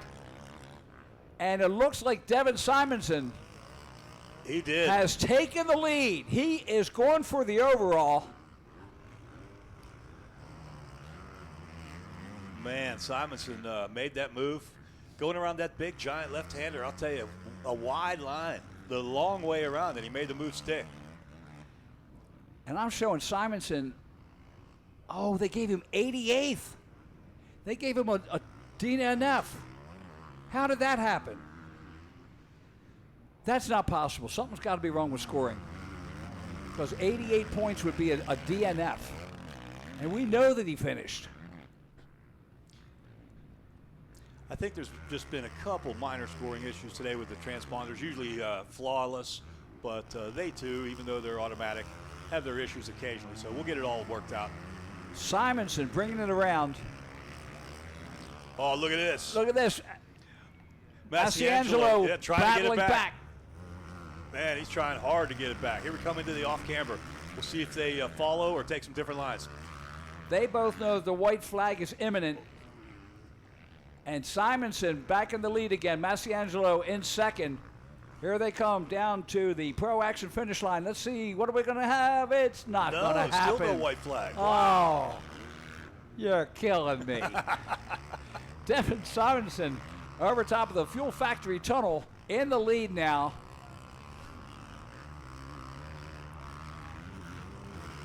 And Massiangelo in second. Tyler Stepic third. Vince Lahovey in fourth. Cody Groves in fifth.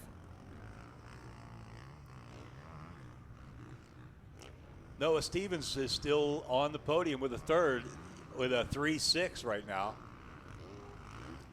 Steve Roman saw the 4th, 8th. So if he can get around, if Steven Roman can get around Nelco and get up to Stevens, it could make a difference. Podium or not. Devin Simonson, here comes Masiangelo. He's putting the charge back on. Said, nah, dude, I'm not ceding anything. I'm young. I feel like I'm the number 18. I'm not Australian, but it doesn't matter. I'm Canadian, and I'm out jumping you. Wow. Zing! And Preston Masiangelo has taken back over the lead. Simonson not giving it up. It's like, I'll match you. Come on, Bubba. Man, still over some the time triple left. they go. Still some time left. Anything could happen, especially here in the off-camber. Side by side. Oh!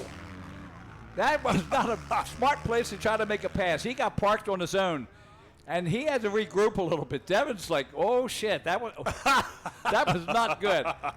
White flag is finally out. Hey.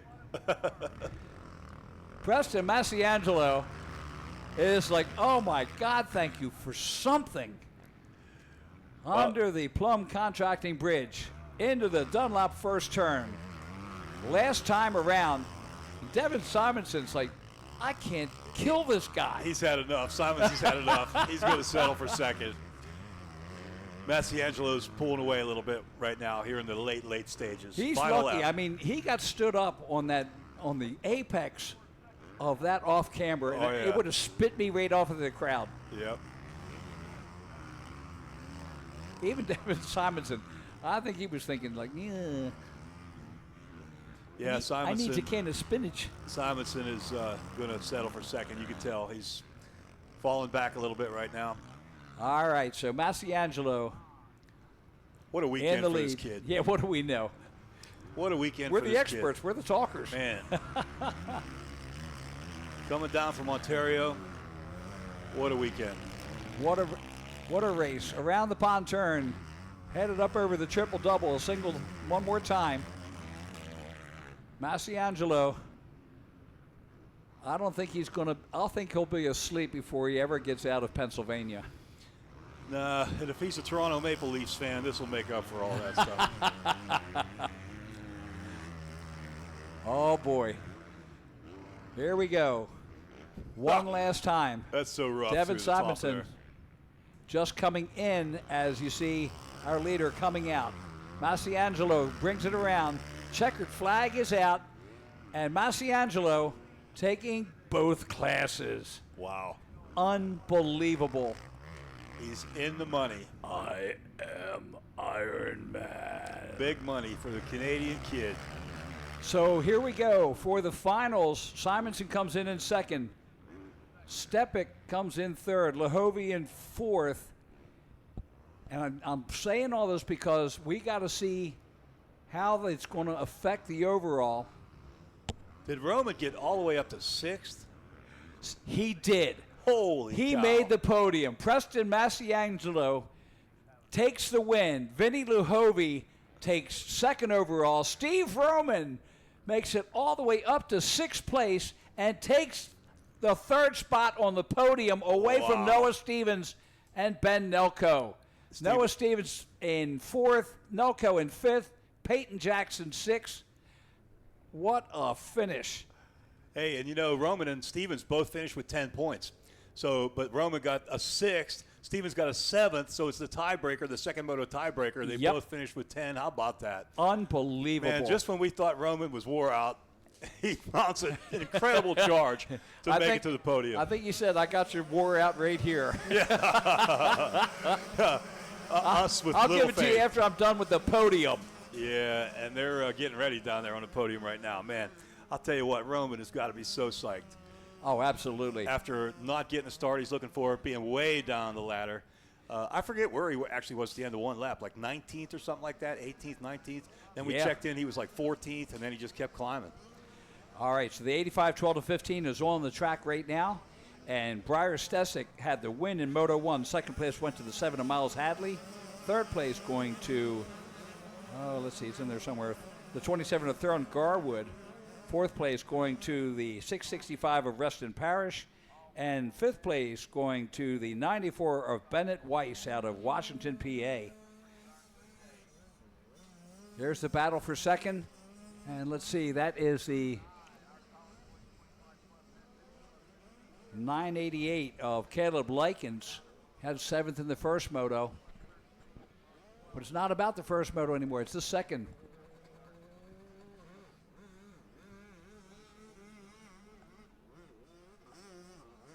Up through the triple doubles. There's our leader.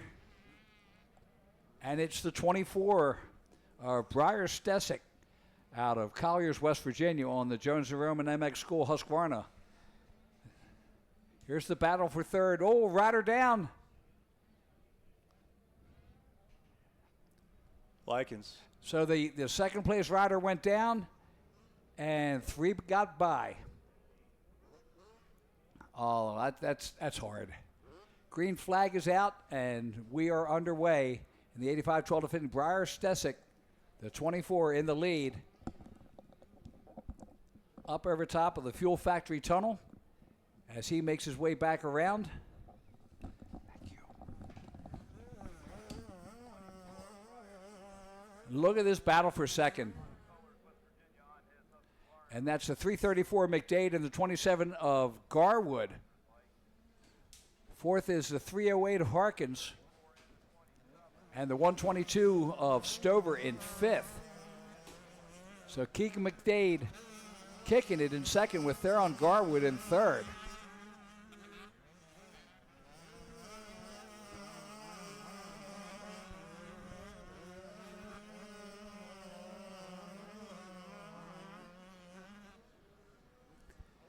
There's your leader. Oh, no, excuse me, that's McDade in second, so Stesick, the 24, in the lead.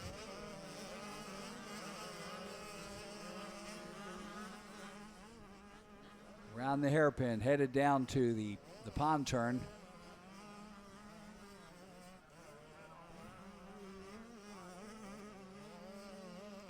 Okay, we're going down for the second Open Pro Moto podium, and Andy is down there with our top three.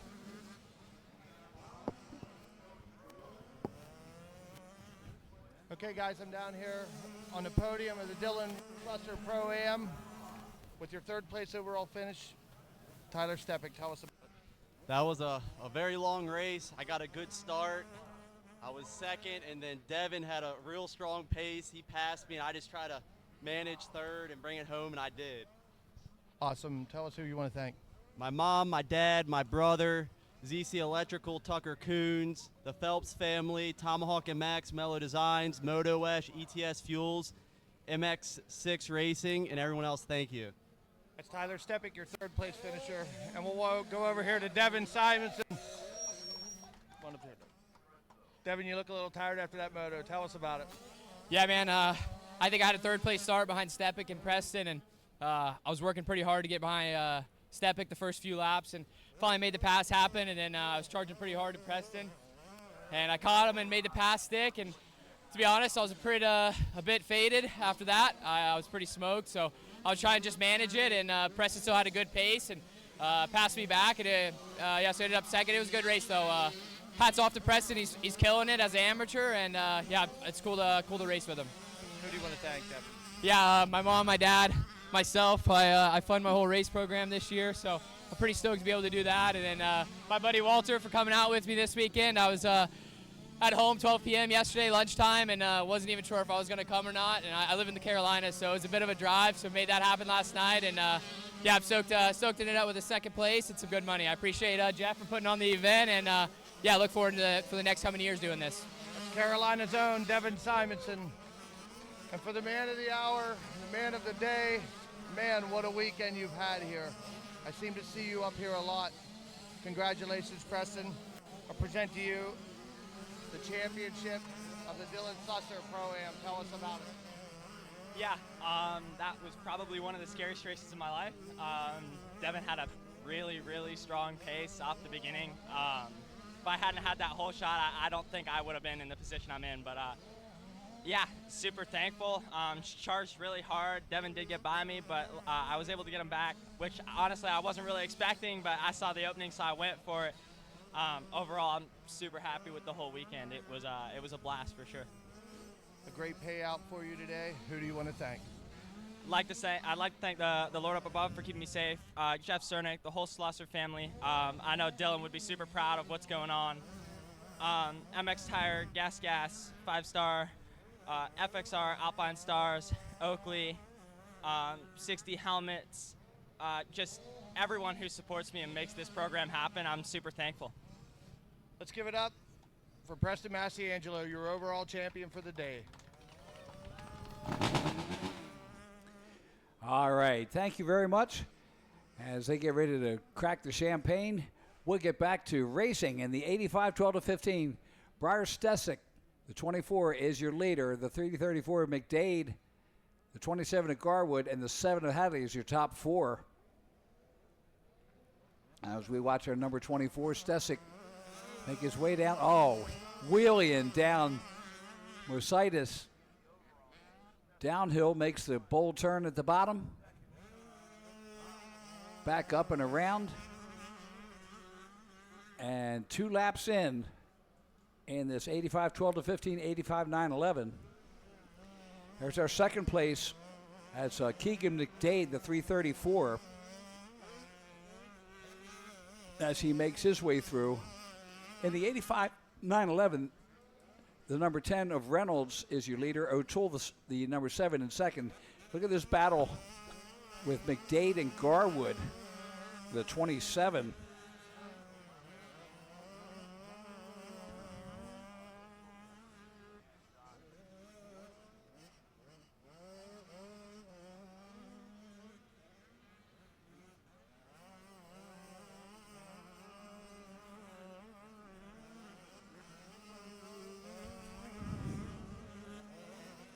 And there's the checkered flag.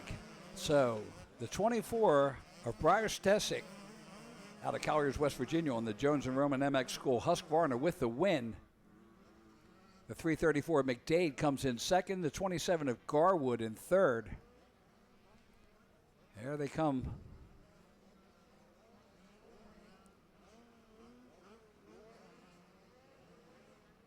Yeah, looking... They're looking pretty tired, too.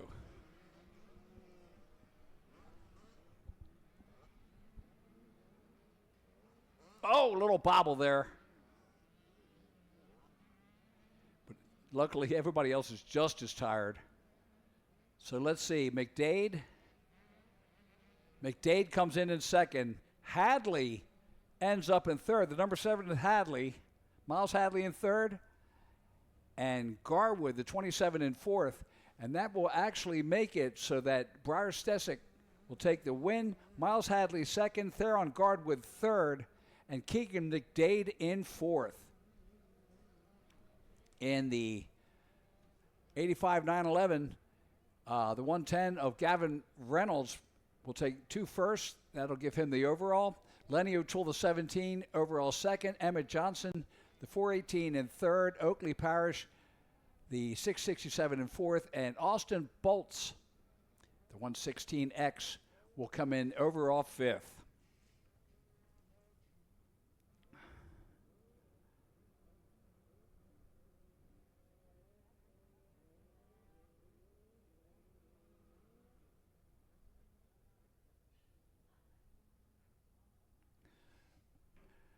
So now on the line, race number 9, College Boys 1624.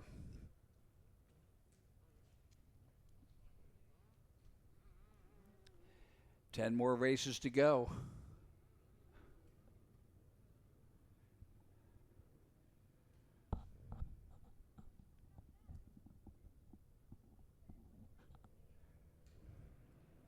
And here we go. College Boys 1624. The win went to Cody Groves, the 514 in moto number 1.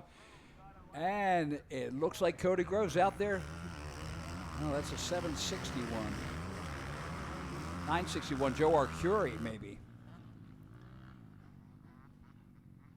Arcuri, 15th in Moto 1.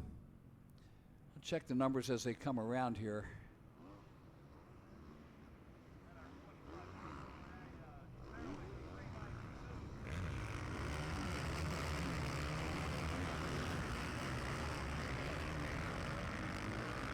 It's the 481 of Bill Sokol. He's been coming up with hole shots all weekend. Bill Sokol out of Commodore, Pennsylvania, had second in the first moto, and he's lining it up. He could possibly take the overall. Here's the battle for second.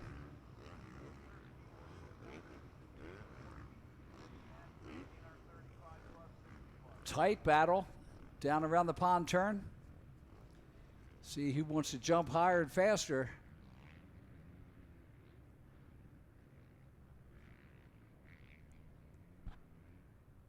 .341.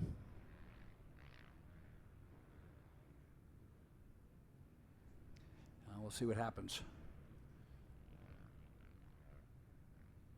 That could be Cody Groves in second. We'll see. There's the 481 of Bill Sokol out of Commodore, Pennsylvania.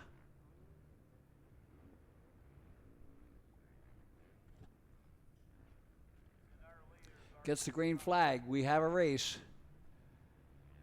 Cody Groves, the 514 in second. And then the number 30 of Trevor Payne in third place on the KTM. Fourth is the 120 Jay Covert on the Husqvarna. Fifth, the 122 of Braden Campbell on the KTM. Plus 25, Steve Roman in the lead there.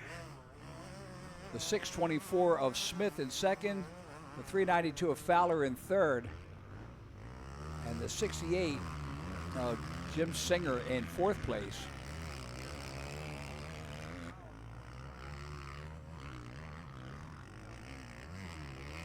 In the 50 plus, it's number 930, Galen Dixon, just ahead of the number 325 of Taylor Barnhart, with Jim Dobbs just behind him.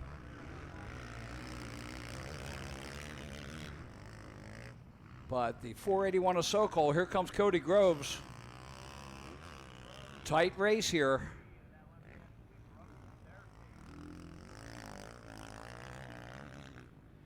I'll tell you what, Cody Groves is going to be a whip puppy this afternoon.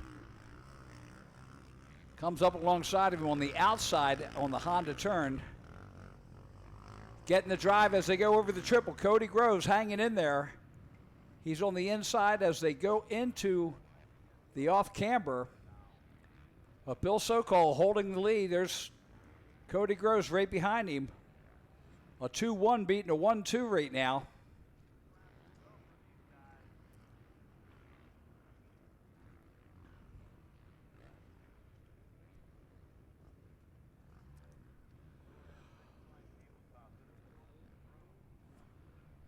Across the fuel factory tunnel, underneath the Plum Bridge. Cody Groves right there with him. Sokol did a 152, 189, and Cody Groves with a 150, 718. Jay Covert in third still. He's about 5 seconds back from them, and Trevor Payne all over his back fender. So there's a good battle for third right now between Covert and Payne.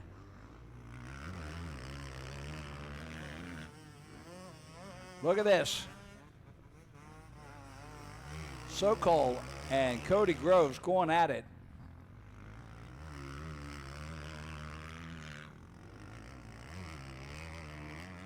Billy Sokol, 16 years old. Cody Groves, 21. Both of them in their prime. Here it comes, side by side, up through the MX6 triple-double.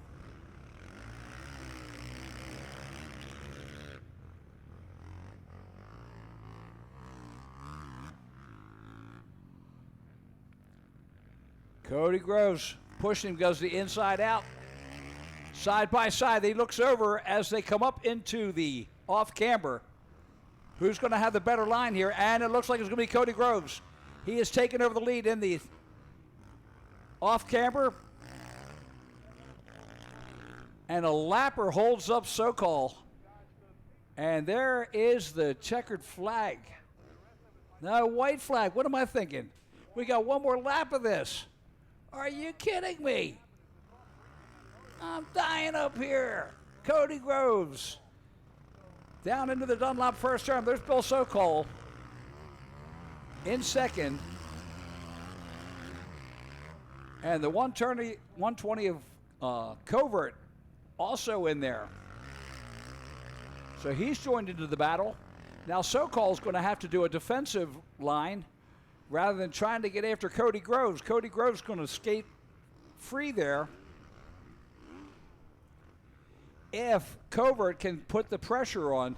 And check it out, Trevor Payne right there also. He's only 6 seconds back of Covert. Look at this. There's 4 riders in the fray now for the second place position that Will Sokol is hanging on to with dear life. Cody Groves takes a look over his shoulder. And Sokol has been passed. Covert has taken over second. So the Husqvarna now up into second place.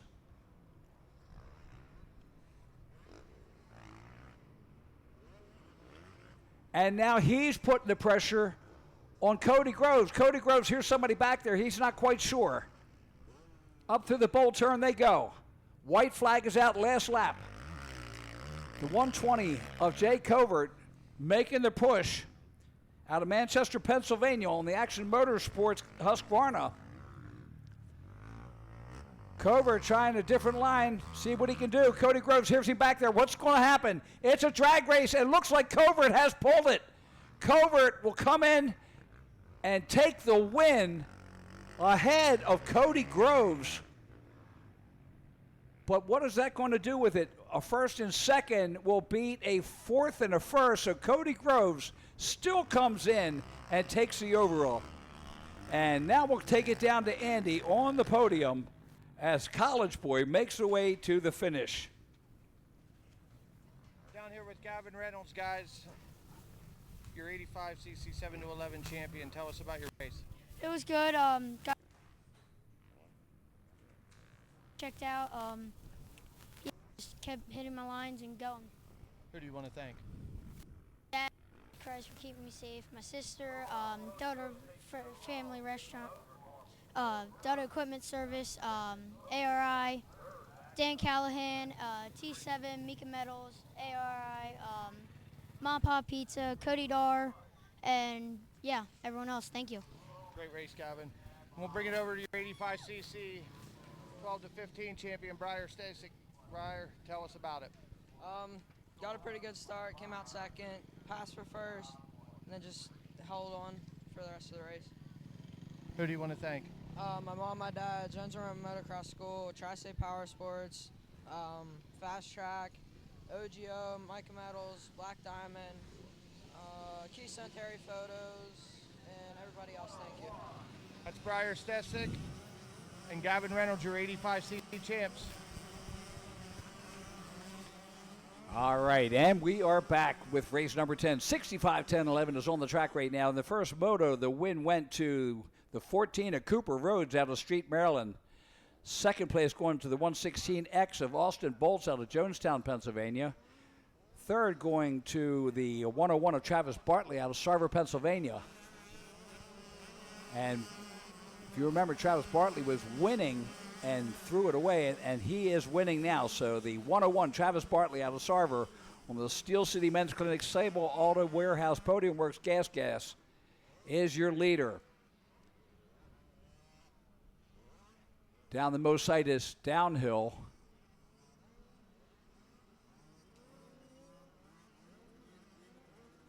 And there's your second place. It's the 116 of Austin Bolts, who had second in the first moto.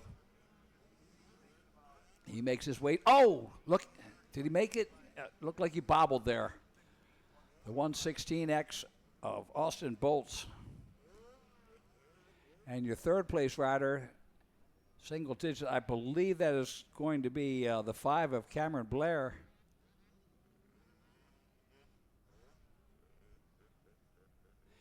Now back to our leader, the 101 of Travis Bartley out of Starver, PA. Up over the Himmler Excavating triple. Makes the left-hander. Dives into that MX tire off camber. So yeah, I'm going to go low. I've had enough of this track today. Brings it around and gets the green flag. We are officially underway. Travis Bartley. Look out. That was a good save by Austin Bolts. I saw a foot off in the air with the handlebars up. It was like, uh-oh. The number 5 of Cameron Blair in third place. And that's in the 65-10-11. Ryder Stone King, the 116 in fourth. Keegan Lerman, the 520 in fifth. Levi Coronet, the number 18 in sixth. Isabella Likens, the 998I in seventh. Easton Rita, the 106 in eighth. Brayton Maturko, the 95 in ninth. And rounding out the top 10, Jaden Saban, number 15. That top 10 route to you by MXers for Christ. There's our leader, Travis Bartley. In the 65-7-9, the 404 of Dax Dinkfeld is your leader. The 121 of Zach Gordon in second. Third is the 7 of Bradley Gardner. Fourth is the 15 of Mason Shoemaker. Fifth, the 65 of Zayden Reicher. Now here is Cameron Blair, the number 5, coming up out of that bowl turn. And he's all by himself. That can be a blessing, and that can be a detriment. Depends on whether you don't have anybody to pace yourself against. But you can save a lot of energy. There's our leader going through the Honda bowl turn. Travis Bartley.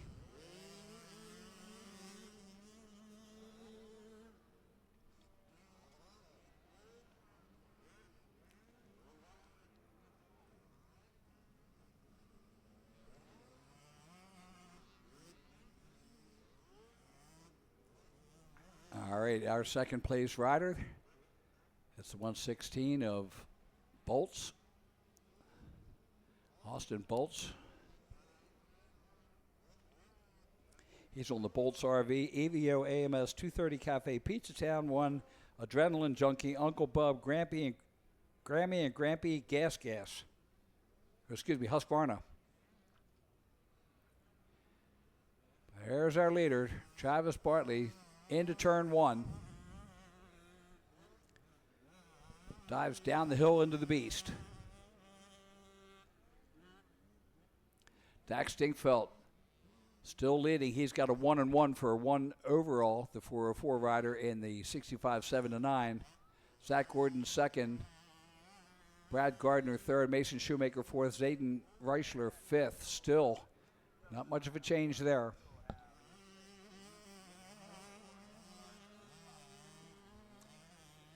Bartley through the tail of the dragon.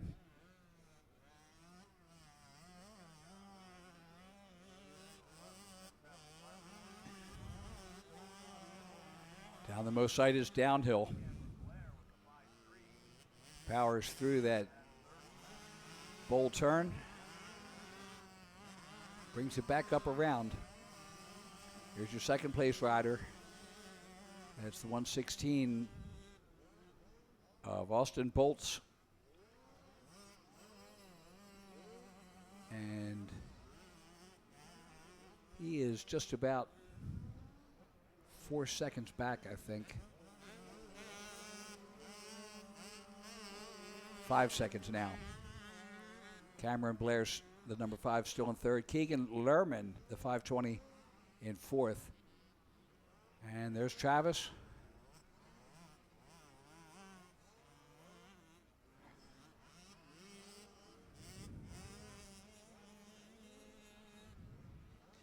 Travis Bartley.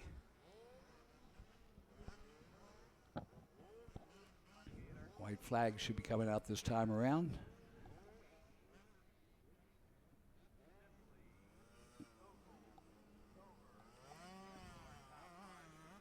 So Bartley gets the white flag.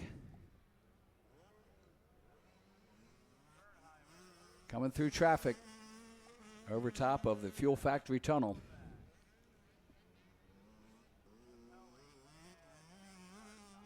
Lots of traffic.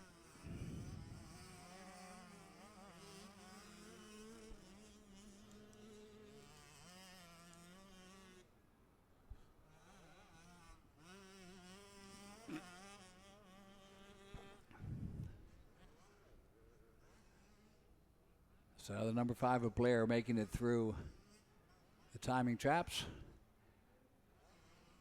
As we get a view of the dragon back and Travis Bolts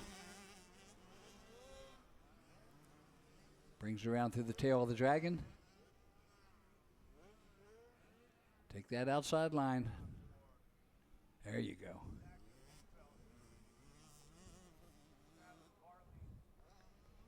Down the Mositis downhill through the bowl turn.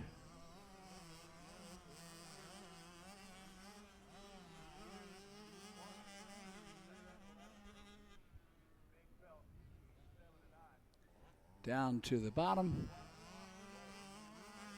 Last half lap for him. Travis Bartley on the 65.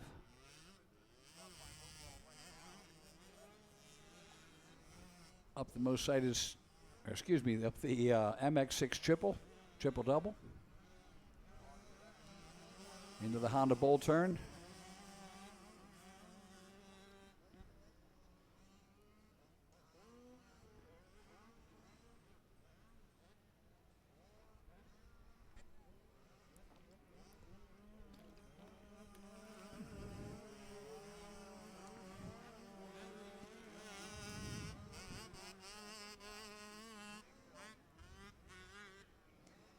Travis brings it around.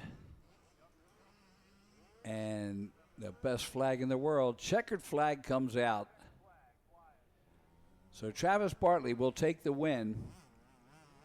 Austin Bolton second, Cameron Blair third, Isabella Likens all the way up to fourth place. And Lerman will take fifth. So what's that going to do? Travis Bartley will take the overall. Austin Bolton second. Cameron Blair third overall. Isabella Likens in fourth overall. Keegan Lerman fifth overall. In the 65 7-9, Dax Dinkfeld with, well, let's see, it goes all the way back. So Dax and Dinkfeld first overall. Zach Gordon second overall. Bradley Gardner third overall. They were true 1-1, 2-2, 3-3. Mason Shoemaker fourth overall, and then he was 4-4. Then Carter Sweet, a fifth and a sixth, brings it in fifth in the 65 7-9. 250B and plus 30C on the line now. In the first moto in 250B, the win went to the 734 of Reese Wheaton. Second place going to the 559 of Joe Shipley. Third going to the 611 of Bill Sulcall. Fourth place going to the 20 of Cole Covert. Fifth place going to the 122 of Braden Campbell. Sixth to the 58 of Rocco Clark. Seventh to the 07 of Brett Ferry. Eighth going to the 313 of Travis Beam. Ninth to the 714 of Gage Ricker. And rounding out the top 10, the 080 of Chase Smeltz. 30-plus class. The win went to the 837 of Ryan Bernheimer. Second going to the 65 of Nathan Puzak out of Greensburg. Third going to the 137 of Travis Hurt out of Beaver Falls. Fourth going to the 876 of Jesse Capelli. And rounding out the top five was the 7 of Brad Main out of Woodbine, Maryland. And we're going to take it down to Andy on the podium as we get ready for another celebration. Take it away, Andy. Down here with Dax Dinkfeld, your 65-79 overall winner for the day. Dax, you were doing great all day riding wheels off this thing. Tell us about it. It was good. Came out like third.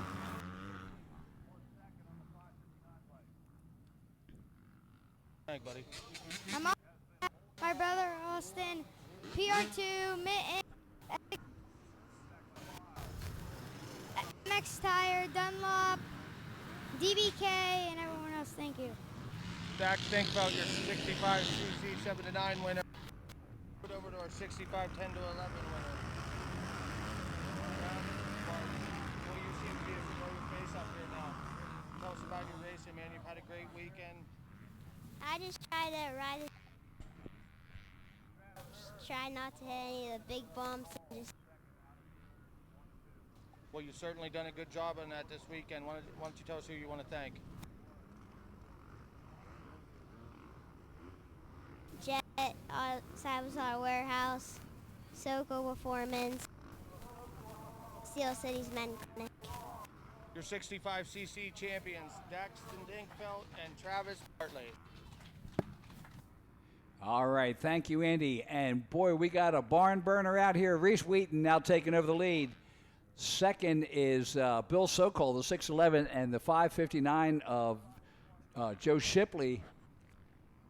Also in the fray there. Reese Wheaton using those two battling behind him to get through there. Now that's our second. That's Sokol and the 5'59" of Joe Shipley. Looks like Shipley out there on the Triumph this time.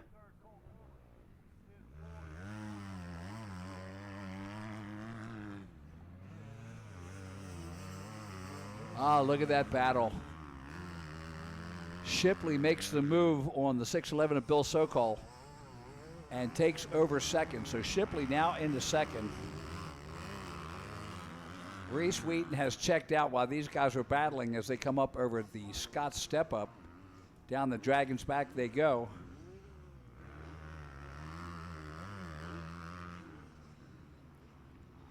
And there's our leader going down the Mositis downhill. Makes the turn. And he doesn't care about the drama behind him. Right now he's worried about staying out there ahead of Joe Shipley.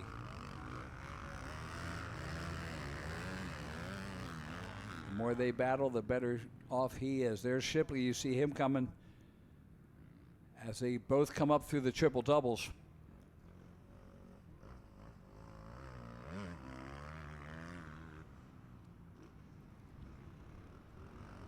And there's Reese Wheaton over the Himmler triple.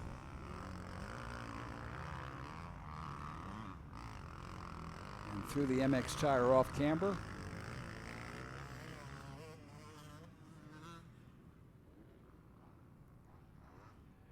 Lap number 2 going in the books. In the plus 30C, Ryan Bernheimer, the 837 is your leader. Travis Hurt, the 137 in second. Nathan Puzak, the 65 in third. Ethan Mix, the 93 in fourth. And Josh Duplin, the 49 on the Honda in fifth. So Shipley in second. Bill Sokol in third. Cole Culver, number 20, in fourth. About 7 seconds behind Sokol. Braden Campbell in fifth. He's the 122 rider. And Rocco Clark, the 58, in sixth.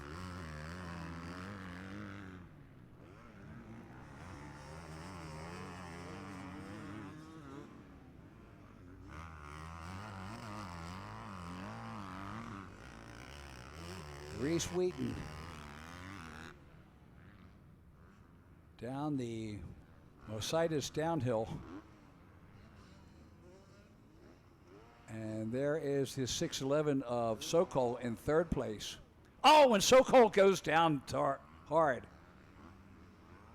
He's got to check himself out on that one. That was a tough get off. Face full of dirt, and they'll take a look at him. There's Reese Wheaton coming up out of the triple doubles. And watch out, Joe Shipley right there behind him. Shipley was 5 seconds behind on the last lap, with Wheaton running a 150.010 and Shipley at a 151.793. But with enough traffic to get through, it can definitely slow you up. White flag coming out.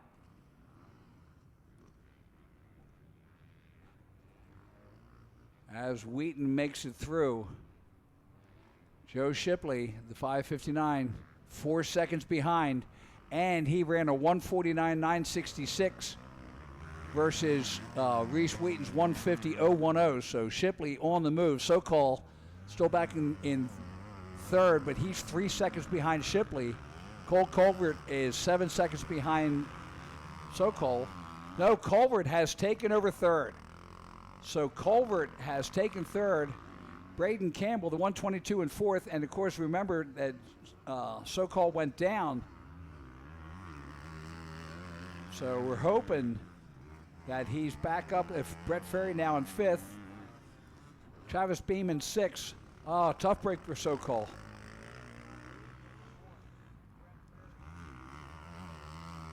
There's the leader down through the Mositis pole turn, and Reese Wheaton with a half lap left as he hits that pond turn.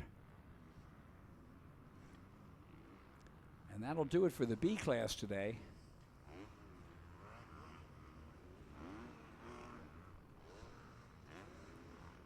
+30 C. Ryan Bernheimer still in the lead. Travis Hurt in second. Nathan Puzak in third. Ethan Mix in fourth.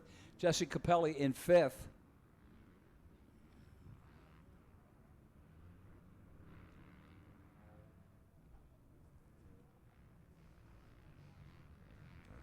Ryder down in the middle there. That takes a little pause for Reese Wheaton as it brings it down, and he will take the win. Checkered flag is out, so Reese Wheaton will take the overall. Joe Shipley coming in second, and second overall. Cole Covert will come in third and third overall. Braden Campbell fourth, Brett Ferry fifth, Bill Sokol in sixth. Bernheimer will take the win in 30 C, with Travis Hurt second, Nathan Puzak third, Jesse Capelli in fourth, Josh Duplin in fifth, Ethan Mick sixth, Devin Botner in seventh, Derek Hill eighth, Michael Himmelstein ninth, and Tiffany Finallo rounding out the top 10 in the 30 C. Super Mini is on the line getting ready to go. Race number 12. Second motos for the 588 Dylan Slusser Memorial Weekend. And what a weekend it's been. Finally done with all of the pro riders up into the first turn in Super Mini. And looks like the number 7 of Miles Hadley with the hole shot. He had 8th in the first moto, but he's got the hole shot now. Of course, the pressure's on as they make the turn and head towards the Scott step up. And he's back and forth that quickly. But he ran with the football. It's all that matters. He led the race. And it's the number 24, Briar Stesic. He's had a heck of a weekend. And he had the win in moto number 1. So 1 and 1 equals 1. Best math ever. Second in the first moto was Kelsey Harris out of Jefferson, Maryland, on the 22 ride. Let's see if he's made it up there.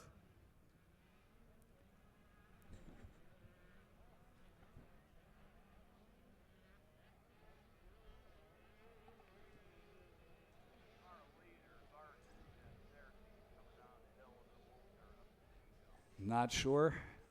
Looks like the number 7. There you go. It is the number 7 of Miles Hadley. Back in 3rd place, or 4th place now. Thought he might have moved up one. Here's our leader coming through the off-camber.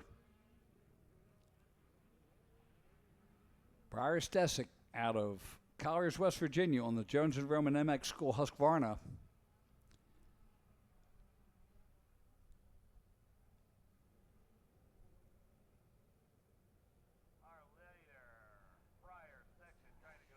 Redmond, the 102 in 2nd. The 22 of Harris in 3rd. The 7 of Hadley in 4th. The 812 of Carter, Trey Carter, rounds out the top 5. And right now, Briar Stesick will take the overall with Kelsey Harris in 2nd, Rowan Schaefer. And let's take it down to the podium as Andy has another fine set of gifts to give away. Down here with Reese Wheaton, your 250B overall champion.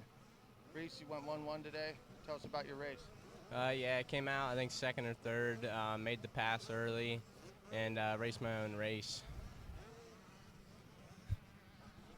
That's pretty good riding, man. Who do you want to thank? My mom, my dad, Team Green Kawasaki, Chris Whitcraft, Moto Ash, Matt, everything he does over there, O'Neill, Scott Goggles, Bow Helmets, MX Tire, Jeff Cernick for putting on the event, Levi Kilbarger, Bonsai Suspension, Mika Metals, ODI Grips, and everyone else. Thank you. That's Reese Wheaton, your 250 overall champion. Dylan Slusser, Pro-Am. All right, thank you, Andy. And we're watching this 2nd place 102 of Redmond and the 22 of Harris as they come up the MX6 triple-double. And Briar Stesick has checked out as they come up to the Honda Bowl turn. And there you see Stesick heading up into the off-camber. Redmond, the 102.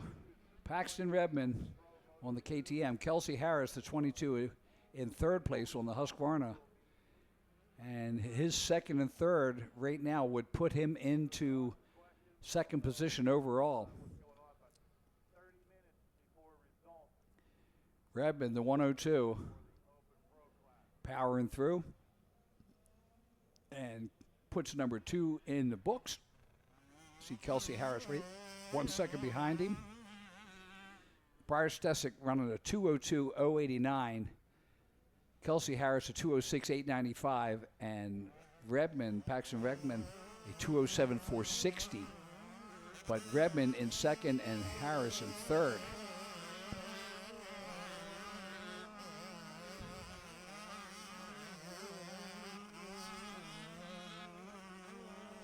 Here we go. Here's the charge on the Scott step up side by side, and it looks like Harris has taken over 2nd place.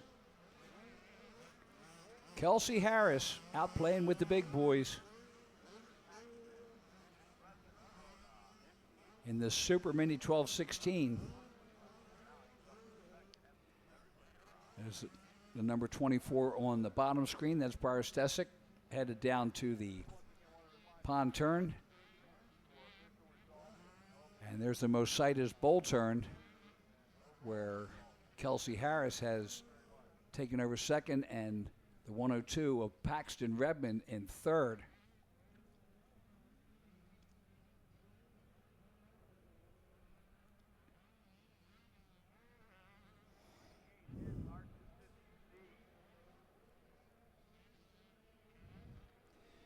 As we watch Briar Stesick make his way around here, white flag will be coming out this time around.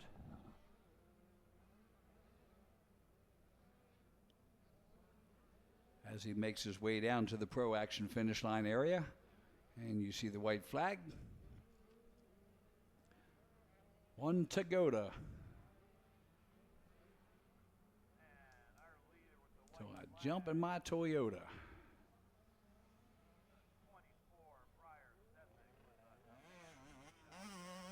Briar Stesick out of Colliers, West Virginia.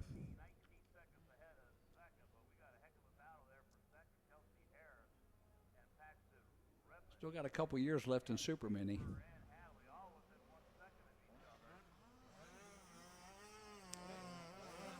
Through the Dragon's back he goes.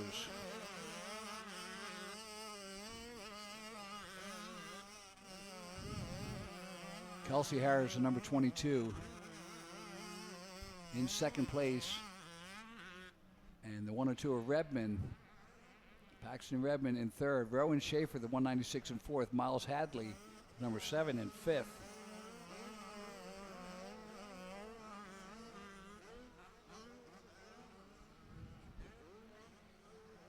Stesic headed down to the pond turn. Half a lap to go in this Super Mini 12 to 16.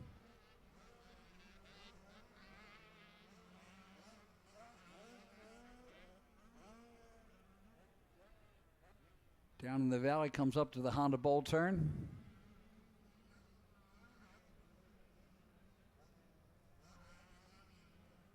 Up over the triple. One more time through the off camber.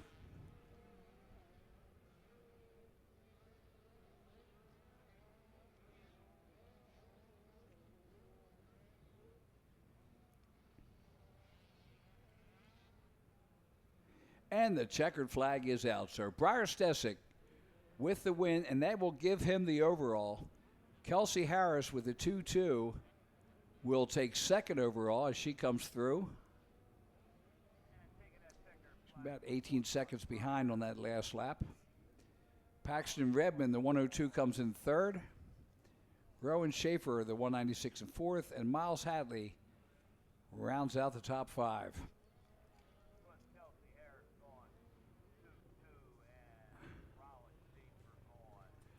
.250C final coming up. 40-man gate. And into the first turn. Here we go. It's the 930 of Roman Jordan with the whole shot. So Roman Jordan with the whole shot. Eric Gerke had the win in Division 2. Aaron Zundel had the win in Division 1. And second place in Division 1 was Carter Tunstall. So that's your top four. And there's a 7-Eleven. So Gerke right behind him. Eric Gerke out of Portersville. Just behind Roman Jordan. As you remember, they swapped back and forth in their first motos. Roman Jordan's like, nah, I ain't giving that up. That ain't happening. Out of the most sighted bowl turn, headed down to the pond. Gerke trying different lines, see what he can pull out as they go up through the MX6 triple double.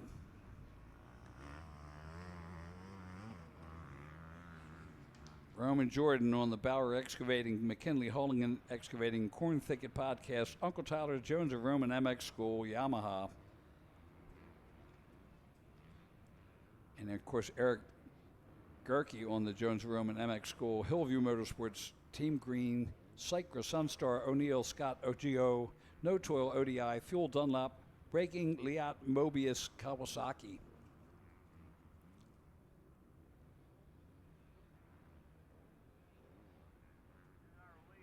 So green flag is out.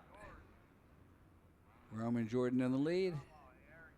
Coming across that fuel factory tunnel underneath the Plum Bridge and into the Dunlop first turn.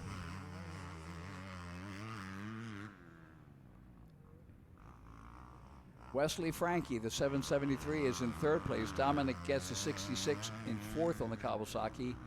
Lane Kestner, the 92, in fifth. Aaron Zundel, the 55, in sixth. Cade Coombs, 174, in seventh. Timmy Coombs' son. 708 of Caleb McDonald in eighth. Caden Landrum, the 35, in ninth. And Ashton Roundsley, the number 23, finishes the top 10. And that's brought to you by Kite Distributors.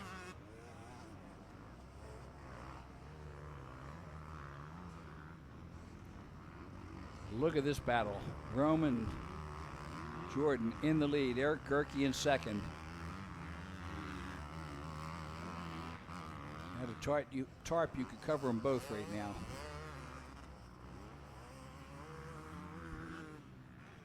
Tight battle in this 250C. 40 riders on the track.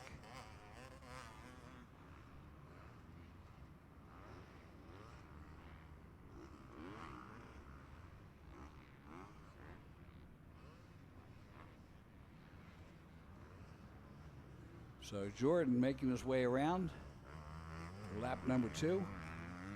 We'll be coming up on our halfway point of the race. Roman Jordan, Eric Gerke bringing it in.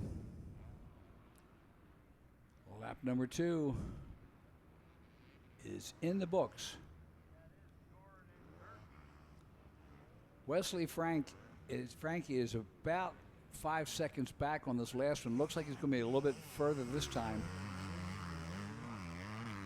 Gets just behind him, so Frankie's got his hands full with Dominic Getz. So Wesley Frankie in third, Dominic Getz in fourth, Aaron Zundel in fifth, Lane Kestner in sixth, Cade Coombs back to seventh now.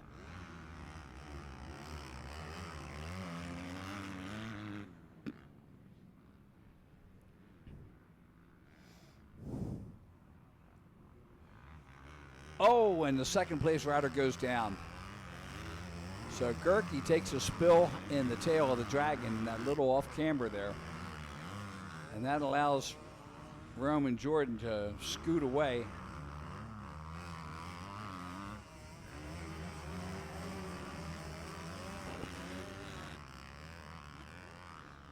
And that is Frankie, Wesley Frankie, the third place. And he could possibly be second. It's as he works his way up. Gerke with the tip over. And I have to see an interval on him. But gets right behind him, the number 66. There's our leader, the 930 of Roman Jordan, as he heads up into the off camber. He'll get the white flag this time around for one more lap.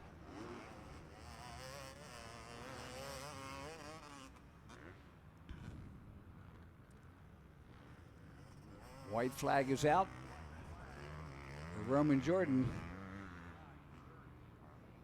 And let's see what happens with Eric Gerke and Wesley Frankie.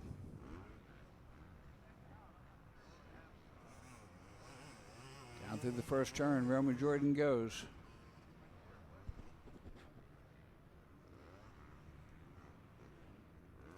"33 active riders out there, out of 40 that qualified. Gerke stays in second, but 13 seconds behind Roman Jordan now, and 7 seconds ahead of Wesley Frankie.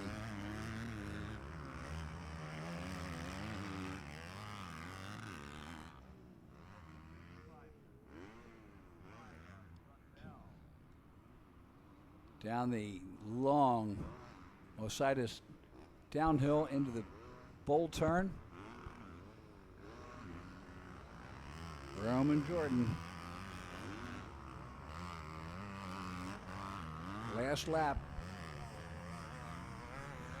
He's at the halfway point, halfway through this lap.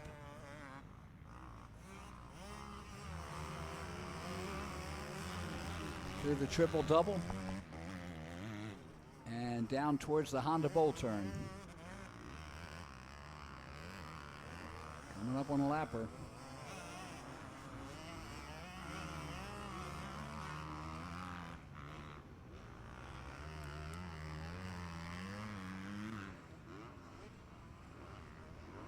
Up along the ridge on the off camber. Makes the turn and the final straight as he heads towards the Pro Action finish line. Roman Jordan will take the win and the overall. Eric Gerke Was 13 seconds back.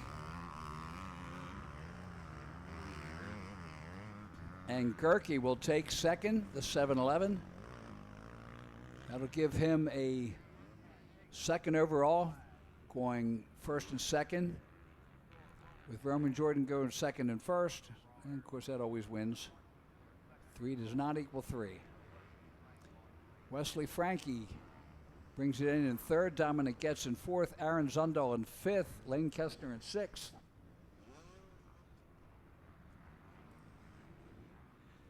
So that finishes up 250C. Junior Mini 7-13 is now on the line. And in that motor, Briar Stesic took the win. Second went to the 7 of Miles Hadley out of Butler, Pennsylvania. Third going to the 94 of Bennett Weiss out of Washington, PA. Fourth place going to, let's see where he is. Fourth place going to the 665 of Reston Parish out of the Huntingtown Mafia in Maryland. And here they come into the first turn. It's the number 7 with the hole shot, but the 34 right there, or the 24 right there also. So Miles Hadley pulls the hole shot, but Briar Stesic is right there.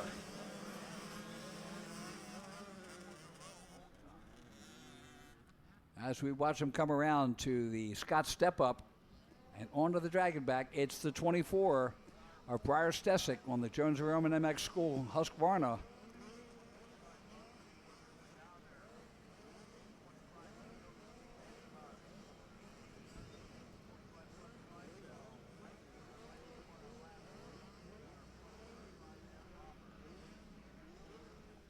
Down the most side is downhill.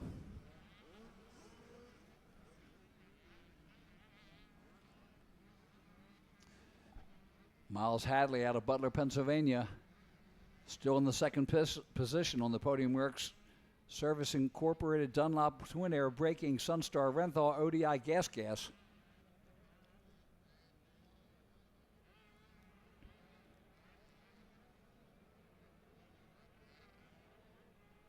We'll see if that's Bennett Weiss directly behind him.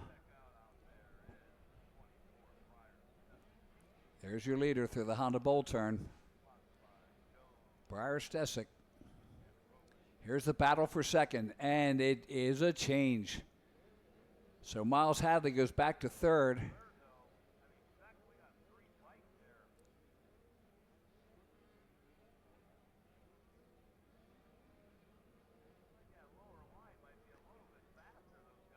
And there's Stesic getting the green flag.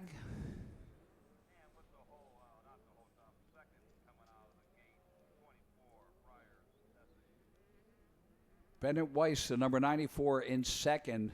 Miles Hadley now in third. Kelsey Harris, the 22, in fourth. Keegan McDade, the 345, in fifth. Caleb Likens, the 998, in sixth. Gavin Reynolds, the 110, in seventh. Trigger Harkins, the 308, in eighth. Lenny O'Toole, the 17th, in ninth. And Beckett Utz, the 164, rounds out the top 10. And that's brought to you by Automatic Distributors.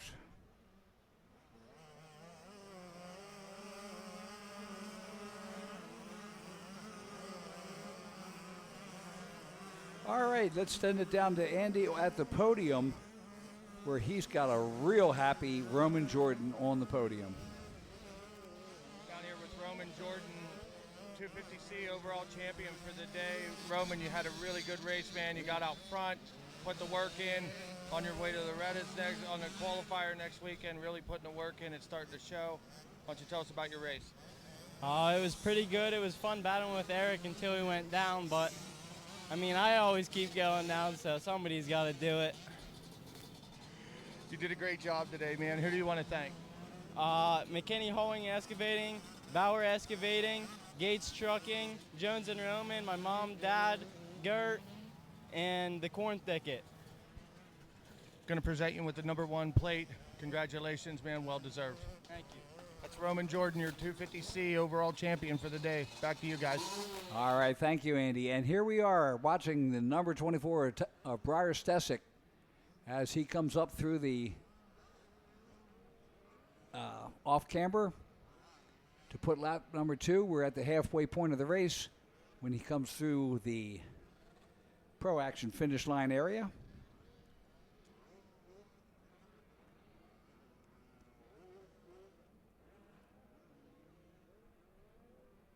Bennett Weiss, the 94, in second. Brings it through the 7 of Hadley. Miles Hadley in third. Kelsey Harris, the 22, in fourth. Keegan McDade, the 345, in fifth.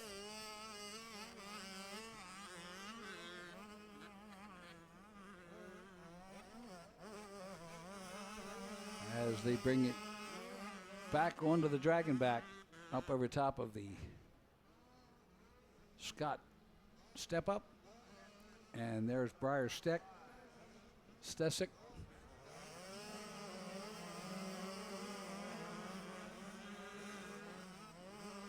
Down that long Mositis Motorsports downhill and bowl turn.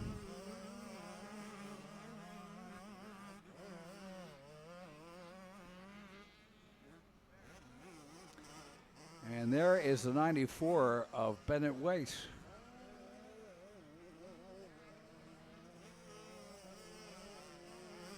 Miles Hadley about 3 seconds back behind him. You see Hadley and the Kelsey Harris. And we're back on the leader as the number 24 makes his way up through the off camber. White flag will be coming out this time around for Briar Stesic.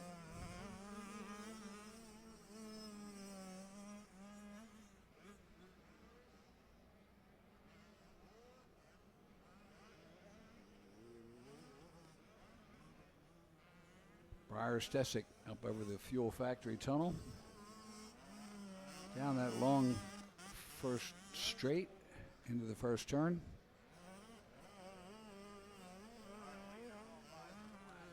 And the battle is heating up. Weiss, the number 94, in second, but Hadley has passed Harris. So the 7 of Miles Hadley back into third, the 22 of Kelsey Harris back into fourth now, and McDade in fifth.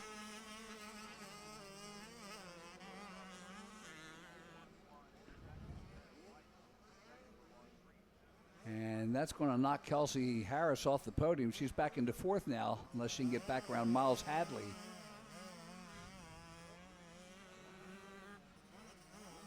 There's your leader. And Mositis bowl turn. Takes a turn at the top.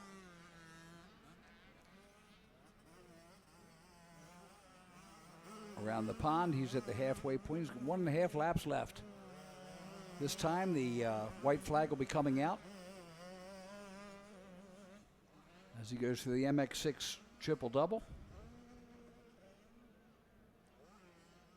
and up into the Honda bowl turn.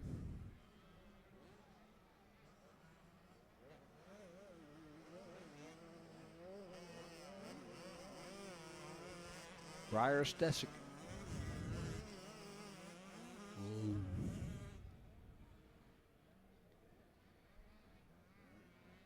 Comes up through the off camber, and he'll get the white flag. 1 lap to go. Well, he's going to get the checkered flag. Briar Stesic with the win. Can you tell it's been a long day?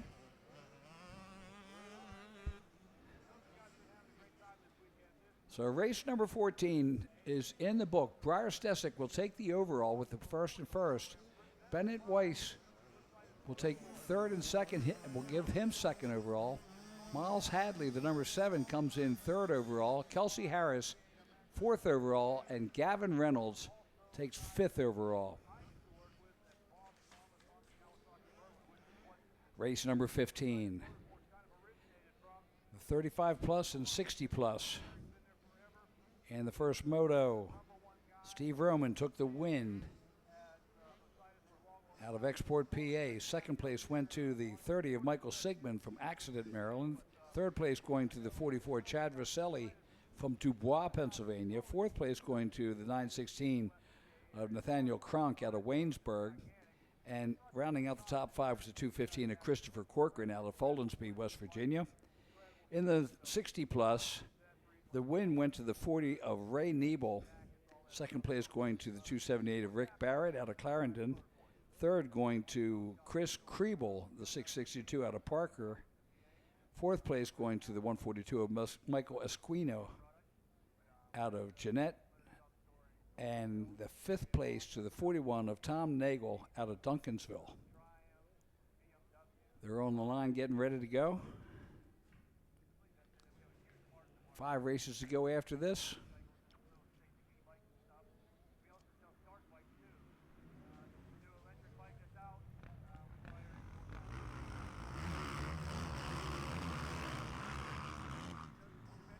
And you got me there. Steve Roman, probably. But let's see.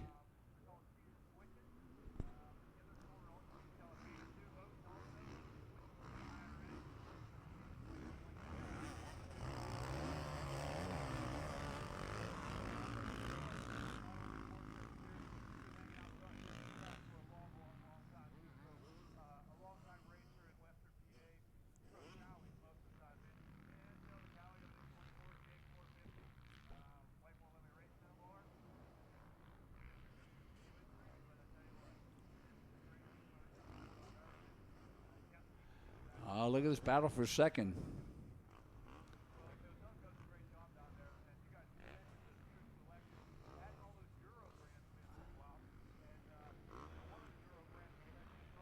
And that's looking like Sigmund making a move there. Stevie Roman in the lead on the 731. Sigmund in second. There's probably going to be Rosselli.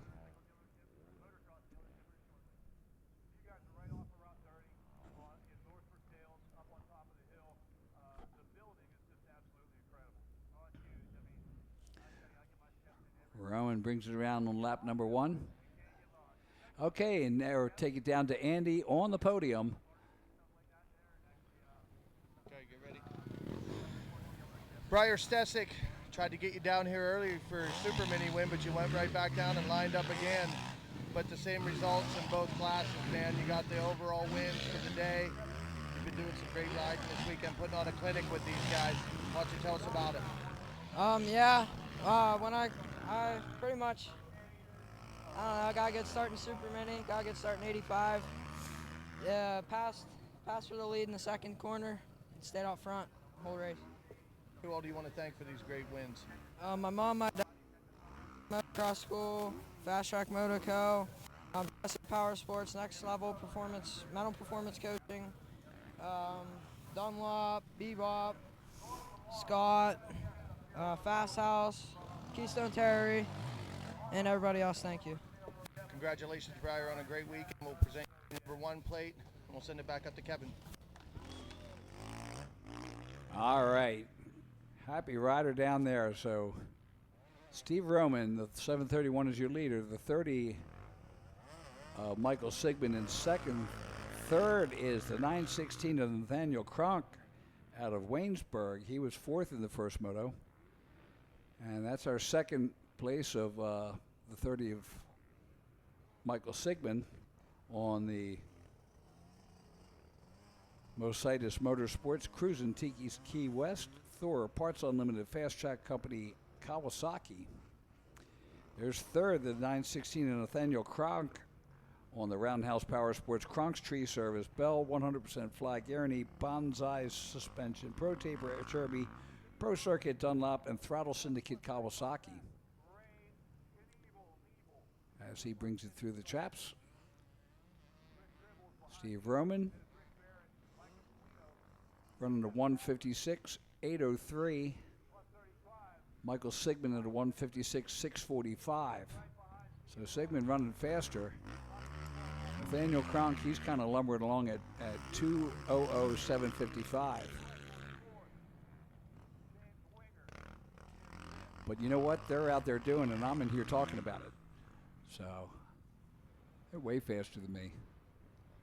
60 plus. Ray Niebel is your leader. The 662 of Chris Kriebel in second. 278 of Rick Barrett in third. Fourth is the 142 of Michael Esquino. 428 to Safran in fifth, and Valdesari, the 726 in sixth.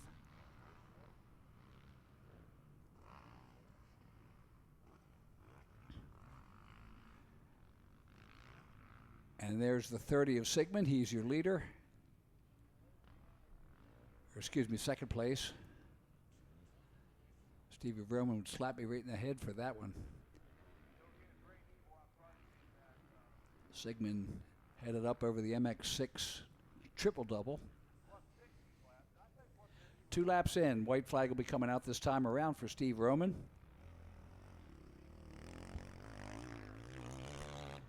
And there's Steve Roman up over top of the Hilmer triple.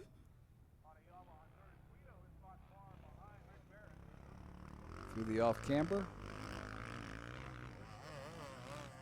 And he runs down there to get the white flag. 1 lap to go.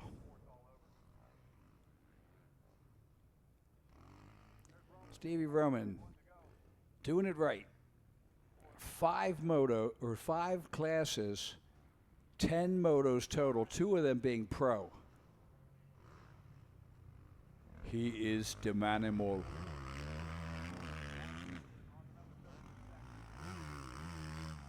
And all the while with perfect form.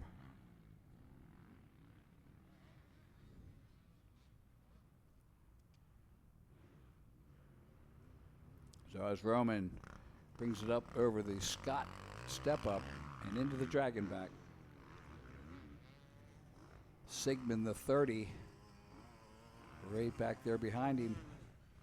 About a 4-second lead of Roman over Sigmund. You see Sigmund there. As they head down the Mositis downhill and bowl turn.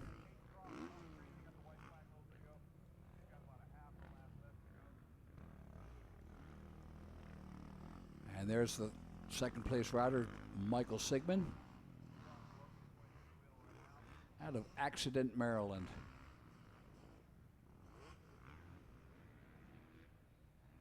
You can get away with a lot of stuff. Where were you? Accident. Oh, sorry. You weren't hurt, were you? No, I'm just late. Of course, that could have been my name. Otis Accident. That's what my brother and sister always told me. Steve Roman takes the left-hander up into the off-camber one last time. No, I don't believe that. He's probably still got 1 or 2 motos left.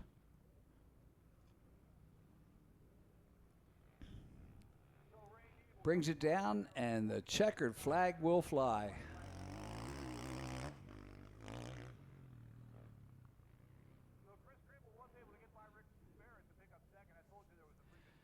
So Steve Roman will take the overall with Michael Sigmund second, Nathaniel Kronk third, James Wenger in fourth, and Jay Wetzel in fifth.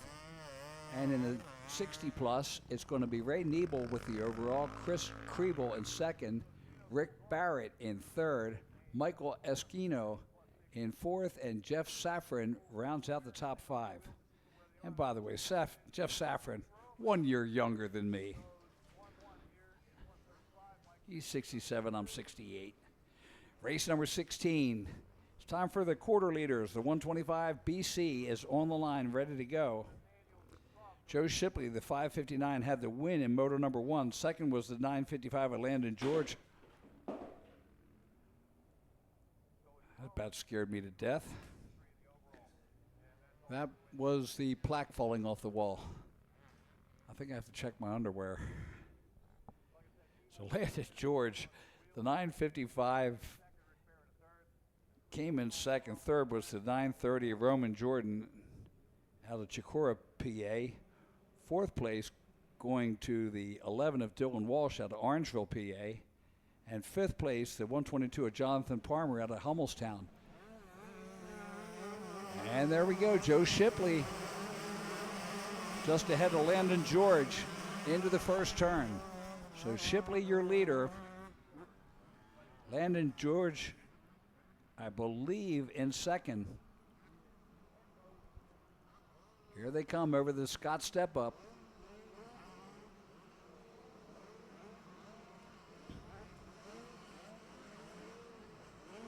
Landon George was your leader, and now Shipley has taken over. So Shipley in the lead, Landon George second. Same as the first moto. But we still got 3 3/4 laps left.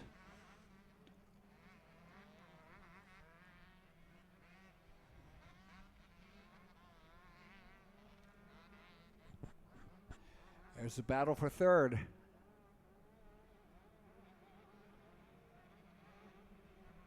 As they make their way down to the pond turn.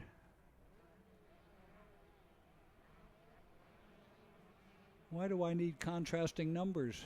Because one of these days you'll be on television and the guy can't read it. That's why.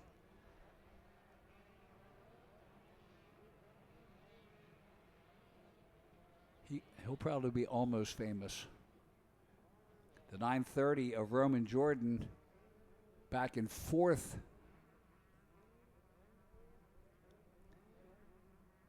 Joe Shipley in the lead.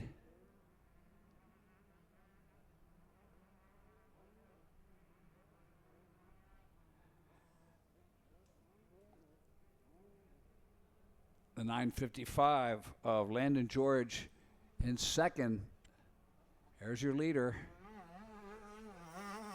Working his way through the first turn. There's the 955 of Landon George in second. Here's the battle for third. That's the 812 of Carter and the 930 of Jordan. And just behind them is the 142 of Wetchin and the 360 of Tunstall. So the battle for third and fourth and the battle for fifth and sixth waging as they head down to the Beast.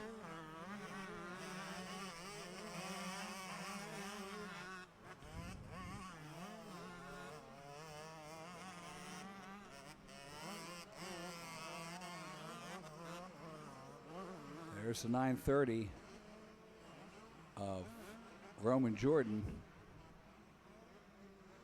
as he makes his way down the Mositis downhill.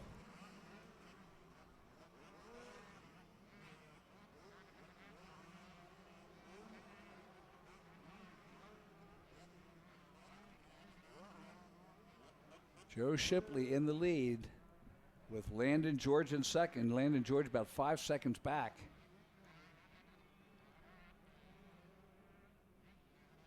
Roman Jordan there in fourth place, the 930, with Trey Carter's just ahead of him.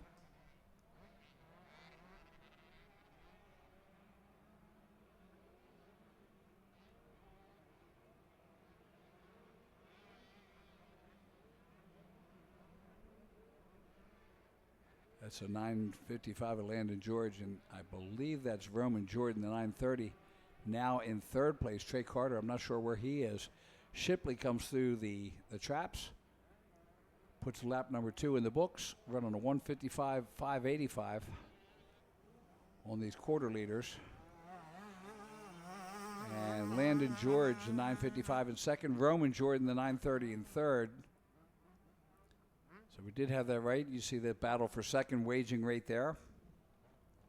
Trey Carter back into fourth place on the 812 gas.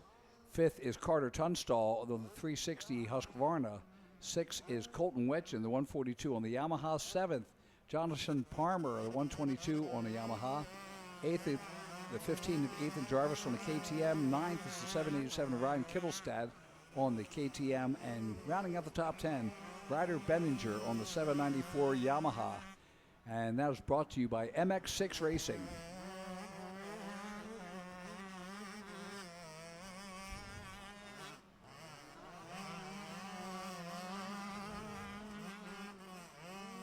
There's Shipley, the 5:59. Down through the Mositis bull turn. 2 laps in. White flag will be coming out this time around. 4 races left after this.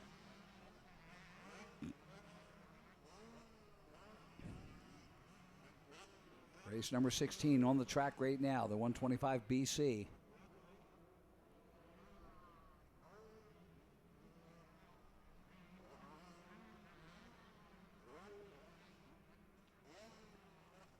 Through the Honda Bowl turn they come.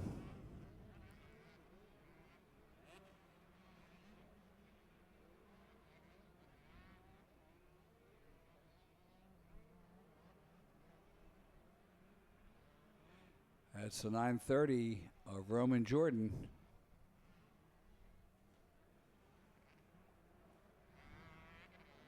White flag is out, so Shipley is through there. Roman Jordan up into second place now. Landon George, the 955, in third. So Roman Jordan third in the first moto, second in the second moto. And Landon Jordan going 2 and 3. So Shipley with a 1 and 1, looking to get the overall. Carter, Tunstall, Wetchin, and Palmer, tight battle for 4th place, 4th through 7th. And there's Shipley, the 5:59, coming through the dragon back.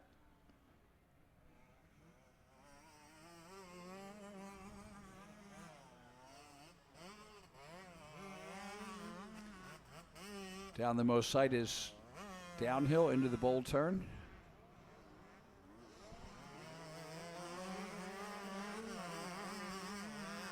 And there we are on the lead. There is Joe Shipley on the 5:59. Through the bowl turn he goes. One last time.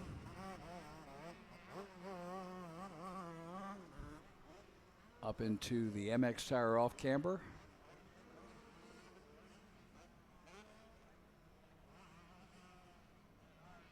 And down that long finish straightaway to the Pro Action finish line where the checkered flag is out. So the overall going to Joe Shipley, the 5:59 on the MX6 Racing, Sons of Our Fathers, Jones and Roman, MX Tire Factory Connection, Lynx Racing, Yamaha.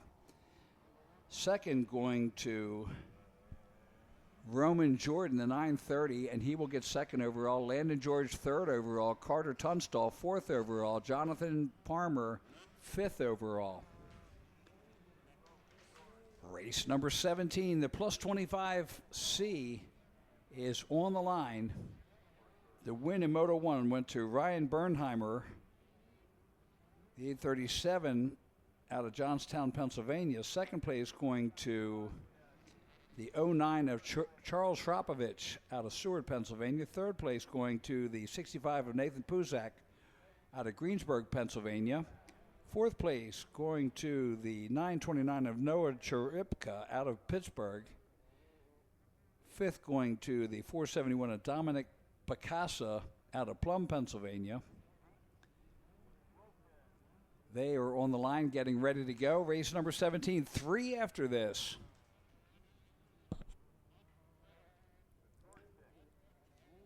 Open D also on the line. And Josh Wilkins out of Newcastle took the win. He's the number 15 rider. Second place went to the 08 of Clarkson Platzi out of Frewsburg, New York. Here we go, plus 25C into the first turn. And it's the 36 of Seth Galloway in second place.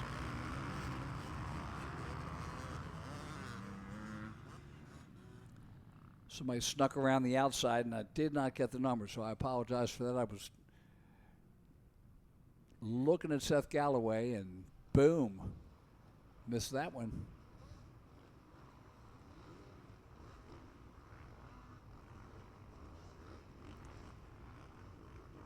And it's the 837 of Ryan Bernheimer That is your leader from Johnstown, Pennsylvania on the KTM. Going 1-1 so far. I don't want to jinx him. Down the Mositis downhill and into the bowl turn.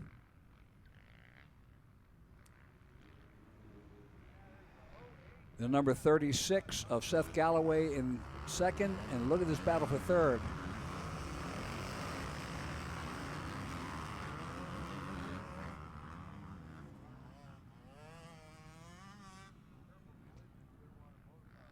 Here's the battle for third.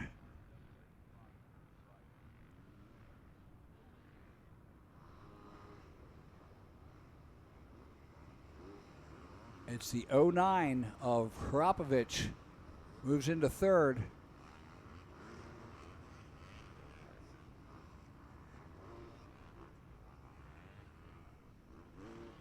So Hrapovic in third, Seth Galloway in second. He's from Pine Grove Mills.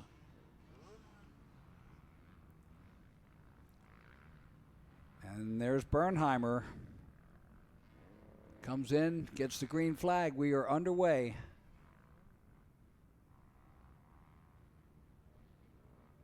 Spinning. 36 of Galloway in second. Under the Plum Contract and Bridge. Hrapovic, the 09 in third. Cheripka, the 929 in fourth. Puzak, the 65 in fifth. Holler in the 11 and 6th. Twig, the 251 in 7th. Hurt, the 137 in 8th. Rogers, the 62 in 9th. And Shockey, the 719, rounds out the top 10. That's brought to you by Lynn's Racing.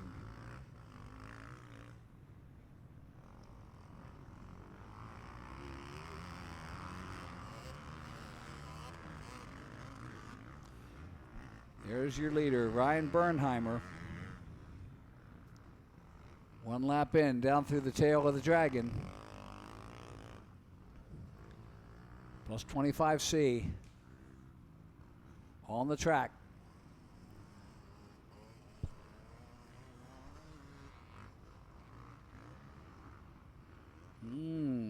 Shadows are getting a little dark out there.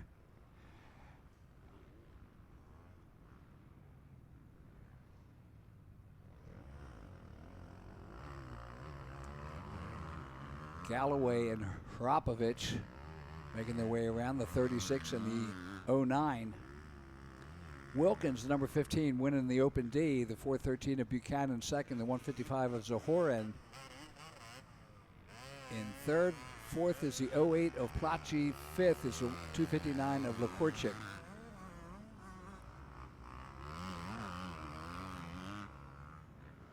And down to the podium is Andy, and he's got the 559 on a very happy Joe Shipley. Okay, guys, I'm down here with 125 BC overall champion for the weekend, Jammin' Joe Shipley. Joe, you're putting on a clinic out there, buddy. Tell us about it. Yeah, I just got off to a good start, made the move for the lead, and then controlled the race. Who do you want to thank? We know you got a lot of good sponsors. MX6 Racing, Grange Construction, Sons of Our Fathers, the Lord for keeping me safe, my parents, Factory Connection, MX Tire, and Links Racing. Going to present you with the number 1 plate. Congratulations, man. Joe Shipley, your 125 BC overall champion. All right, thank you, Andy. So we just saw the 36 of Seth Galloway and Ryan Bernheimer coming up over the top of Scott Step Up onto the Dragon back.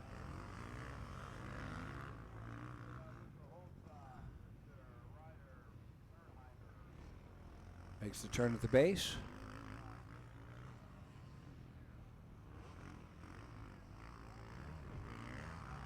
Bernheimer, a little stutter skip there. Inside foot, not a problem. You have to do that with the outside foot. You got it, something's going wrong. Bernheimer out of Johnstown, the local rider. And you see the 36 of Seth Galloway creeping up on him as they come into traffic in the Open D class. So the lappers up on the MX6 triple-double. Bernheimer makes it through clean.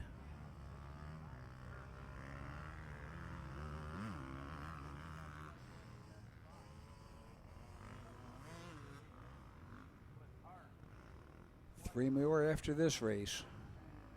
Shadows are getting long off the trees, and even the hay bales. The hay bales are even tough blocks throwing a long shadow.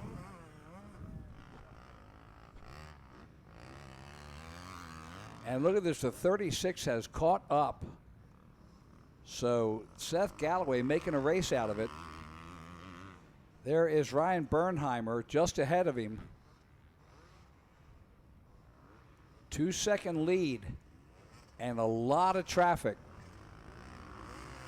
So Bernheimer, I don't think he realizes that Seth Galloway is right back there. And he hooks onto his back fender. We got a battle for the lead. And it basically is a 1-1-2-2 right now, and it could be a 1-2-2-1. Let's see. A lot of traffic here. Bernheimer with Seth Galloway right on his back fender as they come through here, and I don't think Bernheimer knows he's there. He just knows there's traffic, doesn't realize who's on his back fender. Gets a little bit of a breather there as they come down the Mositis downhill through the bowl turn. And Seth Galloway trying to work it. No, excuse me, that's Harapovich. Harapovich in second. So it's the 09 of Harapovich, and that could be something going up here.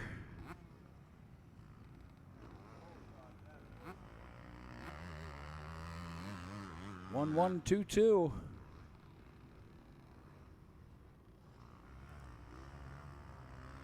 Up over the Himmler excavating triple. Last lap, this is the time to do it.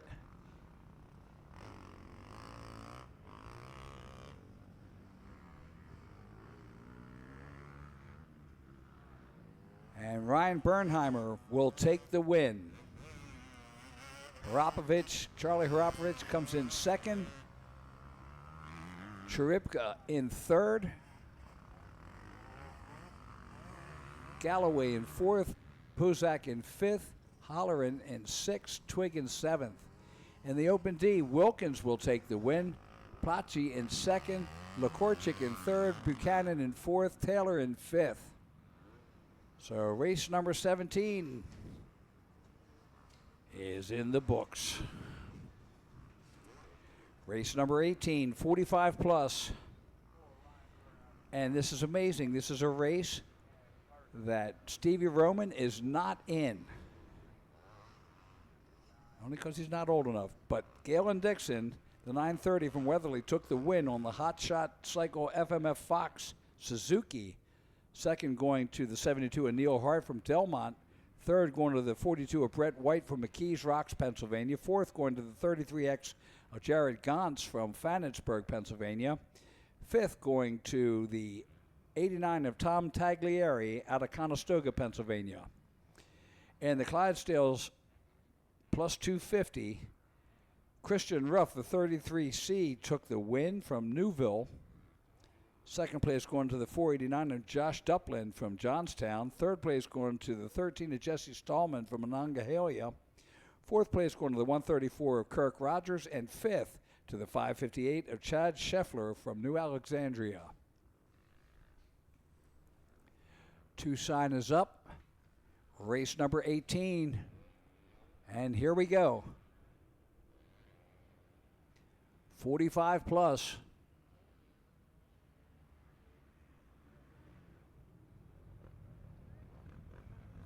The 930 of Galen Dixon with the whole shot.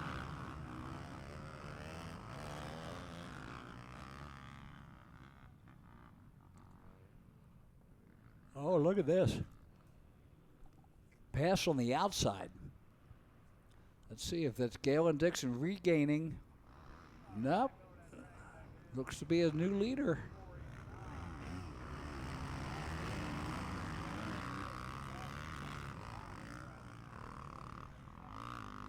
Galen Dixon back in the lead.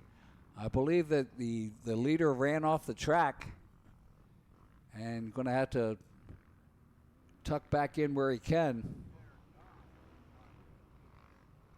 So Galen Dixon down the Mositis Motorsports. There you see the 42 of Brett White and the 33 of Jared Gantz.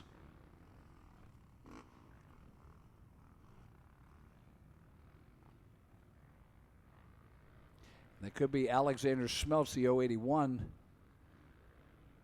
But there we go. Galen Dixon on the Suzuki is your leader.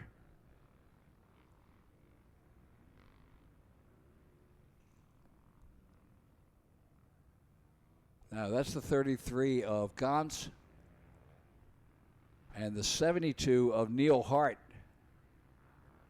The battle for third there. You see Galen Dixon up ahead.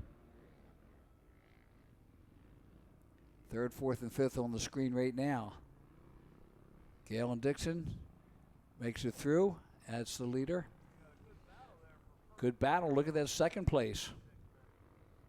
Green flag is out. And that is the 42 of Brett White on the KTM. The 72 of Neil Hart in third. The 33X of Jared Gantz in fourth. And fifth is the 89 of Tom Taglieri.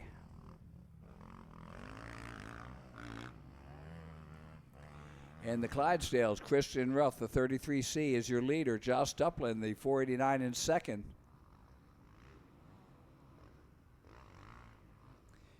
Yeah, see that plus 250. That's how much you weigh without your motorcycle. That's how you make it into the Clydesdales. The only people that are eating to make the weight limit before the race. Galen Dixon down the Mositis Motorsports downhill into the bowl turn. There's your second place, the 42 of Brett White out of McKees Rocks, Pennsylvania. Had a third in the Frost Meadow. Could take second overall with Neil Hart in third now. Neil Hart on the 72 ride. About 3 seconds back behind Brett White. So it is possible that Neil Hart could take second and second overall. And you see Galen Dixon on the lead over the Himmler triple. Waiting on lap number 2 now. Coming up on the halfway point of the race.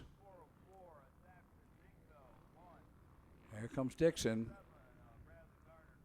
You can see where Brett White is. Neil Hart just behind him.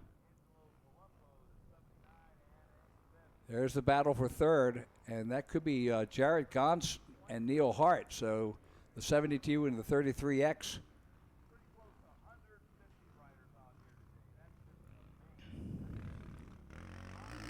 Brett White comes through in second. And then 13 seconds back. Tom Taglieri, the number 89, is up into third. He had a fifth in the first moto. Neil Hart back into fourth, the number 72. Jared Gantz, the 33, is back in fifth. That's going to mess some stuff up here. Brett White still second overall. Neil Hart in third. Tom Taglieri in fourth. That's on the overalls right now. And there's Mr. Dixon. Down through the tail of the dragon and the Mositis Motorsports downhill.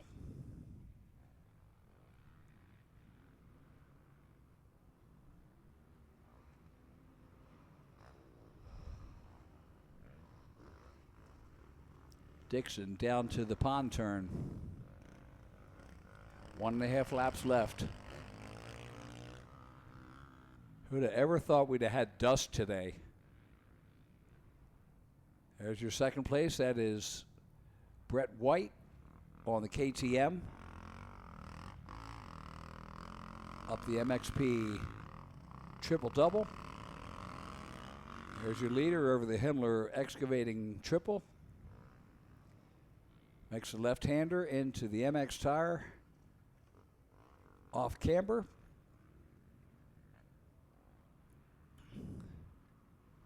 Runs the bottom. And the white flag coming out for Galen Dixon.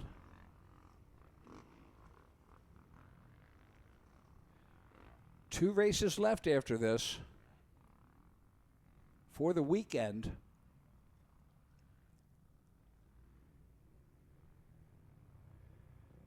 There is Brett White making it through the time traps. Tagliari up in third place. Neil Hart in fourth.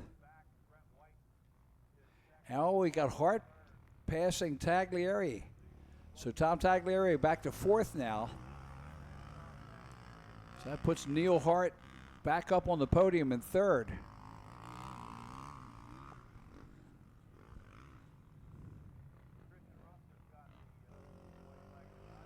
Galen Dixon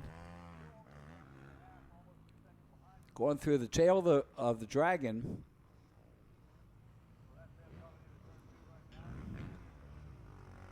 And down the most insidious downhill.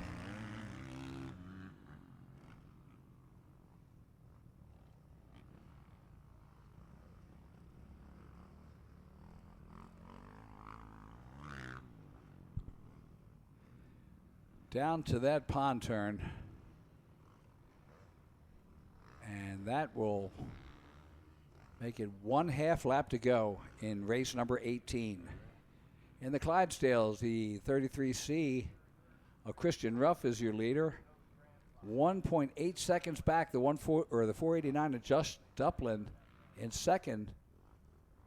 And then is 43 seconds back to the number 13 of Jesse Stallman in third.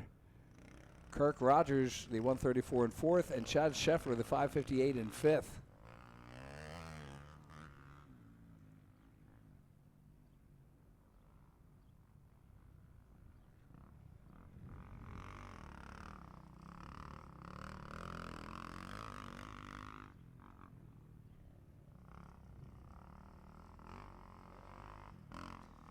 And the checkered flag is out. So Galen Dixon out of Weatherly, Pennsylvania on the whole shot cycle FMF Fox Suzuki takes the win. The 42 of Brett White will take second on the KTM and second overall. Neil Hart, the 72, will take third overall. Tom Tagliari on the 69 Yamaha will take fourth overall, and Jared Gantz, the 83X, will take fifth overall. In the Clydesdales, Christian Ruff will take the win, and the overall, Josh Duplin second and second overall.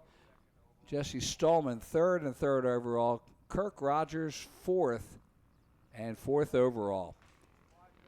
So that finishes up race number 18. The Micro 4 to 8 opens are on the line. Race number 19.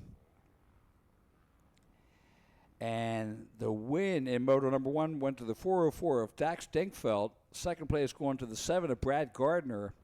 Third going to the 17 of Hudson Rhodes. Fourth place going to the 79 of Angelo Palumbo. And Dinkfeld grabs the lead. So Dax Dinkfeld takes the whole shot in moto number 2. And these guys are going through a minefield here. Tough racetrack. 54 to 8 open, called the Micro 4 now. Dax Dinkfeld in the lead. There's the number 7 of Brad Gardner. He was second in the first moto, second in the second.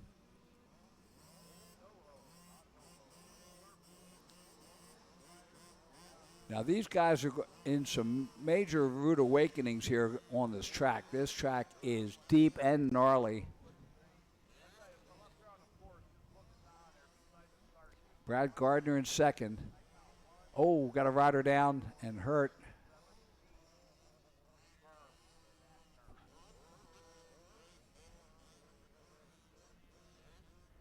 Dax Dingfeldt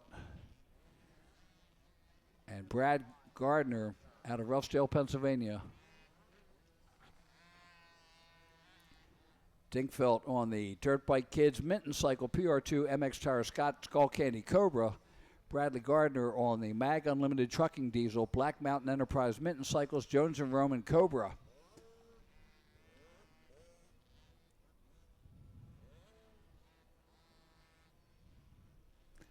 Dax up through the Honda Bowl turn.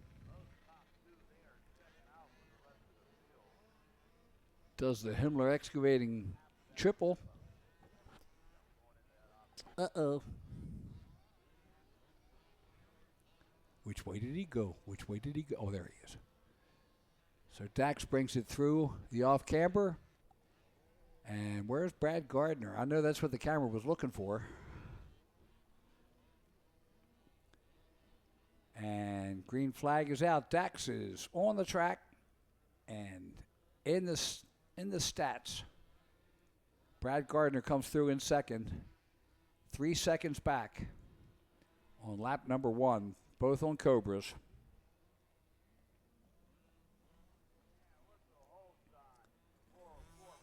Up into the Dunlop first turn. You see 1 and 2 there. And oh, they are blowing the rest of them away.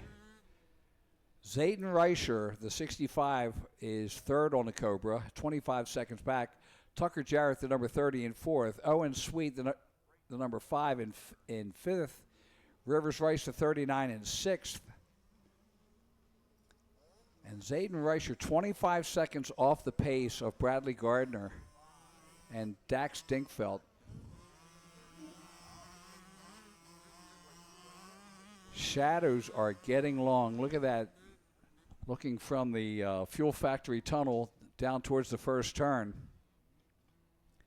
There's Dax. Going down the Mositis downhill through the bowl turn clean.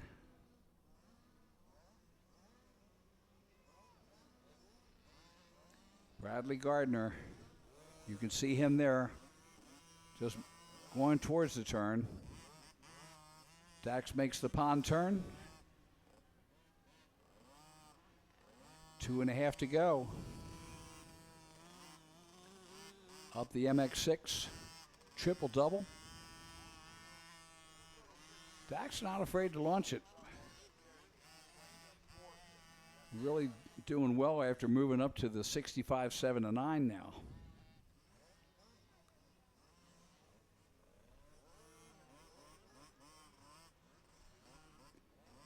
And of course, he has the regionals coming up in the next 2 weeks.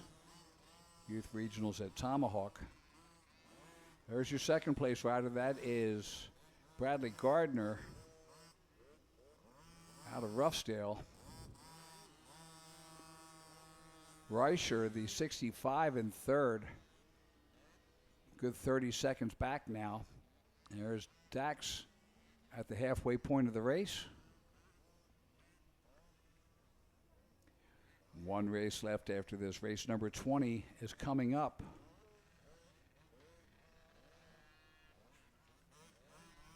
And that will be the 55 plus and the Bombers.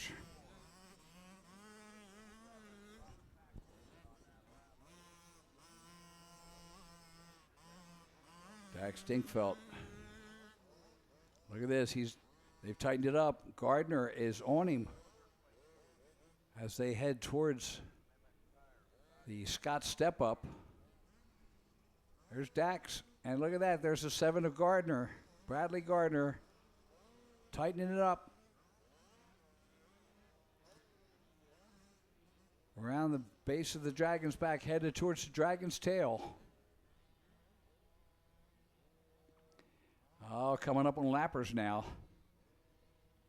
And I think that Mositis downhill is a good spot to be going around them. It'll be an effective block as they go into that turn there. Dax Dingfeld takes a look over his shoulder. And he's got two blockers there. So as he heads down to the, ooh, that's a tough spot to go down on, especially on the 50. Down around the pond turn, 1.5 laps left. Dax brings it up the triple double.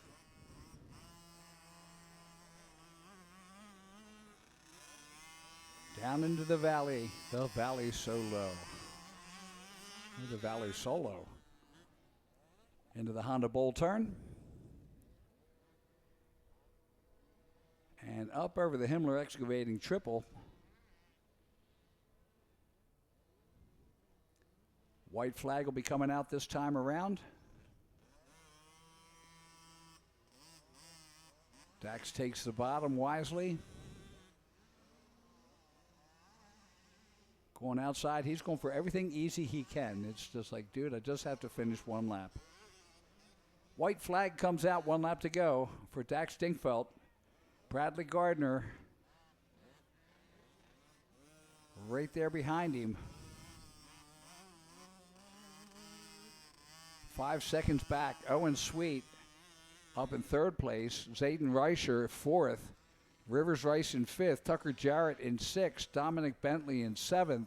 Axel Elliott in 8th.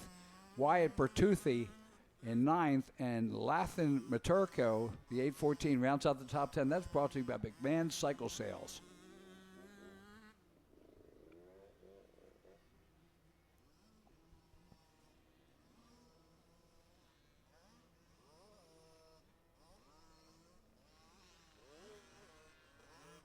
Up over the Scott step up, right into the Dragon's back. Dax trying to finish this up riding smart.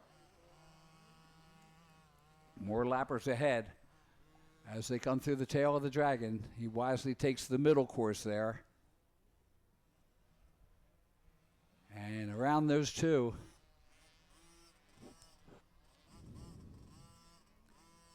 Down through the Mositis downhill and the bowl turn at the bottom.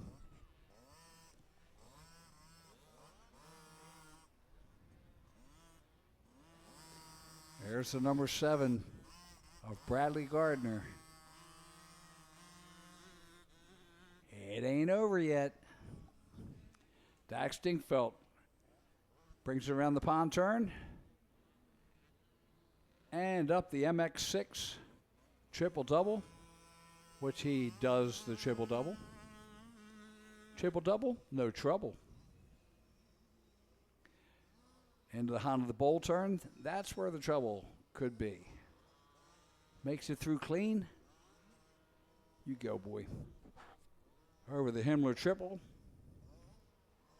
And the last time of the weekend for him, coming through the MX tire off camber. Makes a turn to the home stretch. And the run to the checkered flag at the Pro Action finish line. Dax Dingfeld taking the win and the overall.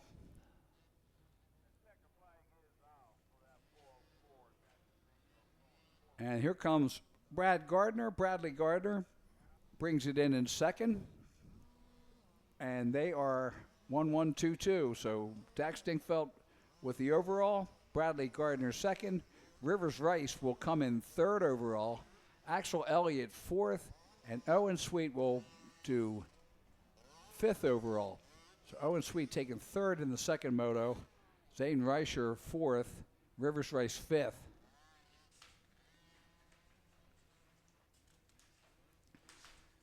Last race of the day. Are you all tired of my voice yet? I'm sure you are. My wife just tells me to go away for the week, and she gets tired of me.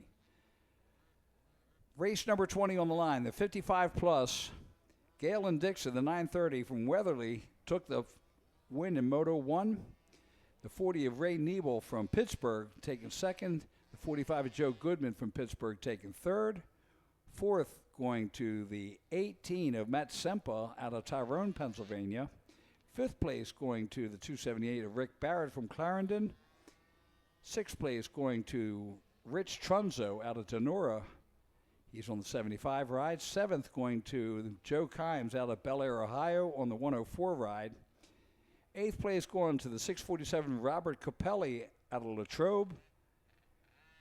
And had two DNFs, Scotty McGill, the 54, and the 142 of Michael Esquino. Down to the podium, and a very happy Dax Dingfelt. Take it away, Indy. Daxton Dinkfelt, your 48 overall champion for the day, man. You went 1-1, checked out on this race, and very impressive with the double section over there, man. You're the only kid I seen clear it. You're stepping up that big double in the infield. Congratulations. Tell us how it is. It was good. I pulled the whole shot, and I tried hard, and yeah. Who do you want to thank? My mom, my dad, my brother, Mitten, DBK, PR2, Dunlop, MX Tire, and everyone else. Thank you. Going to present you with the number 1 plate, man. Congratulations on your championship. Guys, keep an eye out for this kid. All right, thanks, Andy. A happy Dax Dingfelt down there. Chelsea, I'm sure she's happy too. Mom and Dad, everybody's happy with that. So Galen Dixon, 930, is your leader in the 55-plus class on the Suzuki.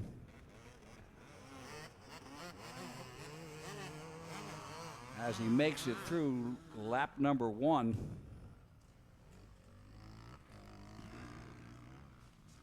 Or let's say making it through lap number 1. I don't want to jinx him now.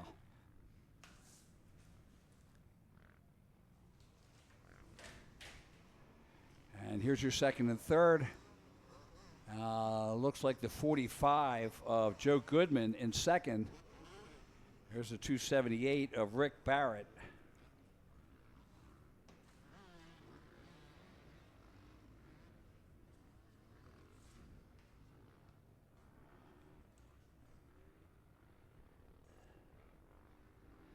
There he is, Galen Dixon on the whole shot cycle FMF Fox Suzuki, 56 years old,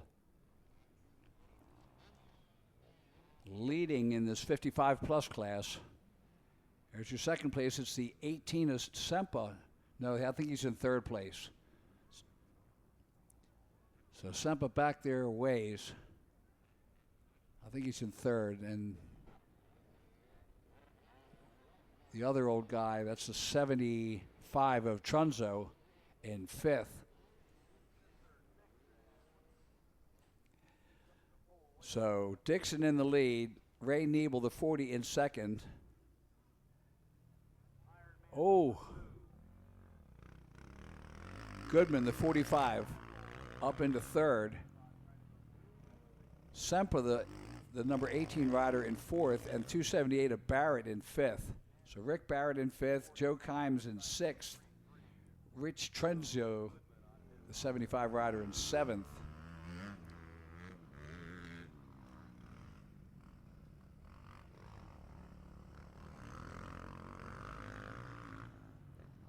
And there's Galen Dixon, the leader, coming through to the tail of the Dragon. 1 in, 3 to go.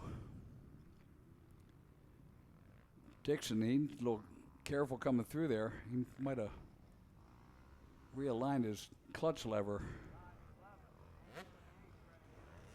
down into the Mositis bowl turn. Brings it around. Here's your second place. It's the 40 of Ray Nebel out of Pittsburgh. He had second in the first moto on that Kawasaki. 62 years old and still out there kicking it with the boys. Of course, I don't know whether you can call 55 plus the boys, but they are when you're 62 or 63. Nebel styling there. I like that. I have to give him some grief. I say, damn. There's your leader, Galen Dixon, bringing it through the off-camber. 2 more to go.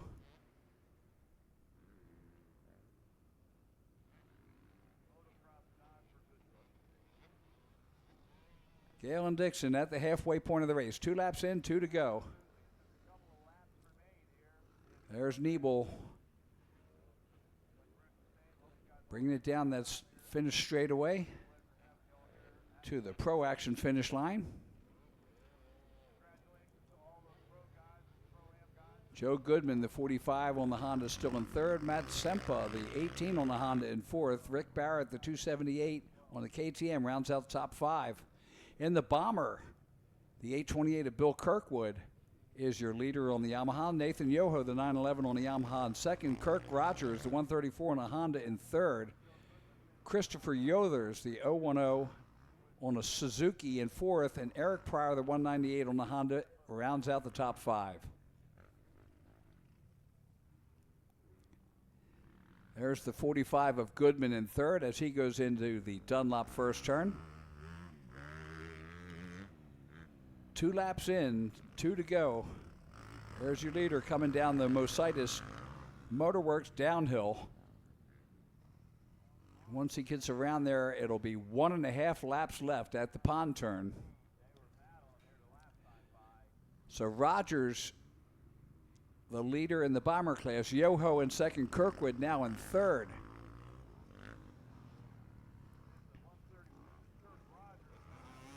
So Galen Dixon around the pond turn. 1.5 laps to go for him. And the entire race weekend is 1.5 laps. Mama, I'm coming home.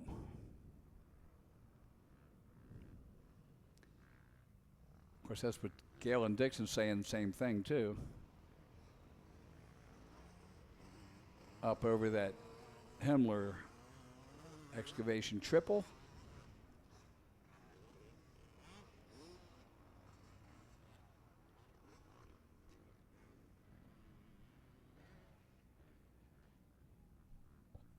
And there he goes. Coming in to get the white flag. 1 lap to go.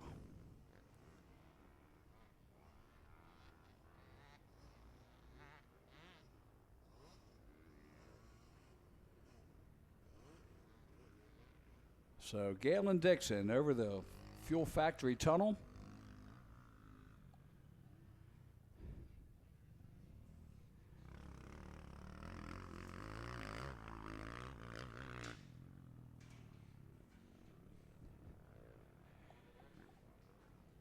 There he goes, down to the beast.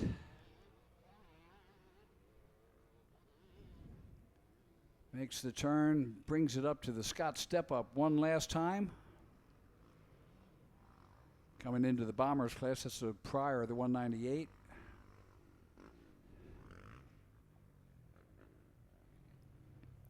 Through the Dragon's back his last time. Down to the tail of the Dragon. Ray Niebel still in second, Joe Goodman in third, Sumpa in fourth, Rick Barrett in fifth.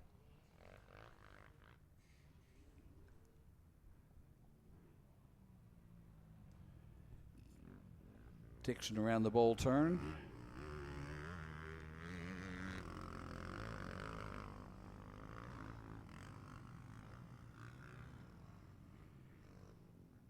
One half lap left.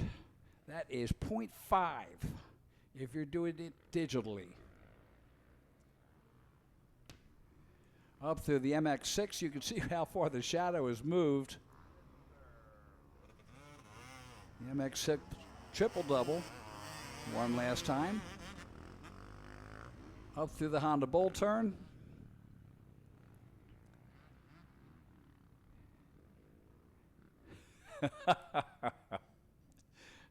We just had a Stony beer commercial. Oh yeah, tastes great, less filling. Or that's what they tell you. Galen Dixon, 1 straightaway to go, and we will be done for the weekend. Galen Dixon brings it up. Checkered flag is out, and we are completing the races. So Dixon with the win. Ray Niebel, the number 40, will come in second. And let's see, in the combined motor results, Galen Dixon is a 1-1, Ray Niebel 2-2, Joe Goodman 3-3, Matt Sempa 4-4, Rick Barrett 5-5, 6-6, 7-7. That's the way it goes. So the 55 plus, all good there. And in the bomber class, the 911, Nathan Yoho will take the win. Kirk Rogers, the 134 in second. William Kirk with the 828 in third. Chris Yothers, the 010 in fourth. And Eric Pryor, the 198 in fifth. But in the combined scores, Yoho with the win, Kirk Rogers second, Kirk with third, Yothers fourth, and Pryor's fifth.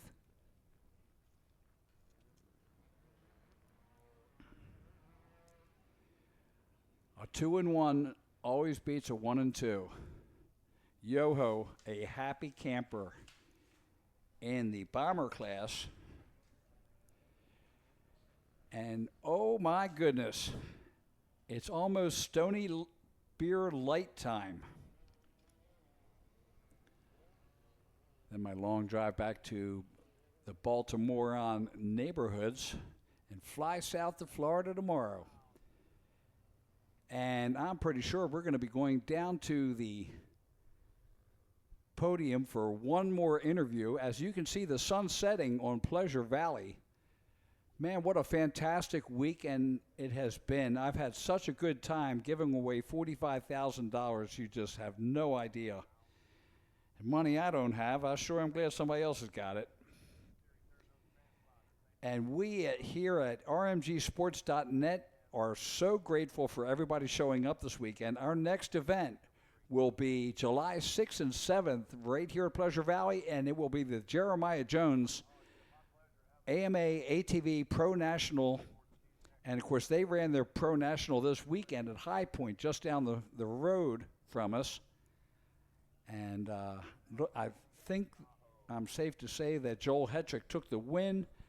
And I believe that Bryce Ford was second. But don't quote me on that. We'll go back to all of that later. And the 55 plus and bombers are headed towards the podium. Again, we are so thankful for you being here. Jeff Cernick went out on a limb to bring rmgsports.net in here to be the partner. And again, we want to wish you all the best. Make sure you watch all of RMG Sports Productions on demand. Lots of jet drag boats. We got the Quad National and a lot of other things coming up. And we are headed down to the podium. We're done. Oh, life is good. Thank you from rmgsports.net. We appreciate your coming, and we hope to see you at the next race at July 6th and 7th right here at Pleasure Valley. I'm Kevin Bailey, the Motomouth. Take care, and remember, stay at the races.